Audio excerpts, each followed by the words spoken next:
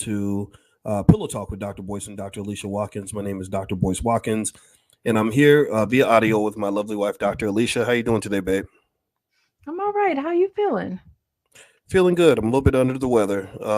I will be home tomorrow. I'm in Tulsa today, and cannot wait to get home and hang out with you. Okay. Yeah. Haven't seen you in quite a bit. Yeah. So Been gone.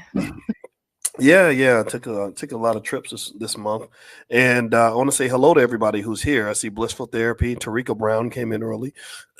Kathy Harrison, good to see you. Goldmine Advantage, Royal Calhoun. Give us a yes if you can hear us. Okay, give us a quick yes that the audio is coming through all right. If you can, I'd appreciate that if you could. And also, I want to let you all know what Pillow Talk is. Pillow Talk is basically we're both professors. I'm a professor of finance. My wife is a professor of social work. And we created Pillow Talk because we wanted to have intelligent conversations about things that are happening in the Black community. Because I know a lot of you get tired of the same old stuff. You can't get all your information from the shade room. You really want to actually elevate the conversation so you can vibrate on a higher frequency, and that's our goal. I understand money at a very high level. My wife is not just a therapist, but she's a therapist that trains other therapists. And so I reached out to my wife today, and I presented her with a pitch, and thank goodness she agreed to it. And I said, it would be really interesting to learn lessons from all these accusations that have appeared against Diddy lately. I've heard my wife talk about personality types, and I've heard her reference different personalities that are more vulnerable, more susceptible to the manipulation of people like, say, a Diddy. Not to say that Diddy did all these things. I think it's important to remember that he's innocent until proven guilty. But I thought that my wife would be a great person to help give us some insights into just how you get diddied in this world, So, babe, can you hear me now? I heard some background noise. Are you there? You Hello? heard background noise on my part? Yeah, Yes. I Can you heard. hear me? Yeah, I had to mute you for a second. I heard some background noise. But so let's jump into the Diddy thing. So, have All you right. been following all the stuff going on with Diddy lately? Have you been paying attention to, all the media stuff? Oh my God. Yes. We were in Miami on Monday. And I remember thinking, oh, it's going down in Miami. I mean, it was really surprising that people would come for him in that way. So they must have been monitoring him for quite some time. And isn't that true? The FBI raided his house. Oh my goodness. What's happening? Yeah. What's going on? Yeah, so he had his house raided. There is also just this. It's almost like there's been a significant amount of reputational damage. I'm not here to be judge, jury, and executioner on Diddy or his legacy. I am one to say, to be honest with you, though, that that for many years there have been whispers around whether or not he was involved with the death of Tupac, and also just kind of what happens in that space. A lot of people don't feel that was a safe space for artists. A lot of artists felt like they were in that space and bad things happened. So Diddy's kind of being made into the new R. Kelly to some extent, or even worse, the new Bill Cosby. And so I wanted to focus on more the therapeutic aspect of it, babe, and have you as the expert on this. Give us some insights. You sent me a little note on different personality types, and I thought that was really interesting. And it made me curious. I said, what kind of personality types are the ones that are most likely to be taken advantage of? Let's say Diddy did these things, or let's say even if Diddy didn't do it, let's say R. Kelly or somebody like that. I'm not going to just put it all on Diddy, but I'd be curious to know about the different personality traits that open a person to this kind of thing. So you sent me a list of what they call the big five personality traits, and we can start there. And I can mention each one. You can kind of give me some insights into what that means. So you mentioned extroversion, agreeableness, openness, conscientiousness, and neuroticism. So let's start with extroversion. Tell me about that. Well, wait, one more thing before we get into this. These five personality traits that you mentioned, neuroticism, extroversionism, agreeableness, openness, and conscientiousness. What's interesting about these five personality traits is that it's very well researched. So, Boyce, have you ever had a personality test? Have you ever taken that? The Myers-Briggs? Yeah, the 16personalities.org, right? Right, 16 personalities and all those other ones. None of those I hate to tell you, I'm not going to say that those aren't good to use, but they're not very well substantiated in the research.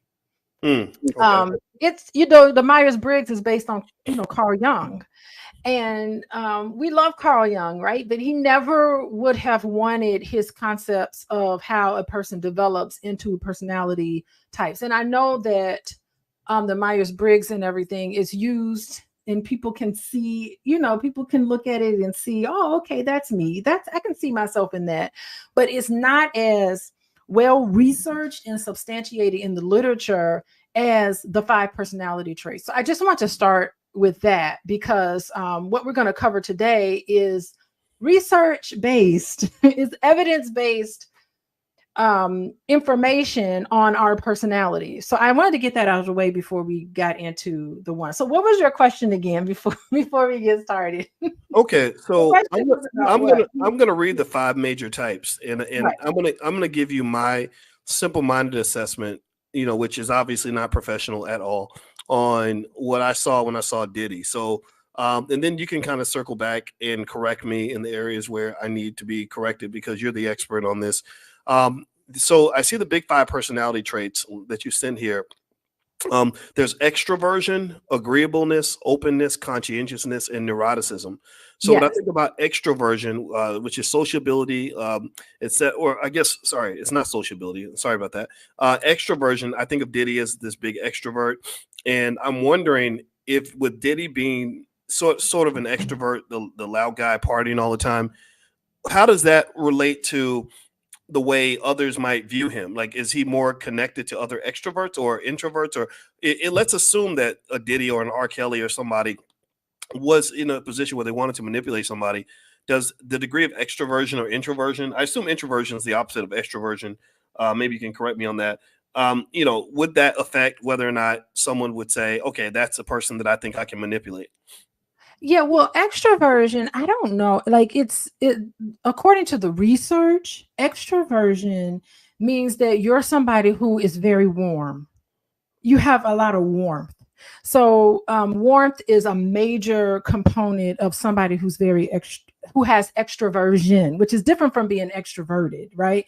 They're very affectionate, they're warm, and they're very friendly. So I'm not certain that he would fall under someone who's extremely extroverted, right? People who are extroverted, they're just easy to form really close attachments to others. They're very they smile a lot. They have they enjoy talking to other people. They really like meeting people, and they take an interest in other people. So if I were to say, if someone had the qualities of taking advantage of other people, those individuals are not necessarily extroverted, right?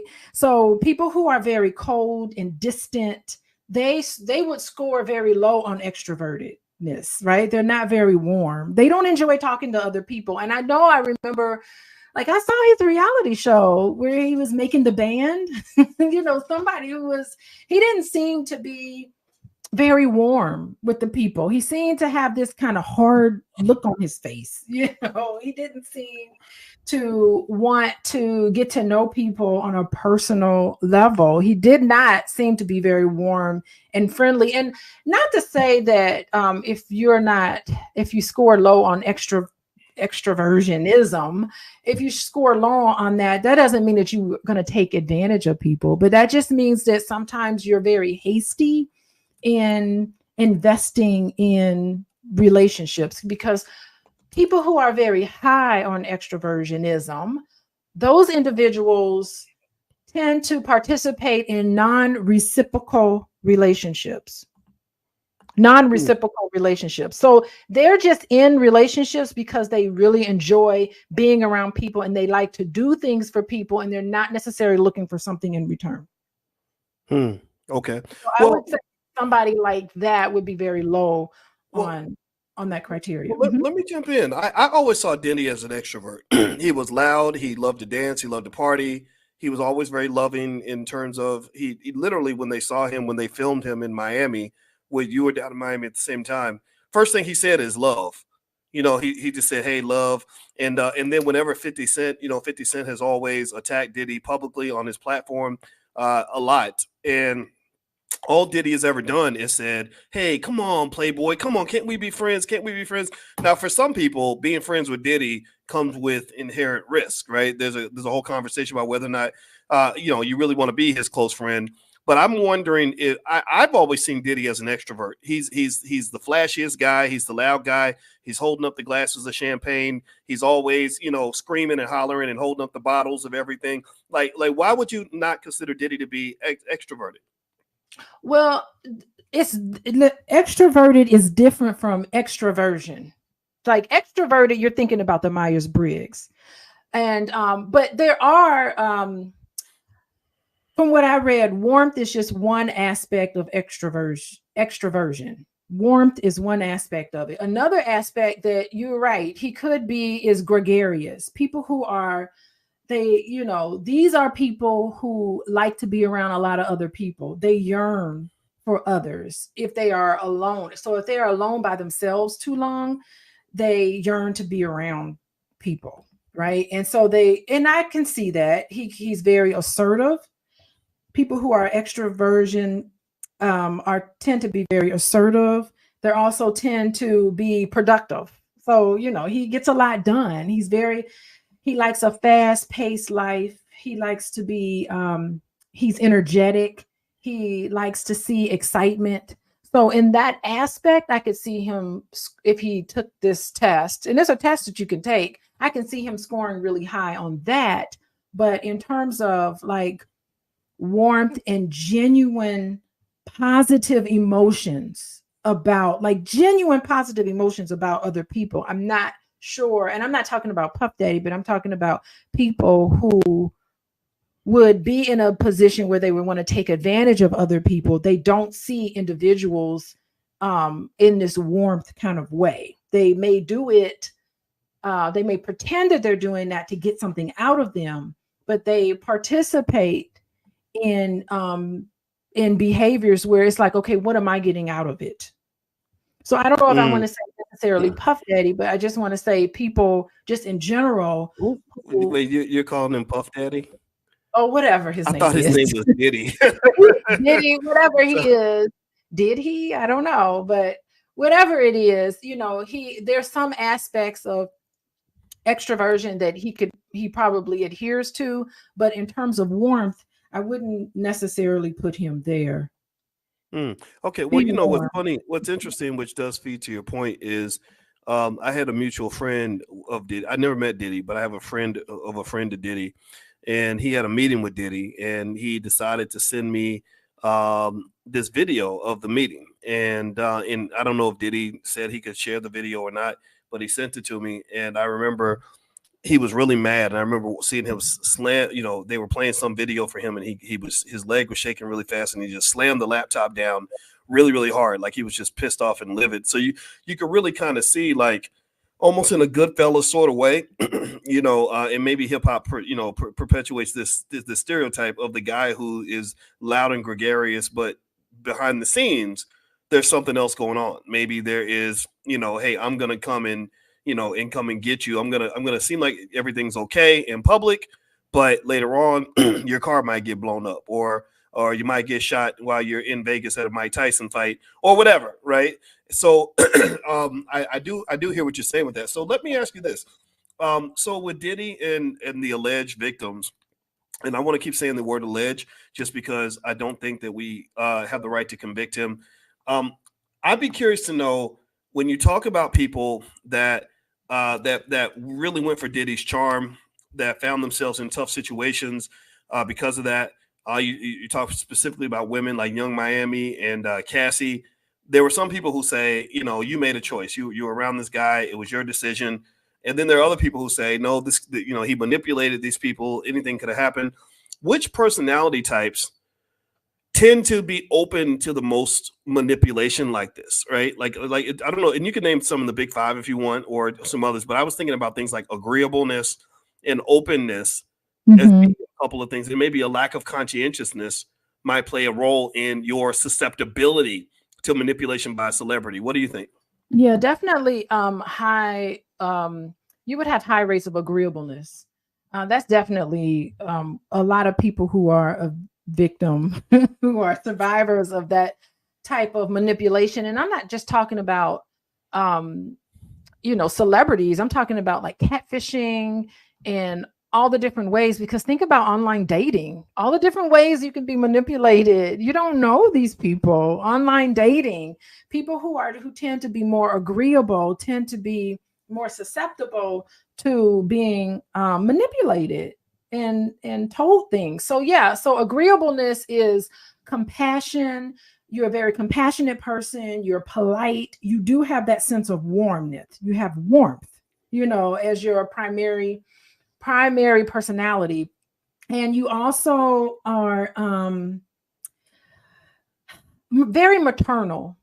People who are high on agreeableness, they care more about other people than they do themselves. And they tend to be very cooperative and not necessarily competitive, but they tend to be really cooperative. So it would make sense that people who have personality traits where they're really high on agreeableness would be people who would be more susceptible to being victims of being manipulated. By the way, everybody, in case you just came in, you're watching Pillow Talk with Dr. Boyce and Dr. Alicia Watkins. My name is Dr. Boyce Watkins, and I'm a finance professor. My wife is a full professor of social work and a licensed therapist. And if you want to hang out with Dr. Alicia, she sees clients every single day on an individual and collective basis. She can help you with a lot of issues that you may be working with or struggling through in relationships, as well as things like financial anxiety or any form of anxiety, really, or beyond that. So feel free to go to coachingwithdralicia.com to see what she does. That's coachingwithdralicia.com. Also, this podcast is on Spotify. So you can find it on Spotify and Apple just by looking at my name, Boyce Watkins. And last but not least, Dr. Alicia has written some great books on various forms of financial therapy. So if you want to take a look at some of her workbooks on financial therapy, which can help you, just go to drboycebooks.com. That's drboycebooks.com, and just search for the word Alicia. We have a whole section on love and money, and the whole love and money lab, where our goal is to help those of you that really want to figure out your finances and figure out how to have healthy relationships. It really makes a big difference in your happiness in life. So feel free to go to drboycebooks.com. Okay, so let's hit the thumbs up button, thumbs up, share, subscribe. We were talking about Diddy, and I brought in Dr. Alicia because I really wanted to try to understand just what type of personality traits are more likely to be susceptible to the charm of a Diddy, assuming that Diddy may have done some things that he shouldn't have done. Again, innocent until proven guilty, but with his house getting raided and a lot of the accusations coming out, it's really hard to ignore all that. So one thing I was thinking about, and I'd like for you to tie this into personality traits, either of the victim or the predator, whichever side you want to look at. But one thing I can say as a finance guy is I've talked extensively about how someone having money really opens the door for people to become victimized by that person. That if you were a person that did want to victimize people, not to say Diddy was trying to do these things, it's up to you to decide that. Having lots of money, a big fat mansion, lots of fame is a very easy way to manipulate other people. Yes, male or female, right? You can get things out of people. Even the rapper Too Short used to rap in his verses about how he would lure women in because they thought they were going to get some of his money. And he said, the whole plan was never to give you any money. The plan was to get you to have sex with me, hoping that you get my money. And then I don't give you anything. Right. And he said it in a very lewd kind of way, but that was the point. So money is a manipulator, right? The impression of money can manipulate people psychologically, make them trust you. Jeffrey Epstein did the same thing. So when I heard about the cameras in the different rooms in Diddy's house, allegedly, that really reminded me of Epstein. Okay, we get you vulnerable, we get you to trust us, then we get you to do things that you don't want people to know about, and then I get to blackmail you, which really speaks to a whole level of sinisterness that really may not be getting addressed appropriately. So can you sort of tie that back into personality traits and how people like say a Diddy victim allegedly, or a Risa Tisa, or somebody might be fooled into believing something is real when it's not? Yeah, because a lot of victims tend to be, you can talk about personality traits, a lot of victims tend to be very greedy. That's a personality trait of people who tend to be victims to somebody who has perception of all of this big fame and all of this money. People who fall into that have these greed. I mean, just think about it. If you're not a very greedy person, if you're, someone's flashing a lot of money around you, that's not going to impress you. right? I'm not going to be impressed by how much money you flash around because I'm not a very greedy person. So people who are very greedy are more likely to be victims of being manipulated because that's what it takes. Somebody can use their money to manipulate you into kind of like a carrot at the end of the stick. You know, I want this money. I want this money. I want to be seen with you. They have this desire for this sort of they just want what you got, what you're flaunting in front of them. And so yeah, people are very greedy. Victims are very greedy. And not to say that Risa Tisa was greedy, but that was one of the reasons why she stayed with this man, because she kept talking about very openly, she kept talking about, well, you know, he was paying the bills. So that made her pause. That made her ignore all of the red flags that were going all over the place. And he knew it. Probably knew it. Mm, Mhm. interesting. Yeah, well, it is one of those things where when you say when you use that word greed, I think greed could be the appropriate term in some context.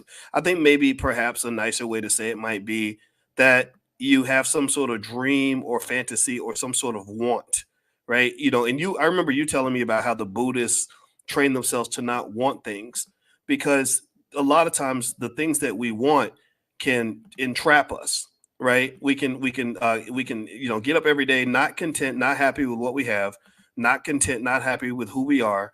And so we go into the world searching for things, right? And that's why I think really self-esteem is very important. I don't think Diddy or anybody or R. Kelly or anybody who wanted to victimize anybody I think they'd have a much harder time doing that to somebody who's content with who they are and what they have versus somebody who's not content, somebody who says, okay, I got to get to the next level. I got to get more. I'm financially desperate or whatever. And Mhm. that's what I'm really picking up. It makes me think about TLC. Y'all, I know a lot of y'all may know this, but my cousins in the group TLC, T-Boz, our grandfathers are brothers. Her grandfather's name is Sam. My grandfather's name is Matt. And remember that song they had? Don't go chasing waterfalls. Please stick to the rivers and the lakes that you used to.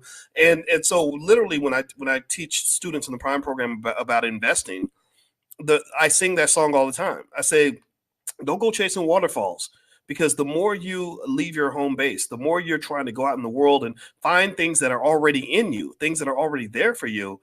The more you put yourself in danger, the more risk you take, the more you have to go into foreign territories where people may not want what's best for you.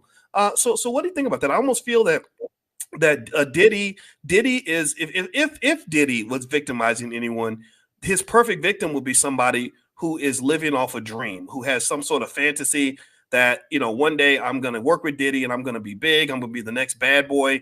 And it never really happened. The dream never really came true for hardly anybody except maybe Biggie. But even Biggie didn't live the dream because Biggie's dead.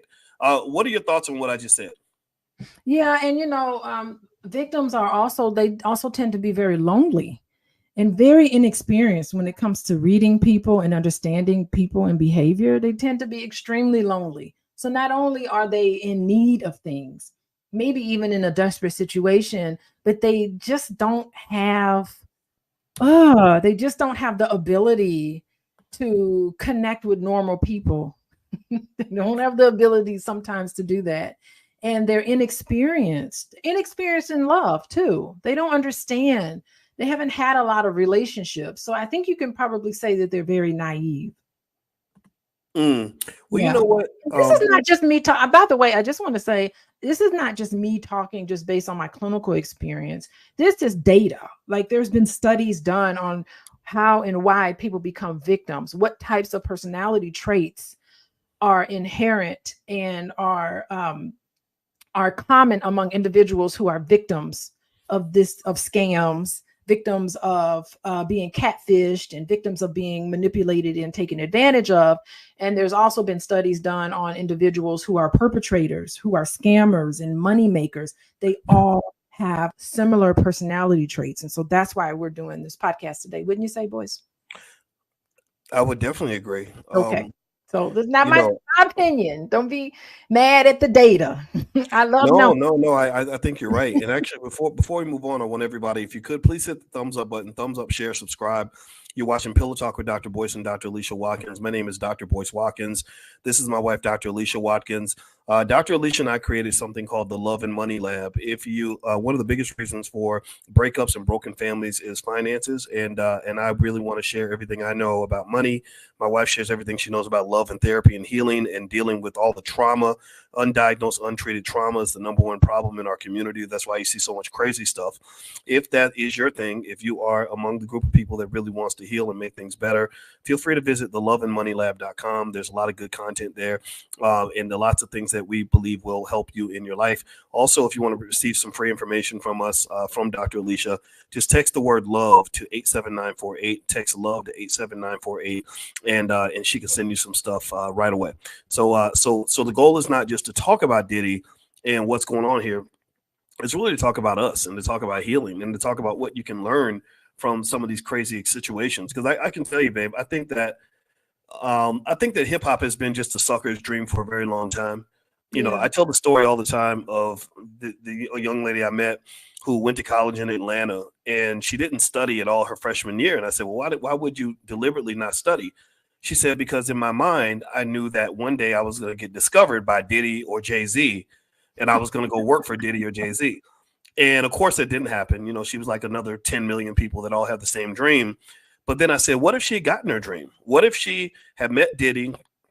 Diddy took her under her wing and said, hey, you know, I really think you got talent. I want you to come and work for me. I want you to be my right hand person. That could be very traumatic for her. You know, like It's a lot of very times, naive to think this. It's very naive to think that way. well, Making yourself accessible, susceptible to being manipulated. the thing is, D1 always has a saying that the devil can bless you too. And again, not to say Diddy's the devil. I don't know. Again, you have to prove certain things, but I'm going to just tell you that, my smell test says that there's probably something going on. I've always felt this way. I felt this way 20 years ago, but basically it seems to me that it's real simple, right? You talked about earlier about how the Buddhists are trained to not want things. And that's a type of freedom. If you're not sitting around constantly desiring things, then people can't manipulate you based on what you want. Because it seems to me, tell me what you think, that a person who's manipulative, first thing they're going to do is figure out what you want. And then when you tell them what you want, then they can fit their conversation into whatever it is that you said. So if you say you want romance, well, he's going to give you romance. He's going to love bomb you. If you say you want money, oh, he's going to start making it rain on you, right? If you say that you want to have a white picket fence with 2 children, he'll start daydreaming that with you. I knew a guy one time who used to manipulate women. It's almost like a sport. He had about 10 girlfriends, and one of his friends asked him, like, what do you do? How do you manipulate? How do you get all these girls to fall in love with you? And he said it's simple. He said, just sell them a dream. If you sell them a dream, they'll do whatever you want. And it seems to me that's where dreaming can be very dangerous, because I think especially when you look at in a debaucherous, horrific place like hip hop, where rappers are getting killed every other day, it's full of drug addicts and sex addicts and people that are financially unstable, sexually irresponsible. People are getting hurt and killed every single day. I don't really, and then let's not even forget about the fact that the feds are always watching.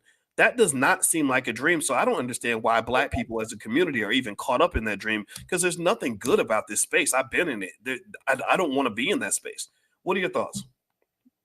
Yeah, that's you, because you're probably very authentic and a very very you look for real authentic connections, and you have a BS meter and you could see through people. It's nothing like going somewhere and you're trying to have a meaningful conversation with a person, and they're looking around the room, their eyes are darting around the room looking to see who's important that they can talk to and connect with. Like you know who what's Oh going on. yeah. Ever happened to you? You ever been that in those Oh situations? It's just like, okay, really, and well, when you and I go out, like a lot of times I can really tell people that are like, oh, I gotta meet Dr. Boyce Watkins, right?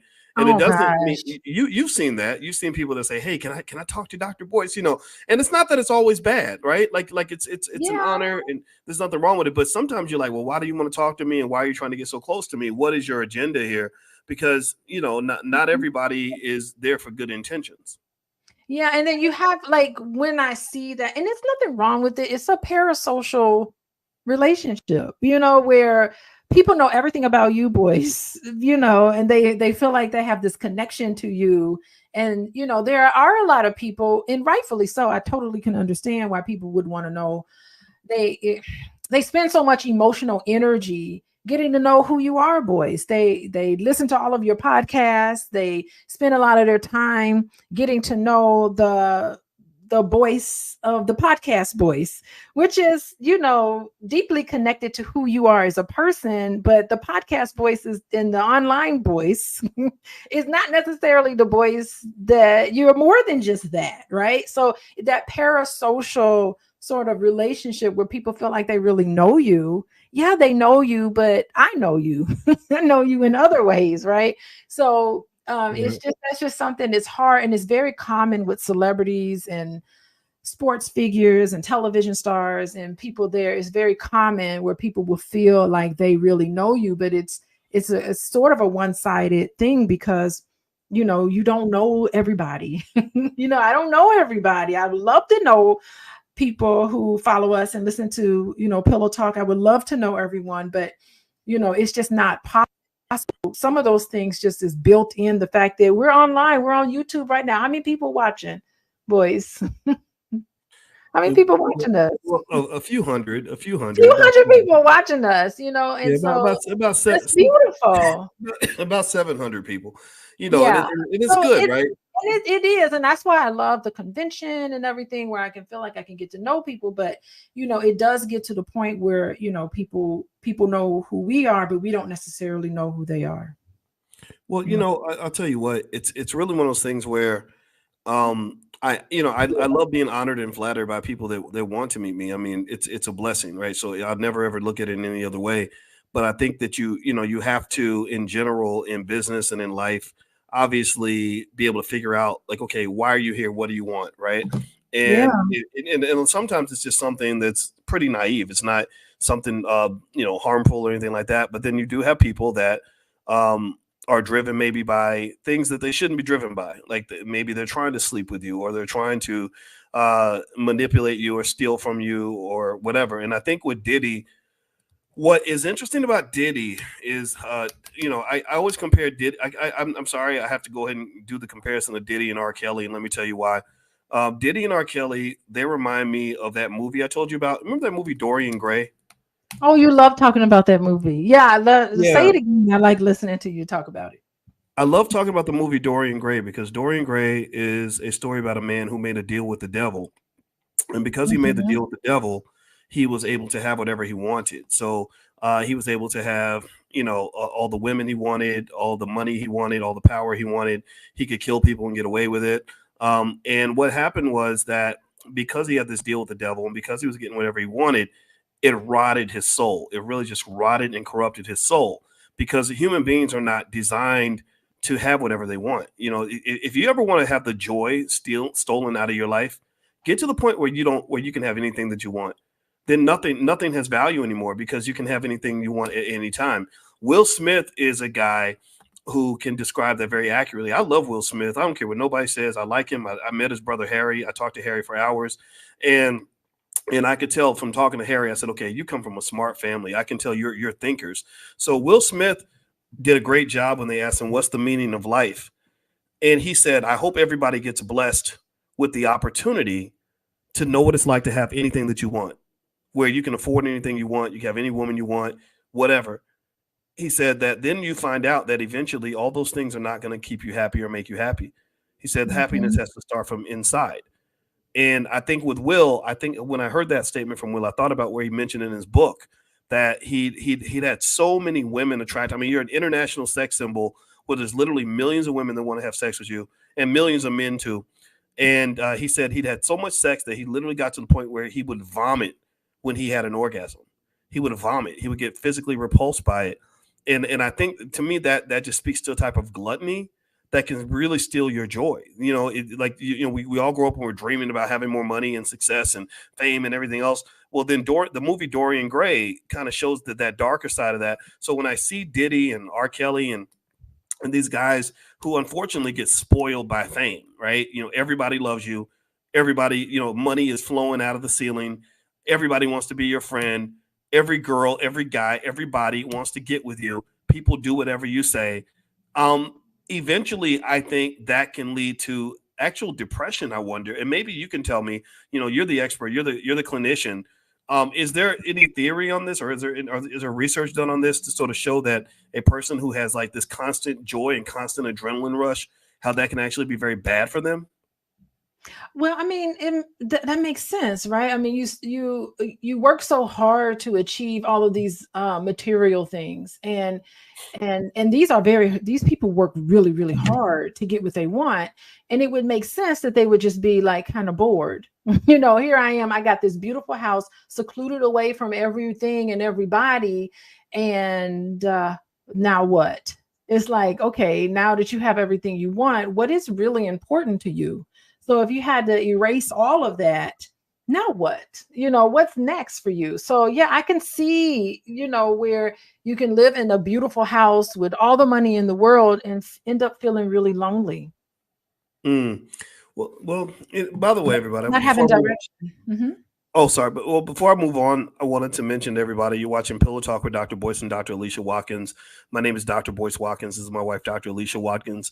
Dr. Alicia's website, where she sees her clients, is coachingwithdralicia.com.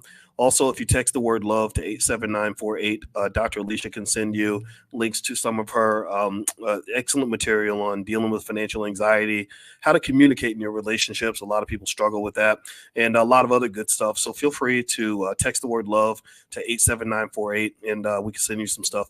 So as you hit the thumbs up button, everybody, I want to ask Dr. Alicia another question about this. So what would you say in terms of, a lot of times in the Black community, when we have stuff like this happen, because this ain't the first time this has happened. This happens all the time. And you know me, I have my little bone to pick with hip hop, because I feel like hip hop was derailed. Hip hop was turned into something it wasn't meant to be. It also has had a horrible impact on the image of the Black male in America. A whole generation of Black men were raised looking up to men who are not, who really, honestly, in my view, I would describe them as degenerates. I'm sure you have a nicer word to use. But with that being said, though, it seems like a lot of times these things happen and we just sort of watch the train go by and we don't pick up the life lessons that might be available in this situation. What would you say if you were just watching this, and let's say you were talking to our son or one of our girls about this, just what to look out for? What would go through your mind just as a mother, as a therapist, all that stuff? I mean, I don't know. When it comes to hip hop and the influence of hip hop, I would definitely encourage them to think critically about the type of music and the type of, and then we've had these conversations, Boyce, about, I sit and listen to some of those songs and I have a conversation with them. Like, what do you think about what they're saying? Like, what is the message that this person is really giving you? And I really love the fact that, when you ask children, what do you think about the content in some of this music? And they'll tell you like, oh, I don't think that that's right. You can have a conversation with them about what they're listening to and what they think about what they're listening, because you can't shelter the people from hip hop. It's part of our culture. It is an aspect of our culture. But I think it's so important when you talk about conversations you have with your children, is to ask them, what do you think about what's going on with Diddy?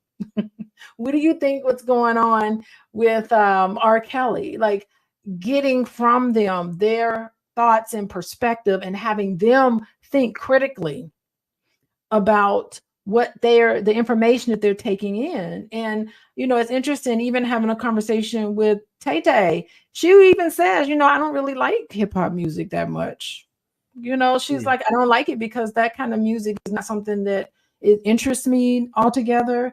And, she'll have a really intelligent conversation with you. So I don't think that we need to discount our children and think that they're that susceptible, because think about it, boys. Think about the music we grew up on. I mean, some of Mm, the debauchery, you know. I love shout mhm, out AMG. I used to listen to AMG over and over again. I couldn't even play mhm. that. I couldn't play any of those songs in front of my You kids, better right? have my money. Oh, come on. Um, Come well, you on, know what? AMG. Well, and that is So true, another right? thing is thinking and having a conversation, not sheltering them because I just don't know how to shelter people. I don't know how to do that, but having conversation with them about the type of information and media that they're in contact with. Well, you know what, and I do agree with you, right? I think that it would be hypocritical for our generation to, bash the next generation for their love of this music. But also, I think that we'd have to be honest with ourselves and really talk about how our generation was harmed by the fact that hip hop turned to the left. Some people weren't, right? Kids from the suburbs with two parent households were probably less affected than, say, kids in the inner city who didn't have a male role model, who were looking for their role models on TV or in the media.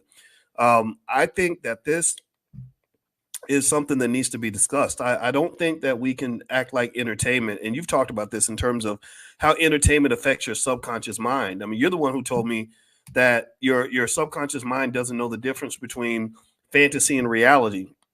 So really, here's the other thing too. Before we talk about the images of the Diddy or the Diddies or the little Waynes and what that's done to the black community, in terms of how we're viewed around the world and how our men think about themselves and about their women, you really got to go back to the 70s at least, to the pimp culture, back when they had movies about pimps. And my father is the one who told me that the black exploitation films affected him and his friends. Mhm. It affected how they viewed relationships, how they viewed women. He said after they saw the pimps, and they saw the pimps and the hustlers with all the women, that reduced their incentive to be, solid married men. That's really, so when people walk around using terms like simp to describe men who honor women and love women, that's really started, in my opinion, in the 70s.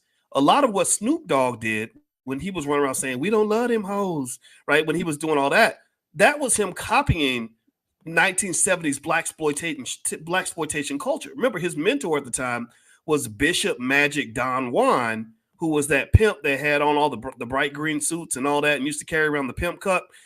That really, to me, is how far you can go back to really find where media kind of went to the left and started to really manipulate the minds of black men.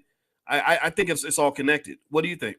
Yeah, it for sure manipulated a lot of people's minds to want to emulate what they were seeing and propping those individuals up in the media as something to look up to. And again, it does affect your subconscious mind, but you can consciously program yourself just the way advertising works to program you. You can program yourself. We now have laid out the formula. We know the formula now. We know the repetition, we know the imagery, we know the lyrics and the words. You know the formula to program you. So why not you consciously make a conscious effort to program yourself? Whatever you want, you can definitely have it. Anything that you want in life, you can have. It just has to sync up with your energy. And you can program yourself to get on that frequency and get whatever you want in life. Any and everything. So I mean, if anything, it's the formula that works and you can't stop it. I mean, advertising money is never going to end. So you can become conscious. So when you have conversations with your children, you are having a conscious conversation about things that are happening to them on the subconscious level, right? So that's how you fight it. That's how you take back your own mind. Mm. Well, you know Reclaim what? yourself. Well, I do agree with that, right? I think that it's very important. The reason a black person has no choice but to be conscious is that if you're not conscious, you're going to be a slave, because the power dynamic in America, the economic power dynamic in America, is one such that you're dealing with a white male who has become a dominant economic force in the world, and he understands powernomics concepts, right? It's almost like they all read Yes. Dr. Claude Anderson books. So they understand how their money can be used to manipulate other people, right? And to shape the minds of other people, to keep them enslaved, keep you consuming, keep you destroying your families, keeping you weak, keeping you broken, keeping you in prison. And a lot of that was done through hip hop, I believe. I do believe that theory about hip hop being deliberately derailed. I don't know any black people who supported the transition of hip hop music from KRS-One and Chuck D to we don't love them hoes and let's go kill a nigga today. Like that was not in the agenda. There was no black leader who said, I want more music celebrating the genocide of black people. There's no black leader who said that. So it must have been a white leader or an economic leader who said it's not only going to help us solve one problem of getting rid of the black male, because the strong black male has been a threat to America since slavery. We don't want a bunch of strong, righteous, intelligent, focused, conscientious, strategic black males running around our society. That's one problem it solves. And then number two, we can make money while we're at it. We can build a whole economy around exterminating the black male, which we consider to be a cockroach of our society. That's what I saw, right? That's what I saw as a black man, because even back at that time, I was like, why suddenly are we as black men looking up to pimps? Why is the term we don't love them hoes? Why is that so popular? Because women are the reason you exist. You can't reproduce without your women. So you literally are telling black men to hate the women that make their children. So when I look up now in 2024 and I see rappers like 50 Cent comfortably sitting on a platform of 31 million Instagram followers, consistently and on a daily basis, attacking the mother of his children, the guardian of his seed, the reason his DNA is allowed to exist in the next generation, I just can't help but to sit back and say, man, they pulled a real whammy on you. They've got you to become an accomplice in your own murder. What are your thoughts? Yeah, I really love that you're talking about slave because I haven't talked to you in a while, but I've been reading up on Nietzsche and existentialism. I'll tell you Okay. all about it. I am reading up on that, and they talk about the concept of slavery and what it means. It really means letting go your control and following behind somebody else. That is what slavery means, not being in control and in charge of who and what you do and become on a daily basis. And reclaiming your power is how you exit slavery. And these are Mm, philosophers. I love philosophers. Yeah, so that's what they're talking about. That is in and of itself a definition of that. And I think sometimes we get so lazy in our thinking and our thought process. We just go with whatever. And you can't do that in these days. You can't look to something outside of you to save you. You just can't do that. And eventually, and I don't know if these people sold their souls so that they can have this fame and power. I don't know. But I do know that they're not promoting in the type of image that I would want my children to see. I do know that. I know mm. that these aren't people that I particularly look up to, Oh, and I know I didn't you're going in and out a little bit, babe. entertain. Hey, Alicia, Oh, okay. are y'all having? Are y'all? Yeah. Is Alicia's mic choppy? You hear me? I can hear you, but you may want to make sure your mic's plugged in. And by the way, while you do that, I want everybody to know you're listening to Pillow Talk with Dr. Boyce and Dr. Alicia Watkins. My name is Dr. Boyce Watkins. This is my wife, Dr. Alicia Watkins. And on Pillow Talk, we basically talk about things that are important in the Black community. We try to do it in a way that exercises your intelligence and your intellect, and doesn't just focus on what happened, but actually what it means. Right? We want to go look for meaning. So, by the way, I want everybody to know every year we have the All Black National Convention, which is going to be this year in Lombard, Illinois, right outside Chicago. And it's a great gathering of experts in all fields and all kinds of powerful Black people and intelligent Black people that have families that are looking to build in the community, that want to build wealth and want to develop connections with each other. if you'd like to join us for the convention, this is going to be our 9th one. You can go to allblacknationalconvention.com. That's allblacknationalconvention.com. It's a lot of fun. Dr. Alicia's always there, and I'm always there as well. And I know you guys are going to like it. Also, just a reminder, Dr. Alicia's website is coachingwithdralicia.com. And also, if you want to get free information from Dr. Alicia, just pull out your phone, text the word love to 87948, and Dr. Alicia can send you some information on how to have healthier relationships, how to deal with financial anxiety, things like that. So just text the word love to 87948, and we'll send you some information. Okay, so babe, I assume that the mic thing is fixed now. So as you are, you know what? Can you hear me? I don't know if it's my mic, but I think it might be my computer. Okay, but we'll talk about that later. We can hear you now. Okay, yeah, I think it might be my more so my computer than my mic. But anyway, okay. Go so ahead, you were saying, okay, so one thing you were mentioning, you were talking about Nietzsche, right? And for those that are not familiar with Nietzsche, he was a philosopher, I think maybe in the 18th century or something like that. And you talked about Nietzsche's views on freedom and choice, and how in existentialism, he argues that freedom is crucial for any human being. He says slavery really takes away the freedom, which makes it hard for you to control your life, which goes against some of his core beliefs in existentialism. And I would agree with you that. Wait, did you look this up while we were talking?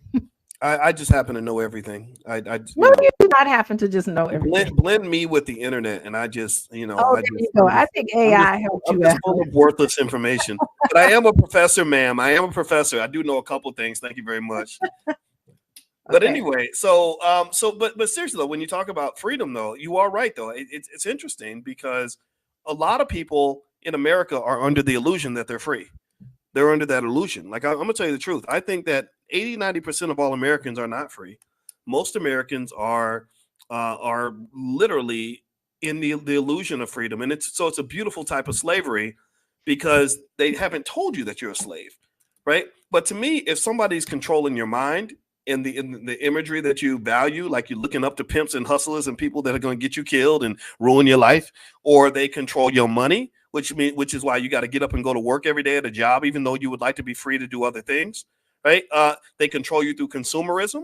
They control you through debt. Anybody who knows anything about debt knows that debt pretty much can be a prison. There is such a thing as an economic prison. If you ever want to know what that prison feels like, just go really deep in debt to the point where you've got to go to work every day in order to pay bills. If you are in that situation, then you're in an economic prison. You don't have freedom.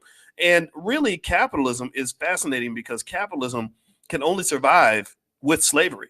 You have to have people that are financially strapped up enough that they're going to provide the labor required, and they're also going to provide the spending that's required. People don't understand that when you look at the data and you see that the wealthy have literally been sucking up all the wealth. Like literally, I think that, what was it? Most people don't know. I talked about this earlier, that since the pandemic, billionaire wealth has gone up 88%. Did y'all know that? In the last 2 years alone, billionaires' wealth has gone up 88%. Elon Musk's wealth at the start of the pandemic, pay attention now, was about $25 billion.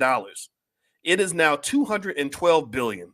He went from 20. So imagine if you're making 50 grand a year and you make $500,000 a year 2 years later. That's a hell of a come up.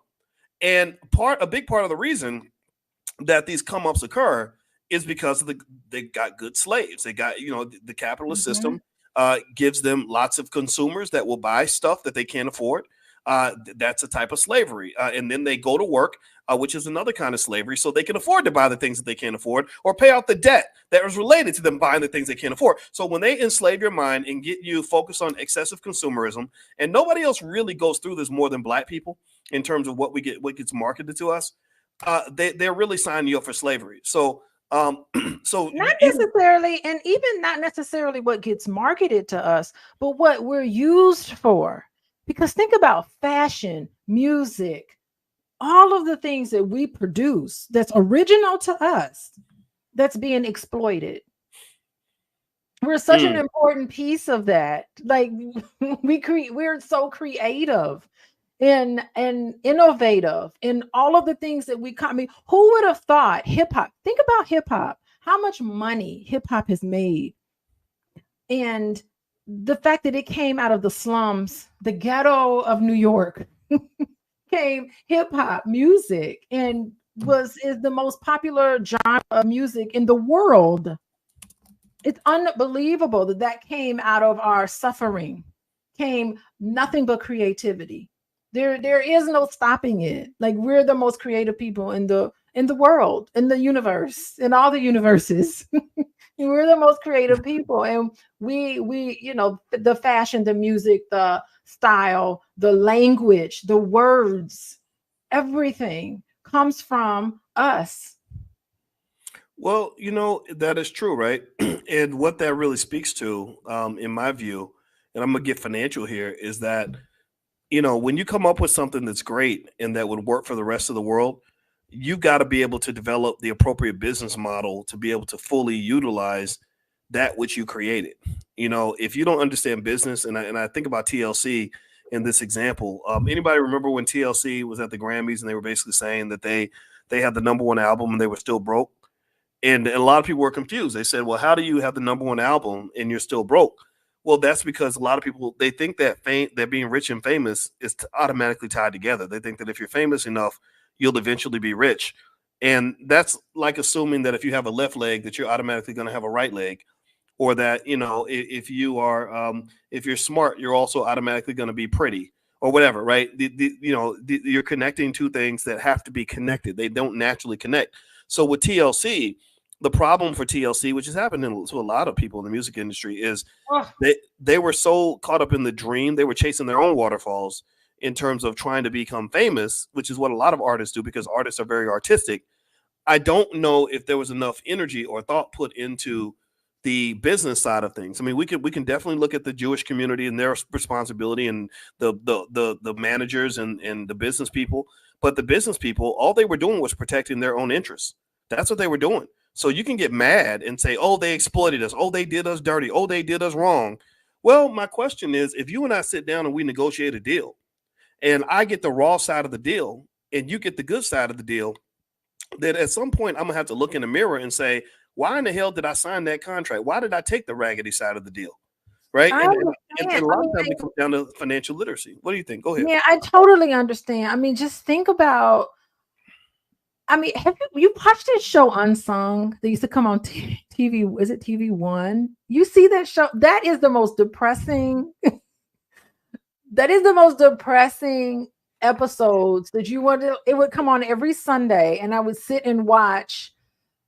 You know, marathons of Unsung, and it would be the saddest thing ever because these are people with the best voices who came out of plucked out of churches, singing in massive church settings and in poverty and all the different neighborhoods and areas that they were in where they had little or nothing. And of course, a brand new car is like, whoa, I never in a million years would think I'd get a car or I'd get nice clothes or stay in nice hotels. Let me sign up. Like, I think that we have to have some empathy for people when they go into these contracts, about where they are and get into where they were in that moment when they were negotiating with individuals and they knew that they had this talent and they wanted to have this fame, and they were in a desperate sort of situation to sign these contracts and not being aware of what was happening, behind the scenes, and being susceptible. You talk about manipulation. I mean, definitely. I think the blame is not just with the artist, Boyce. I think the blame is with people who are giving them all this legal jargon and having, even if they hired a lawyer to go over the contracts, we don't trust these lawyers. I mean, it's exploitation. And I don't think that we need to put all of the onus on the artist and how they've been exploited. Some of them just not. No, and I hear you on that. I agree with you on that. I don't think you have to put all the onus on the Yeah. artist. It's definitely exploitation. Absolutely, right? So if I go through a neighborhood and I get robbed every time I walk through that neighborhood, um, and someone says, no, stop telling me that I can control my outcome. I keep getting robbed and it's not my fault. Well, I'm going to agree with you. Yeah, you keep getting robbed. And it's also not really your fault because robbers are going to keep robbing you. But at some point we got to have a conversation because we know that the robbers are not going to stop robbing. right? People that run business in the music industry are not going to stop being business people. They're not. Money and power are not things that any community ever gives away freely. Nobody, how many of y'all in here in this room? Give me a yes or no. How many of y'all give money away for nothing? How many of y'all would give away half your paycheck just because it's the right thing to do? Or see a homeless person and say, here, take my money. I'm gonna let you have it. Most people don't do that, right? So the question is not so much what's happening, right? We know what's happening, right? We know that artists, a stream of talented black artists step up to the plate, they sign contracts, then they get screwed, and then they say, woe is me, look at what they did to me. They did it again, y'all. Okay. So my question at that point is, at what point do we become mature enough to finish the conversation? Because at some point you got to have a solution. And I think that sometimes as black people, we are so trained on victimhood that we literally are trained to spend our whole lives saying, I didn't get anything, I accomplished nothing, I got nowhere because white people wouldn't let me do it. I don't know if that's a solution that's going to make anybody happy, right? So my question is, well, what's next? Is that just what we keep doing? Keep just saying, well, until white folks decide to stop being white, until business people decide to stop doing business, until the music industry stops being the music industry, we're going to continue to let ourselves get screwed? Or are we going to stop? Like Cat Williams said about Diddy. Remember he said, sometimes you got to tell them no, right? So that's a different approach because Cassie didn't tell him no. Cassie said, okay. And then she said, look at what Diddy did to me. Okay, cool, right, whatever. But Cat Williams, he's not telling a Diddy did it to me story. He's not saying that. He's saying he tried to do it to me, but I told him no. So why can't we all sort of learn something from that? Getting back to personalities, because I think that's how we got to where we are, talking about personalities. And before we got off on this other wonderful conversation, is agreeableness. Remember, we were talking about agreeableness and personality trait. So agreeableness has 5 subsets. So I didn't know if you realized that there were 5 subsets of personality. One is trust. So there are people, and I think like black people in general, we just have this belief that others are acting with good intentions. So we're just like, wow, this person is interested in me and wants to help me further my music. High trust. So, that's one aspect of agreeableness. Maybe we're just too agreeable, right? So part of it is trust. It's just having this faith in human nature. We believe that the people we come in contact with aren't exploiting us. We believe that people are just honest and trustworthy. And we're trusting as a people. We're just trusting as a people, a lot of us are. And I think that's the part with trust. Straightforwardness is another aspect of being agreeable. It's straightforwardness. It's believing that what people say, they mean what they say and they say what they mean. I mean, nothing growing up black, you're shunned if you're not straightforward. If you talk bad behind somebody's back, that's like a no where I come from. Like, no, say it in my face, so we're very straightforward in how we communicate with people. So we have this sort of belief that relationships are on the trust and belief in people's goodwill. We believe in altruism, sometimes altruistic, right? That we are thoughtful and considerate and we're courteous, and another thing is compliance. Compliance is another aspect of agreeableness that I think we as a people tend to be. We tend to be compliant. Do as I say. Like, we're raised in households that say, you have to submit to other people. You have to be able to do what the authority tells you to do, no matter what. So, we're more cooperative. Just as a people, I mean, just Black people in Africa just tend to be really open and cooperative. It's who and what we are is part of our culture because we come from Africa. Africa has an abundance. I mean, white people come from a cold rock where resources were very limited, and that plays in a little bit of their psyche. We don't understand where they're coming from. If we culturally come from a place where the ground is fertile and there's plenty of any and everything, we're not going to really understand that people don't behave that way. So I don't know. This is just part of kind of the personality of us and why we're more likely to be exploited. Mm. Everybody, you're watching Pillow Talk with Dr. Boyce and Dr. Alicia Watkins. My name is Dr. Boyce Watkins, and this is my wife, Dr. Alicia Watkins. And on Pillow Talk, we talk about issues going on in the Black community. We try to do it in a way that elevates the conversation to make us all smarter and better. I want everybody to know that if you would like to meet with Dr. Alicia, she is a licensed therapist and a full professor of social work. You can go to coachingwithdralicia.com. She meets with individuals, families, groups, couples, etc.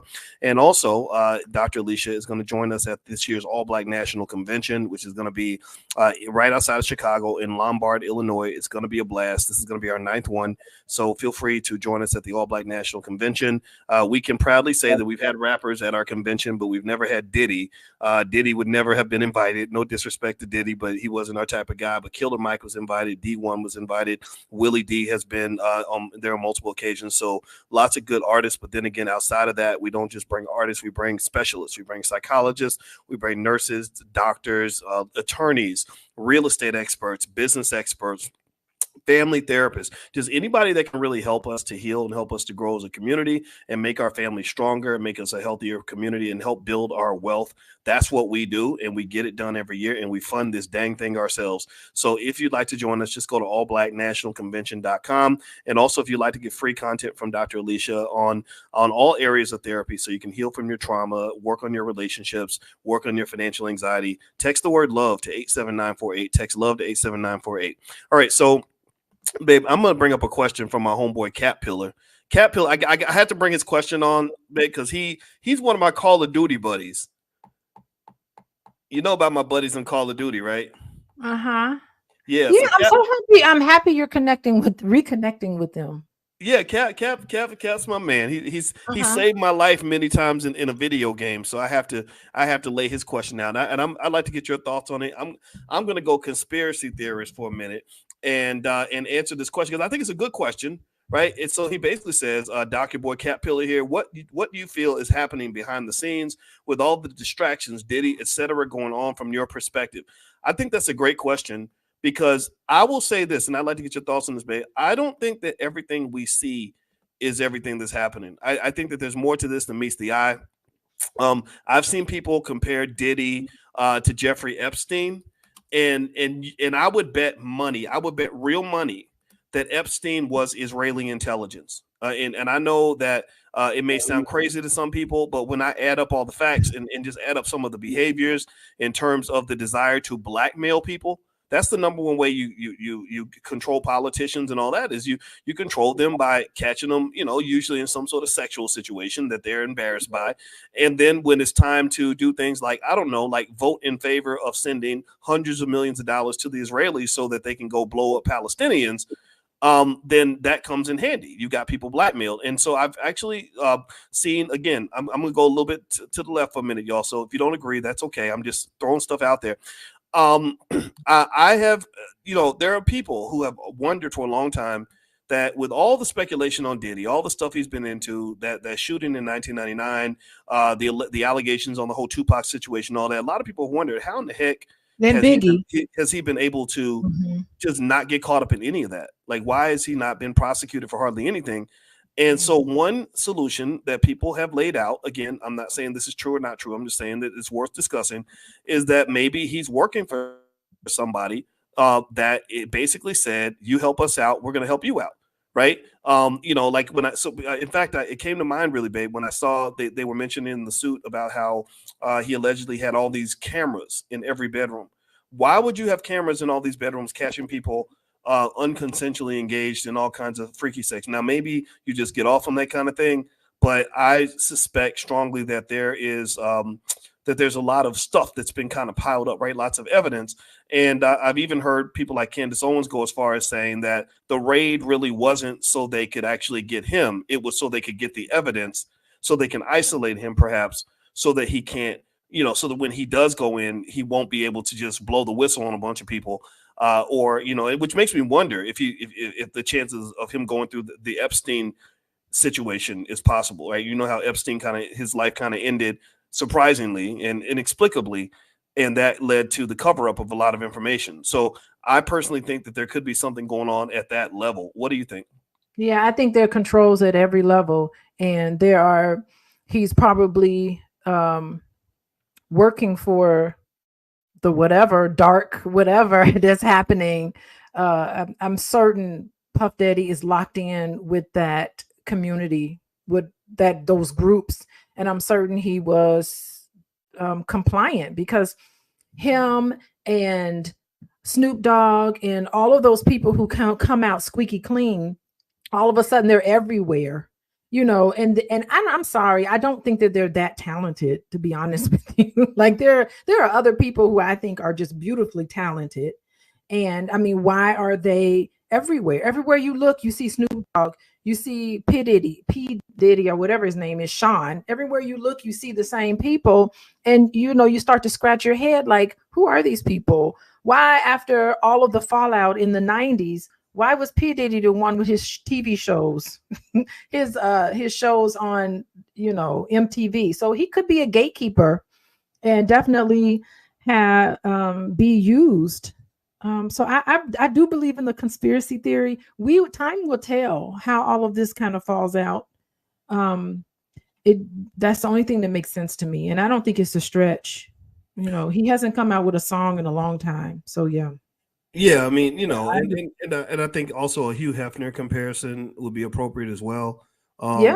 I kind of feel like Hugh Hefner got away with a few things. I think it would have been very easy to catch Hugh Hefner up on a Bill Cosby type charge, just because. God. You and I, you remember when we were in LA and we drove with that limo driver named David, who was a driver. You're just calling him out now. Wait, say it again. You're just calling David out, the limo driver.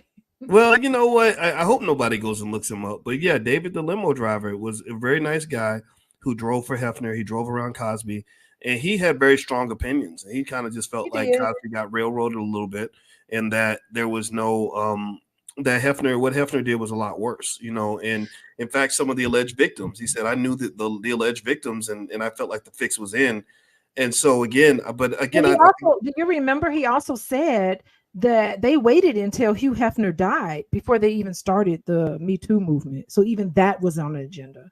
Wow, I don't remember him saying that, but yes, wow. He did. He said, remember, it wasn't until Hugh Hefner died that now we start, because how could Hugh Hefner not be part of the Me Too movement? I mean, he was he was brokering Me Too movement deals in his position. I mean, if you think about it, I mean, that's how history always has been that way in politics and entertainment. And history has always been the prostitutes, always been a CIA, always worked for the CIA. Mm-hmm. The night workers, they always have high level clearance. I mean, that's how it's always been, right? Well, and that's where I would say to any young man that wants to be financially successful is you got to be thoughtful about who you lay down with. We created this false culture where men are led to believe you're supposed to just sleep with whatever cute girl offers it to you.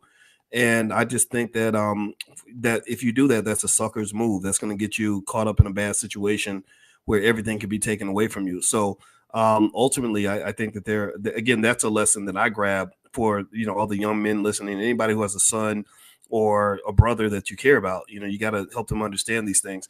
So anyway, I'm going to let you get the last word, babe. And before I do that, I want to ask everybody, could you please hit the thumbs up button, thumbs up, share, subscribe. You're watching Pillow Talk with Dr. Boyce and Dr. Alicia Watkins. My name is Dr. Boyce Watkins. This is my wife, Dr. Alicia Watkins. On Pillow Talk, we get together and we try to elevate the conversation of what's happening in the community. And she's a licensed therapist and a full professor of social work. I am a PhD in finance. And so when it comes to love and money, that's what we do.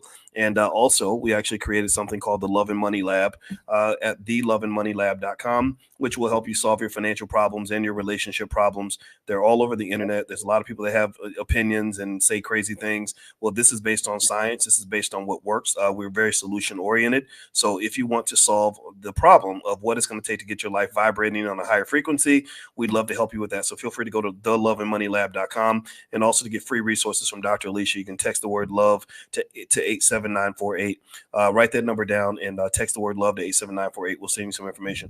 Okay, so last question, babe.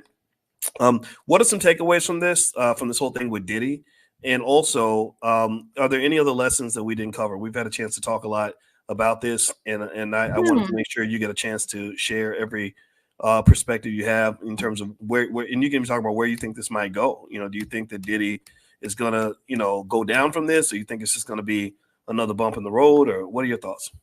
I don't think anybody can really predict what's going to happen. I really do think 2024 has been the most entertaining year I've ever experienced. And of course, I've been here for quite some time, but it started from January, February, March. Now we're moving into April. I am not disappointed. What is next? Nobody knows what's next, but I know it's going to be exciting. I just feel like the other shoe is going to drop. Like something's going to happen because we're in an election year, all these real bizarre things with Donald Trump and the things happening with Biden and his son, and this election coming up. It just really seems like something is brewing. And I don't know if Donald Trump will end up being our president, but it seems like we're going in that direction. I mean, we have to talk about the election. How does all of these things fit together? I think time will tell. I think we need to start paying attention. And we do need to start thinking about consciousness, like being conscious of what we're doing, how we choose to spend our time, who we choose to spend our time with, what we spend our money on, all of our resources. I think that we need to just pay attention to what's happening around us, but also pay attention to what's happening with us and what we're doing. I think this is a great time where we can just focus on what we want in life and not be manipulated and pulled all these other different directions, and take your mind back. Take your mind back for sure. Well, you know what? Yeah, I sure can. That was a great closing remark. I'll say this. My prediction is, or here's what my assessment is right now. Diddy hasn't been charged with anything, right? And that's the part that's still confusing as hell to me. And if you didn't charge him with anything because he hadn't done anything, or you have nothing on him, then that's a problem, because you did smear and destroy this man's reputation. And I think that would be patently unfair. Now, given that I honestly believe that there is something to this, I do believe that there's something going on here, and I think it's worth investigating. I think that the biggest thing we can learn as a community is that hip hop culture in general, not all of it, just the toxic part, not all hip hop, just the toxic part, is just so unhealthy for the Black community. So terrible, for us as a people, when you're talking about just the amount of manipulation, the poor financial choices, the poor sexual choices, glorifying the murder of Black people and having us looking up to degenerate behavior. I think that's something that this is almost like a reckoning in a way.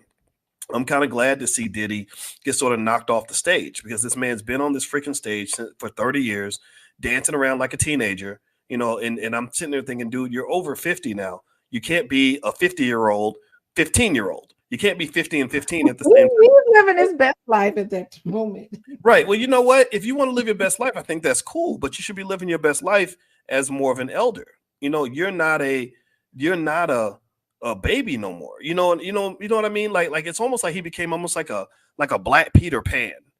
It's just like, I'm never going to grow up. I'm never going to get older. And what this feeds into, and this honestly is a little bit of a trigger for me, I'm going to be honest, is that it feeds into what Malcolm X used to describe as well as the infantilization of the Black male, making Black men into infants, making them into irresponsible little worthless little stupid little teenagers, where you don't protect your women, you don't take care of your children, You don't build anything. You don't develop anything. We have 30 years of 50 years of hip hop. What do you mean? He has a liquor company. See, you need to stop that. You need to He's stop. got a liquor company. That wasn't even his liquor company. He ran out here talking about they discriminating against me. They wouldn't, and I read the details of that. They were paying all the bills. They were doing the manufacturing and the marketing. Diddy was just showing up at the party and dancing like he always does.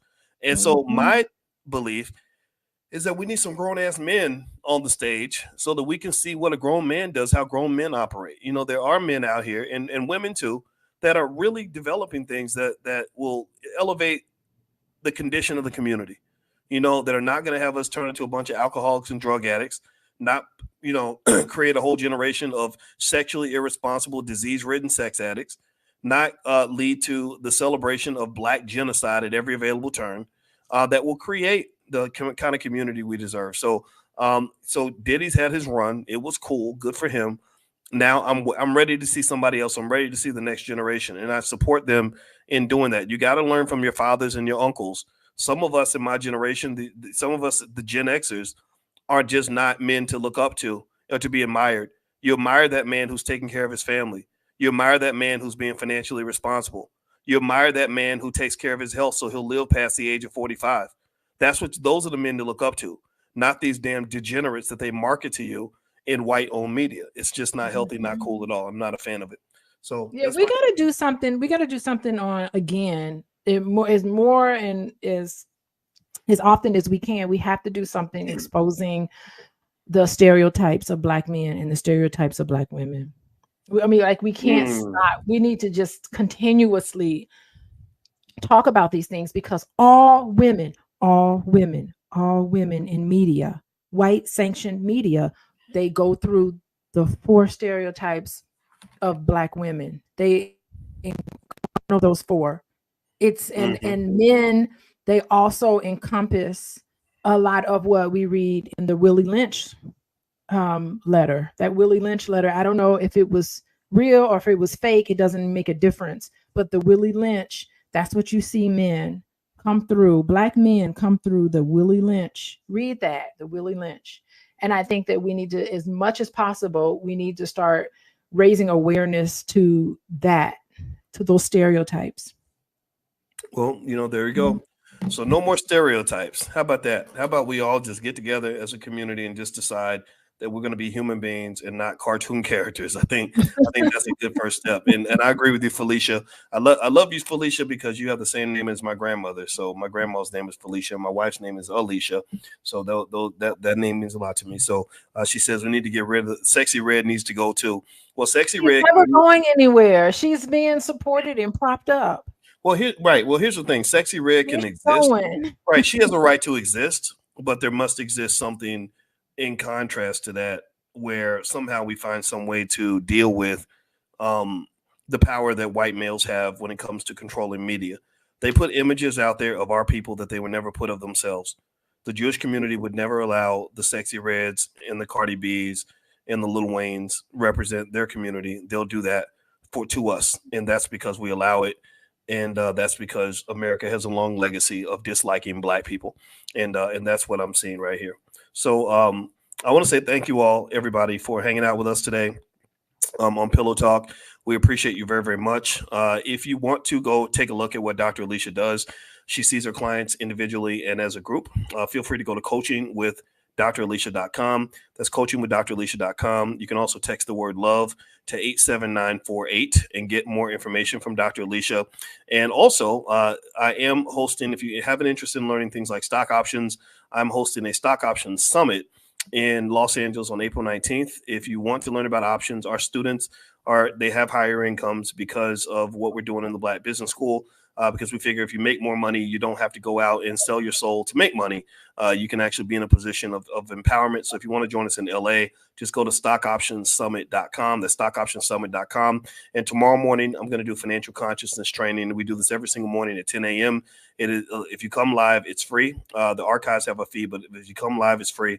So just text the word morning to 87948, and I'll send you an invitation to join us for financial consciousness training. So we're getting a lot done in the Black Business School. We have a lot of great people here, a lot of great Black wealth scientists, Black family scientists, and individuals that can really help enhance your life, because we just want you to have a good life. I just want you to be happy. That's all I want. So thank you very much, Dr. Alicia, babe. I appreciate you coming in and gracing me with your presence. It was great to hear from you as well. All right, sweetie. I can't wait to see you tomorrow. Woohoo! All Yeah. right, all right. Yeah, y'all have a good night. I'm gonna go lay down. I got a chest cold. I don't know if y'all can hear it or not, but I need to go get some rest. I So hear have a good it, night, but I everybody. wonder how God you bless. were doing. Okay. All right, talk to you soon. Bye bye. Hey, hey, what's going on, guys? Sorry, I was the first. You know how it is when you first start talking and you don't clear your throat properly. So I just sounded like a complete idiot just now. But anyway, I hope you guys are doing well. Good to see you, and I hope you guys are having a wonderful day. I want to say welcome to drboycetv.com, the home for intelligent Black people. My name is Dr. Boyce Watkins, and I see a lot of you are in here already. Miss Bird and RPC. I see you and Rosa from Modesto, California. Shout out the city you're from. Also, if you have a business, shout out the name of your business. Constance says glory to glory. Well, glory to you as well. Good to see everybody. All right, so today what I'm going to talk to you all about is a study that shows, surprisingly to some of you, that couples who actually merge their finances show a lot more satisfaction in their relationships. And I'm not only going to tell you what the results are, but exactly why this happens. And then also, if you stick around to the end of the video, I'll give you some stocks that I'm investing in that I just bought right now that look like they're going to be pretty good investments. And so do me a favor, hit that thumbs up button, thumbs up, share, subscribe right now. Make sure you subscribe to this channel, because this is the Black Love and Relationship channel that I actually have with my wife, Dr. Alicia Watkins. In case you don't know, my wife is, to me, she is as beautiful as the day is long, and she is a licensed therapist and a full professor of social work. And she works with me to basically help to heal the community when it comes to the way we look at money and our relationships and everything else. She has helped us to establish in the Black Business School the first ever Black financial therapy department. How cool is that? There is no Black financial therapy department anywhere on the planet. We started the first one because we realized that it is undiagnosed, untreated trauma that causes not only our relationship problems, but also our financial problems. And so anyway, if you could, make sure you hit that button and make sure you subscribe. And also her website is coachingwithdralicia.com. That's where she actually sees clients on an individual and collective basis. So feel free to go to coachingwithdralicia.com. Okay, guys, so let me hop into the crux of this study. It was really, really interesting. And basically what they found is that there were that couples that split their financial responsibility, that merge their finances together, are happier than couples that don't do that. And I think this is really interesting, considering all the debates online. Let me know if you've seen them. All the debates about 50-50 this and 50-50 that, and who should have responsibility for the finances and stuff like that. Well, the studies pretty much show that when couples merge their money together and they work together as a team, they're not only better off financially, but they're actually happier. In fact, basically, or one of the major reasons that they're happier is that something about merging your money together increases your trust and commitment. It says here that merging finances can signify trust and commitment between partners. It often requires open communication about income, debts, spending habits, etc., which can strengthen the relationship. Surprise, surprise. How many of y'all are not surprised at all that trust, commitment, and communication are not important in relationships? How many of you kind of expected that? Let me know. Give me a yes if you kind of expected that trust, commitment, and communication might play a part in a healthy relationship. Well, this is not a surprise. I will put this in the no duh category. And apparently, when you're merging your finances, you both have skin in the game. You're both being transparent with each other, and that apparently seems to go a long way. Now, there actually wrote a book about love and money years ago called Financial Lovemaking, and you guys can have it for free. If you want a hard copy, it's available at drboycebooks.com. But if you want the free copy, just go to boyceandalicia.com, boyceandalicia.com, and you can get a free e-copy of this book. And one of the things that I talk about in this book, and I wrote this when I was on the faculty of Syracuse University, and one of the things that I cover in this book is the concept of getting financially naked with your partner. I talk about the fact that there are so many people that get financial STDs from their partners. And these are STDs you can't get rid of. These are STDs that have flare-ups for the rest of your life. And in many cases, it's because we did not take the time to really try to understand what we were getting into. A lot of times, think about this. Think about how many times people will sleep together, have kids together, even get married, and don't even know each other's credit score. Don't even know each other's credit score. Now, I'm not shaming you if you're in this category. I would say just join the club, because a lot of people make that mistake. A lot of people make that mistake. A lot of people don't know. They don't even know how much their partner owes in student loans. They don't know. Some people don't even know how much their partner makes for a living. They don't know how much money they saved. They don't know if they own any assets. They don't know if they have any pending lawsuits. They don't know what their financial future looks like. And I don't know about y'all, but I kind of really think that just from a financial consciousness standpoint, we should probably take a moment and ask ourselves, is that a good idea? Yes or no? What do y'all think? Do you think that's a good idea to tether your life to a person, to financially tether yourself to someone when you have no clue what they're into, how they're making their money, if they're making enough money, or what their financial future looks like? What do y'all think? Do you think that's smart or not so smart? I would say that it's not so smart. And Jody Ann, that's a great point. She says a lot of men don't want to share this information. Oh, I'm gonna say, I hate to say it, but it almost sounds like that might not be the man for you. I know that. See, back in the day, there used to be. You know what? Check this out. So one day, I was up at 2 o'clock in the morning, and I was scrolling through Instagram like a lot of us do, and I saw this beautiful, beautiful black woman that was singing a song and she was singing in like the 1940s. And I don't know the song. Some of y'all may know the song. I didn't know the lady. I didn't know the song. But the first words of the song were like, "Look at me, look at me." And she said something like, "I'm as happy as a bird in a tree," or something like that. Tell me who that is. Tell me who that singer is, because I know she's famous. I just didn't know who she was. Please help me fill the gap in my ignorance on this. Anyway, I was so intrigued with this beautiful black woman singing this amazing song in the 1940s that I looked her up. I don't remember her name, but I looked her up. And so I went on this little 3 a.m. internet quest to find out about this woman and find out who is this lady. She sings beautifully and she's such a pretty lady, and it's the 1940s. I wonder what her life was like. I wonder what her journey was like. So you know what I did? I do this a lot. I went and I read her whole Wikipedia page. I read about her whole life from the time she was born, what her parents were like, how she got discovered. She got discovered in the Apollo, like a lot of great singers do.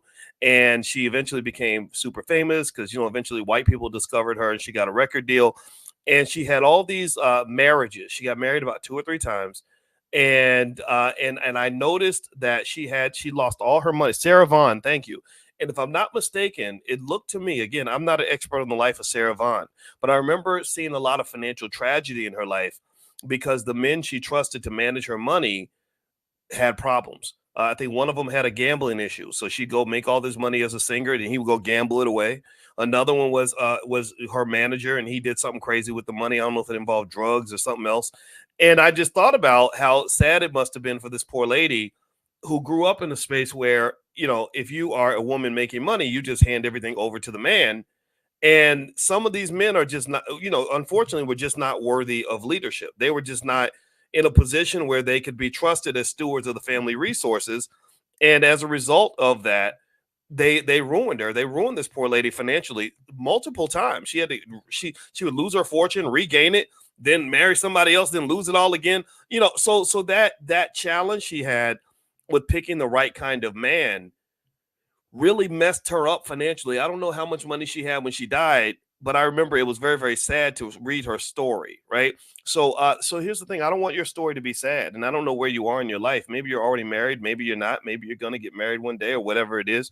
But I would encourage you to add your financial health to part of as part of your assessment of whether or not a person even belongs in your life. Okay, can we at least agree that this makes sense? Give me a yes if this makes sense.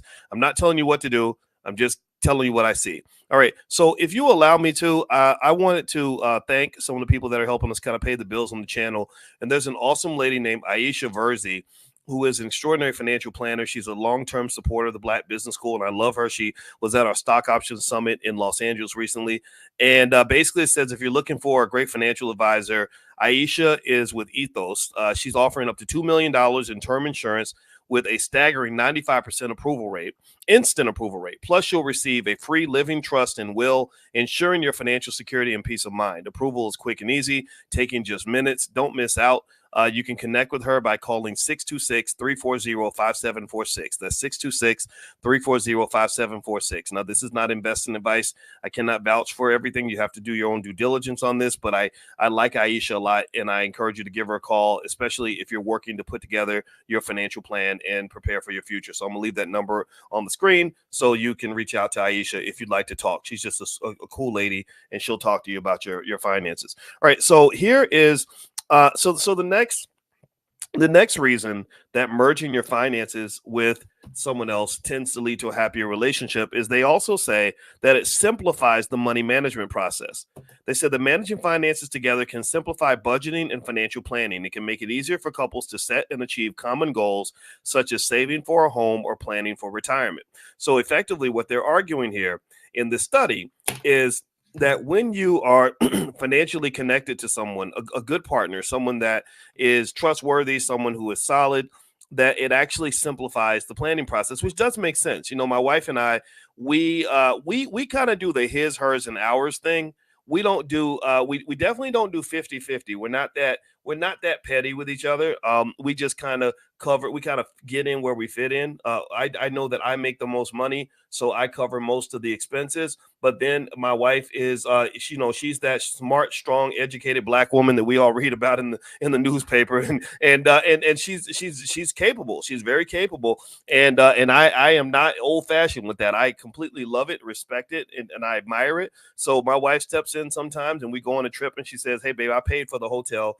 I got the Airbnb. Can you get the rental car?" Right? It'll be something like that, just teamwork, right? So ultimately, what they're saying is that if you have some sort of merger, like if you have a joint account that both of you have access to and have money in and are putting a stake in, maybe perhaps something that's proportionate to your income levels or whatever the case may be, that can simplify your money management process. So maybe having all your bills sort of come out of that one account might go a long way in terms of how you process your finances. Now, what I want to do really quick is you hit the thumbs up button, thumbs up, share, subscribe, and also remind you that this podcast is on Spotify. Is I want to give you the first stock. I told you I would give you two stocks today that I just bought. One of them is AMD. AMD, that's the ticker symbol AMD. They're right there with NVIDIA competing in this whole AI race, making these amazing chips. And my research says that AMD is a stock that has tremendous potential for the future. Now, again, this is not investing advice, and nothing is guaranteed when it comes to investing. But most of my research says AMD has a bright future ahead of it. And so if you want to go take a look at AMD, feel free to do that. If you want to see what Dr. Boyce is buying, I make a list every week for the students. Feel free to go to drboycestocks.com. That's drboycestocks.com. And there's a bunch of them in there, and you can make some investments, and feel free to follow along. It's totally up to you. All right. So the third reason that merging finances can make a relationship better, according to these studies, is that it can reduce your financial stress. They said that when couples combine their resources, they may feel less individual financial pressure. Sharing financial responsibilities can distribute the burden and potentially reduce stress related to money. How about that? How about that? Isn't that a surprise? Isn't that shocking? I mean, really, let's think about how I never would have guessed. Who would have guessed that life is easier when you have somebody helping you out? Who would have guessed that the sport of economics is easier when it's played with a team as opposed to playing by yourself?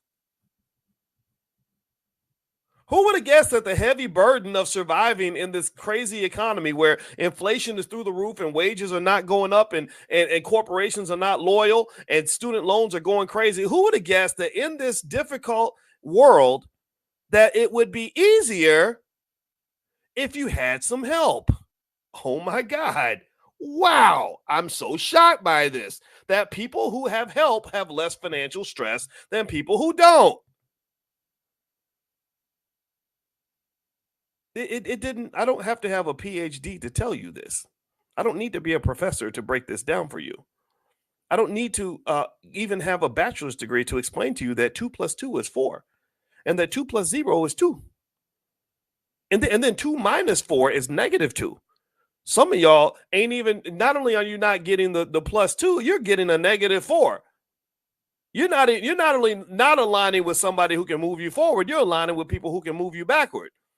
I don't know what it is. Maybe she's cute, or maybe his sex is good, or maybe he's really romantic, or maybe she just makes you feel good. She smiles and you just melt with that smile, and you're willing to pay her bills for the rest of your life. I'm not judging that. I think that's fine. But I just want you to understand that 2 plus 2 is still always going to be 4. The math is always going to keep mathing, even when you fall in love. And so ultimately what they're saying here is that financial anxiety, which is a huge problem for a lot of people, when they do surveys, they find that millions of people are experiencing extreme amounts of financial anxiety. They said people who have a teammate have less financial anxiety than people who don't. And so if you're able to make that decision, and it doesn't have to just be romantic. I'm just even when you talk about the company you keep, the circles you roll in, whatever it is, having good teammates makes a massive difference when it comes to your financial outcomes. All right, let's keep going here. And by the way, my wife, who's a therapist, she actually did a whole workbook on financial stress and anxiety where you can kind of work through all that stuff like that. She has a lot of really good books. If you go to drboycebooks.com, to make it easy for you, I put my wife's stuff right there on my website. So feel free to go to drboycebooks.com, and we have a whole love and money section on Dr. Boyce Books. It's a one-stop shop for Black wealth mastery, and we designed it specifically for Black people. We didn't design it for anybody else. You ain't got to be Black to come in there, but you're gonna see a whole lot of Black stuff if you get there. So feel free to go to drboycebooks.com to take a look. All right, number 4. They said that alignment of financial goals. They said merging finances often encourages couples to discuss and align their financial goals. This alignment can reduce conflicts over money and ensure that both partners work toward the same objectives. So, what they're saying here is that when you merge finances, it encourages you to discuss communication, there's that word again, and align your financial goals. That means that we are in the same car. I'm not trying to drive north while you're driving south. I'm not trying to go east while you're going west. We're both going the same direction. And also, we have the same objectives. I think that's really important because if you have the same objective, then you can conquer the objective as a team. If I'm trying to do one thing and you're trying to do another thing, then we're doing two things. So perhaps when you're having these conversations before you align yourself with another human being, it might be important to understand not just what they're capable of achieving, but what their priorities are, how they view money, what they're doing with the money that they have. A lot of times I've seen men try to impress women by spending lots of money, and that's not impressive. If you're spending lots of money, that shouldn't impress anybody. That actually should show them that you're a financial fool. If you're spending lots of money to impress people, or if you are a person, so the fool is not just the person spending all the money. The fool is also the person who's impressed by the fact that you're spending all the money. There's nothing impressive about giving away all the resources. That's not impressive to me.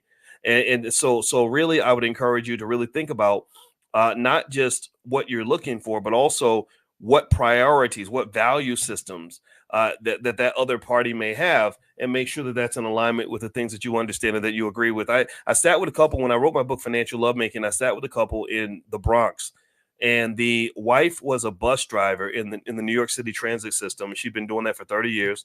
The husband also was a worker for the city, and he was actually in hip hop in the early days. He in the 1970s and 80s, he was friends with people like DJ Kool Herc, Grandmaster Flash, KRS-One. I mean, he was right there in the epicenter of the beginning of hip hop. Like when they did those hip hop history books, they would put his flyers in the books because he would have these parties, these rap parties and DJ parties that people would come to. And he always had a regret, and his biggest regret was that he never ever pursued his interest in becoming a hip hop artist or become a businessman in that whole hip hop party space. He feels like he kind of missed out when Russell Simmons and all those guys kind of took off and did great things. He felt like he should have been a part of that. Well, anyway, he chose love over career, and he married his beautiful wife, and they had beautiful children. But he always had this regret that he never participated in the early stages of hip hop. So what he did, here's what happened. This was really crazy. So the couple had this credit card that was maxed out to like $10,000 or $12,000, and the wife and the husband had worked together really hard to pay down this credit card. It took them a couple of years to pay it down to zero. Well, the husband, without asking the wife's permission, without even talking to his wife, takes the credit card and maxes out the credit card to basically host some kind of a party, some sort of a hip hop party that he thought was going to make a whole bunch of money. Well, unfortunately, the party didn't make any money and they lost all this money. So I'm sitting there with this couple as they're trying to decide what to do. I mean, there's lots of tears and she's devastated and she's thinking about divorce and everything else. And I remember feeling very sad for everyone. I felt very sad for the wife, obviously, because she had worked so hard to help pay down this credit card and to have her husband go behind her back and max out the card again. But then I felt very bad for the husband too, because he was this man that was sort of living with these broken dreams that he sacrificed in order to become a husband and a father. And so these little dynamics can pop up in relationships where maybe someone has this dream that they never got a chance to pursue, or a dream that they're willing to sacrifice everything for, and the other party isn't interested. And it just becomes torture for everybody. It really becomes torture for everybody. I remember when I was trying to become an entrepreneur, and I remember how I used to have to spend every penny I had to get my dream off the ground. If I made $8,000 that month, I might spend $7,895 to pursue whatever I was trying to pursue. And I don't really know how my wife would have felt about that. And so if I'd gotten married at that time, I would have probably needed to choose a wife who, number one, had a big risk tolerance, right? Someone who was able to really go in the fire with me and not get scared. A lot of people can't handle that. A lot of people can't stand the rain. There are sunny days, everybody loves them, but tell me, baby, can you stand the rain? A lot of people don't want to hear that their husband spent 99% of the family's income pursuing some sort of a pipe dream. And then number two, maybe someone who had something to complement what I was doing. So maybe somebody who already had some resources and was well established and simply said, hey, babe, you do your thing. I'll support you. I'll have your back. I'm going to reduce your risk by being a backup in case things go wrong, right? So ultimately, it's not a matter of saying that there's a clear right or wrong in terms of how you should make these connections. It's really a matter of saying, did I even think about it? Was I conscious of this? Did I process all these things, or did I just sort of dive into situations and not really think about it? I hope that makes sense. I hope that you guys are getting that, because I don't want to tell anybody what to do. The only thing I'm telling you to do is think about it. All I'm telling you to do is be financially conscious. And in case you don't know, we actually do financial consciousness training. It's a free class in the Black Business School, free to the public. You can join us every morning. If you text the word morning to the number 87948, text morning to 87948, and I will invite you to our Money in the Morning financial consciousness training. And you guys are going to love it. And then also, again, if you will allow me, I want to thank another sponsor that's helping us pay the bills on this podcast. And this company is Root Force Publications. And basically, the African, it's an African-American writers platform. Let's see, Raheem Cox. He's a mental health genius, according to what I'm seeing here. His website is rootforcepublications.com. He has a lot of creative offerings. You can check out his podcast, Cold Sauce, for groundbreaking mental health discussions, and Hot Feed for the top 10 news briefings, perfect for when you're on the move. Plus, Raheem offers unique consignment opportunities for his books and DVDs, ideal for students and vendors starting out. Don't miss the chance to support and learn more at Root Force Publications. So that's rootforcepublications.com. So if you could take a second and just go peek out that Black-owned business. I don't know a ton about these companies in terms of exactly what they do, but I do know they're supporting the Black Business School. So I hope you'll go take a look and let me know what you think about their platform. So rootforcepublications.com. All right. So here's another couple of reasons why. I'm gonna give you a couple more reasons why merging finances tends to lead to happier couples. And then I'm going to give you that second stock that I mentioned. The stock I mentioned earlier was AMD. Somebody type AMD in the chat. That's the stock that I mentioned that I actually just bought. And so I believe the stock is going to do well in the next 3 to 5 years. These are long-term investments, but this is not investing advice. Number 5 is increased relationship equality. They said joint finances can foster a sense of equality in relationships. It can help balance any power dynamics that might exist when one partner earns more money than the other. Now, that's an interesting thing because financial abuse is very, very real. There are people who will make more money than you and hold it over your head and make you feel like crap. There are people who will use the money that they have to literally beat you upside the head, make you feel terrible every chance they get. There are women who might make more money than the man and completely humiliate, dehumanize, emasculate that man every day of the week. There are men who make more money than women who will literally say, if you leave me, there's nowhere you can go. And that's why you got to stay, because I have all the money. Now, if you love your son and you love your daughter, you will not subject them to any of this nonsense. I believe strongly that young girls need to be taught about money, because I think all young girls should have options. I also think that young black men should have options, and older black men. I just think black men are happier when we have options, and we're depressed when we don't. And so ultimately, when you talk about things like financial abuse in relationships, a lot of times it typically starts with one person having a whole lot more money than the other. It's one person thinking that I'm bringing more to the table than you. What are you bringing to the table? You ain't bringing nothing to the table. And those are weird conversations, right? I would say also remember that there are things you can bring to the table other than just money, of course, right? If someone's giving birth to your kids, that's quite a bit to bring to the table. Money cannot buy the birth of your child. Money cannot buy human life. Money cannot buy that those little humans that came out of her body. So I kind of believe that that's sacred. But maybe people think I'm old fashioned, or they think I'm simping when I say that. But I don't care.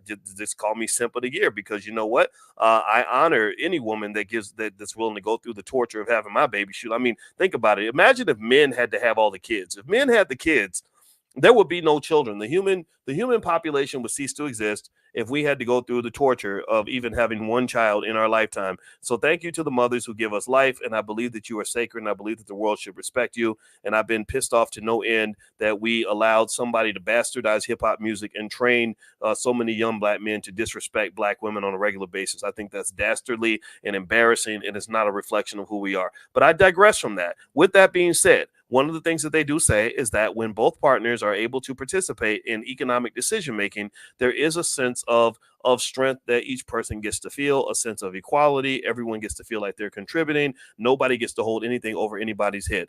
This is important. This is important. This is important. I knew a rich white boy when I was a kid, and his mama tried to kill herself. And I was like, why'd your mama try to kill herself? And you know how white people, anybody ever have white friends and you go to their house and their parents will talk to you like you're an adult? Has anybody ever had like white, they would talk to you about stuff that black parents don't talk about in front of the kids? Anybody ever had that experience? Like I learned so much from my white friends. Like I would go to their house and their parents would, like, their mom would be talking about the divorce, like he cheated and blah blah blah, like stuff that I didn't expect to hear as a 13-year-old. I don't know if anybody else ever had that experience, but if you really want to have an interesting experience as a kid, get some like white friends and go to their house. It was just different. It was different. So anyway, so I went to my friend's house, and she and his mother had basically tried to kill herself, literally. And I was like, what happened? And the mom basically told me everything that happened. She was divorced. She said, my husband, when I was in college, he was going to be a dentist and make all this money. So I quit school because he was going to make all the money. And so that's what happened. She quit school. He becomes a dentist. They're living this wonderful life, right? Everything's happily ever after so far until she hits about 40. And so she's not in the workforce. She's living this nice suburban housewife life. And they've got, expensive cars and boats and everything else. And then he decides he wants to trade in his 40 for 220s. And so he basically starts having this affair with his secretary, who is half the age of his wife. And his wife can't leave because she has no money and no marketable skills. She can't go back into the workforce. How often have you seen that? How often have you seen that? So she was completely financially dependent on this man, and so he leaves. He takes off with his 24-year-old, and the wife is there with the two kids, sitting up in some expensive private school where the tuition's like $15,000-$20,000 a year, and she can't afford that. She can't afford to maintain the lifestyle that she had become accustomed to, because this dude decided that he wasn't going to keep his commitment to his family. And as a result, she ends up trying to take her own life. And I never forgot that story. I never forgot that. And I remember thinking, gosh, I think this is why women need to have their own money. And I came to this conclusion when I was like 13 or 14 years old. And I'm not saying that, you should go through life saying, I don't need no man. I don't think that that's healthy either. But at the same time, some of these guys are bastards. And some of these women are bastards. Let's just be honest. You got bastards there. Don't marry a bastard. Right? That's how about that? How about that for a pack? Let's just not date the bastards. Because and the nice people, we always end up with the bastards, don't we? We always the nicer you are, the more of a magnet you become to all the horrible, crappy people in the world. So you got to be really careful. But anyway, with that said, though, I think that this really speaks to the reality of everybody kind of having their own financial plan, showing up as whole as you can to a relationship, having some sort of financial backup. And it also speaks to, even though there's a relatively immature conversation I've seen in some circles about marriage sort of being used as a way to get access to a man's money, I think that there is a reason to tie financial security to a relationship to make it a little more difficult for somebody to just drop everything and walk out on you. Right. So you lay down with somebody, you have a bunch of kids with that person, and then one day they just decide that they're bored and they want to go do something more fun. Well, what contracts and marriage forces them to do is it forces them to have to go through some extra steps in order to make that happen. And some of those steps have a financial cost tied to them, which does create a little bit of security. If you don't have that security, then really bad things can happen. I told you all that story about the guy who was in his 50s and he started dating this little 32-year-old thing, and a little young girl about the same age as his daughter. And the little 32-year-old thing fell in love with this older man. And I think older guys, we got our own little swag. We got a little bit of extra money, and we're smart. We got some wisdom, and so sometimes young girls, that young girls like that. And so anyway, he starts dating this young girl, and I think he really loved her, but his daughter hated her. His daughter couldn't stand this girl because they were about the same age. And so one day, even despite the fact that he believed age wasn't nothing but a number, the universe sometimes has a way of correcting you and reminding you that you really are 54 years old. You thought in your head you might have thought you were 24, but no, you're really 54. So we about to give you a stroke. So that's what happened. We about to give you some high blood pressure and a stroke, which takes out a lot of black men in their 50s, right? So he has a stroke because of his high blood pressure, and he goes into a coma. And so during the time that he's in this coma, this poor 32-year-old girl is trying to figure out, how am I going to pay the bills now that this man who is my sole provider, who told me that marriage ain't nothing but a piece of paper, age ain't nothing but a number. Now all these things are starting to matter. Now age is more than a number, and marriage is more than a piece of paper, because she has no legal rights whatsoever. None, nada. So what she does is she then goes and basically breaks into his phone so she can get access to his bank account. She takes the phone. This is a true story, by the way. This is a real. I told you all this story during financial consciousness training, but so forgive me if you've heard this before. I just think the story was very powerful and it's very real. It happened like 6 months ago, like, to a friend of mine. This is not something I read about. This is something I know about. So she puts the phone to his face, breaks into his bank account, right? So and gets the money out. Now, technically, you could say she wasn't doing anything wrong, kind of, or at least in her mind, maybe she felt like, well, he would be paying, if he was conscious, he'd be paying the bills. I'm just doing what he would do if he were conscious. Well, unfortunately, the law doesn't see things that way. So a few weeks later, he dies. He dies from his stroke after being in this coma. And then once he dies, everything, all bets are off. All connections and agreements you made, every promise that was made, every commitment he made to you is completely irrelevant, non-existent. In the court of law, it's as if it doesn't happen. As if it never happened. It's as if you are a complete stranger in his life and you have no connection to him whatsoever, because now the law is stepping in and looking at what's real versus what's not real. Your loyalty to this man was very real to you, but it wasn't real to the state. The state didn't give a damn how much of a ride or die you were, how many times you cooked his food, how much you loved this man, what you did for him. They didn't care. So they said, ma'am, I'm sorry. According to the state in the law, because he had no estate plan, because for some reason people die thinking they leave nothing, thinking that they're never going to die. And because he had no estate plan, they said everything he has goes to his daughter. Dun, dun, dun. The daughter gets everything?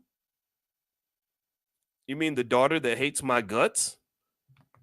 You mean the daughter who's dying to evict me from my house because that's her daddy's house, which is now her house? You mean the daughter who's going to do an investigation into the bank account and find out who took $40,000 out of her daddy's bank account while he was in a coma? You mean the daughter who can't stand my ass, who would lock me up under the jail if she could? Yeah, that daughter. That's who's going to get everything. She's got all the power now. So this man who supposedly loved you left you assed out. You have no rights. If he were alive, he would be defending you. He'd say, "No, don't do that. I love this woman." But no, because he told you that marriage wasn't nothing but a piece of paper, age ain't nothing but a number, and I'm gonna be here forever to take care of you, and you believe that. So as a result, the daughter goes in. She immediately evicts the girlfriend from her house and making her homeless. And then she calls the sheriff's office also and informs them that after they evict her, they need to arrest her because she stole money out of his account. The end. The end. That was her happily ever after. So this is real life, folks. I mean, this is life, man. Like, and I'm gonna tell you, I would encourage you to try to go through life as a grown up. Actually, my wife, she does these book clubs, and I think that literally the book that they're going through right now is something like um relationship having relationships as a grown-up, or doing relationships as a grown-up, or something like that. And really the thing is that there are some people who do their relationships like children, and some people who grow up and look at the world for what it is and make grown-up decisions. And I just really encourage you to really make that distinction. And so, because it does get to a point where it gets real. That's my 2 cents. I hope that story helps you. I don't want it to scare you, but I hope it gives you something to think about. Okay. So you don't have to agree with me. I just want to share that with you in case it helps somebody out there. All right. Now, if you will please allow me, please do me a quick favor, hit the thumbs up button, thumbs up, share, subscribe. Also, don't forget you are watching the Love and Money channel that I have with my wife, Dr. Alicia Watkins. She's a licensed therapist and a full professor of social work. She runs our Black Financial Therapy department in the Black Business School. And if you want to learn more about what she does, you can go to coachingwithdralicia.com. That's coachingwithdralicia.com. Or if you'd like a copy of my books or her books, you can go to drboycebooks.com. I also have financial flashcards and workbooks for children, things like that can help you, especially with summer coming. A lot of you have kids and you want to get your kids ahead. We have flashcard bundles and stuff like that. So just go to drboycebooks.com, and there's anything you want to do in terms of Black wealth, we got you. We are the Black wealth experts of the planet in the Black Business School. We'd love to help you out. All right, so let me do this last little point here, and then what I'm going to do is give you that second stock. Remember, the stock earlier was AMD, and I'll mention the second one in a second, but I want to mention the sixth reason why merging finances helps couples to have a more fulfilling relationship. And the sixth thing that they mention here is that when you merge your finances, you're better at handling financial emergencies. They said with combined finances, couples might be better prepared to handle unexpected financial challenges, providing a sense of security and support. And so one of the things that occurs when you have another person helping you financially is you have natural, something in finance we call diversification. And natural diversification basically means you don't have all your eggs in one basket.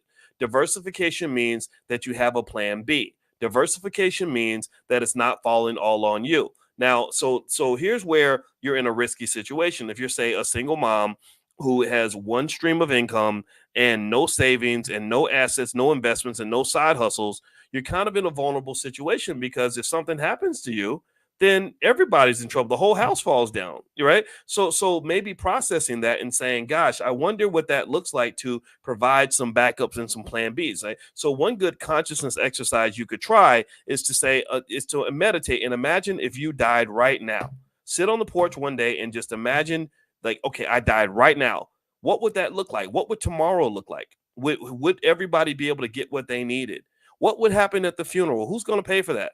Who's going to pay? Who's going to make sure these kids get fed? Who's going to make sure the mortgage gets paid? Who gets the house? Who gets the car?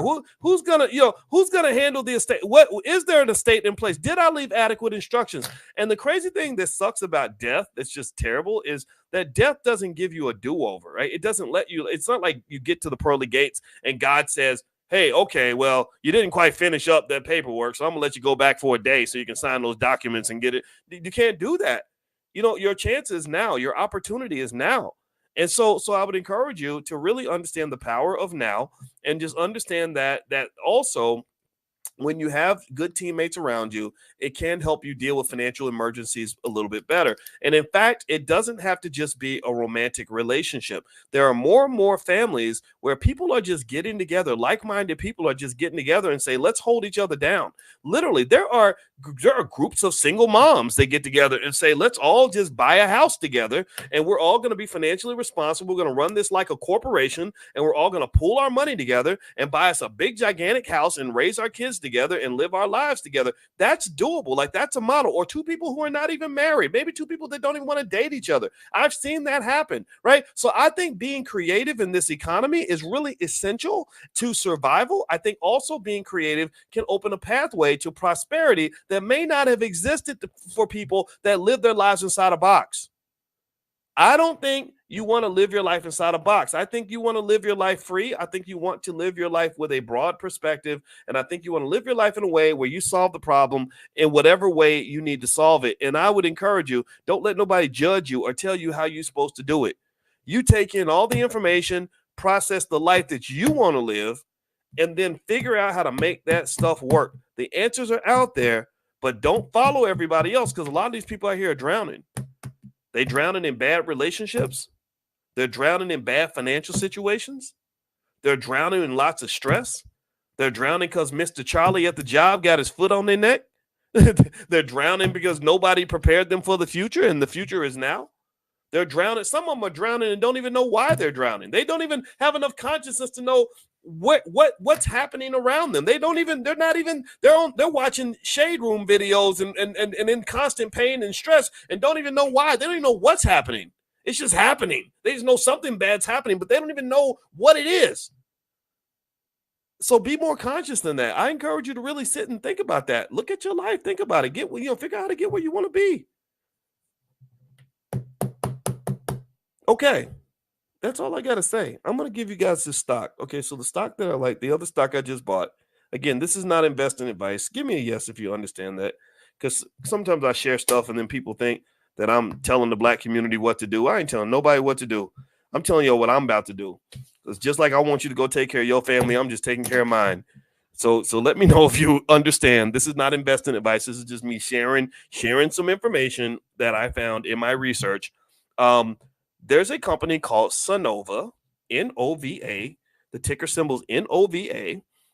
It looks to me like an asset that has tremendous potential over the next 3 to 5 years. Now, I invest in thousands of stocks, but Sonova Energy, it's only $4.81 a share. And I like the company. It looks like it has potential. So what I'm going to do is I'm going to dollar cost average my way into Sonova and see what the universe brings me. But this, based on my research, this stock appears to have plenty of upside. There's going to be an energy crisis in the future because there is a massive energy demand that is occurring because of AI. Artificial intelligence is sucking up electricity and all kinds of power around the world. And I believe Sonova Energy is one of the companies that can possibly benefit from this energy situation, if you will. All right. And also, if you allow me to, as you hit the thumbs up button, and make sure you subscribe to this channel. This is the channel I have with my wife. This is our Love and Money channel. And also, if you'd like a free copy of my book, Financial Lovemaking, as a gift, just go to boyceandalicia.com. That's boyceandalicia.com. Or you can also text the word love to 87948. And if you text love to 87948, we'll send you some stuff on love and money. My wife is an expert on relationships. I'm an expert on money. And so we have something called the Love and Money Lab, where we bring together real science that actually works, that will help you to have a better love life and a better financial life, and to blend those two together. Your love life should accelerate your financial life, not take away from it. And also your financial life should accelerate your love life, not take away from it. But if you don't manage those two accurately and carefully, they can crash into each other and cause lots of chaos, which is why you look on the internet and you see so many people saying, I won't go on a date with anybody because these women expect me to spend $150 and I don't have $150 because I want to take her to Cheesecake Factory and she thinks that makes me cheap. So ultimately these issues are solved by science. and my wife is an expert on this science. So if you want to hear from two professors who love each other, who have some ideas that may help you, feel free to text the word love to 87948. All right. So I'm going to get on out of here, guys. Thank you guys for listening. I hope that this discussion was beneficial to you. I'm going to be in Philadelphia for the Get Money Fest with Jay Ortiz. I love the fact that Jay Ortiz was a hip hop artist out there. He works heavily in hip hop and fashion and everything else. I'm happy to see that these young people in Philly are trying to become financially intelligent. So I decided to join them along with Madam President and Tierra KJ Williams and the Pish Posh Girl and a lot of great people out there. And it's going to be May 18th. And actually, I think they're letting everybody in for free. So if you're into art, fashion, music, and finances, then the Get Money Fest might be your thing. If you text the word money to 87948, I'll send you some information to join, or also you can join us tomorrow morning for Money in the Morning. All right, guys. So have a great day. God bless you. Thank you so much for listening, and I will check back in with you a little bit later. And I hope this conversation was helpful to you. I'll see you soon. Take care. Peace.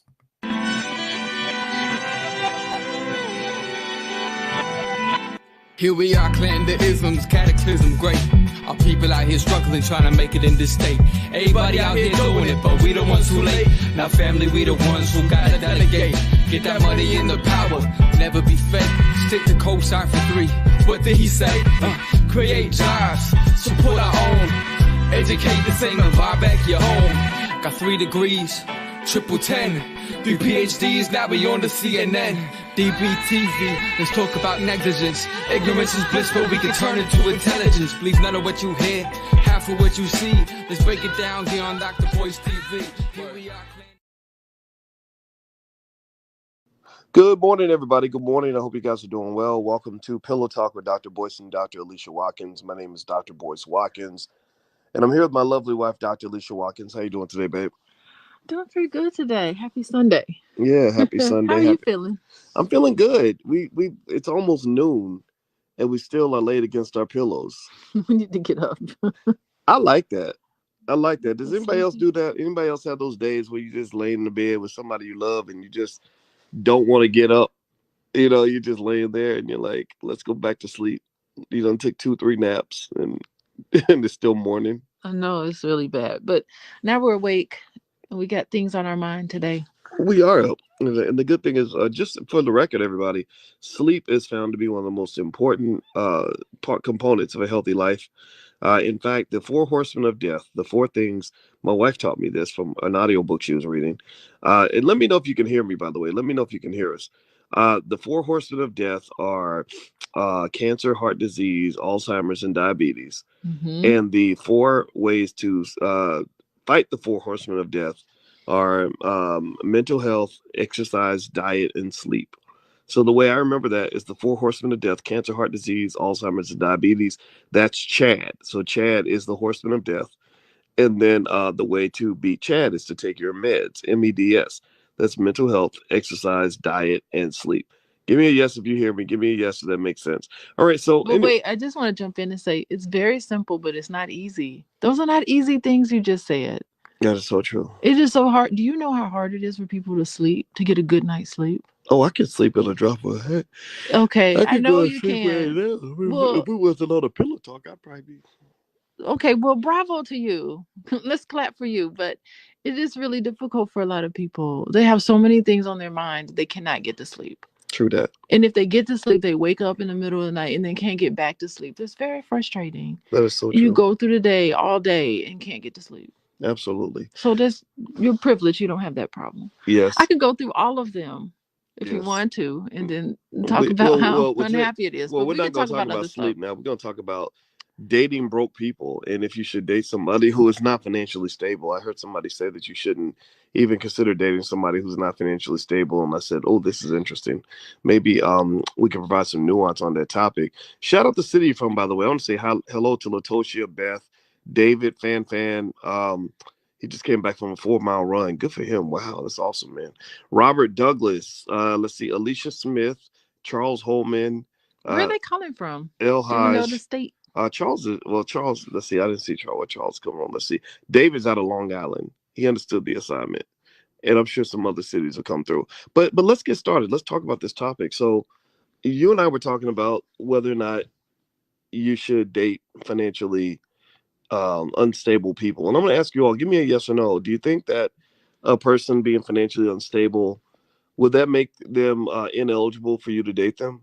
And I ask that because who you date and who you marry is a very important part of your wealth. Studies show that people who have partners who are supportive, who are optimistic, who are encouraging them to take risks, who are encouraging them to ask for that raise, that those people tend to have more money. That literally having that person next to you that's really pushing you to expand your horizons does better than like having somebody who's always telling you that whatever you're gonna do isn't gonna work and you're wasting your time and it's gonna be garbage. So so so that was interesting, just to see that. Yeah, I think you need to just date. Yeah, in addition to financially stable, you just need to date stable people. Okay. And somebody who is, has a secure relationships in their past, because they'll have a secure relationship with you. Okay. Particularly, so you need to pay attention, particularly like how they get along with their parents, what their childhood was like. When they talk about other relationships, listen very carefully in that dating stage. Okay. Yeah. Okay. And then observe. Sometimes they won't tell you Mm, everything, but you have to pay attention. Pay attention to how they spend their money. Are they impulsive? They just mhm, make impulsive big ticket prices, big mhm. ticket items that they purchase. Like, Yeah. you know, how are they? Just pay attention. Pay attention to the people around them, how they talk, how they interact with people, how they interact with you. Well, the funny thing You is, know, I make impulsive purchases, but the well, the, the for that's me, problematic sometimes. it can be, but for me it's my negotiation with myself. I make a lot of money, right? So my trade-off is that I want to make a lot of money. I want to work hard, but I don't want to suffer. So whenever I decide that I want to reward myself for hard work, I do it. I reward myself. Well, And that makes sense if you award yourself, oh, I'm going to go to the movies. But no, that's different if you award yourself and, like, I don't even know what's his impulsive thing. I'm going to spend $50,000, at an instant on this big ticket item. well, if you're Elon Musk, it's easy to do. Think about it. If you were Elon Musk and you're making $10 million a day, what's $50,000, right? So I Well, think it all that depends, right? Because Elon Musk has had some issues with his marriage. he has, yeah, he probably, Clearly. absolutely. I mean, he's a bullet train, right? He's very, I'm glad Elon Musk got his divorces because it allows him to be a better version of who he is. I don't think any normal human being, if you're gonna marry Elon Musk, you need to sit down and watch the show. You can't sort of come in and say I'm gonna make him like a regular guy because he's not a regular guy. Well, yeah, that's good. But I mean, where in his life did he need to grow that he didn't grow? He wasn't willing to open up and grow. And that's what secure attachments do to you. And that's what secure purchases do for the relationship. Yeah, Is that's this true. person secure in their relationships? Yeah. Well, let's say this. I would say that my assessment of whether or not, first of all, let's say this to give you just kind of something definitive that we can walk away with. I think that financial security really comes down to one basic idea: are you living above or below your means? If you're living above your means, you're not going to be secure. Interesting. So, You're always going to be stretched. Yeah, but if you live below your means, and even if you're not making much money, even if you're only making 30,000, 25,000 or whatever, if you find some way to live below your means, you will be more financially secure than a person who makes a quarter million who lives above their means. yeah, I absolutely agree with that. I also think in relationships, someone who's financially secure, they're very comfortable talking about finances. Hmm. There's some people, like, it's just the idea of bringing up finances, they start to just unravel, or they get very closed off, or they get very anxious, or they're not comfortable just having regular conversations about finances. That's somebody who's financially secure. They're able to have a range of emotions in themselves through happy, joy, sad, anger, all of those emotions. They're able to recognize, notice it. They're able to recognize and notice it not only in themselves, but in you. And they're able to comfortably go through life making sound financial decisions, and feeling secure in who they are and with their partner, and their partner feels secure in them. Okay, I think that's a good definition for sure. Let me answer this question, and then I'm gonna give my definition of financial security. Be good says, "I hope you see this question. My kid is 19, attends a top university, is unsure about his current major. Can you recommend a career or degree placement test?" I don't. I'm sure there's something online that. What is he good at and what does he enjoy? Right. Yeah. Well, yeah. I can, my personal assessment. Number one, if you want a placement test for a major, there are tons of them online. Just Google it. How do I pick my major, or exams to help me pick my major? Like, there's stuff out there. But then also, I believe that the optimal setup is to take an inventory of the things you're good at, the things you want to be good at, and the things that you love. And really, it could be like the things you want to be good at and the things that you love, because what you spend time on is what you're going to be good at, right? So, I think that would go a long way. And then also, I think every black child should know how to be an entrepreneur, just in case they have to make a career pivot or create a job where there is none.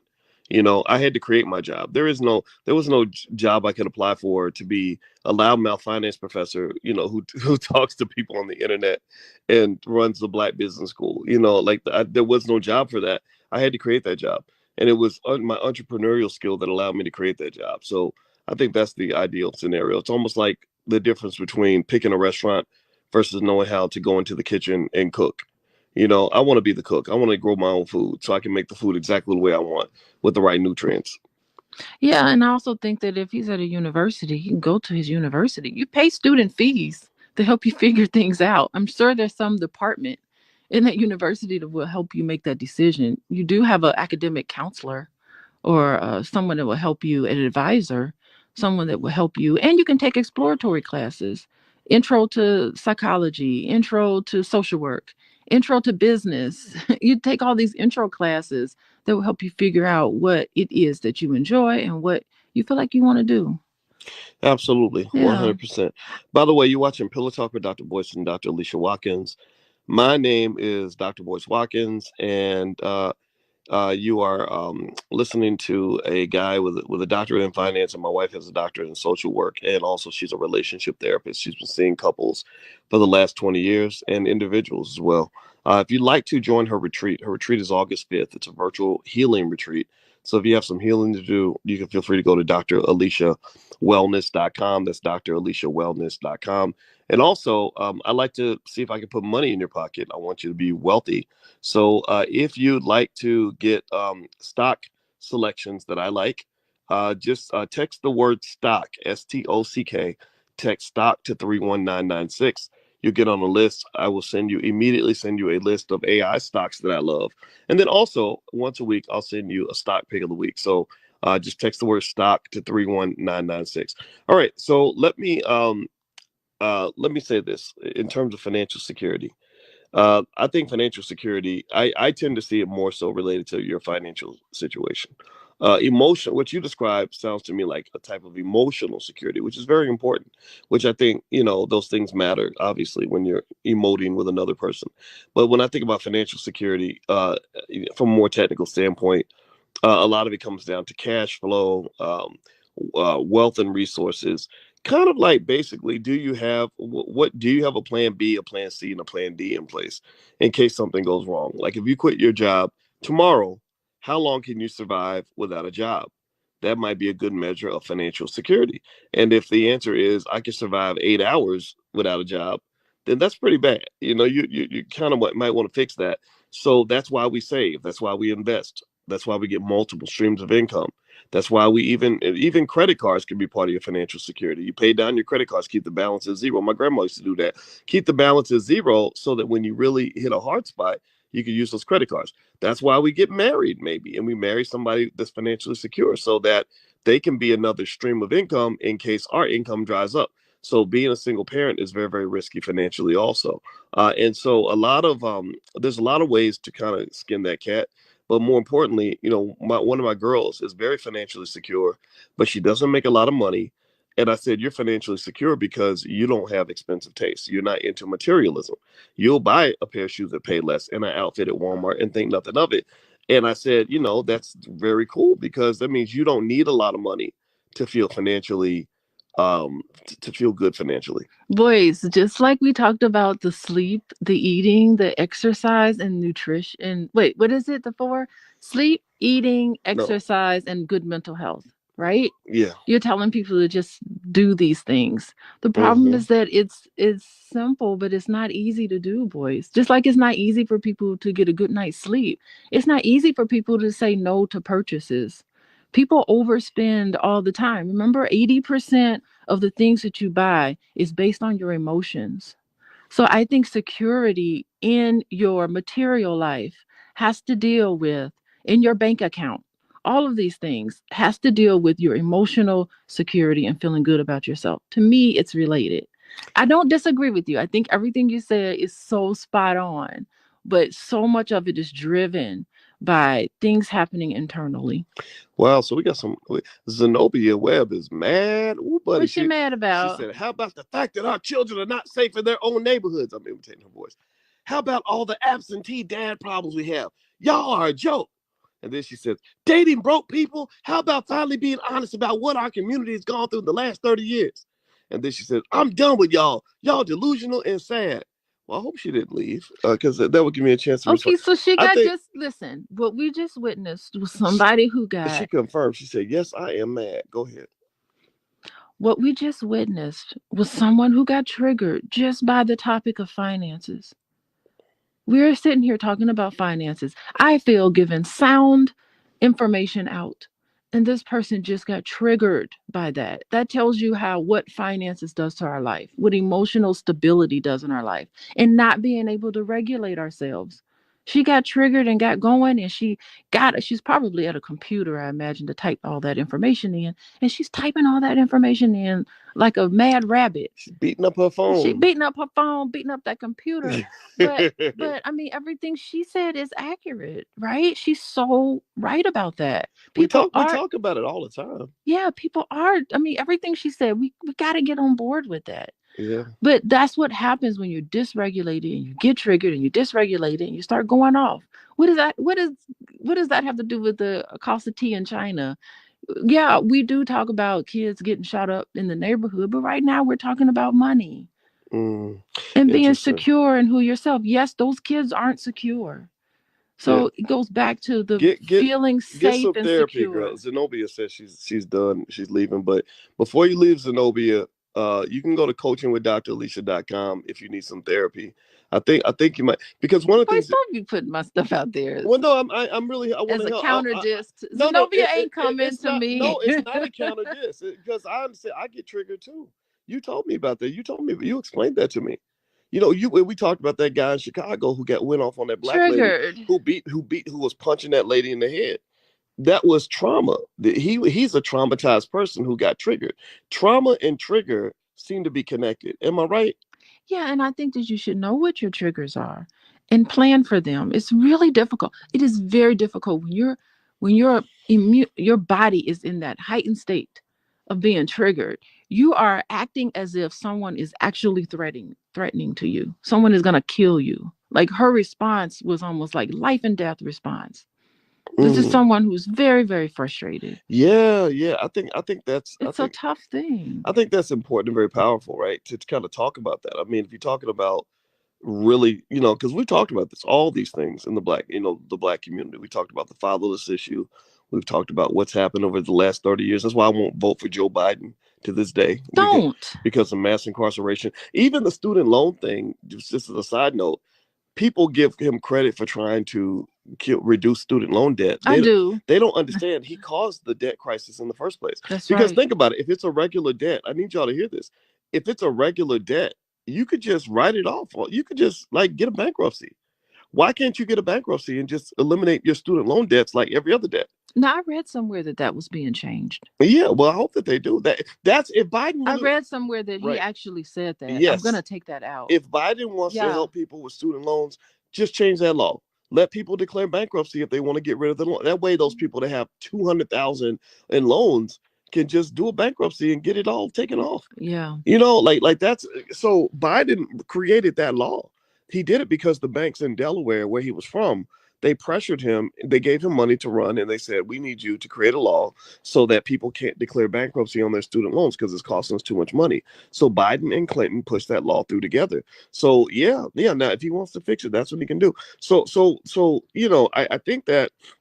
What I was really intrigued by was Zenobia's comments is and her just she's so angry. She's writing in all caps. She said, "Don't trust." Is she still in there, or did she really leave? I think she's gone. I don't look at the comments when I think she probably need to go take a woosah moment. She mad. She can come back. She's welcome to come back. Yeah, baby, you should be. It's an open door for people who, because she got going.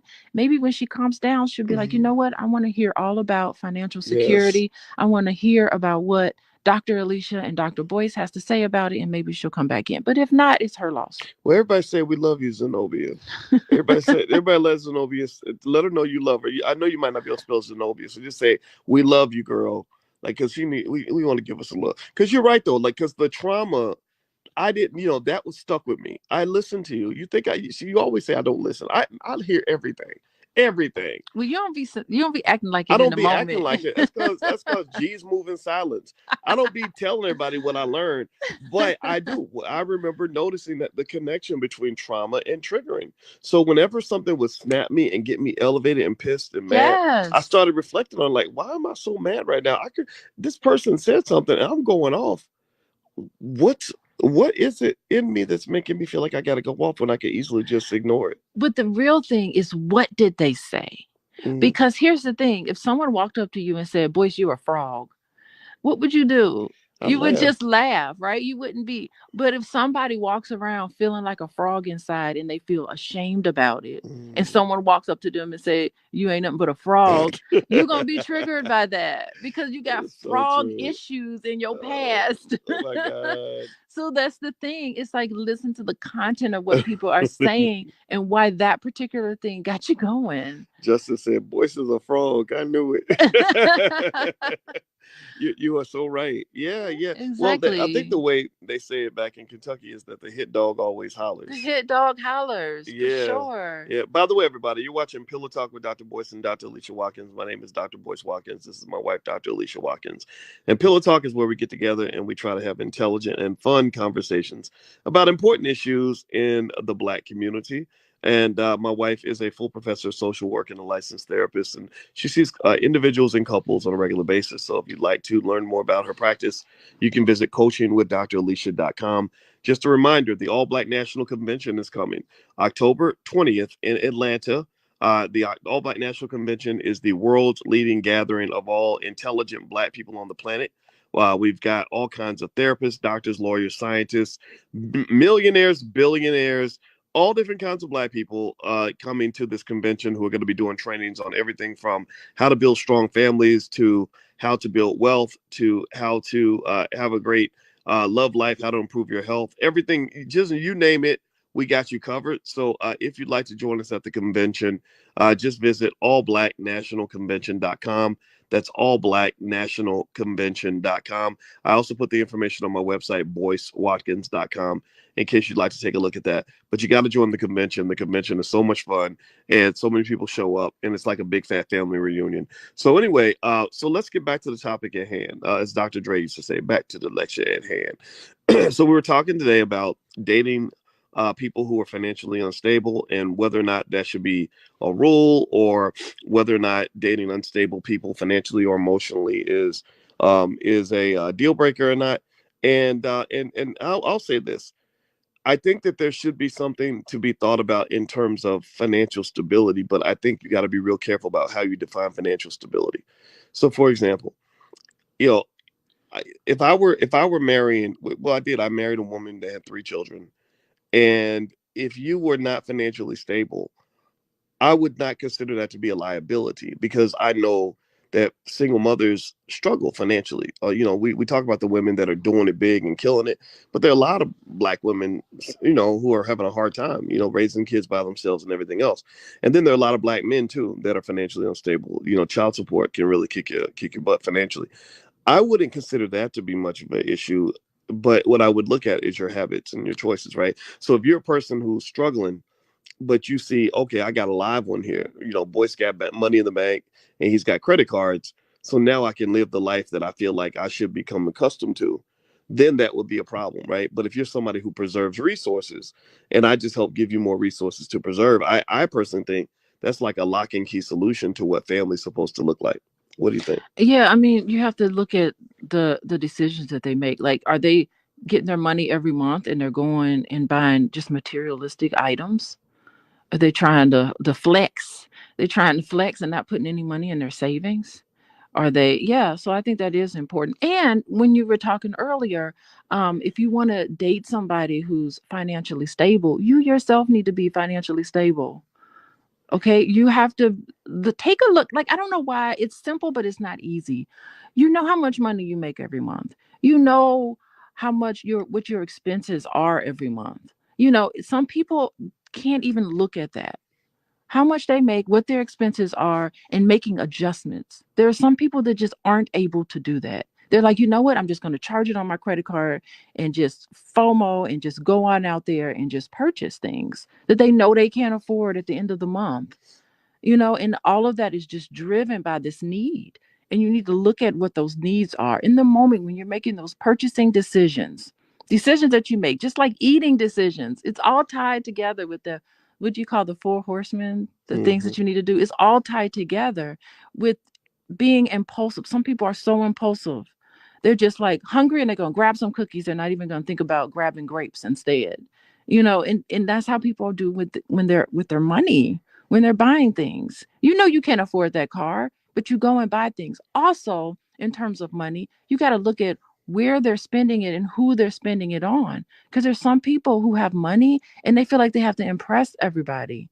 Oh, no, no, no, I'm going to pay for that. Oh, no, no, I'm going to spend money on that. They feel like they have to take their money and they have to buy love and attention and affection. So you also need to pay attention to that. You are good enough without your money. You don't need to take your money and want to just give to everybody. And then you're looking around like you ain't even giving to yourself. So making sure somebody saves and pays themselves first, making sure they take care of their expenses. And then once their expenses are done, then they could look to saving some more or investing like what you do all the time. What are they spending their money on? What type of decisions are they making every single day? And those are the things when you're dating, you need to pay close attention to. Close attention to. Mm. Yeah. Well, I was thinking about it, early when we were talking about the four horsemen of death and the things Yeah. that kill people, cancer, heart disease, Alzheimer's, and diabetes. And then I was thinking about these solutions, the ways to stay alive, which came down to taking your meds, MEDS, mental health, exercise, diet, and sleep. So hard to do. Well, here's the thing, though. Here's the thing, right? There's almost like a financial analogy to that when you're talking about being financially healthy. For in the mental health category, I would think about in terms of things like financial consciousness, financial awareness. I talk about that. I talk about what it means to be financially immature, what it means to be financially unconscious.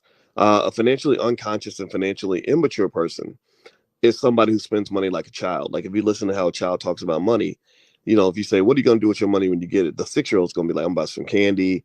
I'm going to buy me some shoes. I'm going to buy me a toy, right? Whereas an adult isn't supposed to think that way. But we got a lot of very immature adults out here. We got I see grown men with these big sneaker collections, and they ain't making no money off those sneakers now. Now, don't get me wrong. If you have a sneaker collection, I'm not making fun of you. But if you got a big sneaker collection, but you don't own any property, and you can't take care of your children or your family, then that's an issue, right? So I think so you start with that financial awareness, financial maturity piece. That's the mental side. The exercise component, when it comes to body, we talk about physical exercise, but there's also financial exercise, financial fitness. Financial exercise means are you doing the workout to grow your wealth? Are you doing the things that are going to build up your financial muscle? Are you investing consistently? Are you trying to acquire real estate? Do you have financial goals? So I would encourage everybody listening to financially exercise and get with people that want to exercise. People that are just stagnant, you're not going to grow.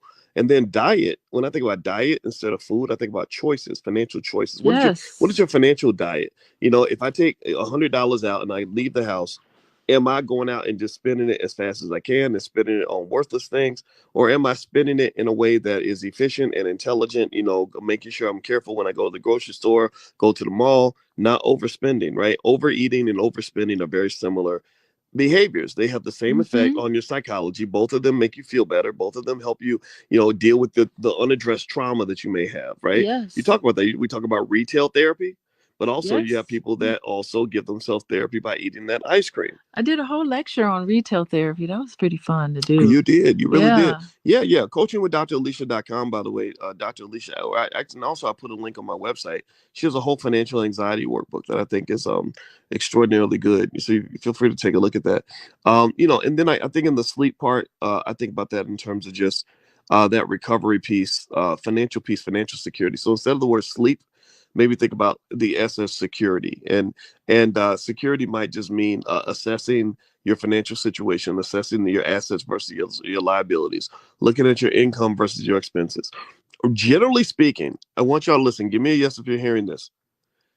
If you really want to know how you're going to do financially and how you're doing right now, you got two big battles going on. You ready? I'm going to make it real simple for y'all. You have the battle between your assets and your liabilities, and the battle between your income and your expenses. That's it. You got two wars happening in your life financially. Okay. I don't know why does everything have to be a war scenario with you? Because I'm a traumatized kid who just gets triggered easily, and I see everything as a battle. Let But me just this say, is your I know, or subconscious. think of it like, okay, it could be like a basketball game. Then, like a basketball game, Okay. you got I'll the let you you go. got the assets versus the liabilities. You don't want the liabilities to win because then you're in trouble. You're sinking, and then you've got the income versus the expenses. And if the expenses are beating the income, then eventually the liabilities will be defeating the assets. Can I get an amen?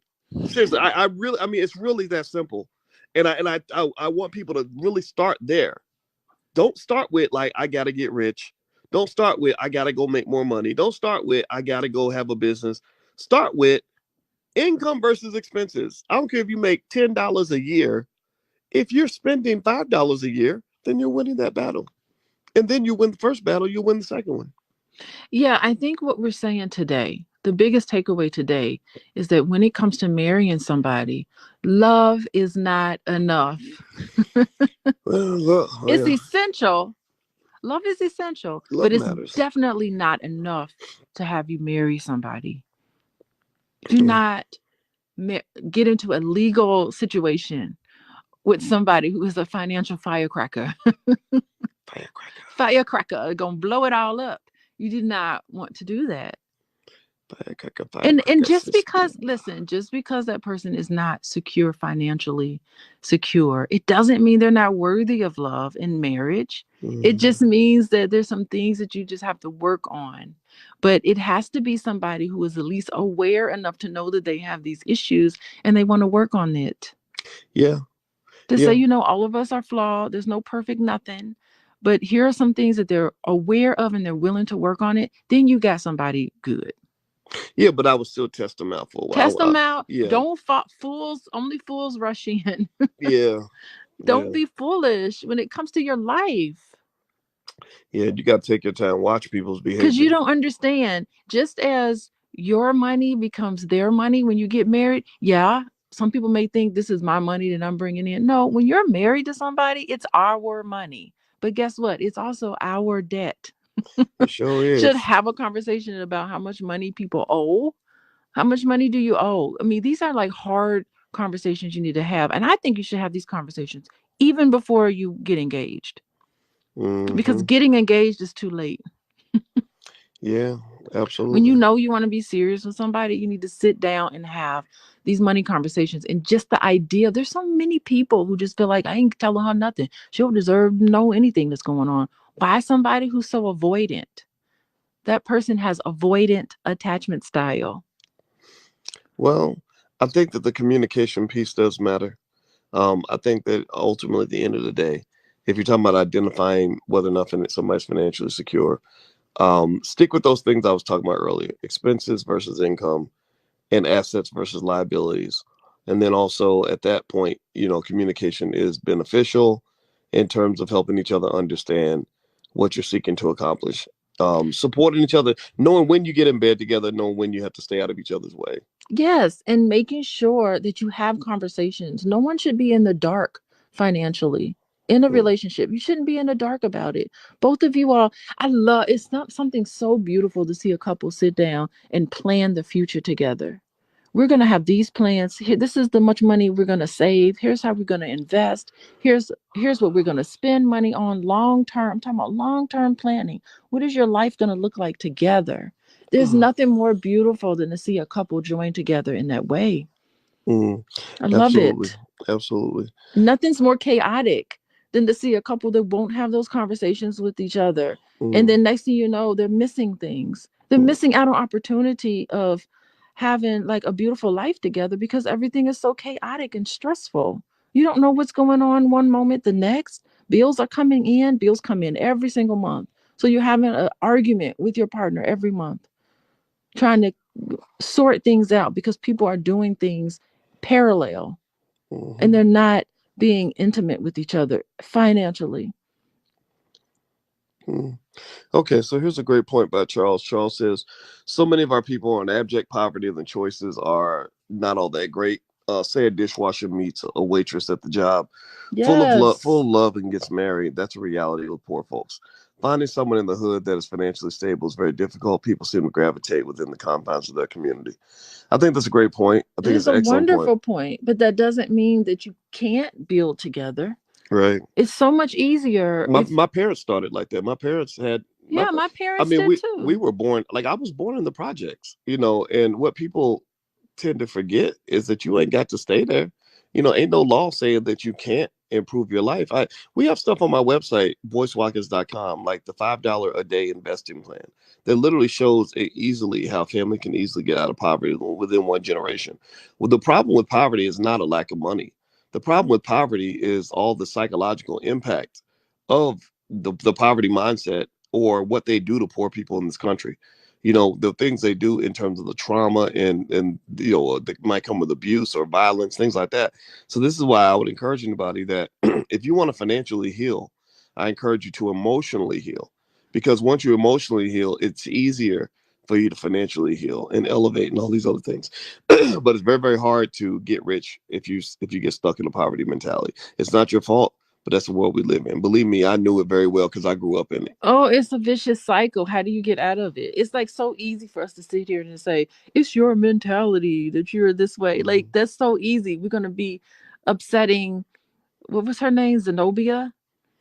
Zenobia is going to be upset. It's going to be upsetting to people for us to say, just think your way out of it. Like, that's like, come No, on. I no, got talk real talk to talk bills, to a counselor, talk to a therapist. Watch I you got a know? man's that videos on YouTube. Like there's enough therapy on YouTube that a person that really wants to do better can do better. You Well, know, yeah, it's a I self help yeah, approach. the thing is though, it's not the problem to me is not a lack of availability of good people that can give you advice. The problem is all the people out here that are giving you bad advice. I personally believe that the system is rigged to remind poor people of why they have to stay poor. To remind poor people that, you're poor and you're black and that's all you're going to be. So everybody make sure you vote for Joe Biden in the next election. I really think that the more powerless they make you, the more powerful they make themselves.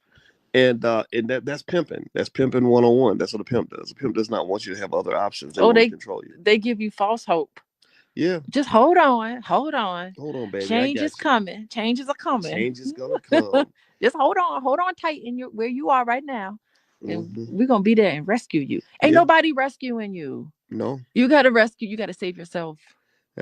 It Absolutely. is so true, and a lot of it depends on choices that you make, decisions that you make. Hmm. Yes. Now check this out. Now, Shavera J says, I think this is spreading the narrative that if you don't have much money, you're not worthy of love. And I disagree with today's economy. It's not. Do you think it's spreading that narrative? I don't think it is. No, we're not. I But certainly don't want that to be the I didn't narrative that. say that because if you Right. listen, what I said was even if it's not perfect, you have to be cognizant of your weaknesses and shortcomings, Hmm. and not blame everybody else, but say, we're going to work on this together, baby. Yes, yes. Now let's see. That's what I said. Now somebody, I see. Sharif is saying, let's see. that so he says listening to Corey Holcomb. I don't know if that means he's listening to Corey Holcomb Who is or Corey? I don't even know who he is. Corey Who is Holcomb. he? He's a comedian. He doesn't like me very much. Corey doesn't, but Oh, well, yeah, whatever. but I did, just in case y'all want to know, I did a full hour and a half long breakdown and analysis of Corey Holcomb's why I think he has issues with people like me, and why me challenging black people to do better for someone like him can come off as being uppity, and that's not the intention. But I have to draw a line in the sand in terms of explaining that, if you listen to Corey's skits where he jokes about being a terrible father, and not paying attention to his kids, and I only go see my baby's mama so I can have sex with them. I just really think that we got to kind of push back a little bit on the raggedy black man narrative that people push, because I know kids like that. I know kids who got daddies like that. I know daddies who are like that. And I think that the real men got to stand up. We can't have 50-year-old black men out here running around like little kids. So I know some people were surprised that I spoke back to Corey, but he don't understand. I'm from the street too. I understand the street just like you do. I just chose not to stay there. And I want black people to know that there are other ways to grow. You can be cool, you can be successful, you can be happy, you can fit in without having to fit into a culture that is harmful to the black community. So that was my position on that. But anyway, I did a whole hour and a half long breakdown. If you go to drboycetv.com, you'll find it right there. It's all back on my site. Oh yeah, Sharice says Corey has bad dating family advice. Yes, it's not very good, and I'm not making fun of him. I'm not trying to attack him. He's a victim too. Somebody taught him things that were incorrect. And the problem, though, is that I think in celebrity culture, the debauchery gets promoted. Like nobody. It's one thing if Cardi B says, "I used to be a stripper. I did get raped. I did, rob men and steal their money, and all these other things. But I don't do that anymore, and I don't believe in that kind of thing. And that was a tragic part of my life. That's one thing. But if you are glorifying that, if you're talking about the trap, and saying if I had to, I'd do it again. Yeah. If you're like, if come you're on. right, if you're glorifying the very thing that gives black people the most trauma, and you're doing it because white people are giving you lots of money, you got to understand what kind of trap you're falling in, brother. Like you falling in, like that's what they want. They got us addicted to the poison. It's abuse too. Yeah. It's abuse. Yeah. I'm not taking the poison. Glorifying abusing black people, abusing each other. There's Yes. enough of that going on. Yes, absolutely. So by the way, everybody, you're watching Pillow Talk with Dr. Boyce and Dr. Alicia Watkins. My name is Dr. Boyce Watkins. This is my wife, Dr. Alicia Watkins. Dr. Alicia is a licensed therapist and a full professor of social work. She sees clients on an individual and group basis. She's also hosting a wellness retreat online. If you'd like to learn more about her wellness retreat on August 5th, you can go to draliciawellness.com. That's draliciawellness.com. And did you have a coupon code, or did you want to bring it up next time? Oh, I do have a coupon code. Wellness. WELLNESS. Okay, so because you're here, we'll share a code with you guys. The word wellness. If you put the word wellness in, it takes a big chunk off the price. It does, about 60%, I think. Yeah. So only 20 people can use the code, but if you use the word wellness, you can get 60% off on the conference or the retreat. So it's all digital, so you can watch it. You can join it from the comfort of your own home. So go to draliciawellness.com, use the code word wellness, and get 60% off the retreat. But again, this coupon will only work for the first 20 people to sign up. All right, so let's finish up the topic. So we were talking about whether or not you should date a person that's financially unstable or not. I want to make it 100% clear. I don't believe that being financially unstable makes you unworthy of love. I mean, I think everybody's worthy of love. I also want to make it clear that when I talk about financial instability, I'm not talking about being poor. But, I know a lot of poor people who are very financially stable. Because you know why? Because they live within their means. They drive in their lane. They play their position. They're not trying to. And that, if you're a poor person who got to have a Birkin bag, well, then that's probably going to cause some instability. But if you're a poor person who says, I'm gonna get me a fake Birkin bag, that makes sense to me. I know rich people who get fake Birkin bags. But you know what? A lot of this stuff is relative. It all depends on who you're comparing yourself to. Who's your reference group? Who do you compare yourself to? Because keeping up with the Joneses. I feel like we do okay, but when we hang out with billionaires, we're gonna feel like a bunch of broke. We're gonna feel poor and broke people. That's why I don't hang out with billionaires. You know what I mean? Or I mean, it all just depends. It just depends on your reference group. I mean, there are people who work paycheck to paycheck, but they got microwaves, they got a car, nice car to drive. They got microwaves, right? In our country, having a microwave is a luxury compared to other countries. That's poverty. Have you ever Mm, been to something? We've been to countries where we've seen like real poverty, right? So absolutely. here in America, this poverty is not. This is This this is is poverty light. luxurious, right? It Yeah, depends on yeah, who you compare yourself to. That all depends on whether you think that you're poor or not.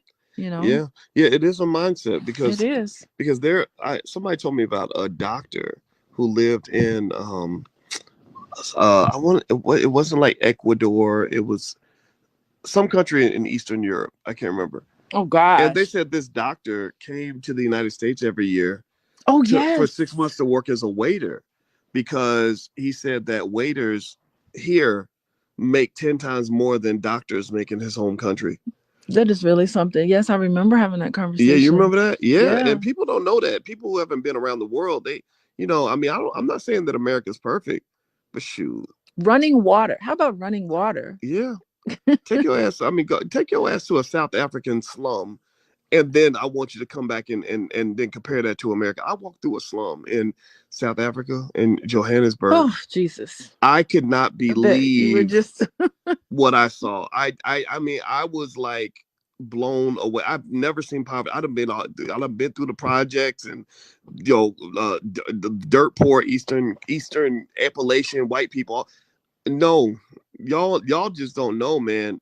Go to South Africa somewhere and walk through. Have them take you through a slum. Then you'll see what poverty looks like. And I'm not belittling what we're going through here, but I think people just don't understand. Oh yeah. You know, Go visit another country. You'll see.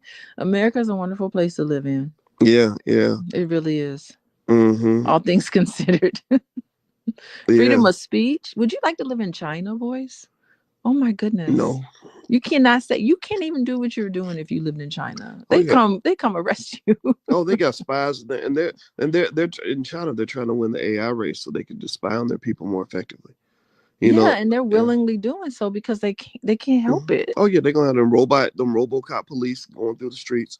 And when we were in China, the lady told us that they got spies all throughout Tiananmen Square. She said, Tiananmen, yeah. be careful what you say because there's spies everywhere." Yeah, but yeah, I hear you, Charles Holman. I think that I want you to know that your opinion is definitely respected. He has a lot to say, and What did he say? well, it's a long comment, but he basically says he wants to make sure that we understand the problems, the diversity of the problems, and the challenges people face. And I think as a social worker, like you would get a lot of that, right? You and I talk about poverty a lot, and you help me Yeah. understand certain things that Yeah, about because homelessness and stuff like that. there's so many misconceptions about why poor people are poor and their Mm, experiences. And I just can't take people demonizing. We live in a country now where if you're poor, people almost demonize you. Like there's something inherently wrong with you. And we know that poverty, especially in this country, is structural. Part of it is you. Yeah, part of it is you. And those are the things that you can change. But some of it is structural opportunities and all of those things. So it is. There's systems in well, place. absolutely, I agree Mm-hmm. 100%, Mm-hmm. and that's one of the reasons why I encourage Black people to stop trusting the system because Mm-hmm. the Mm-hmm. system and the structure that's not designed to put you ahead. Don't trust. Why trust? I mean, think about this, right? I was talking yesterday about how they just ended affirmative action, and I asked, I said, do you think our children are prepared to compete in a society where race-based preferences have disappeared? And then I showed them a stat where 84% of Black children can't read or do math at grade level. They're not functionally. They're kind of functionally illiterate, Mm-hmm. and they can't do math. And so I said, why do we keep sending our kids to these white people to educate them when they're clearly not getting the job done? Well, the thing is that, children are first educated in their homes too. Yeah, that's Those are true. the first teachers. The first teachers are their caretakers. That's true. And I don't ever rely on the school system to fully educate my children. I supplement a lot of their education with what I do with them. I spend time with them. I talk to them. I Mm. educate them myself. Well, I can educate them directly, but I educate them on my actions and my behaviors and my words and all of those things. That's what educates your children. too. So school's going to do only but so much. They can't do everything, but there's some things that you can do to supplement it. Well, I think, when people Like try. buying your flashcards in your workbooks and all of that. There's different ways. And by the way, my financial flashcards for children, I mean, since you brought it up, Yeah. you can go to financialflashcards.com. That's the URL if you'd like to take a look. We also have workbooks for kids, and it's mostly for finance and business. So if you're interested, it took us 3 years. We pulled together Black experts from different walks of life, and these experts put together a wonderful series of financial workbooks that cover every single grade band, every single age, and cover real estate, stock market investing, and money. So if you're interested and you want to train your kids on your own, just go to financialworkbooks.com. That URL's on the screen.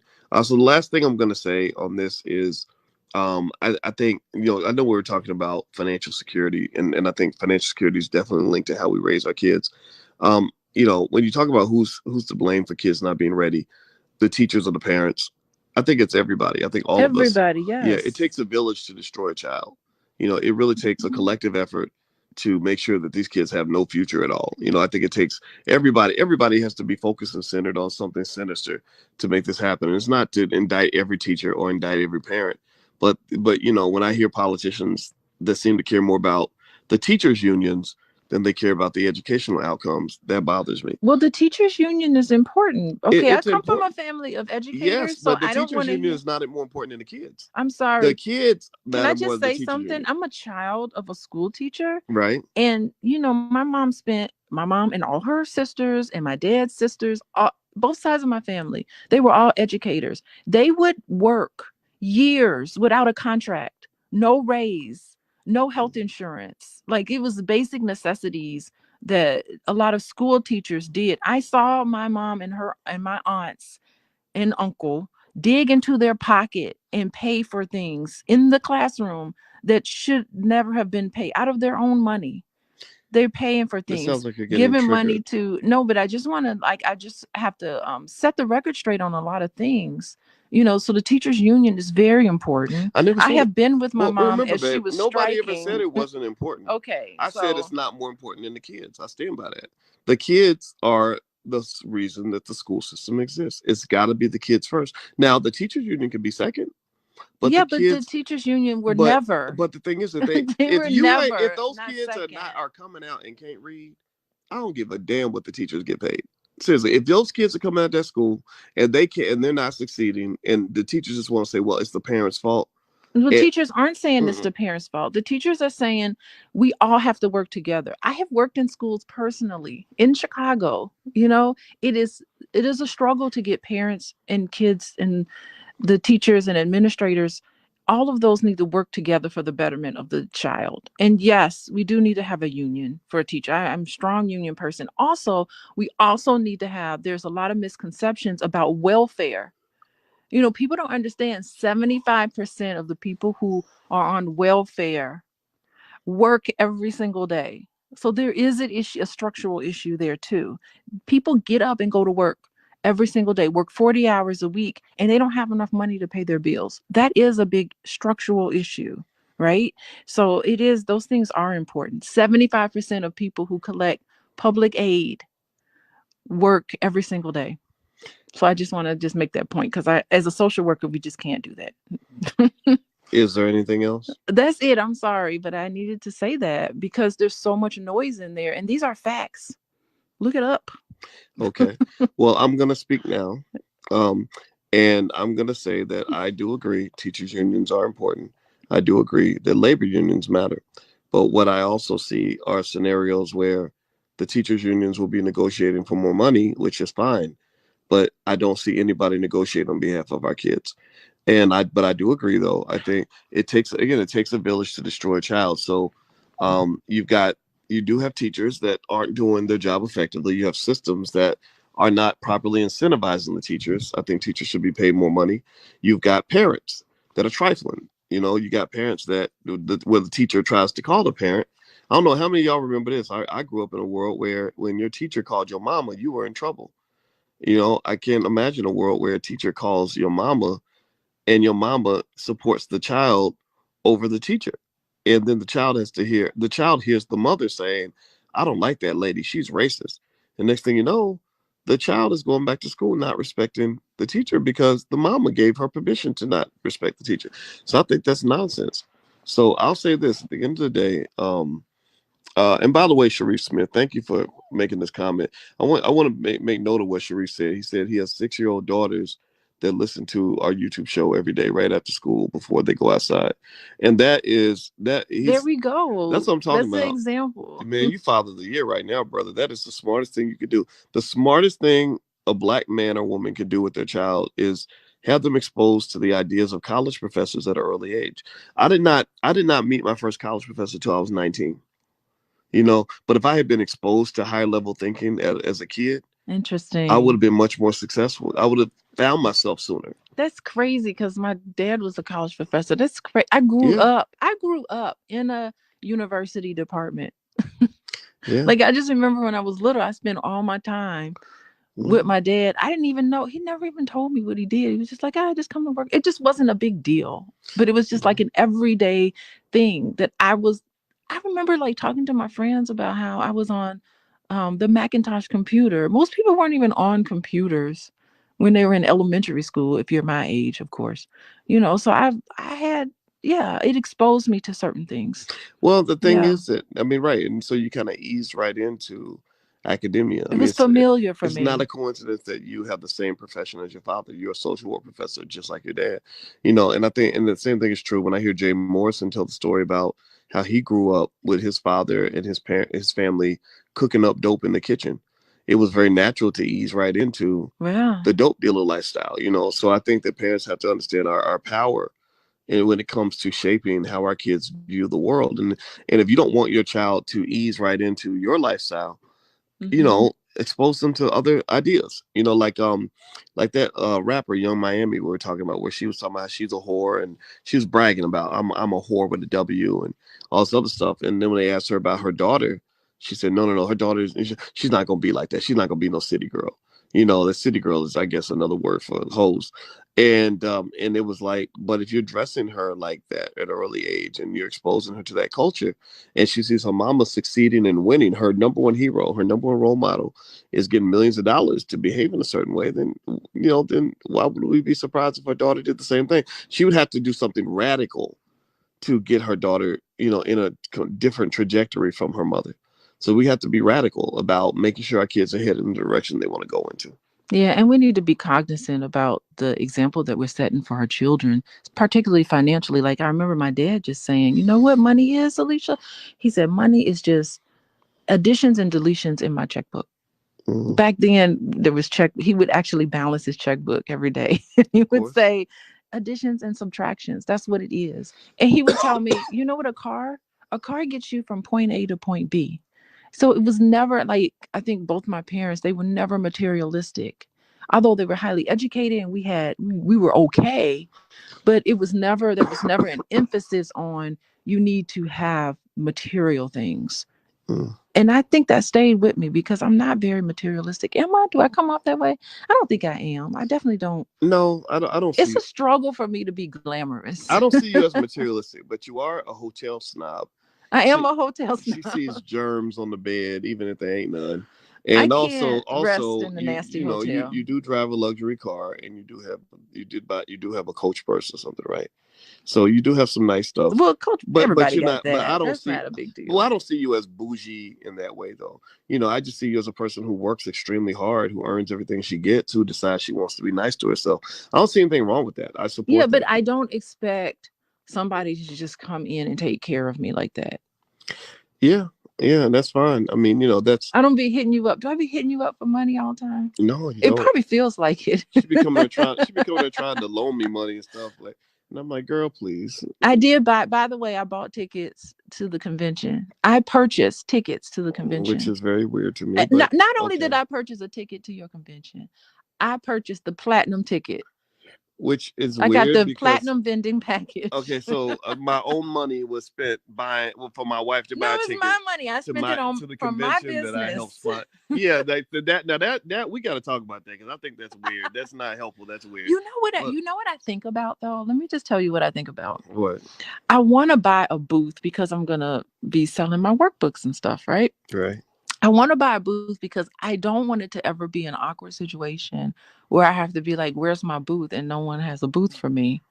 And because I know you're not hands on with everything. Let's end this conversation before people think we're weird. No, I just don't want. I don't want an awkward. No, let me because just be I don't. honest. I'm gonna be honest with y'all. I don't understand any of this because when you're the wife of the founder of the All Black National Convention, you can But not everybody you can knows get on who the I phone. am. You can get on the phone with the event planner and say, "This is what I would like." And for whatever reason, but here's the thing. Here's But what. I want to invest. First of all, just here's the thing. Let me give you a tip though with this. Let me see what I want to say. Let me give you a perspective though on this. I let you do what you're gonna do because I just support you being you. And that's the thing I ask. All I ask is I don't need nobody to help me, save me, lift me up, carry me, none of that. I just need to be allowed to be Boyce, right? And I think and I appreciate it, right? I think it's cool, but honestly, when you do it and it doesn't make sense, I don't feel the need to stop it. I say, okay, well, if that's what she wants to do, then I support it, and that's my approach How to doesn't marriage. it make sense? Okay, can I talk now? It doesn't please? make sense. There's no reason you should be spending any money at an event that's hosted by your husband. Okay, the reason why I do it is number one, I want to support you. I appreciate that. Okay, number two, it doesn't come out of your money. Well, I guess our money is together, but it comes out of my business. Number But it's two, still our money. it is our money, but it does come out of my business. It is a business expense, Okay, right. Okay, and then number three, I don't want it to be an awkward situation. Not everybody knows who I am. Everybody knows who you are. Okay, but there have been times. If we times. go to the convention Can and I talk, please? no, I'm gonna finish. If we go to the convention and ask anybody there, do you know who this lady is? 99.9% of them will say yes. But please continue. There have been times where people don't know who I am in the past. And I don't want to be one of those people to be like, I'm Dr. Boyce's wife. You better move the Red Sea for me. No, I don't want to be like that. No, I just want to be in that moment. I'm Dr. Alicia. I'm coaching with Dr. Alicia, and I want to go through the regular channels as everybody else to make sure I have my booth set up. Okay, well, that's the thing. I don't want any awkward moments. We'll work that out with your therapist. So I just said, no, hold on. I just said, did you listen to me? I just said three things. I hear you. Number one, I want to support you. I heard every single thing. I just don't agree. I'm just telling you, like, all you got to do is say, hey, this is what my friends do who don't want to pay, who are not married to me, who literally get they'll say, hey, Boyce, since we're business partners, can I get a booth? I'll say, absolutely. And then I text somebody and I say, make sure they get a booth. And then that's it. There's no like, oh, I know Dr. Watkins. And here's the thing. I know you're very busy. And I know when people ask you for things like that, although I know that they're your friends and you would love to do it, I just don't want to be yet another person asking you for things, because there's so many people that ask you for money. There's so many people that ask you for favors. There's so many people that ask you. And so sometimes I just feel like I don't want to be, I know you don't feel this way, but I don't want to be yet another person. Like, I'm bringing stuff to the table too, as much as you're bringing to the table.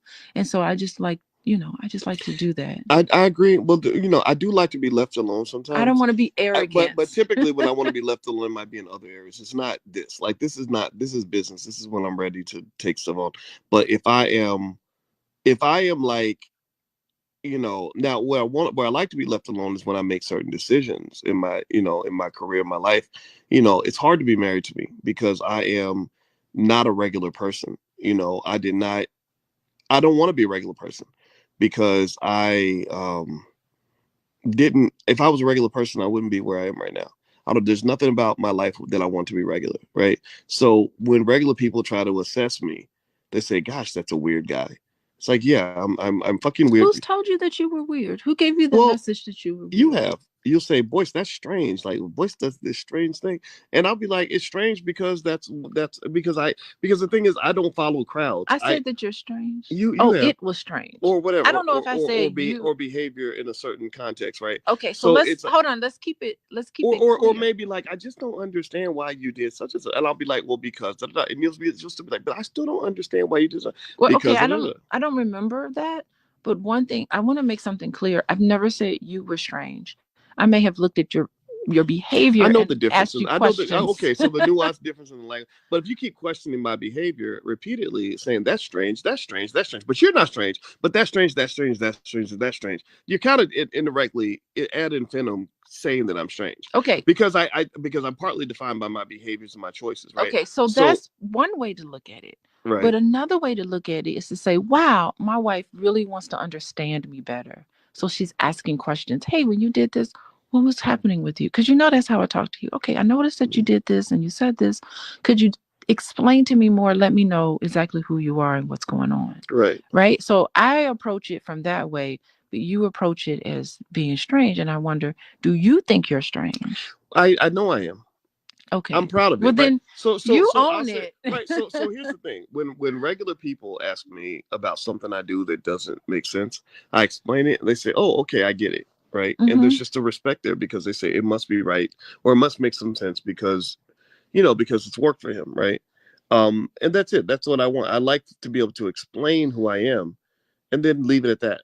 Okay. Not have to re-explain it, not have to justify anything. And so ultimately I just, in life, that's what I have found. I have found that anybody who's ever tried to constrain or control my behavior has always lost. They never win, Yeah, right? because So, things are about war and control when it comes absolutely. to Well, you. You well, have this war. It's right. like Well, I you're do. fighting To some against extent, something that's not right, and there. I feel like that's necessary as a black man. I feel like we're always in some kind of a battle. Sometimes your battle might just simply trying to be a better person. Some people are in battle with their demons. Some people are in battle with, or in competition with themselves. So maybe rather than war, maybe it is seen as competitive. But that's my masculine energy. That's my testosterone. Testosterone does make you competitive, and testosterone helps men succeed. So I don't want to live in a world where we shun that, where we think men have to be feminine. Guys, I'm never going to be feminine, Well, right? you have a But feminine aspect. I do have a Yeah. feminine side, and I want to tap into that. I want to have the flexibility Mm-hmm. to tap into that when necessary. But I'm not a feminine creature, nor will I ever be. Okay, so we all have feminine and masculine. All of us embody those things, and we use them when we need to. We do. But I'm your wife, and I'm never against you. So I Absolutely hope not. you know that. I know that for sure. Okay, I want to remind you that I want to get to know So you. Bridie says, wifey is giving me Aisha Curry vibes, competing with her husband. Boyce is your husband and has worked hard to build his name for himself. Share that name. You now share that name, so it's okay to use his benefits. That's I true. do use your That's I benefits. think that's a good point. I mean, Okay. I don't think it should be seen as a diss, but I think it's a good point. If I'm your husband, I've accomplished things. Just like I would have no problem leaning on benefits that you bring to the table. In fact, I do. You make really good food in the kitchen, and I lean on that benefit every day. I don't feel like, oh, I got to compete and I got to go cook some food so that she doesn't feel like she's got to cook all the food. No, I'm like, what's for dinner, baby?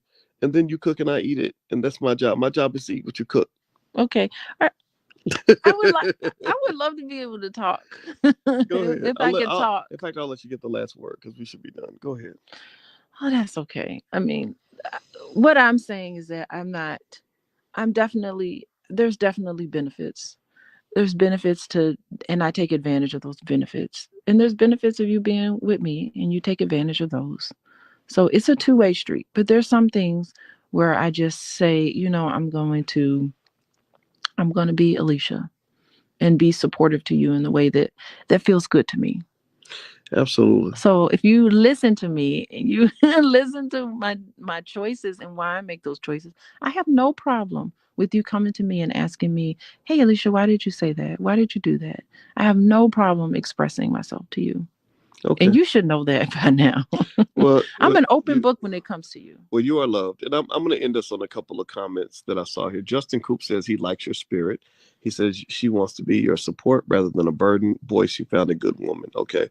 So I want to make sure I lay that in there so we don't think I'm disagreeing completely with what you Yeah, said. you just only picking So, comments that adds to your no, point is no. because it's a I was it's a grabbing. I competition. grabbed multiple comments, and in fact, the comment I'm going to end on is Charles Holman, who says, can you guys randomly pick out people to attend your events?" So since Charles asked the question, Mr. Holman, Can he come? you're going to be the first person I randomly pick. So you, sir, have a free VIP pass to the All Black National Convention. I'm going to text your name to the people that are running the event, and just I don't know what kind of record you could keep, but I'm gonna have them try to email you or well, I don't have your email or anything, but I'll give you an email address. Email Micah, Micah at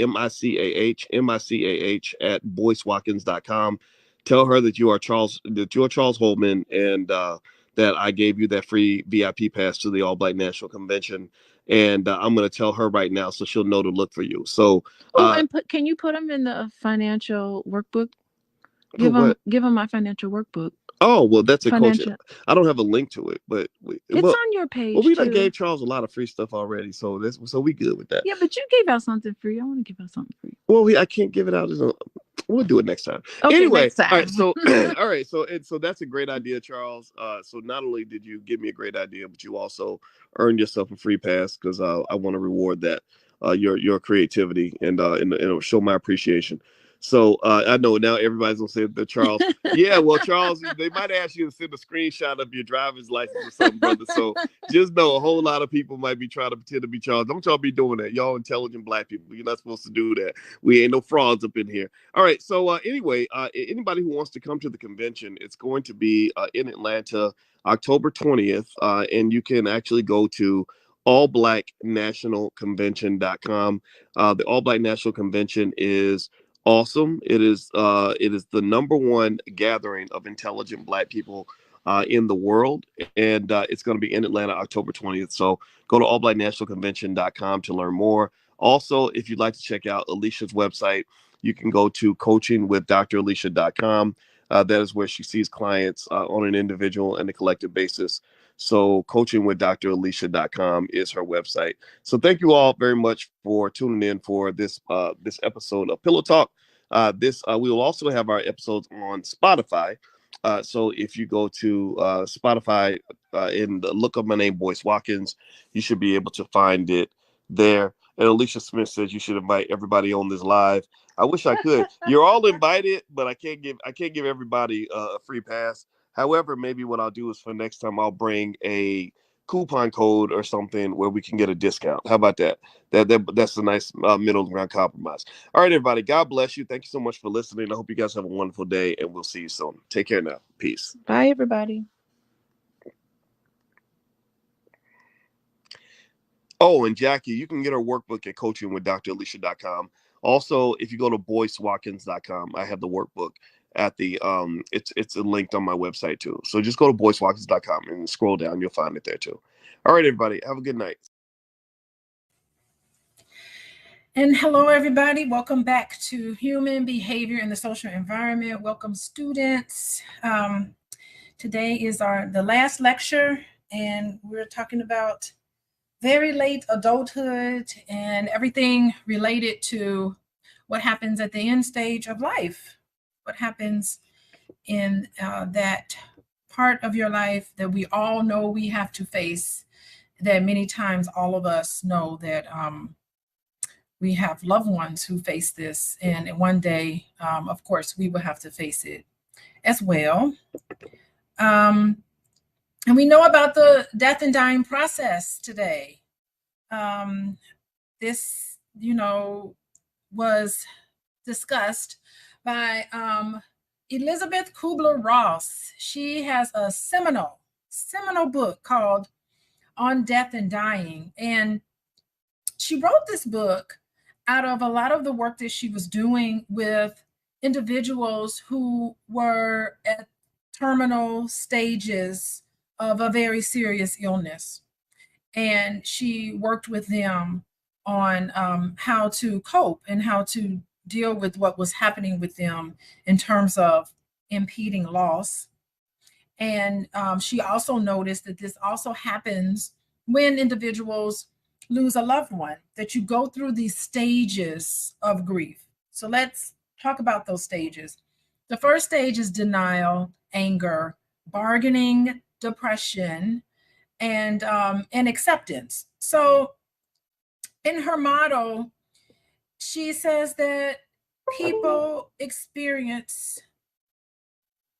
individuals often experience when they're confronted with mortality, either of their own mortality or those of their loved ones, And this is a great model that was developed initially through her work, of course, with terminally ill individuals, but it has broad applicability. So it can be used in understanding how people cope with any type of a loss, right? We talked about earlier in class today about the various different types of loss that someone can experience and how that can impact and cause a major life change, a change in their life that's pretty significant.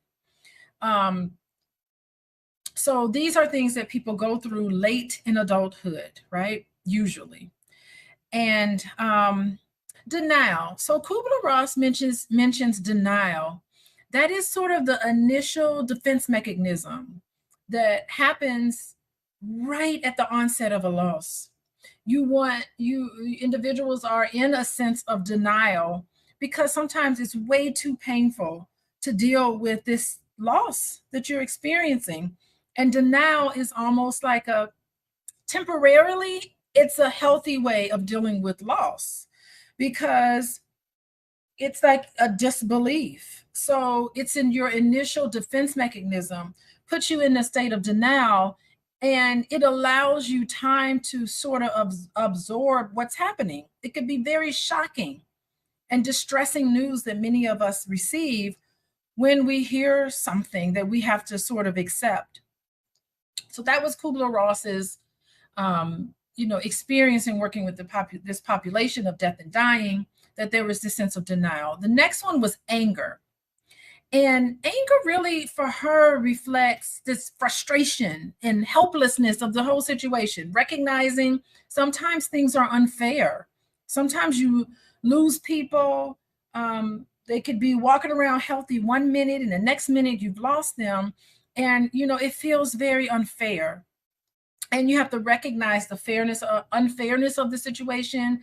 And, we'll talk later on about how sometimes anger that you have about the situation sometimes can be placed on other people. So that also happens with a lot of individuals, that this anger is hard and it's part of frustration.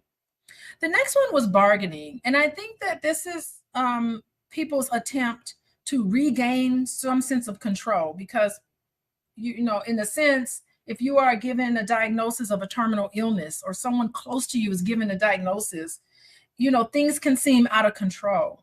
So sometimes bargaining can represent an attempt to regain this control by, renegotiating and making concessions. And oftentimes this involves a higher power. If only this could happen, I would love for these things to happen. This bargaining process. There's a deep sense of sadness and depression that's normal when you've lost someone. Normal. This depression sort of acknowledges the loss and its effects. So it can lead to sadness. And sometimes the depression is a time for reflection. You start to be sad. You start to really think about things and sort things out in your head. It's a time for you to reflect. And I think finally, acceptance is what happens when it's sort of a peaceful acknowledgement that this is the reality of things. And I think it helps with this acceptance to move forward. Kubler-Ross's model, I think, really talks about the importance of emotional well-being and the need for support systems and navigating complexities of life in this emotional landscape of aging and end of life. So Ira Brock comes around and he builds on what Kubler-Ross speaks about, but he emphasizes 4 tasks for those individuals who are nearing death. And those tasks serve really as a way of guiding. So if you're a social worker and you are working with someone in a hospital setting, or maybe even in hospice setting, any sort of palliative care, you can ask these questions, these profound questions, that are typically happening during the death process. And part of it is like, Who do you need to forgive? Who important to you needs to, do you wish to receive forgiveness from? So it's the reconciliation. It's reaching out to people and saying your last goodbyes to someone, tightening up, buttoning up the end, the missing pieces, lingering resentments of guilt, and that's included in what he's saying. You know, saying goodbye is also like expressing gratitude and acknowledging for things that you that you appreciate about the other person. I think also saying I love you, it's to the people who are important to you. It's recognizing and affirming the deep bonds between these individuals, and this helps in the dying process. You feel that things, nothing is left unsaid. And it's a treat. I really do think that it is a treat to be in the position where you can say your final goodbyes to somebody, because so many of us aren't able to say goodbye because sometimes you lose somebody and it's sudden and you don't have a chance to, to get those moments back that are important. Okay. Saying goodbye is, it's important in the context of impeding death, but I think that I like this Ira Baya. I kind of feel like, why should we do this when we're on the brink of passing? Why should we take these last moments before someone passes to have these conversations? I kind of feel like we need to have these conversations before we're sick, before we pass on. You need to have these important conversations instead of in the context of impeding death. We should have these conversations with people in everyday life. That's what I think. Saying goodbye.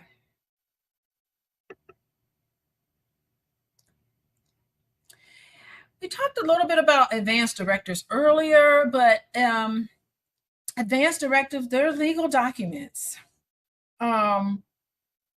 Let's see, Emily, you mentioned advance directives, that you do some of those. Do you want to talk to us a little bit about? You just put people in the door. Well, I don't fill them out with members, but we do discuss them and the importance of them, and that doesn't mean necessarily that you're giving up on life, that you are saying that, things are over, I'm old, I'm dead. It's really just being ready.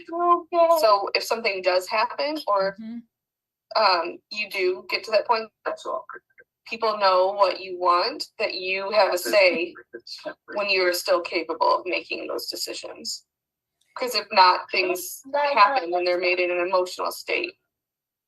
Yeah, and I don't think it's out of the question to have advance directives even when you're living, or even creating a living will. I taught this class, oh gosh, I want to say, maybe 5 or 6 years ago. I taught this class, and that was an assignment at the end of the class. Like, you all put your wishes on paper, clarify everything that you would want to happen to you, your healthcare wishes, so that anybody seeking to have a say in what will happen to you, because we all know we're going to be at this moment. We all know it's going to happen to everybody. Make your wishes explicit and directly, because what happens if you're at a point where you're not able to communicate your wishes? Then it's left up to family members trying to figure out what you would have wanted. So it's so important, to kind of think of this, because you never know what could be happening. And advance directives outlines the specifics concerning your healthcare interventions, or no interventions if you want. So advance directive serves a dual purpose. So first, they offer a good voice, your voice at the end of care, ensuring that some of the treatments align to the values and wishes. And it also alleviates this decision-making burden on family members and healthcare providers, and it reduces conflict, because y'all know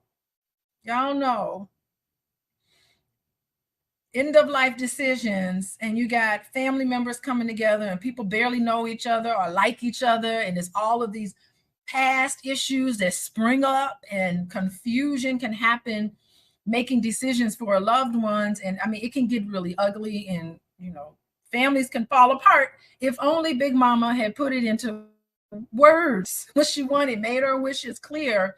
A lot of families are torn apart, and I think that this is clearly one way of creating some harmony, because it's hard enough, terminal illnesses and comfort care, advanced directives clearly clarify someone's preferences. And you want to promote autonomy as social workers. At the end of life decisions, you want people to be in control of what happens to them.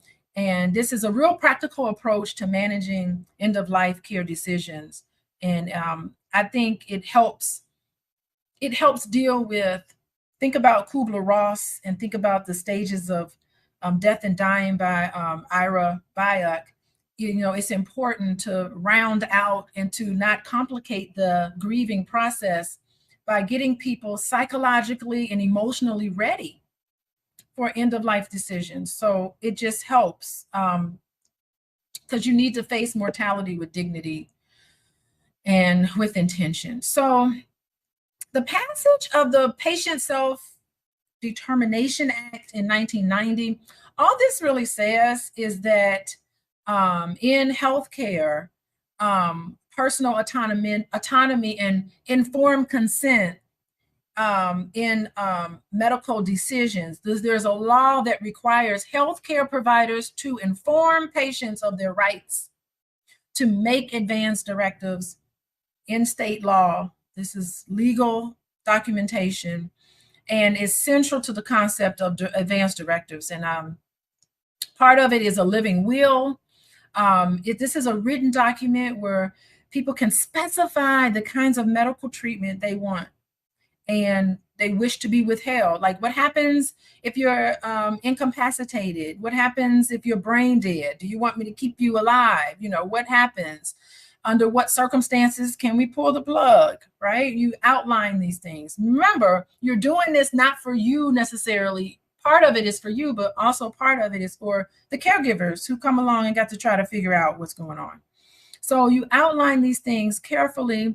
A living will helps to ensure that medical care aligns with what the patient wants, and situations where they're not able to communicate and make decisions on their own. A durable power of attorney for healthcare. I do a lot of those in my practice. And, this says, I'm not making decisions in my health. I'm going to designate someone else, an appointed person, somebody you trust, a family member, a friend, somebody you trust, who has the authority to speak for you and make decisions for you and adhere to what you want. So this has to be somebody very close to you, who you know and trust will, in case you become incapacitated, this is the person that's going to make decisions for you. I love this. Y'all look at this. Gina, thank you for this comment. You tell people you love them now. Life is too short. I have advanced directives completed. Yes, Gina, you are making things so much easier for your family. And irrevocable trust. Yes, 66 years old. I am 60 years old and a nursing practitioner. So she knows firsthand what's going on. I'm in great health now, but you've seen so many people who do not have the proper documentation. She's an administrator. She deals with this every day. She probably is jumping up and down, because you all need to know that these things need to be in place. And so many people are scared to talk about death. And that's what stops them from wanting to even have something like this in place. But you really need to have these things in place. And it's a sad situation when things are kind of crazy. And even having a trust, you don't want your possessions to go through probate court and you have to pay all those fees and everything. You just want to be able to know that you can die peacefully and understand that your family is taken care of in the way that you want them to be taken care of. Thank you, Gina, for that comment. That was great. Okay. Care for people who are dying. Yeah, palliative care, it's like a big umbrella. It's a beacon of giving support within the healthcare continuum. There's a continuum of care. It's basically used for people who are facing serious illnesses, and it's an active form of care, but it focuses more on making the patient comfortable, managing pain, managing symptoms, rather than trying to cure the disease, because when it gets to the point where it's terminal and we know that you're not going to get better, we just want to increase your quality of life, then you go into palliative care. And that's a team of people who work with you to try to make sure that you're comfortable. You get support, and the person's values and wishes are implemented. And it's a palliative care team. They work together across disciplines, social workers and everything. They just try to endure and make sure that you have dignity and respect for end of life. Patient-centered, patient-centered care, very comprehensive. But hospice is what happens when you receive a medical prognosis of 6 months or less. Now, people are in hospice sometimes longer than 6 months, but a physician monitors you on a sometimes daily basis, but definitely on a regular basis. They monitor you to see how you're progressing, and if they know that you're not going to get better, very unlikely, and you got 6 months to live, then you'll be placed in hospice care. And so it's kind of a subset of palliative care. And you definitely, those people who are at the final stages of a terminal illness, I'm talking, end stages of cancer and heart disease, a lot of dementia, Alzheimer's, because they can't get better because they don't remember. So it's hard for them, to progress, and that they start declining. So hospice care is appropriate for people in that category.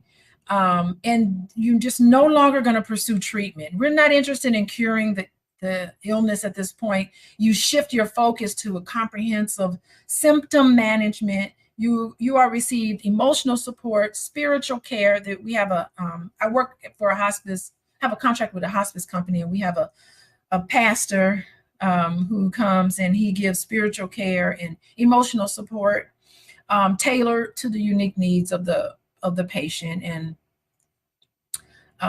you want people to face the end of life with dignity. And I wish more people of color would use this option. I just think it's underused in a lot of different ways. So I wish it was, I wish there was more knowledge and acceptance and use in our community for hospice care.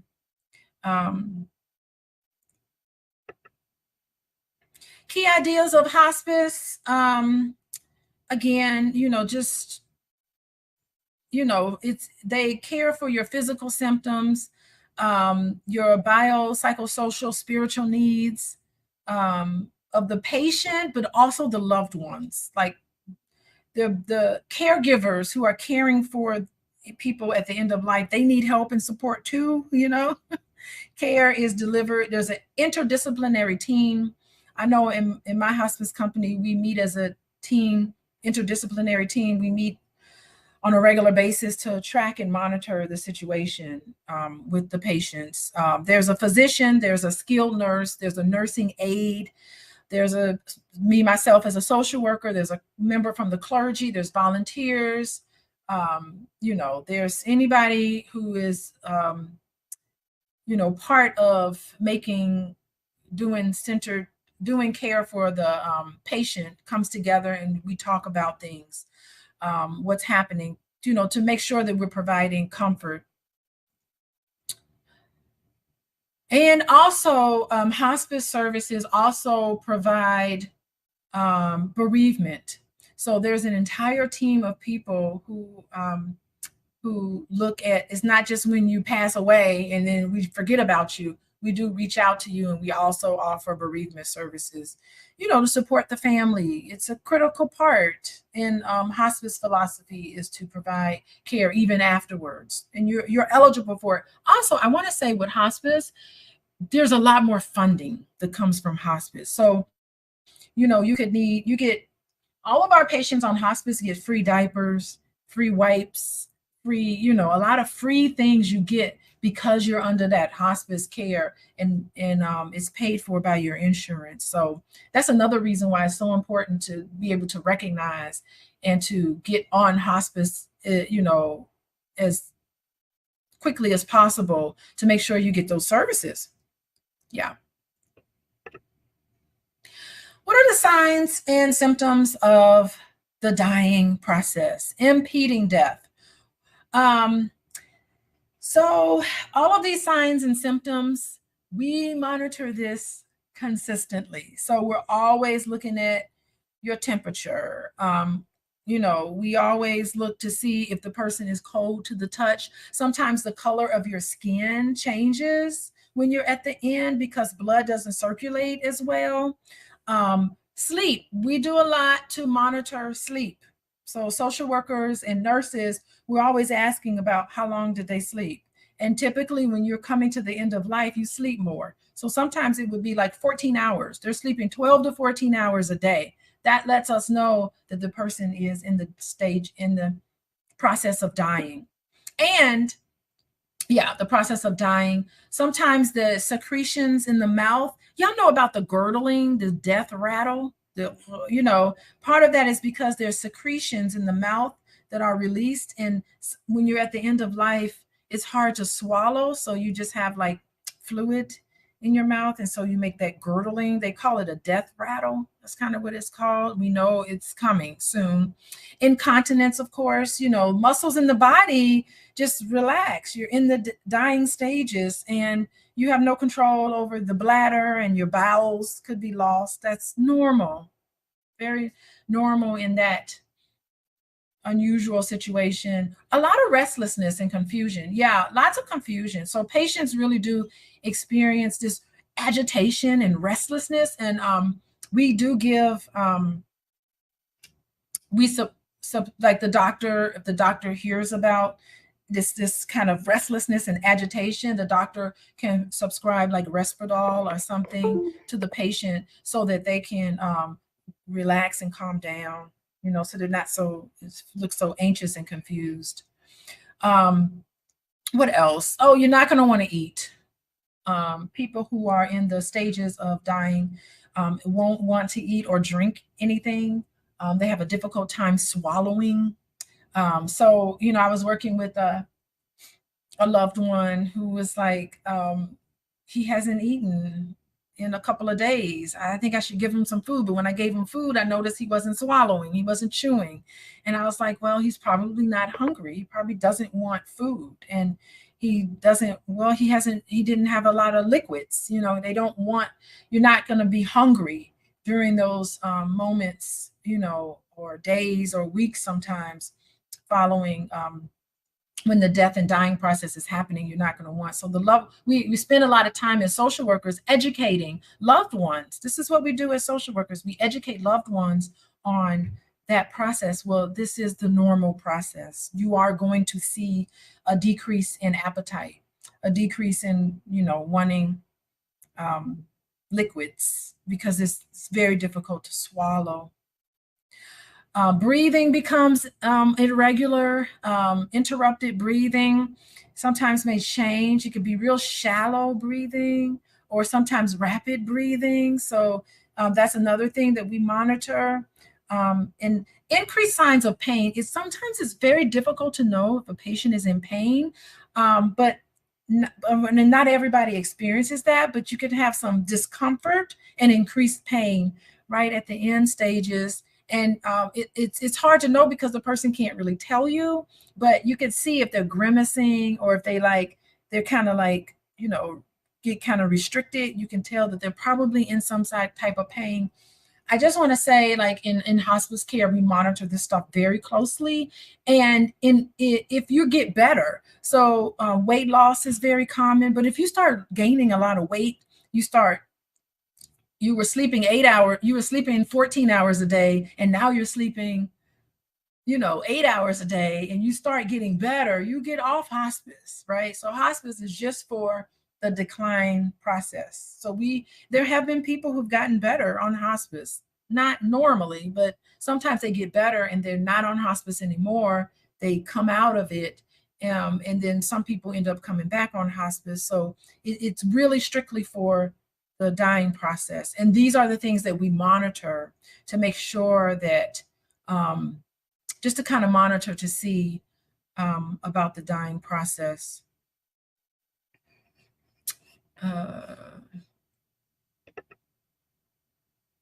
Yeah, signs that death has occurred. Well, there's no breathing, no rise. They look at the chest to see if the chest is rising and falling. Your heart stops beating, so you look at the pulse. You take a pulse, and it could be checked by a professional. There's no pulse, no signs. A stethoscope, or listen to a stethoscope. You lose control of your bowels. The muscles are completely relaxed at that point. You're not there.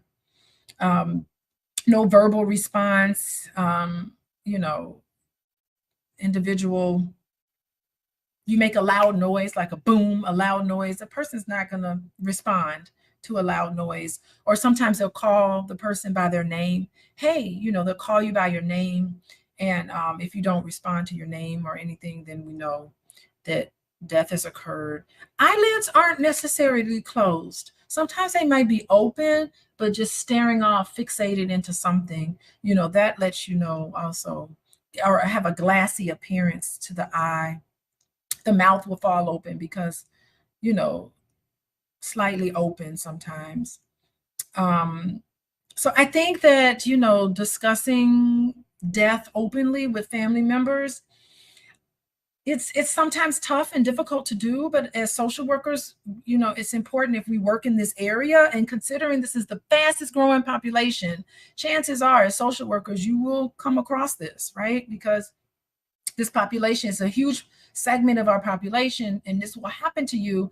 But, being comfortable yourself by talking to family members, because what happens is that you educate them on what's normal about the death and dying process, and then you could see it kind of alleviates some of their anxieties, because they don't deal with this all the time, and the fear of the unknown is possible. So you want to make sure that the person who's transitioning is comforted. You want to make sure that their family is informed and supported.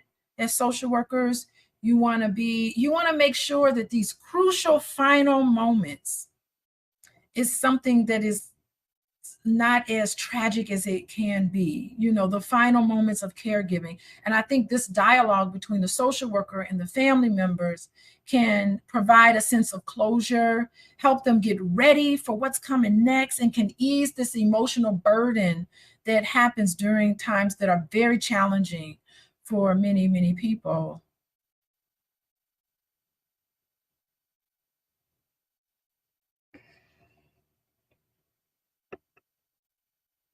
There are stages of grief.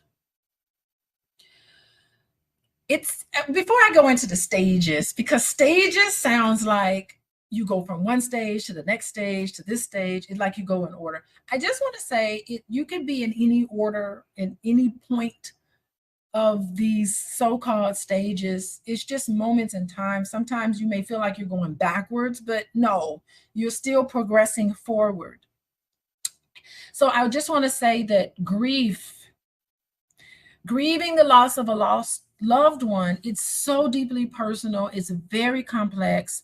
It's characterized a lot of times by these emotions, of those left behind experience. And so I think even with that in mind, we can still go through these stages because it can let you know that, okay, this is normal. You know, it's a natural response to loss that everybody experiences. This cuts through culture. Everybody experiences this, right? So typical stages of grief is this disbelief, denial. It's like, you know, feelings of, I can't believe this is happening. You know, it's challenging sometimes to accept the reality of a loss of a loved one. And this stage is usually shock, denial. Individuals may feel numb. They might find themselves experiencing decreased, wanting the person who's passed on to come back. You yearn for that person, especially if they're really close to you. You yearn for them, and so there's this disbelief that serves as, again, emotional defense mechanism that allows you to gradually absorb and accept the loss. And you do it at your own pace. Everybody has their own pace. I do want to make that point because I think we do a lot of judging of other people and how they process loss, and that we don't understand people do these things at their own pace. Everybody just has their own unique way of dealing with these things. Painful and disorganizing reactions. Yeah, you know, when the shock wears off, it is replaced by suffering. That's the sadness. This stage is usually intense emotions, sadness, anger, guilt, sometimes regret. So individuals can also experience physical symptoms during this painful part. You could have problems sleeping, problems eating, can't concentrate. It's a very tumultuous time for a lot of people who are grasping with this reality of losing someone close to them and the implications and the changes that it has in your own life. This getting over state, I don't know if anyone ever really gets over a loss of someone close to you like this complex loss, but it's a term that's used to kind of help with this grieving process. I think instead of saying getting over, we probably should say you need to adjust. You need to reorganize your life in a way that feels better. So in this stage, people, you have to find a way to connect with the person that you've lost, and also learn to live in the world without your loved one. You know, and if sometimes you want to disconnect with the world, go into yourself so that you can process everything and gain some insights, and then slowly you can start engaging yourself in social activities, and you will find a resurgence of energy, and you can start planning for your own future at that point. But initially, you have to start kind of like setting yourself up again, and it is important to grieve, to allow yourself this grieving, and to know that grief can resurge even after you feel like it's over. You say, oh, I've made a significant process, I'm over that. Sometimes you can be triggered. I know a lot of clients that I work with, they're like, okay, the anniversary of this person who died, who was close to me, the anniversary is coming up. And sometimes that can trigger the grief process again. You have memories of them, certain smells or sounds or music or movies, memories get triggered. And sometimes you can start all over again. You can be in disbelief and go through the pain and all of that again. And that's normal. It is okay. We as social workers need to educate people of this, but you need to know that these things are okay. Eric. So Eric Lindemann came along and he gives his own version of this, right? Shock and disbelief. He, you know, his model talks about the mourning process. He says that shock and belief, of course, is normal. And there's a acute mourning. So during this stage, it's the full impact of the loss. It's deeply felt. Grievers may experience a wide range of intense emotions during this time: sadness, guilt, a period of longing for the person, but there's a resolution, right? So all of these stages kind of follow the same format. There's a resolution. You reorganize your role according to him. You make accommodations for the absence of your loved ones. The pain of the loss, he points out that the pain of the loss may still be there. The intense emotions may be there, but sometimes they were lessened, and it allows the bereaved to engage again. So that's what resolution is for him.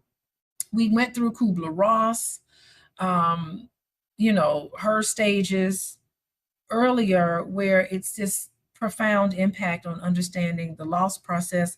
Now, Therese Randall, she comes by and she has another sort of nuanced perspective of grieving.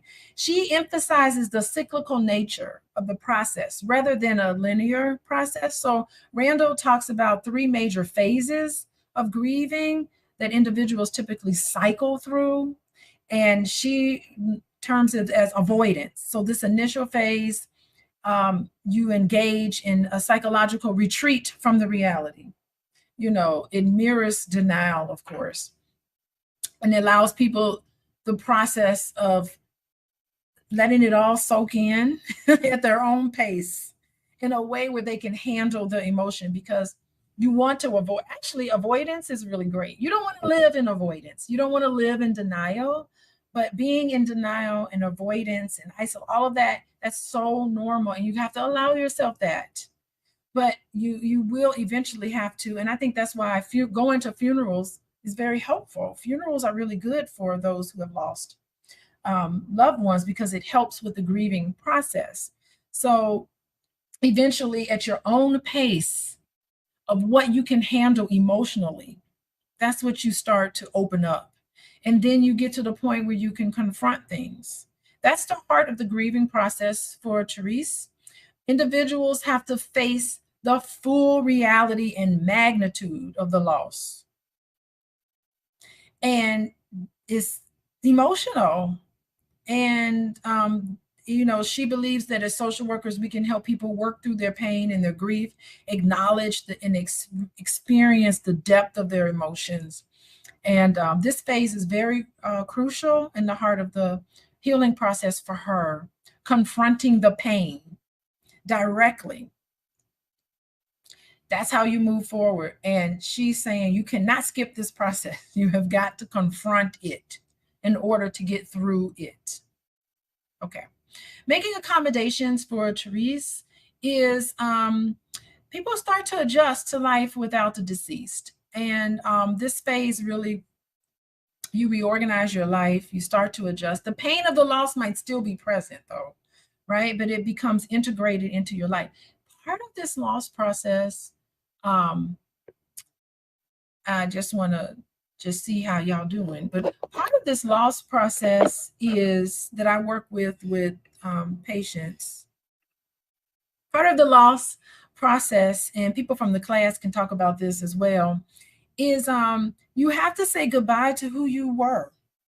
You're not the same person anymore. And I think that's the hardest thing when I work with a lot of my clients who are suffering with loss and grieving in bereavement treatment, is that they're like, not only are you mourning the loss of this person, but you are a different person because you've lost this person. So part of it is just getting to know yourself again. Sometimes that is very difficult to do. Like, who am I now? Like, what am I? I'm now a widow. I wasn't a widow. Or now on Mother's Day, I don't have a mother to celebrate Mother's Day with. Now I'm someone who is not doing these things that I used to do. So you're just a different person. So I just want to add that in. Are there any questions from the class? This is the last week of class. Y'all are probably like, okay, let's get through this.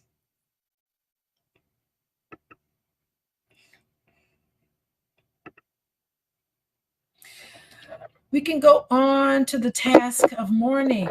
William Worden, he comes along and he says, okay, he worked in grief counseling. And so he's saying, okay, we got to go to an action-oriented framework. And he talks about tasks of mourning. And he believes that effective mourning requires the bereaved person to actively engage in tasks that will facilitate healing. And many of the tasks, he says, help to confront their grief, but take deliberate steps toward adjusting and accepting. So some of those tasks is just accepting the reality of the loss.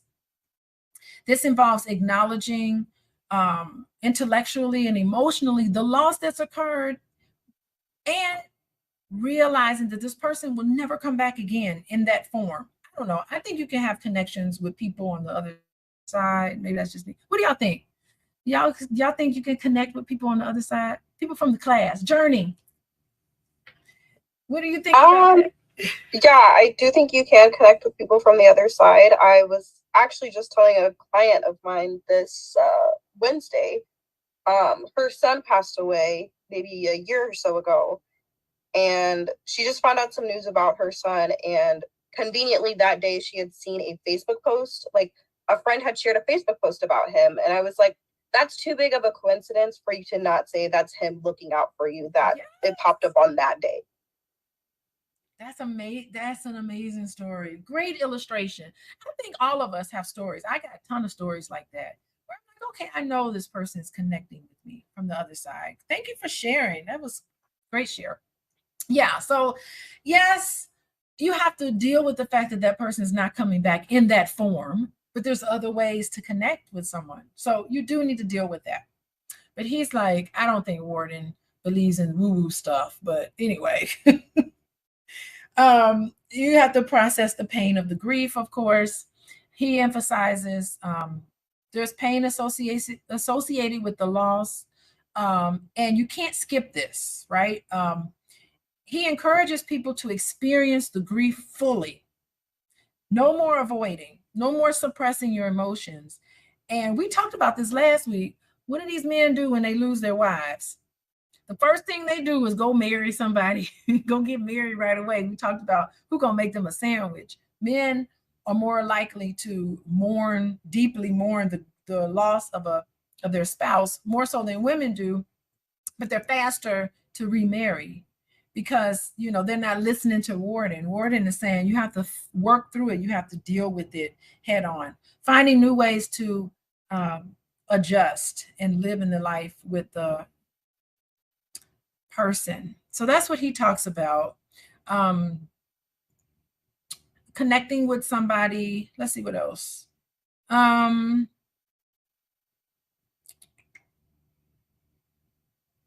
You do need to find a connection to move forward. A balance. There's a balance between remembering the loss, the person that you love that's lost, and honoring them in a way where you can honor their memory in a way where you can still continue to live your life, right?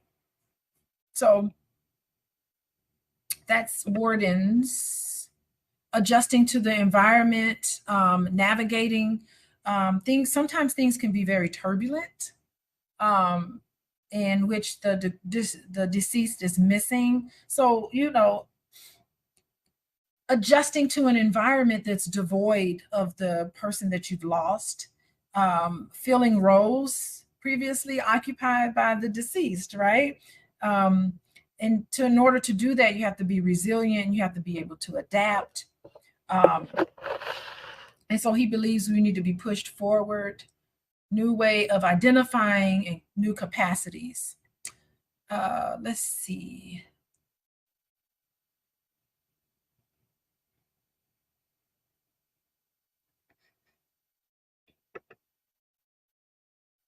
Coping with loss. So the process of coping with loss transcend the initial stages of grief, right? It's venturing, a little deeper into how you evaluate and look at your own personal reactions to bereavement.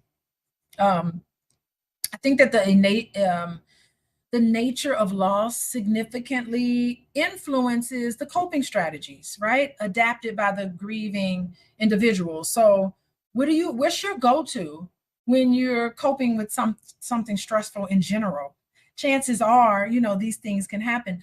I can't tell you about how many people I know personally and how this has happened for a lot of people. They just say, you know what, that first year I lost, or first 2 or 3 years of that loss of a loved one was so devastating that I just sat on the couch and ate for a whole year and gained all this weight. You know, that was their way of coping with what was happening, you know, and your loss and dealing with your loss. So many people have so many different ways of coping with loss.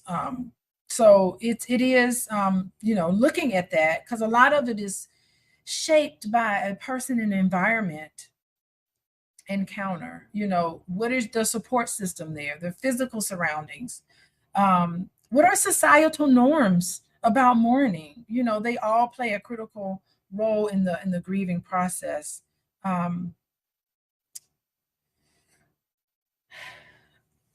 Minimizing some of the negative emotions following the loss is critical, I think, for maintaining functionality, I guess, in areas of personal importance, but you still need to set aside time to process those negative emotions. But some of us have to go back to work. Some of us still have to parent. Some of us still have to continue on, but allowing yourself that space to really grieve. I know in my doctoral program, there was a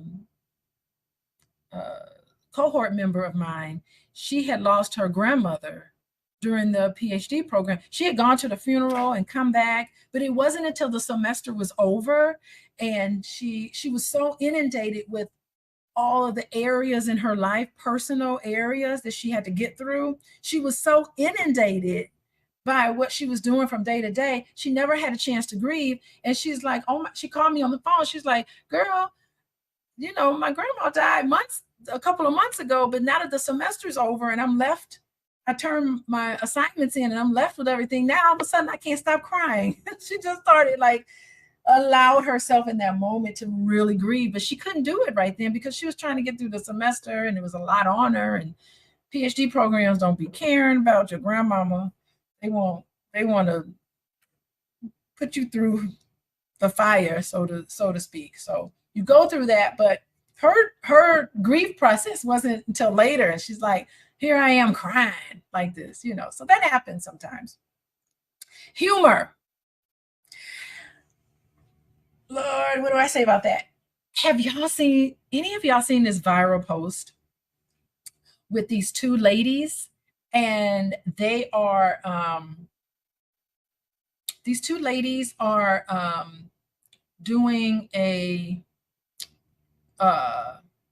video, and they had lost their sisters. They did a video, they had lost their mother, and they did a video, it went viral, on all of the things that's happened since their mom died. So they were doing a hypothetical video to their mother, and they're saying, hey mom, this is your two daughters. It's been a year since you passed. We want to give you an update on how we've been doing since you've gone. And it's a beautiful video on it. And they're just like, let me tell you, I did not know that I need to file your taxes, even though you've passed on. And they're just laughing about it. And they're, you know, they have this appropriate sense of humor, I think, because they were like, I didn't realize that I now needed to get my own car insurance. I was driving for 9 months without car insurance. And I want to let you know that so-and-so had her baby. And they were just giving this video response to their mom. And I think it was just a really beautiful, humorous. They were sitting there laughing. It's a very tragic thing. Their mom just passed a year ago, but they were able to introduce some humor in appropriate ways, right? Yeah, but traumatic loss is different than normal grieving. Like, it's a privilege to be able to lose somebody in hospice, but sometimes it's traumatic. You know, it's sudden. It happens right away. And I think it's important to vocalize your thoughts and feelings. Is so important. This act just really is a release valve to kind of like talk about the emotional pressure that a lot of people are under when you lose somebody unexpectedly, and spending a lot of time validating people's feelings in that moment, I think. is unique. Cultural expectations, yeah, a lot of the grieving process is cultural, and kind of distinguishing between the individualistic approach. So we live in a world or a country. United States is typically the dominant society is individualistic. So sometimes in the people who ascribe to the dominant whiteness, that's whiteness, by the way, individualistic culture, they're going to grieve differently than somebody who's in more of a collective community-like culture. So you have to, as a social worker, you need to assess what's appropriate. We talked about that earlier. What's appropriate. So if we talked earlier about the second generation Irish Catholic individual, they're going to want to prioritize individualism. So they may want to cope with the death and dying process on their own, sometimes just navigating their own sorrows on their own. Where a more communal, collective community, they believe in doing acts of mourning that's shared among family members and community members. And so you have to be respectful of that. And, I think we need to keep this in mind because, and y'all can tell me what you think. I see so many families fall apart. I think I must remove this. Well, and I can open this up to the class. I see so many, I don't know what y'all think in the chat and people who are watching. I see so many families fall apart after Big Mama dies or the head patriarch in the family. As soon as they pass on, things just can get very chaotic. People can be very judgmental to others because they're not grieving, they're not acting and doing things in the way that another person thinks is appropriate. And I think that let this be an opportunity to have grace and compassion for the fact that people are really struggling and everyone has their own unique ways. Yeah, some of it is cultural and some of it is personality and some of it is the dynamics of the relationship. And I think that we need to think seriously about how we judge other people for behaving and for acting in ways that's not adhering to what you think they should behave and act. And I think that it's, it can be emotionally driven, this whole process, and feelings and thoughts and everything can escalate. I don't know. Anybody from the class want to comment on that? The grieving process and how people sometimes don't want to. I feel like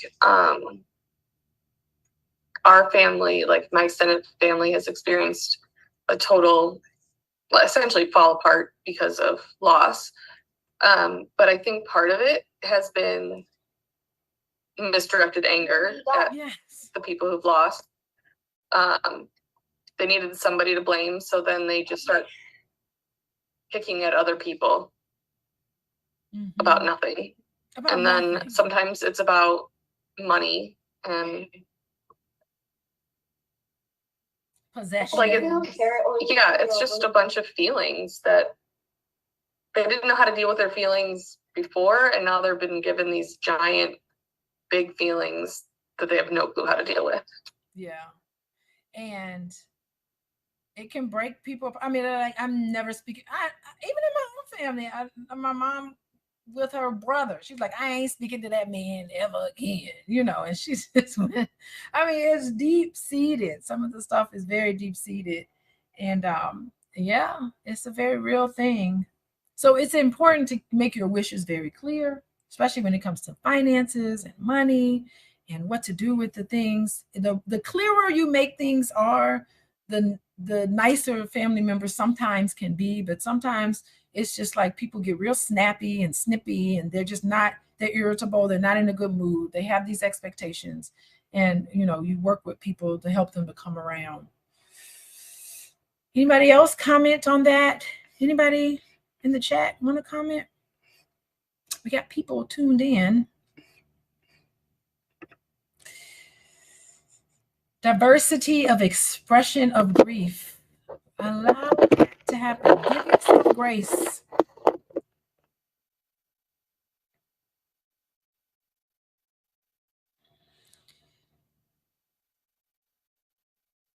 Okay. Oh, wait, here we go. Working with older adults.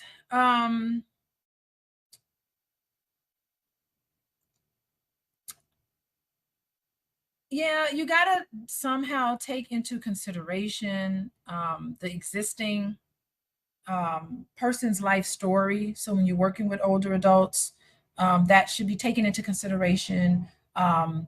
You need to develop a self-awareness of your own views on aging.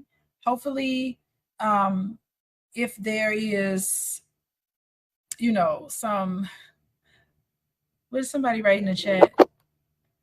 Death and marriage have interesting emotion impact. Dr. Vibe. Death and marriage. Oh, so those are two major transitions in someone's life. Can have an interesting emotion, and it impacts a lot of people. Yeah, in many ways it can. You would think that marriage would be a joyous situation, and sometimes it's not. And you would think that death would be something that would be a little more easy, and sometimes it's very difficult to work through. Yeah, thank you. So anyway, let's get back to working with older adults. Yeah, I think you have to look at it in terms of comprehensive approach and weaving some of these things together. Empathy is important, and respect for the individual's life history. I think that's essential for social workers to develop also a sense of self-awareness, your own views about aging, and challenge some existing stereotypes or biases you may have to people who are older. Sometimes they don't hear very well. Sometimes they repeat themselves a lot. So it takes a lot of patience, and a lot of checking in and making sure that they're not a burden. We just want to hear them and understanding their unique stories that shape who and what they are, their life. It can illuminate for you sometimes the older adults, their needs, their fears, their hopes, and it can help you give them more personalized and effective support. I just tell you, there's a guy in hospice now that I'm working with. He was a musician. He was classically trained musician. And I have my flute, and I'll come and visit him, and I won't say much to him. I'll just come and I'll just play my flute and just play some songs that he recognizes. And that's it, and he's like, thank you. I appreciate you coming, So I listen, to his story, and it provides him a lot of comfort, which is so important.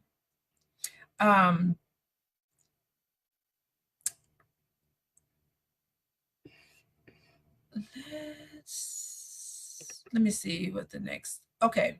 So when working with older adults, and getting their story and working with them, I think it's also important to understand the retirement process. What was retirement like for you? Sometimes people were pushed out of the working environment into retirement. Sometimes people were, they left on their own, and sometimes, they were pushed out. So the retirement process, getting a picture of that would be really nice, because that is a significant transition.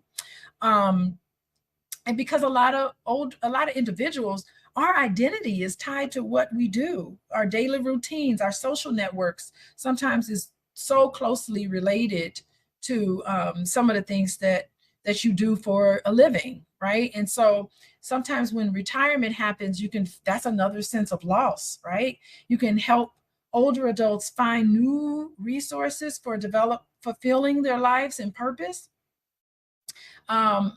Assessing some of the natural networks. Another thing to keep in mind is sometimes being in institutions, right? So how to put another significant transition is when older adults need to be moved. I know, Emily, your grandmother doesn't want to be moved, but she may at one point need to move from Ohio, right? So social workers are involved in that transition. Sometimes they transition to an assisted living, from an assisted living to a nursing home. They're in their own home, and then sometimes they do need to go into more long-term care. And it's a very complex task, and Emily, rightfully so, you need to be sensitive to the emotional and psychological impacts of those transitions that you know is coming down the pipeline for your grandma, right? So this understanding, you can match this up with practical knowledge and letting them know their options, levels of care that's provided in a way where they can still maintain their dignity of life, of course. Let's see what else.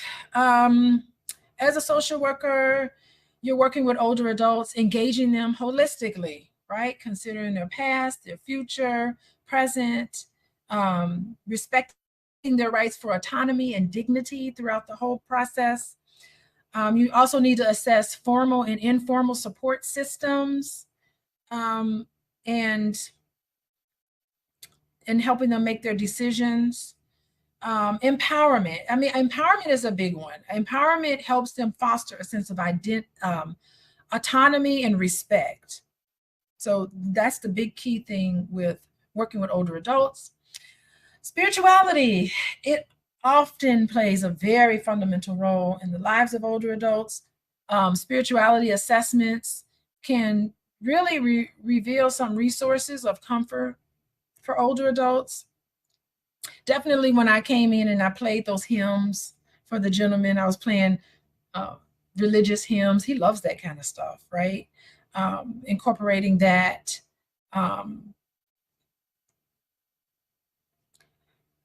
Loneliness and isolation. Oh my gosh. I do think, addressing some of that. It's the emotional health. We know that as more older adults are living alone, that all this big thing with loneliness, we talked about that last week, particularly with COVID-19, getting them connected with resources, acknowledging and respecting their unique culture to keep in mind. Your client is the best teacher. They can tell you what they need. You have to be able to listen and hear it.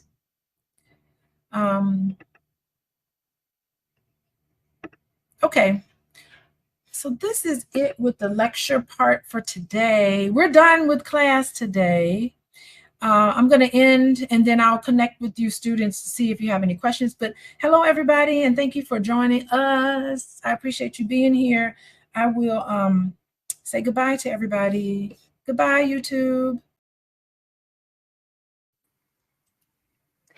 And hello and welcome to the Fly Nubian Queen YouTube channel, everybody. I am Dr. Alicia, and today I have a very special episode for you guys, and I'm so thrilled to share it with you. We're joined by a sex therapist today. Niquan Lewis is her name. Say hello, Niquan. Hey, y'all.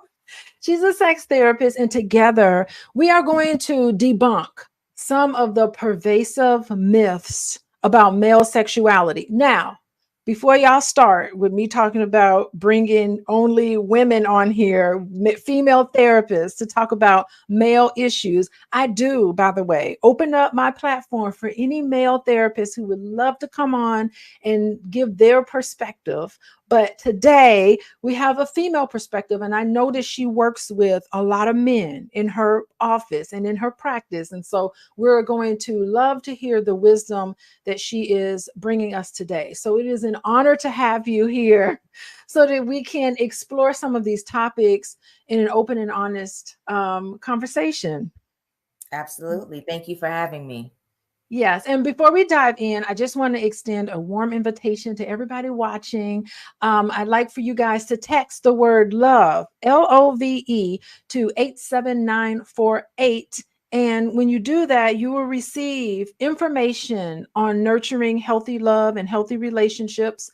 So, and it will come directly onto your phone. So anyway, thank you for being here. And now I think that we should get started. So, Miss Niquan, there is a pervasive myth that we often hear, and it is that all men want is sex, and they always want it. That it's having sex is what goes through a man's mind every 7 seconds. Could you share your insights on the reality behind this stereotype and how it affects men? Absolutely. So I want to just briefly highlight on what you just said, which was we're two women, right? So we are two women that are bringing our clinical expertise to the conversation, right? However, lived experience, which of course we cannot have because we're not men, but lived experience is important, but we are bringing our clinical expertise. So as clinicians, we are the expert on the process, right? But men and, the client in general is the expert on themselves. So I just like to, put that out there. Now, common myth, right? I get this so much in my practice when I am working with couples, heterosexual couples, and men in general, with them struggling with, this is all people think that I want from them. So oftentimes it starts with attachment. Research shows that women express their attachment oftentimes through relationship, whereas a lot of men, there's never going to be a one size fit all. We don't overgeneralize in our profession. So it's important to understand that I'm not talking about all men. I'm talking about, some men express their attachment through sex. And so oftentimes, well, think about it. From a society lens, our men, especially our Black men, are programmed to, not express emotion, right? Not do a lot of things that are qualified as feminine, right? So where they get their needs met oftentimes is through sex. And so that is what they're communicating through attempting to physical touch, attempting to, interact sexually. However, think about intention versus impact. Their intention very well may be to connect, right? To have or engage in some form of intimacy. The impact of that based off of how they are communicating that may be negatively reinforcing this myth that all they want is sex, but that may not be their intention. They may be trying to connect. They don't have the language though, because again, how we've been socialized. So sometimes what I'm hearing you say is that sometimes men, just like everybody else, would love to have connection. And when they feel a lack of connection in them, they have been so-called programmed to be driven solely by this sexual desire.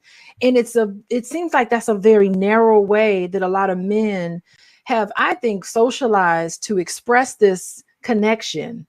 And sometimes their interest in intercourse can fluctuate, in reality, it really can fluctuate just based on how they feel, if they're under a whole lot of stress. And, it just like all of us is driven by all these sort of external things too. But it's such a narrow view. And I'm wondering too, if men who don't feel in this stereotypical way and still want to connect other ways, do they feel like in some way they feel inadequate? Yeah. Yeah, very, very possible. And so to clarify also, men have been socialized to communicate physically. And if we think of like sports and, just like violence and things like that, they've been socialized to communicate that way. However, it doesn't mean that, men don't want to connect. They don't want to be intimate. They don't want to be soft, right? However, again, because of the stereotypes of these things as it relates to men, they don't oftentimes have the language. So okay. Yeah, it's the language piece that I assist men that I work with communicating exactly what it is that they want, because their habits, their actions may be communicating one thing, right? But their intentions, what they intend to communicate, could be night and day. It could intend to communicate, I want my person, right? I want to connect with you specifically. But if all I'm bringing to the table is physical touch and sexual physical touch, at that, my partner is hearing something very different. Yeah, and it's funny because a lot of the and I want to go on to the next question, but I think it's so interesting. A lot of women respond so heavily to this. They're like, he's all over me, like all he wants is this one thing from me, but can't there be something else this man could want from me? And it's like having that conversation between couples where they can say, I'm more than just this physical thing for you. I can connect with you in a whole different ways. I'm hearing women kind of complain in that way to say, I do want connection with my man, and it doesn't necessarily have to be sexual. And it's this miscommunication between the two of them. And it's good that you work with men on this communication, but do you ever include women in this too? Do you ever work with couples where you're like saying, hey, what is it that the both of you need, and how do you talk about those things? Absolutely. Yeah. That's a daily thing for me because it comes down to language. It comes down to communication, right? And again, so many couples don't have the language to build that bridge of compromise where this is what I want and this is what I want, right? Again, what is my intention? And then what am I communicating? And so helping them to see that there is oftentimes a difference, and also helping women to see that. So for men who, work in, depending on what field they're in, if they're in a lot of stressful fields and things like that, when they come to their partner, right, they're wanting softness, they're wanting a soft place to land, right? However they may communicate it sexually, but again, it's the intention. Very insightful. I really appreciate that. I think that even like another topic that really seems to be taboo too is the issue that a lot of men have, a lot of pressure that men have of getting in the mood but not achieving an erection. I cannot believe I'm talking about this, but I think we need to talk about it. Can you talk about how common this is and why it shouldn't be a source of shame in relationships? So here's the thing, especially in society, there's belief, straight up nonsense, that if a man does not get an erection, it's absolute dysfunction. That's not what erectile dysfunction is. You have erectile dysfunction, but you also have erectile dissatisfaction. And there is variation with sex in general, right? There's stressors, there's depression, there's diet, there's medication, right? There's so many different things that contributes or impacts erections, right? The quality of the relationship, the quality of the connection. Because all men, myth, men are just about sex. They don't care about the connection, and that's not true for everyone. And so erectile disappointment simply means the times when someone wants that erection and they feel that they should have it, but they don't get it. And then that brings about the disappointment, which oftentimes comes with shame, blame, guilt, right? Just a lot of judgment even. And so erectile disappointment, that's exactly what it means. Erectile dysfunction is more of reoccurring issues, right? Your relationship is healthy. You're not on any kind of medications that may impact it. Your testosterone levels are good. Everything is good, but you cannot maintain erection on a consistent basis. That's when we're talking about more of the dysfunction. But for, the average person who doesn't have an erection here for various reasons, that does not always equate to dysfunction. I mean, to erectile dysfunction. There is a difference. And even men don't have the language for that, and they feel bad about themselves. And then if their partner berates them, they feel even worse, right? They feel like they should have this erection. And now that gets into performance-based sex, and that's our next topic. But I'd love to hear what you think about that. Yeah, I mean, so much of men's masculinity is tied to their ability to please their partner. And and not having an erection can cause some sort of some sort of anxiety that's brought into the bedroom, because it's like you're thinking, am I not good enough? Does he not find me attractive enough? Is it technique is not working? You internalize so much of that. Both partners can internalize so much shame, like what's wrong with me?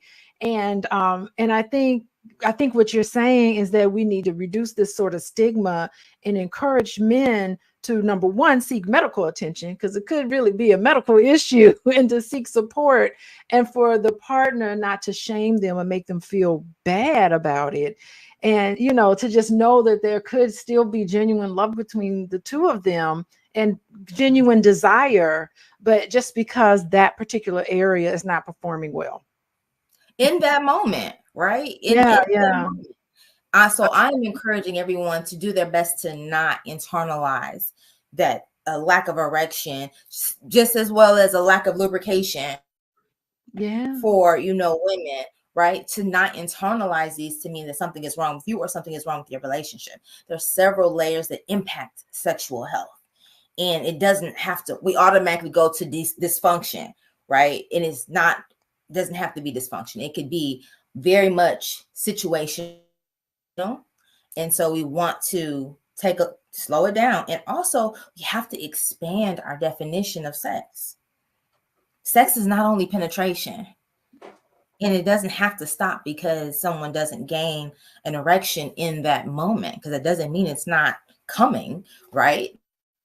But again, what's on my mind? If I'm so much into my head and so much focus on pleasing my partner, or really making my partner have an orgasm, then I'm not experiencing the pleasure. And of course, we're talking about blood flow here, right? So if I'm in my head, blood flow is not going to get to the penis where it needs to, and it's going to impact the sexual experience. So expanding our definition of what sex means is essential, because the penis has, the head of the penis has so many nerve endings. However, there's so many erogenous zones on the body for men and women. And if we're only focusing on penetration, you are missing out. Well, thank you so much. Hey, everybody, people who just joined us. We are talking about myths about male sexuality. Yes, we're two women talking about it before y'all start. But we're experts in this area, and I specifically have sex expert Naquan Lewis here, and she is talking to us about what she sees generally in her office and the work that she does with couples and males in particular. And we're debunking myths today. There's so many myths about male sexuality, everybody, in particular about Black male sexuality, because we know it is a stereotype that men have to be hypersexual. Men, that to be a man, you have to always put your manhood up. And you always have to show and prove who and what you are through sexual activity. And that's how you maintain your masculinity. And we're here to say that is a myth. We're here to say it's not just this one narrow way to assert yourself in this way, to be a man, that manhood encompasses so many different things. It's not just performance. And if there's a performance issue going on, it could be a very honest medical problem, or you need to see a professional, or maybe a medical doctor, to help you sort of realize, is it stress? Is it lifestyle? Is it health issues? Is it certain medications that you're taking? All of that can impact this, but it doesn't mean that there's a lack of desire and there's a lack of masculinity or your worth. Your worth is not in your private parts. That's right. Men and women, please know this. That's right. So anyway, I had to put that out there and welcome everybody here to this conversation. And it's very strange for me to talk openly about sexuality. So I love the fact that you're coming on here talking about all this stuff that normally is unusual to talk about. And by the way, I went to school at Indiana University in Bloomington with the Kinsey report, and I did take. It's so funny. I took human sexuality. The last semester of my senior year, I took the human sexuality course because, why wouldn't I? It was just an elective. And the teacher, oh my God, it was so uncomfortable. But he made we were all spread out in this big lecture hall, and he made us all sit in the first 2 rows. So we were sitting like shoulder to shoulder. And I was like looking at the videos, like, oh my God. I remember like taking notes. We were all so embarrassed. I think the teacher just cracked up. But anyway, it was a way for us to just like demystify some of these things about something that everybody, it's so normal to everybody. I don't know what goes on with you as I talk about some of this. It's common. It's common in our profession. I want to normalize that. That is something that I do also in my other leg of my practice is I teach clinicians the importance of assessing sexual health, because what you just said, Dr. Alicia, a lot of people are uncomfortable with it. So just as clients coming in my door, my virtual door, are uncomfortable at times and need assistance with, gaining that language, I assist clinicians as well. Because again, in our society, it's been stigmatized. It's judgment, it's shame, right? And so I assist people with removing that shame and reauthoring their stories with sex. Okay. Very good. Okay, so moving on, there's a lot of talk about performance-based sex versus pleasure-based sex. Could you explain the difference and why the latter might be healthier? So a lot of men specifically engage in performance-based sex. And what that is they are trying to obtain a goal. And the goal is to make their partner orgasm. And so what that means is, again, they are in their head. They're focusing on, the person's pleasure, which there's nothing wrong with focusing on their pleasure, but they're not necessarily even focusing on the pleasure. They're focusing on the orgasm, with a misunderstanding that pleasure is about the experience, right? It is about the experience, the man's pleasure and his partner's pleasure, right? It's not just about the pleasure, the orgasm. Orgasm is one type of pleasure, but there are, like I said, when I talked about expanding people's definition of sex, right? You have your fingers, you have your mouth, you have toys, you have other ways to, bring about pleasure. But performance-based sex is focusing on the act and the orgasm or the finished result versus enjoying the journey. Yeah. And you're missing out. I'm gonna keep telling you, you're missing out if you are focusing on the orgasm and not the journey itself. Not the journey itself. It's so interesting because in the media, and particularly pornography, that's all about performance. Like there's really no real, I don't know if y'all seen pornography, but I've seen it. And it really is, it's just performance-based sex is what you see on TV, or in the media, or even in pornography. That's all you seem to see. And it's about, doing it right and fulfilling this perceived role, I find, that's happening between couples. And I think what you're saying is that pleasure-based sex, it shifts the focus to connection. And really, that can lead to more satisfying experiences in relationships. And it fosters mutual respect between two people who are just having a lovely experience with each other. And I think that's a profound distinction. What do you say? 100%. It not only does it impacts and increases connection, intimacy, respect, right? Couples that focus or experience more pleasure-based sex report more relationship satisfaction, right? So also it's a decrease. So sex is a stress reliever. However, if I'm having performance-based sex and I'm all in my head, which means that, anxiety is increased, stress is not being relieved in that moment. It's actually being increased. So there's several reasons to have and to focus on pleasure-based sex, and understand that if you lose your erection during, which it happens. And I'm going to say that it might happen to everybody at some point in time. That doesn't mean to stop and focus on the erection. That means to keep going and, again, pick up pleasure. Find ways to pleasure your partner. Find ways that you like to experience pleasure and communicate that. Again, so that's what I'm doing when I work with couples. How do we talk about this? How do we identify what we enjoy, what we desire, and how do we communicate that effectively to a partner? So what brings you pleasure? Yeah, I like what you're saying because all interactions, listen, we are so stressed out with our day-to-day jobs, dealing with the outside world.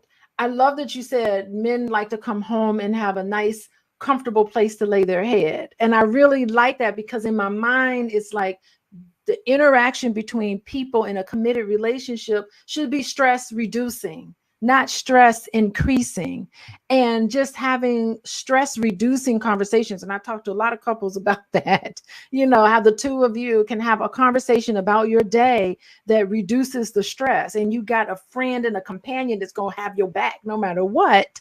But in the bedroom, it should also be stress reducing. It should be just based on having fun, having fun in a way that is very respectful. And I just like that you extended the stress reducing attitude all the way across, interactions between two people in a committed relationship. And even not in, just even, they don't have to be married. They don't have to be a scenario of marriage, but just any time that you just copulate, I guess I want to say, with another person, it shouldn't be so stressful and scary and frightening and shameful and just all of those things that for a lot of us being introduced to sex has been so negative. And for Black people, we've been so sexualized, hypersexualized, women and men, hypersexualized in this stereotypical way that we bring some of that shame and some of that discomfort into our relationships.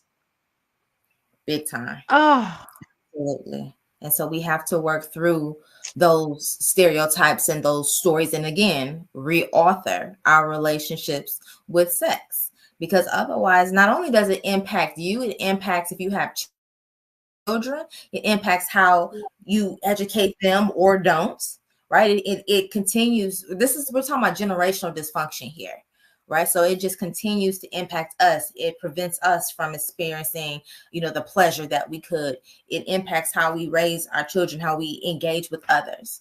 And so because of men specifically have been programmed in this way with sex, one of the ways that I assist them with expanding their vocabulary about it is, one, to identify their intention. Because again, what's the myth? All men want is sex. If they really want connection, right? How do we communicate that?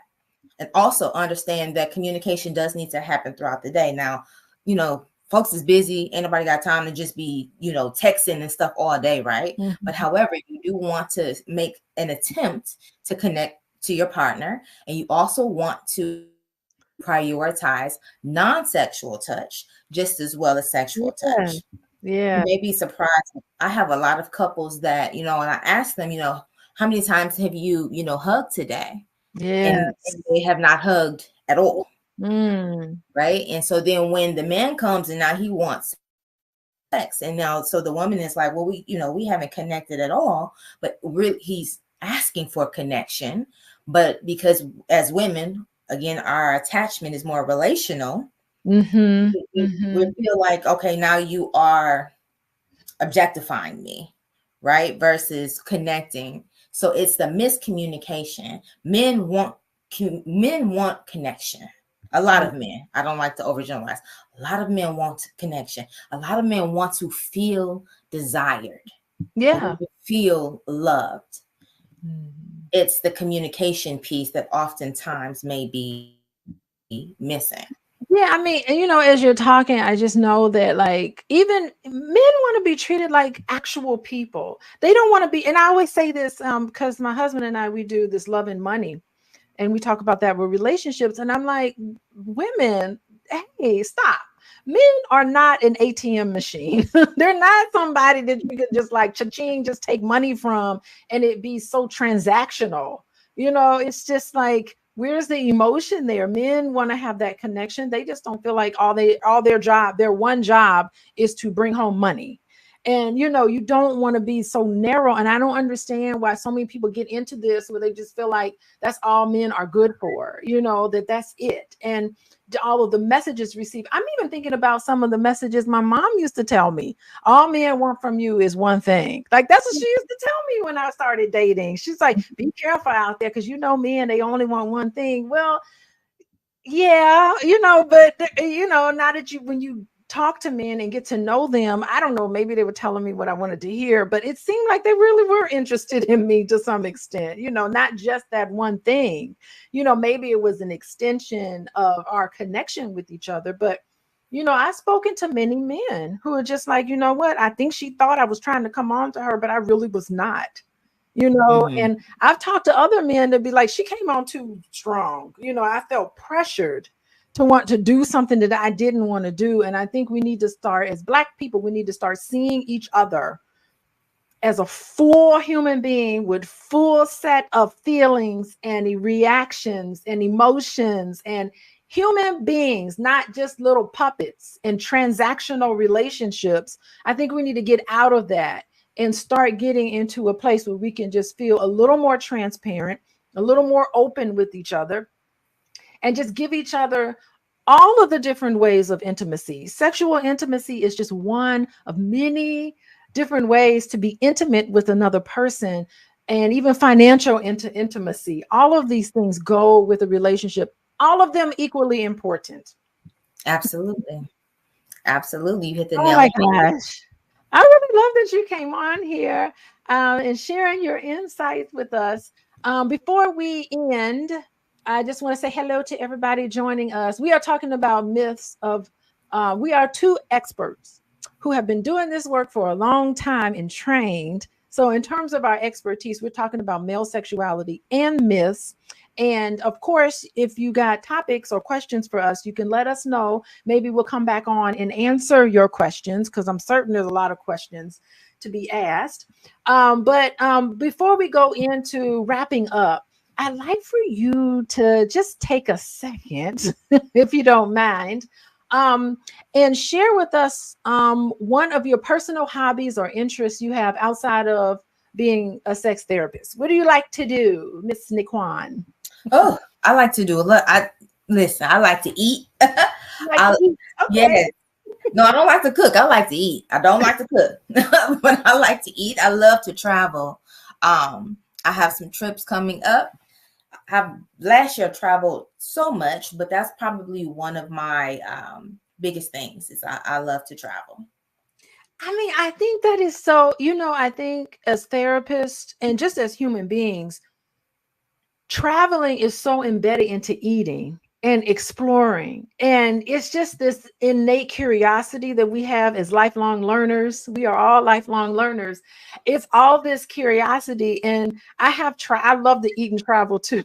I like to cook too, but eating and traveling is so great because it makes my professional career so much more richer, because I get to see, and of course we can never turn off our therapist hat, everybody. It's like I'm going to the airport tomorrow, and I'm sure I'm going to be like analyzing families at the airport, be like, their little sister don't like the big brother. I can see something going on there. Like, you can't turn it off, but it's so great to just being worldly and seeing how we're all part of this universe and how universal some of our problems are. You know, some of the issues that we have is specifically to Black people, of course, and the stereotypes that we've talked about today. But a lot of times when you travel around, you see the universality of problems and people.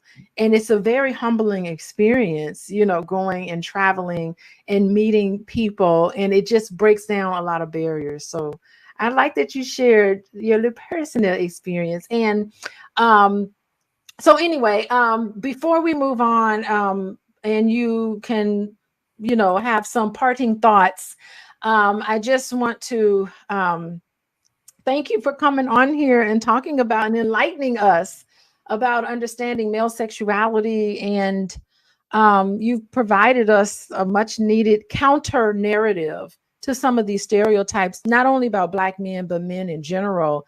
And I think some of the things that you've said today in terms of stereotypes have really constrained men's experiences and expressions of sexuality. So your expertise is really, really very welcomed and I think invaluable. So I truly appreciate you joining us today. Parting thoughts before we end, and let everybody know also how to get in contact with you. Absolutely. Everybody can find me on socials at Intimate Connections PLLC. And if you are in Texas and you would like some support, my website, intimateconnectionspllc.com. So parting thoughts for my men. If you focus more on communicating your intention, that oftentimes lands way better and you get the result that you likely are looking for. If your partner knows that my goal is to connect, right? My goal is to be close to you versus, you just grabbing a boob or there's nothing wrong with physical touch. And let's be clear, there's nothing wrong with sex. There's nothing wrong with everybody being sexual beings. That is a natural part of life. That is why I do what I do. I believe that sex is a part of holistic wellness. And so there's nothing wrong with that. But making sure that you're communicating your intentions is important. Making sure that we prioritize non-sexual touch as well as other types of intimacy is important. Ladies, or not just ladies, but just partners in general, understanding that nobody is a robot. There's going to be variations in the bedroom, and that needs to be honored, respected, and be mindful of that. Be mindful of that. Nobody's a robot. There's going to be times when, person with a vagina may, need extra lubrication, because everybody should be using lubrication. We're probably have to talk about women and sexuality next. You talk about women. Yeah. But there may be times where, men may need some assistance as well with their erection, but expand your viewpoint on sex. And no, sex is what you make of it. Don't limit it. Step outside. And what I'm talking about is creating a sex life that is perfect for you and your partner. Wonderful. And viewers, everybody, this has been illuminating, don't y'all think? I hope it encourages all of you all to rethink and engage more openly in these conversations about male sexuality, free from misconceptions and myths. And anyway, to our viewers, everybody out there, I just want to thank you for joining us and being part of this important conversation. Remember, I think it's so important for understanding and empathy. I think that's what we're talking about. Understanding, empathy. These are key components of a healthy relationship. And don't forget, you can text the word love, LOVE, to, let me look, 87948. And you will get more insights on fostering healthy relationships and intimacy. And what we didn't get to say is, how can people get a hold of you, Nikwan, if they want to? Where can they find you? Find me on socials at Intimate Connections PLLC. I also have resources for anyone needing to expand their communication as it relates to, sexual intimacy and healthy relationships. Oh, excellent. And you guys know where to find me. I'm Dr. Alicia with coachingwithdralicia.com or on Instagram at coachingwithdralicia. Those are the best two ways to get a hold of me and follow everything that I'm doing. But so goodbye now for everybody.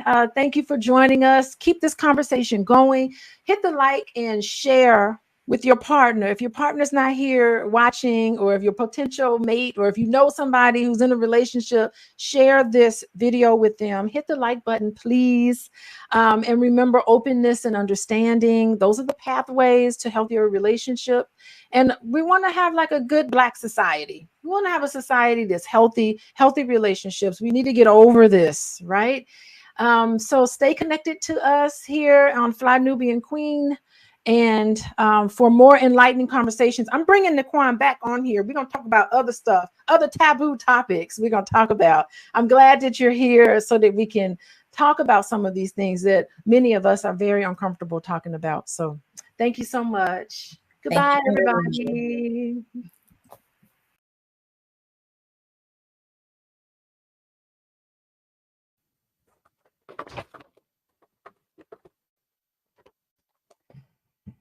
Hello, how are you, class? I am in class on a Saturday afternoon, and we are talking about human behavior in the social environment. It's a required course for social work students in our program, and we've been talking about the developmental stages, and today we're going to talk about late adulthood.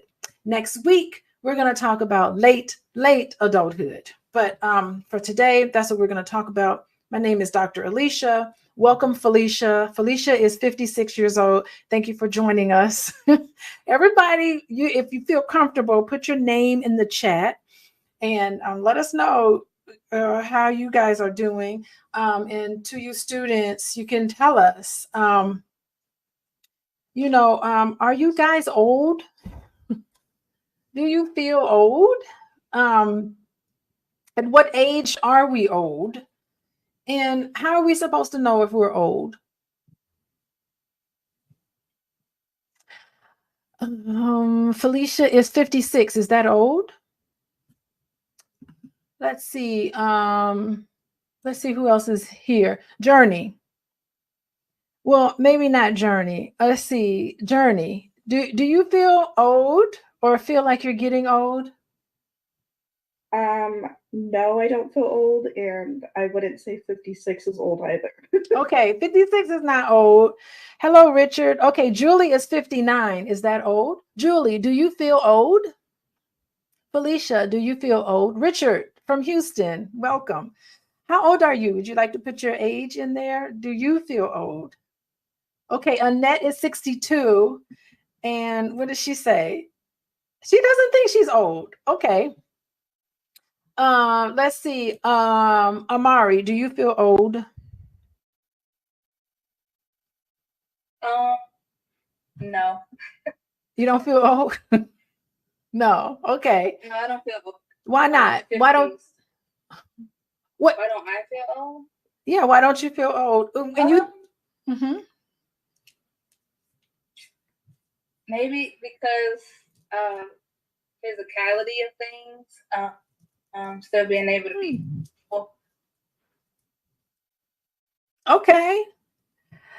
Okay, so I think you said because you just physically don't feel old. What about okay, what about 10 years ago? Do you feel different 10 years ago than you do now? Amari, do you feel older? Yeah. You do? You can tell the difference? Yeah. Okay. Yeah. Okay. What about 10 years from now? So whatever your age is now, 10 years from now, do you think that's old? No. Okay. All right. So Richard, it's like feel different. You said like ask me, do I feel different between the two ages? From 10 years ago to now, which was 16 for me. But so yeah, it does feel different. So I'm pretty sure then it will feel different, but I can't say that it will feel older to me just yet. Okay. All right. How about you, Emily? Do you feel old?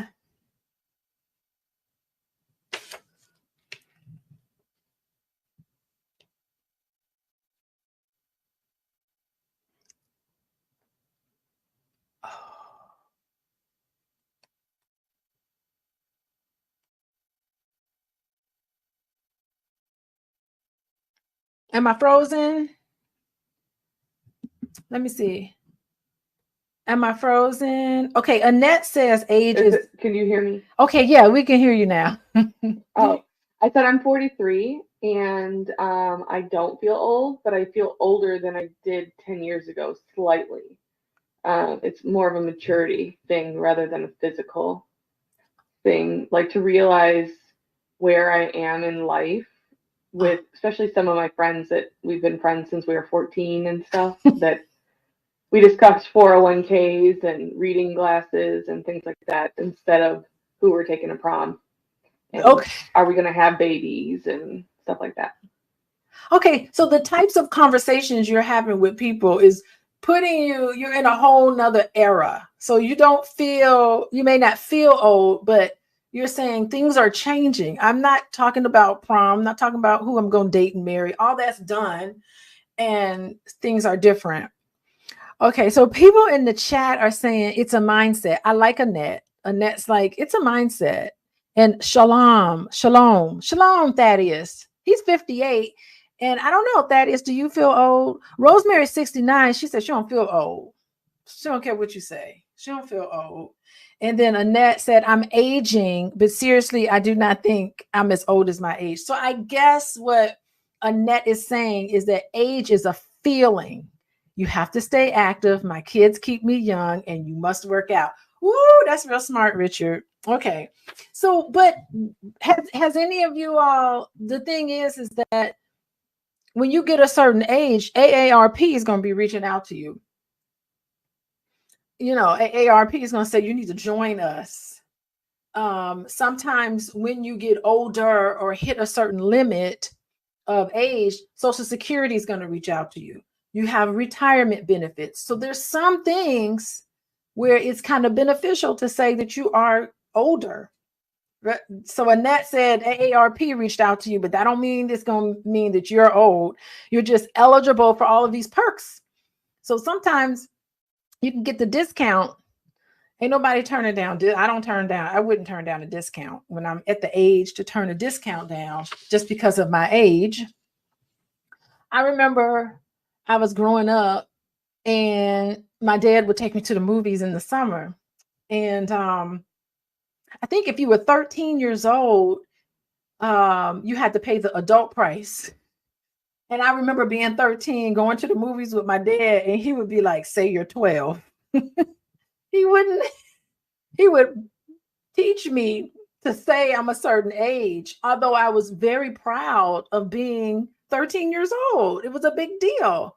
And he would say, she's 12, you know, and so sometimes age can depend on, you know, if you get into certain things and if there's some discounts, there's some discounts. So there's some benefits to getting older and to feeling that you're in a different category of feeling old. Hey, you feel old, Boyce? Do you feel old? Sometimes you do. Why? What makes you feel old? His stomach. So Boyce's stomach, my husband Boyce, he said his stomach sometimes make him feel old. Getting a pot belly. Sometimes that your physical activity and everything, you know, when I was younger, I used to be able to eat Dorito. I used to eat Doritos with cheese whiz on it. And I would eat that all the time and I never gained a pound. Now, if I look at cheese whiz and Doritos, I gain weight, it seems like. So yeah, I mean, I guess in that sense, I do kind of feel old. So anyway. So there's some questions to kind of think about.